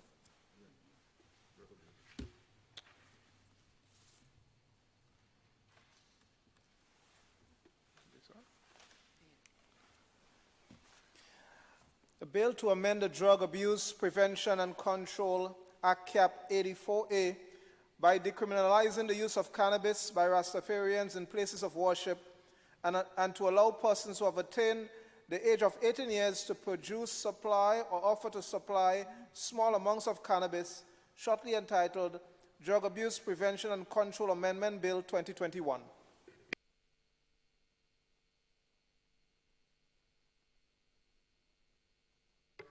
Business? Thank you, Mr. Speaker. As you'll note, the bill is only for first reading, so proposing, Mr. Speaker, I think with your learned guidance, since we have not finished the debate on the appropriation motion, I propose not to take the appropriation bill. And with your guidance, Mr. Speaker, we can take the loan authorization act, but again, I will tend to leave this out and move to the other bill, so that's why you'll see us going forward with. Thank you. Because while the appropriation bill is hinged on the motion, the Loan Appropriation Act is not hinged.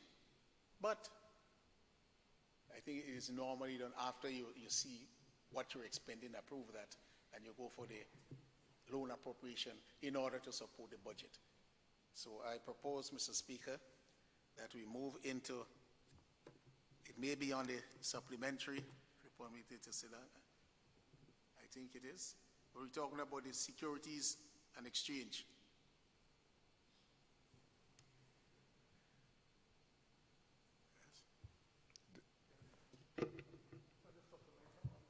It's on the supplemental. So, Mr. Speaker, just to let my colleagues look for it, it is not on the post order paper. It's on the supplementary, the Securities and Exchange.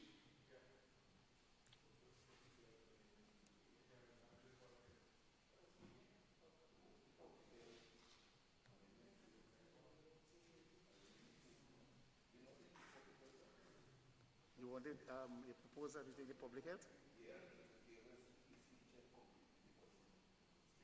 Oh, but so we go with the thing order for say, okay.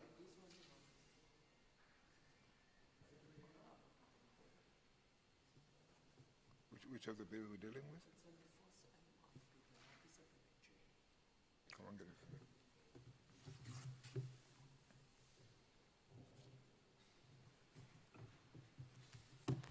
So, I know it's on the first Mr. of the Speaker, first of the bill. the proposal from the floor is that we should go through with the real one, the first bill. So the public health amendment bill is on the first before we go to the public health supplemental. amendment bill, yeah. So if we could find the public health bill. So we do let's go with the public health. Security amendment? Public health amendment. What do you want? The public health amendment. We did the You say we want to do the public health amendment? The public health amendment. Yeah, we'll do the public health amendment.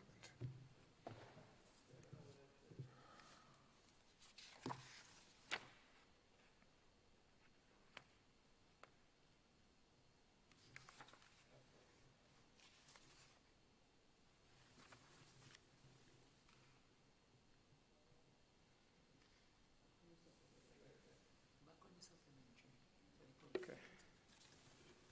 Ready now? Yeah. Yeah, go on.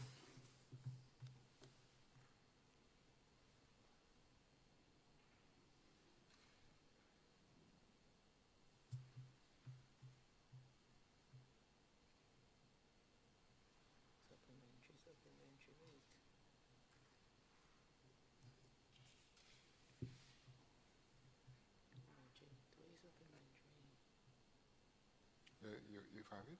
Yeah, I found it. Yeah, go ahead. It's a short bill. So I could Yeah. Okay. Okay, thank you, love. Thank you.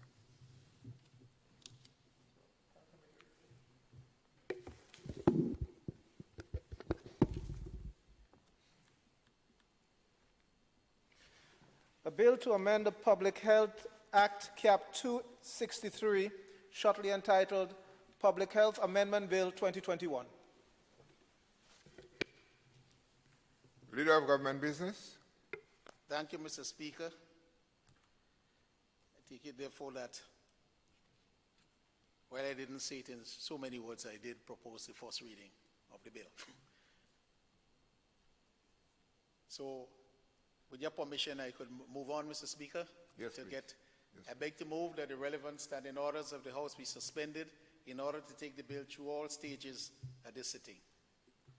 Honorable members, the question is that the regular standing orders of the House be suspended to enable the bill to be taken through all its stages at this sitting. Those are of that opinion, say aye. Aye. Of the contrary opinion, say nay. I think the ayes have it. The ayes have it. Speaker, I beg to move the second reading of the bill. Honorable members, the question proposed is that the bill be read a second time. Those of that opinion, say aye. The contrary opinion, say nay. Leader of Government Business. Thank you, Mr. Speaker. Mr. Speaker, this bill seeks to amend the Public Health Act, Cap 263, to improve the enforcement mechanism for contraventions of the Act and regulations made pursuant to the Act, with increased penalties of a fixed penalty regime. Mr. Speaker,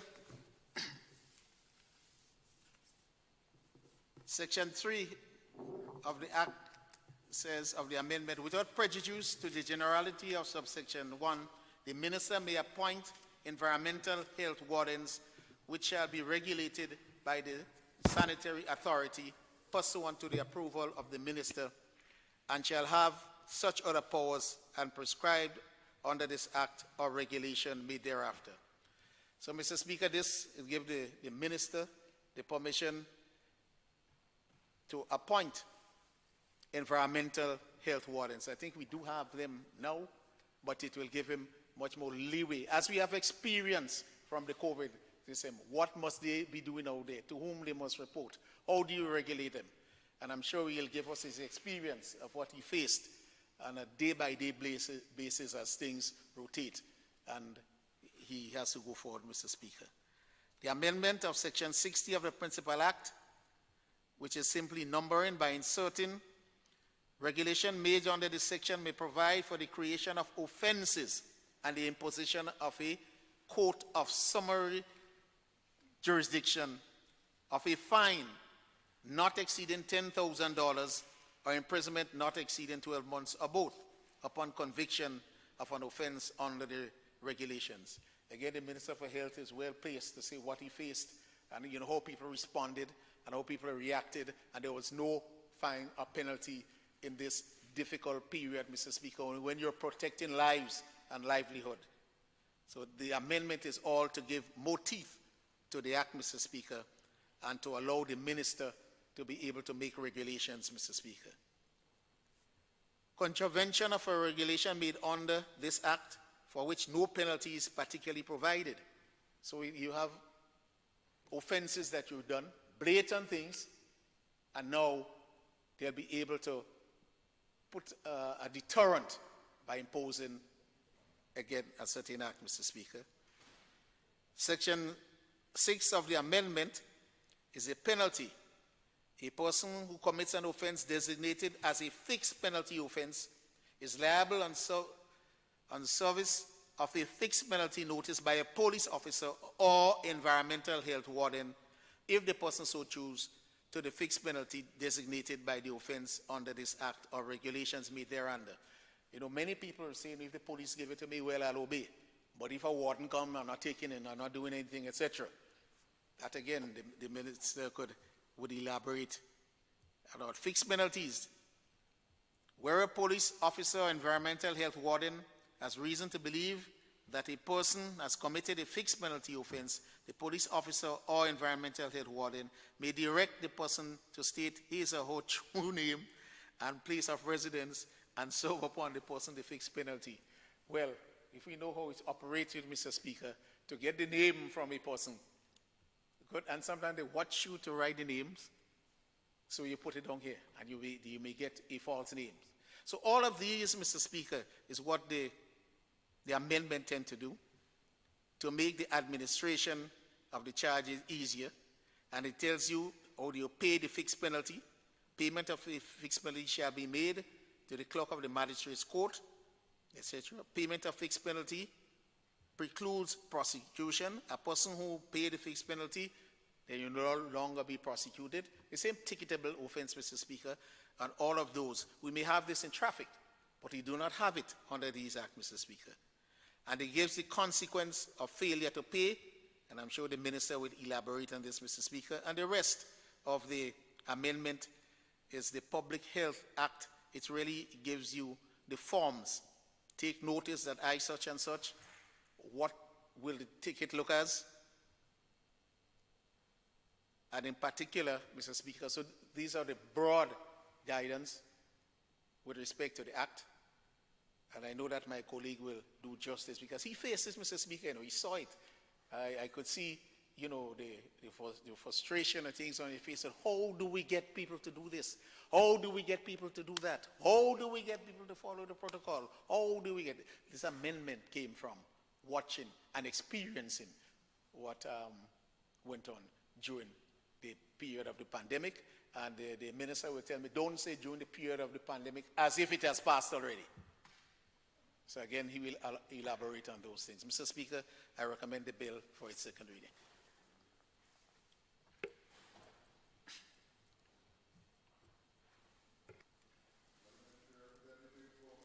Representative for St. George South, Minister for Health. Thank you, Mr. Speaker. And I thank the Leader of Government Business for leading off on this. Mr. Speaker, this is as well one of the measures we are taking to get back to some form of normalcy and to live with COVID-19 and beyond. The Public Health Act is filled with many other infectious disease clauses and areas of enforcement that have come about from time to time.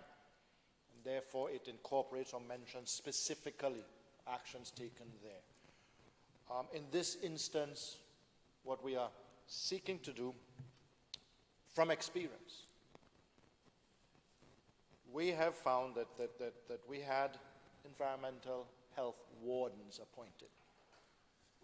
And they were the eyes and ears of the ministry. Purely that.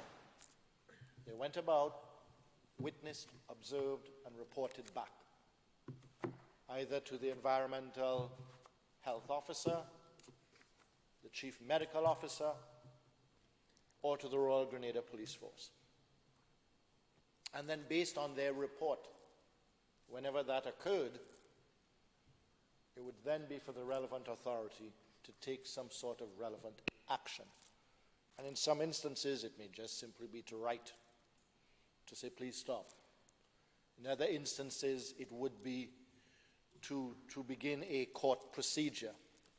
And then when it involves the Royal Grenada Police Force, as we are aware, they have more powers. What we seek to do here is to give the environmental health wardens, within a very narrow scope, the ability to write a fixed charge for specific, clear and specific violations according to COVID-19.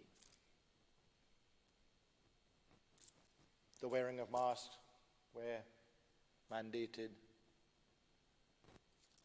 gatherings not conforming. Those types of activities. But I say that to say that we are doing this while at the same time easing those very restrictions. That we have removed the number of persons in a fixed gathering, or fixed number of persons, in a gathering, and put it to maintaining certain conditions. And if we are to achieve successfully that easing, not be as onerous in saying no more than 75 regardless of the gathering, or no more than 50, or no more than 20, or based on the gathering a certain amount, etc. No, this is not what we want to continue doing. What we want to do is to put that back to the public in terms of personal responsibility. Personal responsibility as an owner of establishment, as a promoter of establishment, as the conductor of an activity, as a participant in, regardless of what that activity is, that there's certain things that we have learned that would cause or put at risk not just those participating, but as we have most recently learned, puts the innocent at risk. So it is that narrow grouping which from time to time may or may not change. And I do hope as we proceed, it becomes less and less that they are enforcing as we move forward, because more and more of us would have taken that collective step to be vaccinated, and we remove the risks to us all and get closer and closer to normalcy. But it is necessary to do that so that we can get others back to some close form of normal life. Those who have been involved in tourism, for instance, and who are now finally getting to ply their trade because persons are visiting and because cruise ships are coming. That we need these eyes and ears to react very quickly to the specific instances that we want to make sure don't happen and keep us safe. So, in essence, Mr. Speaker, this is what we're seeking to do, is to bring in the environmental health wardens to relieve the police so that they can continue doing the other aspects of law enforcement. So many others. And then, as we proceed, where it's practical, that the Emergencies Act, as that risk level is assessed, the Emergencies Act can be removed and the Public Health Act still remains with the strength of enforcement, keeping us safe. And I think that is the most significant aspect to take into place here. It is not us trying to put together a new group of enforcers to keep the public in some sort of draconian style, to keep the public at bay? No. It is in us testing the waters to see, can we put a system in place that allows us to get to the eventual, as soon as possible, removal of the emergencies, power state of emergency. And this is part of it. The Quarantine Act changes that we put there are part of it too. And believe me, Mr. Speaker, I more than anybody else, all of the members here, look forward to that day when we can say we can remove this, because we've put other systems in place. We've amended other laws. We've given Ministry of Health or the relevant authority the necessary teeth to continue to keep us as best as possible safe from COVID-19. Thank you, Mr. Speaker. Thank you, Parliamentary Representative for St. George South. Leader of Government Business. Thank you, Mr. Speaker. Mr. Speaker, I just wish to echo two of the points made by the Minister for Health, Parliamentary Representative for South St. George. And one is to refer to the removal of the state of emergency. Every 6 months we come here, Mr. Speaker, and extend for another 6 months. And experiencing what is happening outside, I think will be the mode. So when will the state of emergency end? And you will hear accusations that you want to use the state of emergency to your advantage so that certain things can be prevented, etc., etc. The curfew is hinged on the state of emergency. So if you remove the curfew, you will be removing a restriction that some persons could manipulate, right? The good citizens will move along merrily on their way, happily, enjoying themselves and trying to protect themselves and others. But you could have elements that will not do so. So this, under the Quarantine Act, you do not need an emergency, but the virus will still be around. How do you protect people from elements who do not want to save lives and safeguard livelihood? In this context, Mr. Speaker, we also look at the area of false declaration. So coming from the looked up to United States, and I present a card, fully vaccinated, with maybe they might discover a next vaccine that everybody really happy with, right? Even the critics and the anti-vax can't go against it. So you come in with a card, say I'm fully vaccinated. And if that is false, Mr. Speaker, there is no state of emergency. What do you do with the person? Mr. Speaker, the provision is simply passed so long ago, since Britain was in charge of us maybe in the 50s and 40s. It says $500. So if you look at Amendment 5, it says wherever no penalty is fixed, is placed in law. If you have a fixed penalty, you have to go with that. But where you have no penalty given for an offense against, and the regulations will clearly say you must state accurately and truthfully your status. Now, it says it's moved from $500 to $10,000.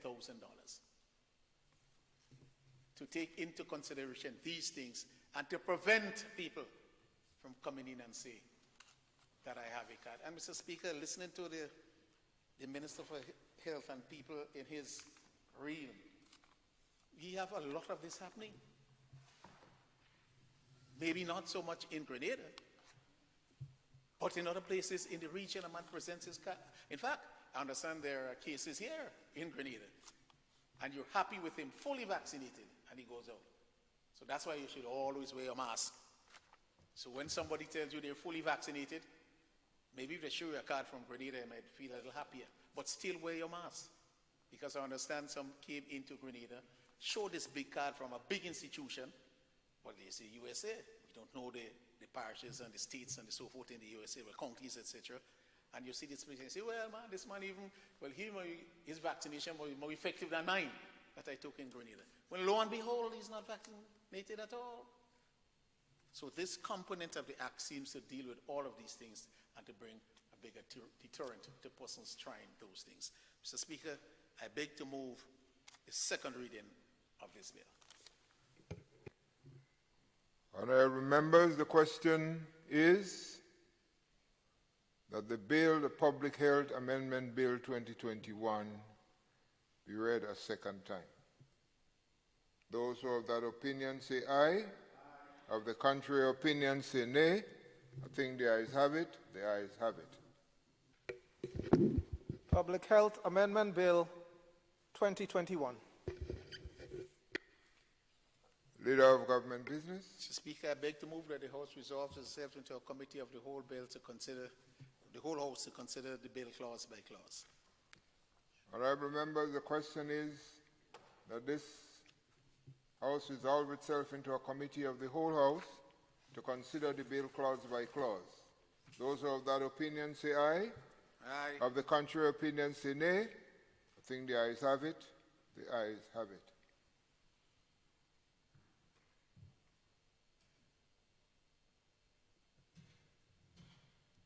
Honourable members, this House now stands in committee.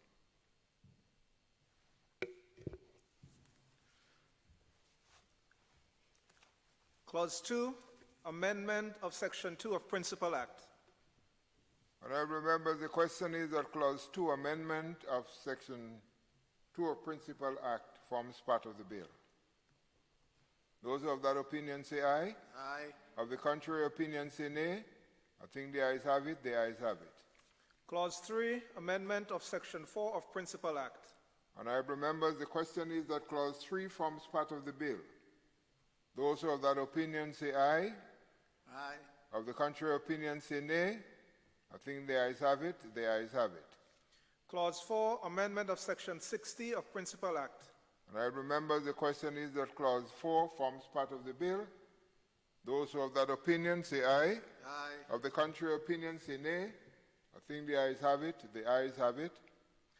Clause 5, Amendment of Section 78 of Principal Act. Honourable members, the question is that Clause 5, Amendment of Section 78 of Principal Act forms part of the bill. Those who are of that opinion say aye. Aye. Of the contrary opinion say nay. I think the ayes have it. The ayes have it. Clause 6, Insertion of new sections 78A to 78F to Principal Act. Honourable members, the question is that Clause 6? Clause 6. Clause 6 forms part of the bill. Those who are of that opinion say aye. Aye. Of the contrary opinion say nay. I think the ayes have it. The ayes have it. Clause 7, Insertion of new schedule to Principal Act.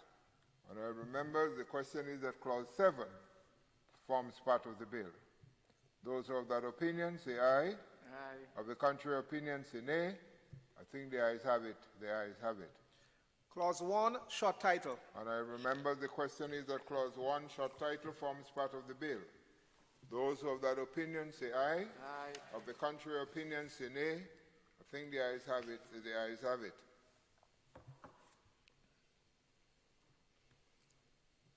Leader of Government Business. Thank you, Mr. Chairman. I beg to move that the House resume and the Chairman of Committee reports progress on the bill.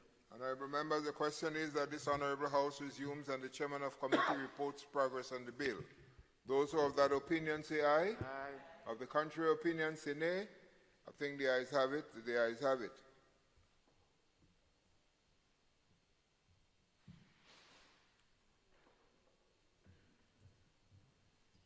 Honourable members, this Honourable House resumes.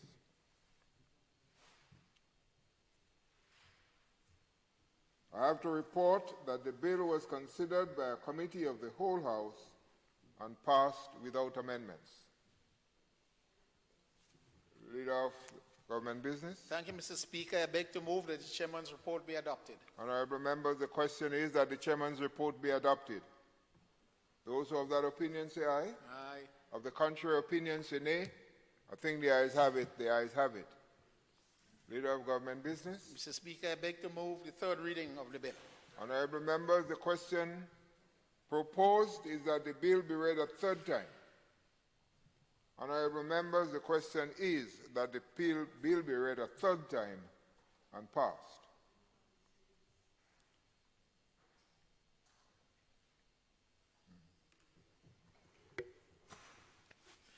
A bill for an act shortly entitled Public Health Amendment Bill 2021. Leader of Government Business. Thank you, Mr. Speaker. If you'll permit me to ask for the 2 minutes so that people can find the next bill, which they had before them only made a switch, which is the Securities Amendment Bill 2021. So you want to look for the bill Social Securities? Securities Amendment Bill 2021. Securities Amendment Bill. And it is on the supplementary order paper, Mr. Chair, so not the first order paper.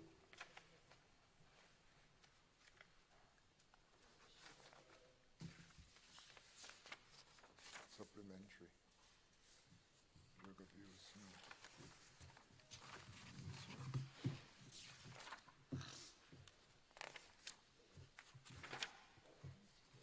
Have we laid hands on it here?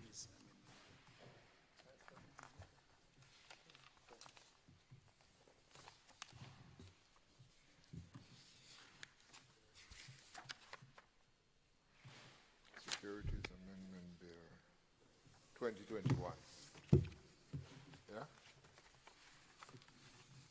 Where is it? Thank you.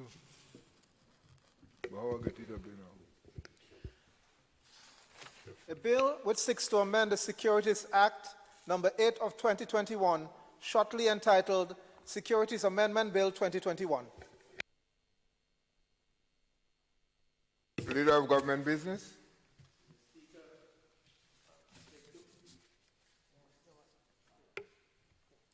Mr. Speaker, having taken the first reading, I beg to move the second reading of the bill.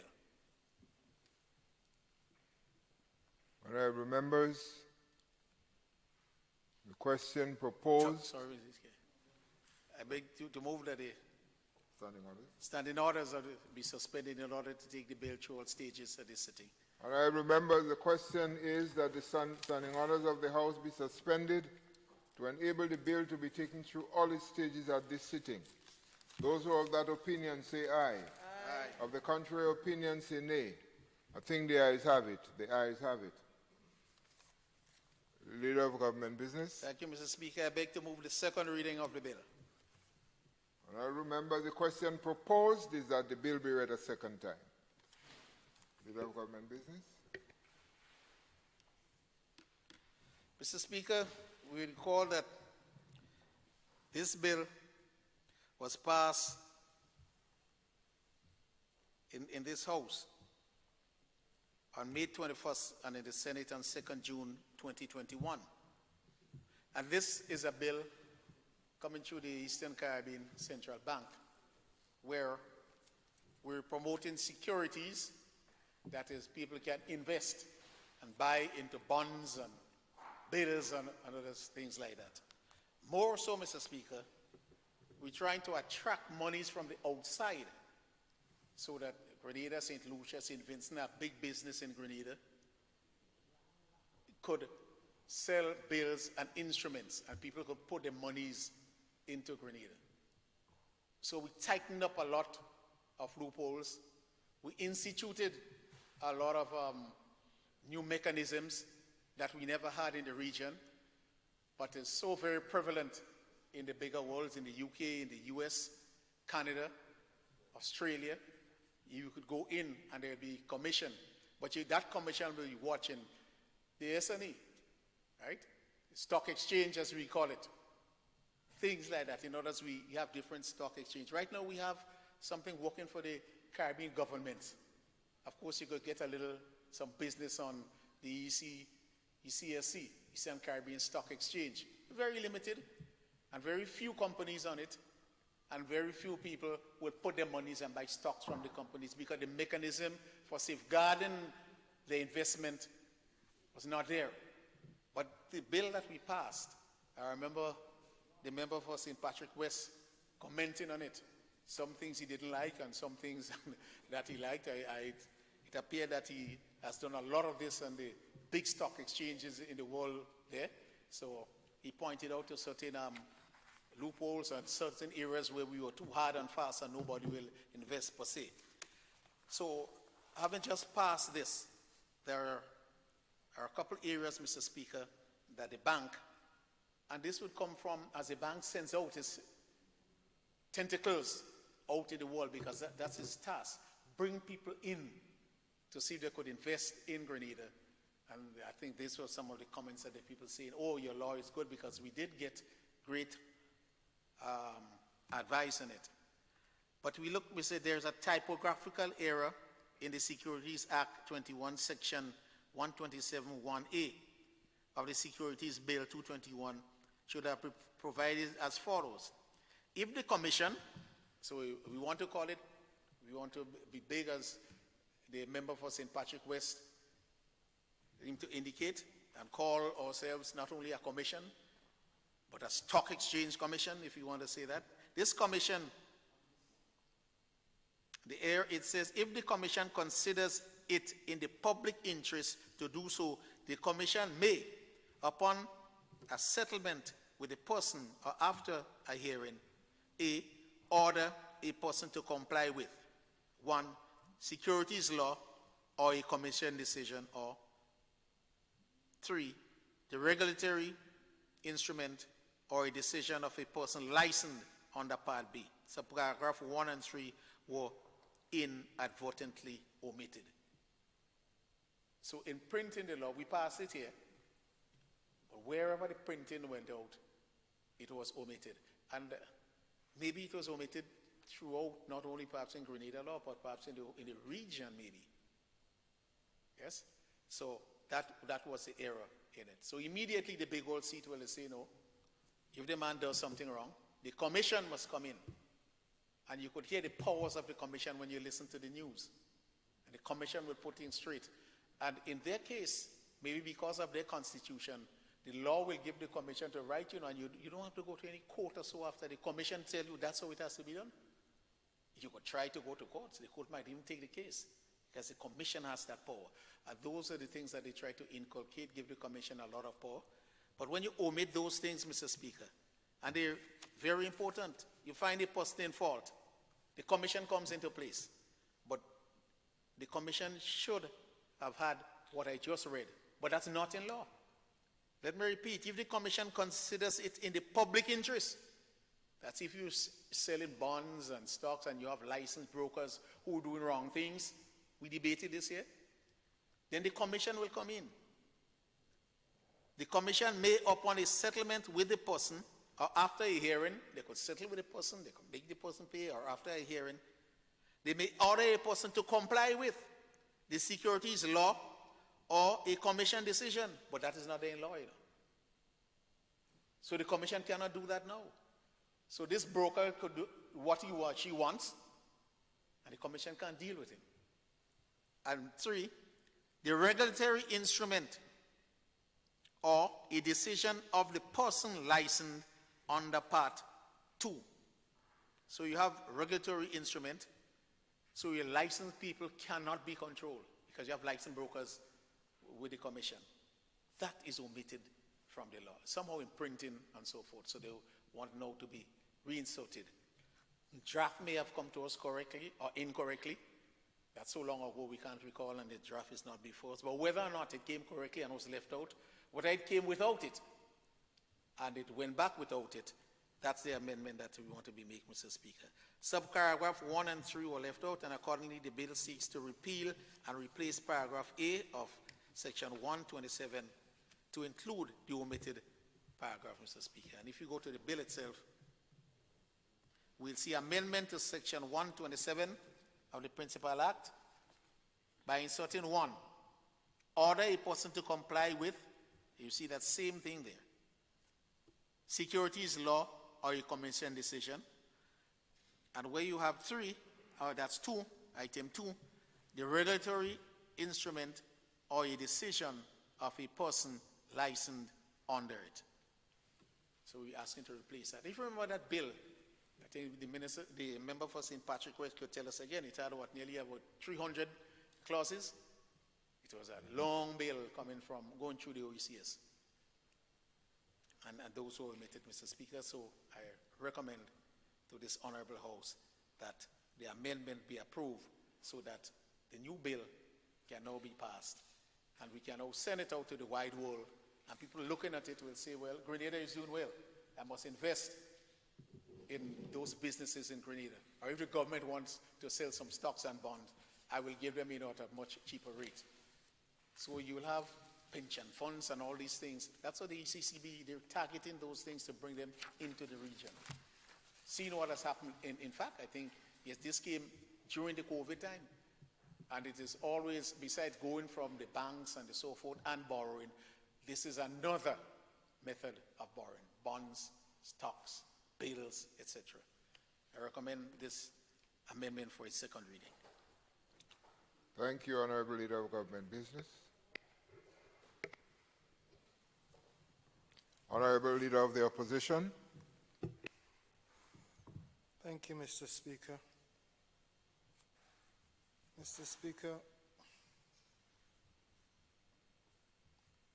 we're talking security bill here tonight. It's pretty late, but it is very important. While I rise to support the amendments, I also rise on a cautionary note, Mr. Speaker. Mr. Speaker, sometime during this month, I got an email, and then the news spread around that I think First Caribbean Bank would be bought by Corp Bank. And I am reminded that when people invest or put their monies in banks or financial institutions, they're looking for securities. But it is interesting to note, Mr. Speaker, First Caribbean actually is the last international bank in Grenada that has closed its doors. Before we had Scotia Bank.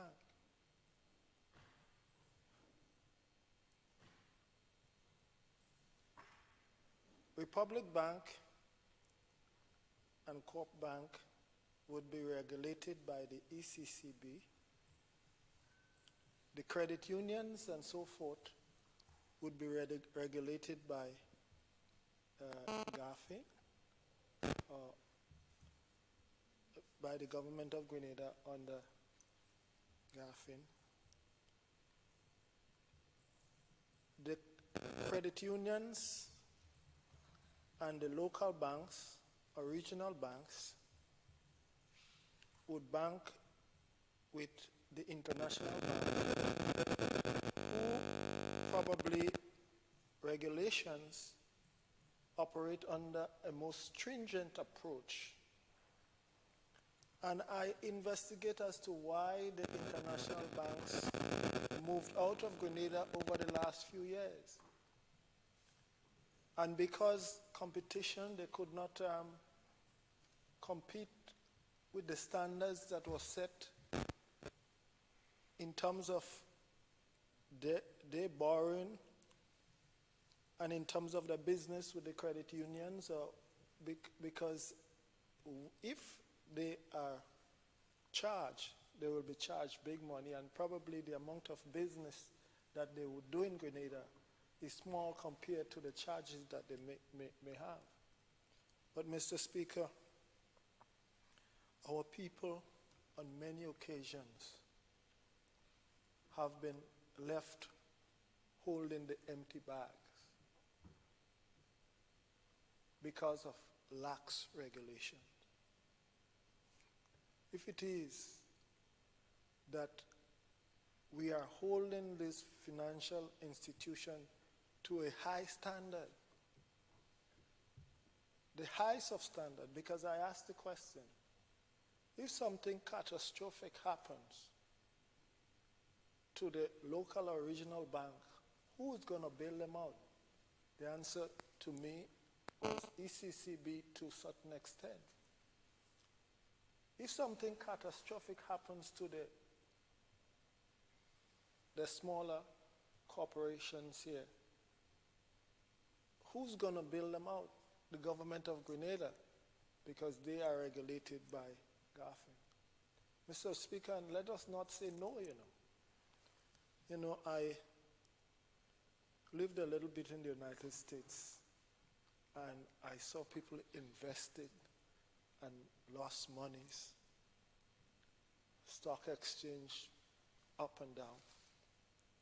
And I know there should be some form of education for our people. Moreover, Mr. Speaker, I had a friend of mine. He worked with a particular corporation in the United States, Lehman Brothers. During the meltdown of 2006, 7, and 8, after 200 years of service, that institution, financial institution that was probably as old as the United States, went belly up. And we have seen time and time again that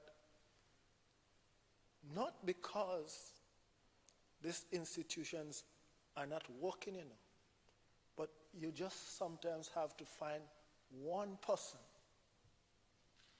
with greed within those institutions can turn the whole thing upside down. I remember the biggest bank in Japan is Japan Postal Corporation. And in the 90s, one of the principals of that bank was held responsible for laundering about $8 billion. They said he did not take a break for 20 years. But your account come in, it would say $100, 50 cents, point whatever cents. And he had the ability to take all the points of a cent from all the account and put it together. And over a few years, he accumulated some billions.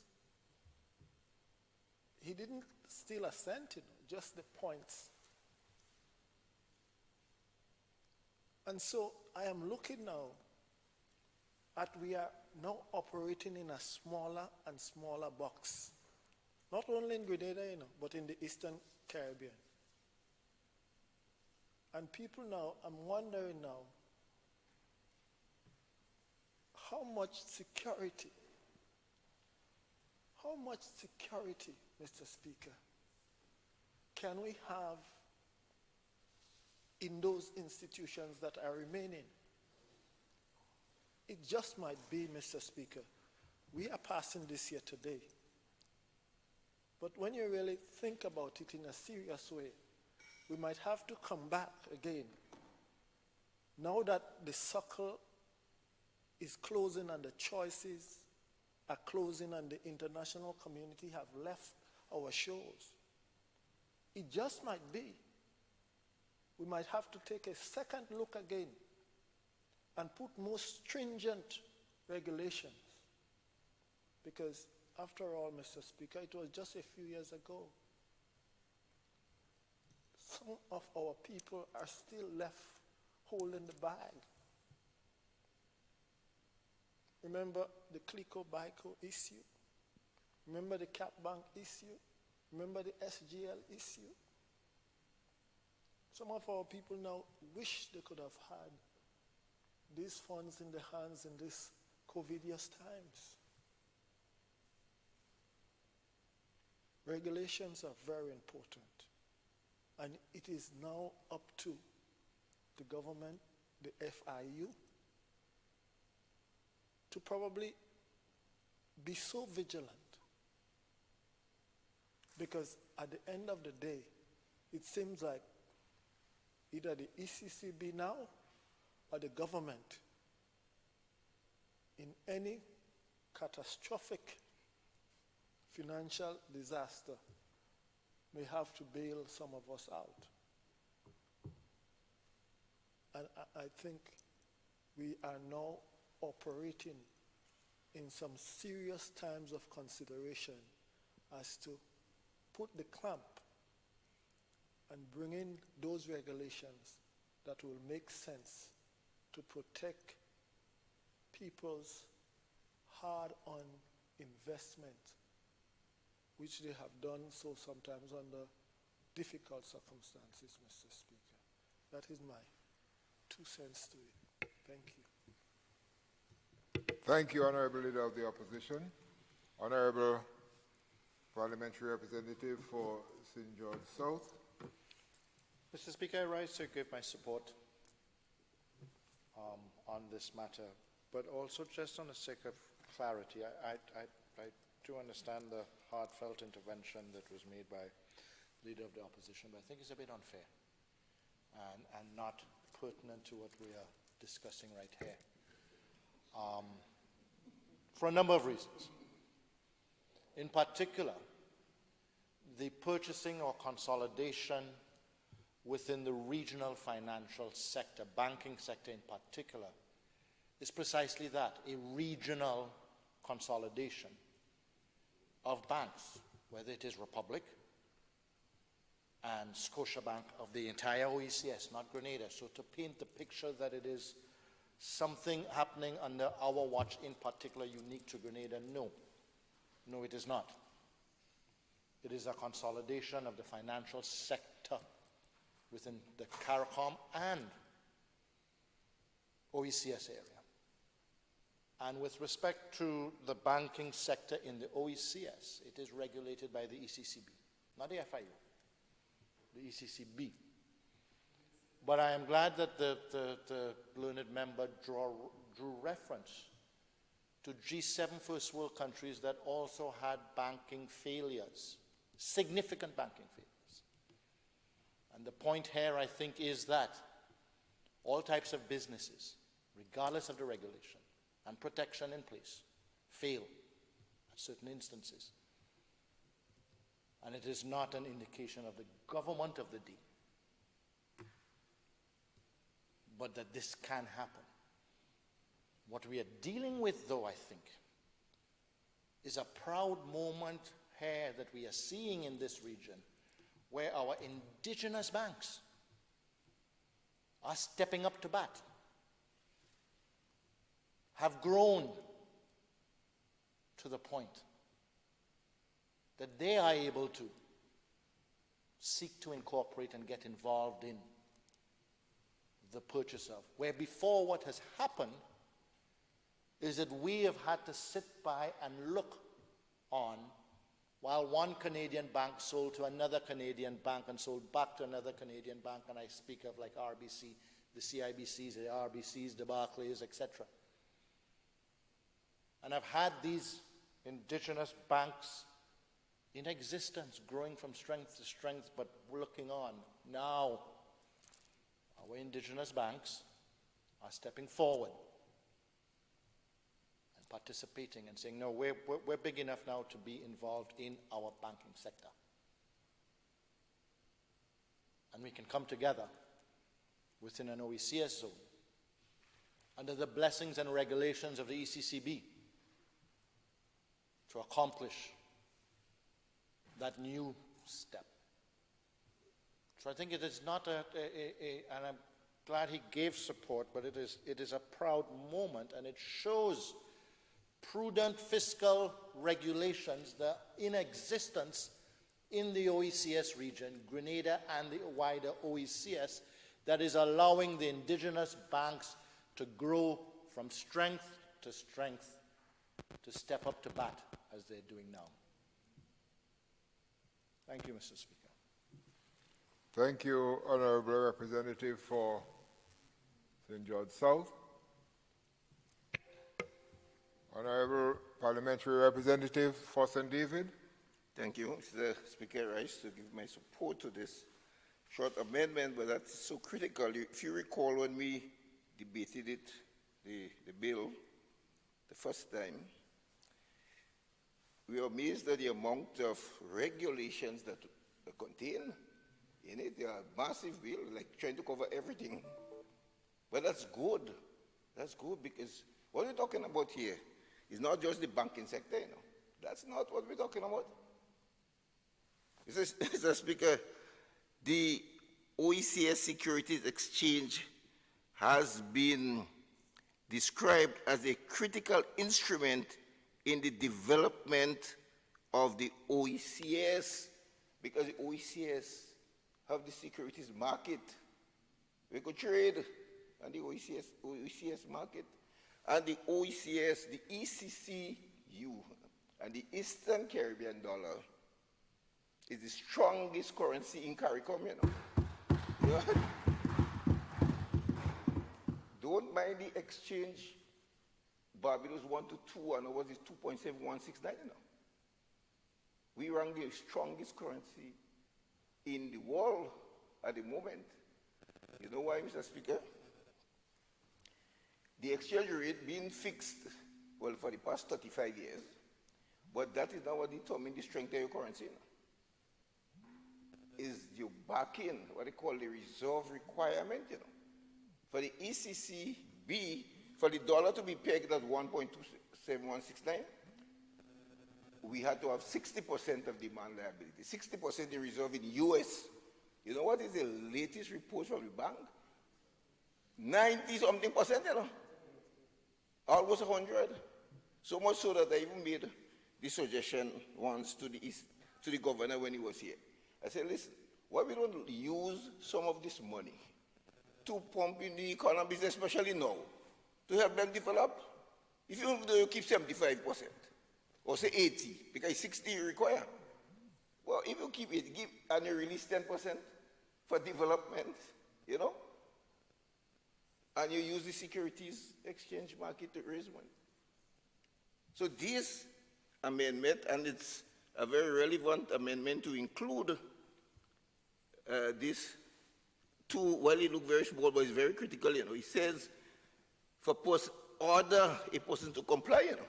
They could order you to comply with the securities laws or commission decision, the regulatory instrument, or a decision of a person that are licensed.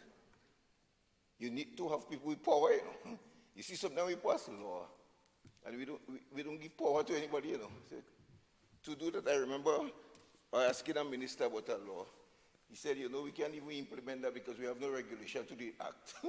Say we pass an act, no regulation. Nobody knows how to implement it. So, with this amendment, you have to give power to the commission, to the regulators, so that we can implement that, because we have to, when you look at the laws, they say, the international financial institutions, some people might even say it is too restrictive, you know, or you give too much powers, you know. But that is to secure people money and investment. You don't want something that happened to BICO and CLICO happen again. The OECS lost a lot of money in the BICO, CLICO, in fallout, you know. A lot of money in the OECS for the small region. And therefore, these securities exchange and the security market that we have in the OECS and the laws that we have to protect it, they are welcome. They are welcome. And therefore, I feel that while we think it is too much, the restrictions are so tight that we may not get people, that's not true. People, when you invest in, you're taking a risk, you know. And any risky business, you want to know that you minimize risk as much as possible and that your hard-earned money is secure. That's what. But as the leader of the opposition mentioned about banks, and the Canadian banks do not find it profitable to operate in these small markets again because the credit union have expanded so rapidly and taken most of the business because it's easier to do business with the credit unions. And a small-sized population like Grenada, in the whole of the OECS, 600,000 people, the Canadian banks don't find it any more profitable. So they are moving out of the OECS. But you know what I'm happy about, Mr. Speaker? Because The reason, the cooperative bank was called the penny bank. Because you could not go to Barclays Bank and open an account easily, No, you had to have a lot of money, but you could have gone with penny in those days to go bank and open an account. And now the same big bank, big Barclays Bank, who's going to take it over now? Cooperative Bank. You see how they turn around the penny bank? The penny bank. When I heard that news, Mr. Speaker, I was so happy. I said, look at that now. The penny bank, they will now taking over the big banks, which in the early days, my parents could never go there and open an account. They had to go in cooperative bank. And look how cooperative bank has grown, a local bank has grown to the extent, well, now they could buy over Barclays, which we used to call Barclays First Caribbean International, and Canadian Imperial Bank. Well, that's not the subject today, Mr. Speaker, was, I never will invest in a bank with that name, Canadian Imperial Bank of Commerce. Just the name alone told me have it. To call it that way, And because as a poor man, his own core bank, I could bank in, I remain there with bank. And I say if they don't change the name, we drive me money, I don't want to go in. No bank that have the name. No, Imperial Bank, no man, Canada Imperial Bank of Commerce. That's front to me, so I'm not going there. I put no money, it must have a more.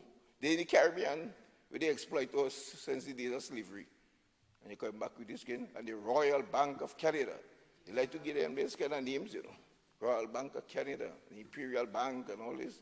Well, we have our local banks now, cooperative bank. Mr. Speaker, when I thought it was the bank for all cooperatives, no, seriously, as a young guy, and I see, the credit union as a cooperative movement, I used to think now, the Grenada Cooperative Bank, yes, is where all the cooperative credit union cooperatives will bank. When I joined it was Public Service Credit Union at the time. They say no. The first check I got, I had to go and change it in Republic Bank. I say, so not in cooperative bank they have the money. I thought that was their bank. Because there is, I think in Trinidad, the credit union actually have a cooperative bank, but for the credit unions. That's where the credit unions bank, So, that give me an opportunity, because it's a good thing my friend, the opposition leader, raised that. I never get an opportunity to say how happy I am in this house to see cooperative bank buying over Barclays Bank.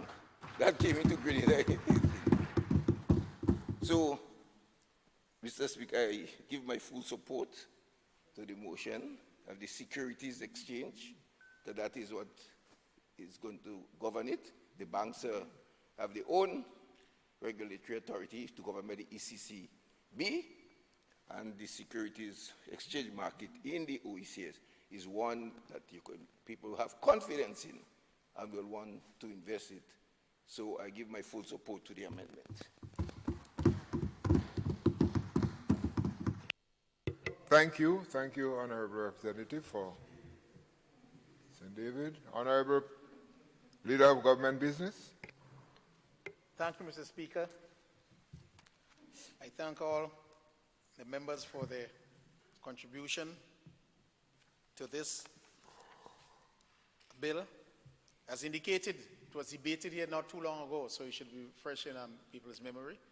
And we know in the OECS we are looking to target through these bills the big monies out there. Come in, buy instruments from companies and from governments. We do have the ECSC, the Eastern Caribbean Stock Exchange, and the commission is more or less under the commission of the OECS. So these things are needed. As my colleague for the member for St. David said, some may find it too restrictive, but I doubt the big organizations in the world will find it restrictive when they're putting their monies in here. And we always tend to go to pull them, come into the region. As I mentioned during the debate, there's also outward flow, If you have that, it is part of the bill. You could stay here and buy So boy, I don't like the islands, I'll go up there and buy it. But we believe that we'll be able to get more of them coming in here, because even here you cannot get more than 1% for your deposit. Up there, sure, they're getting nothing. They might have to pay the people to take it. So if they could put a couple billions down here in the region, we could use that very quickly and develop our countries. Mr. Speaker, I recommend the bill for its second reading.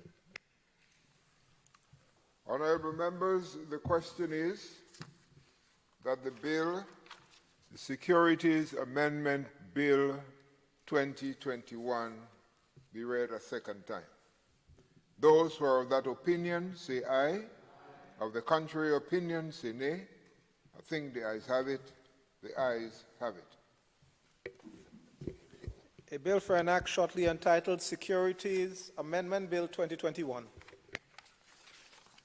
Leader of Government Business.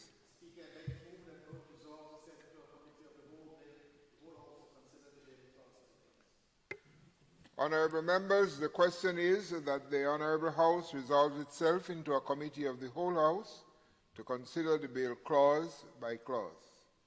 Those who are of that opinion say aye. Of the contrary opinion say nay. I think the ayes have it. The ayes have it.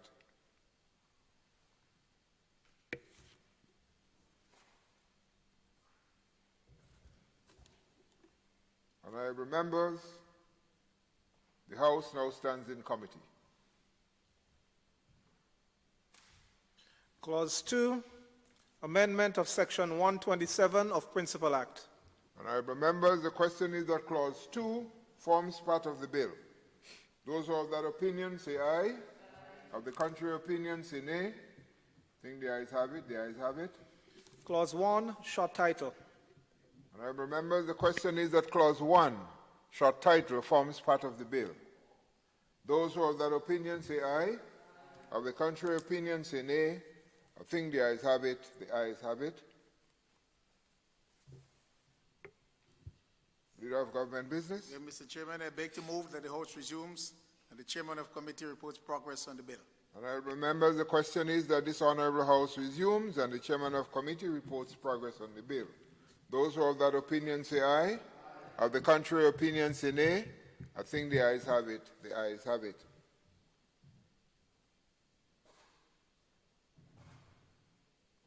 Honorable members, this Honorable House resumes. I have to report that the bill was considered by a committee of the whole House and passed without amendments. Leader of Government Business. Thank you, Mr. Speaker. I beg to move that the Chairman's report be adopted. Honorable members, the question is that the Chairman's report be adopted. Those who have that opinion say aye. Of the contrary opinion say nay. I think the ayes have it. The ayes have it. Leader of Government Business. Thank you, Mr. Speaker. I beg to move the third reading of the bill. Honorable members, the question proposed is that the bill be read a third time.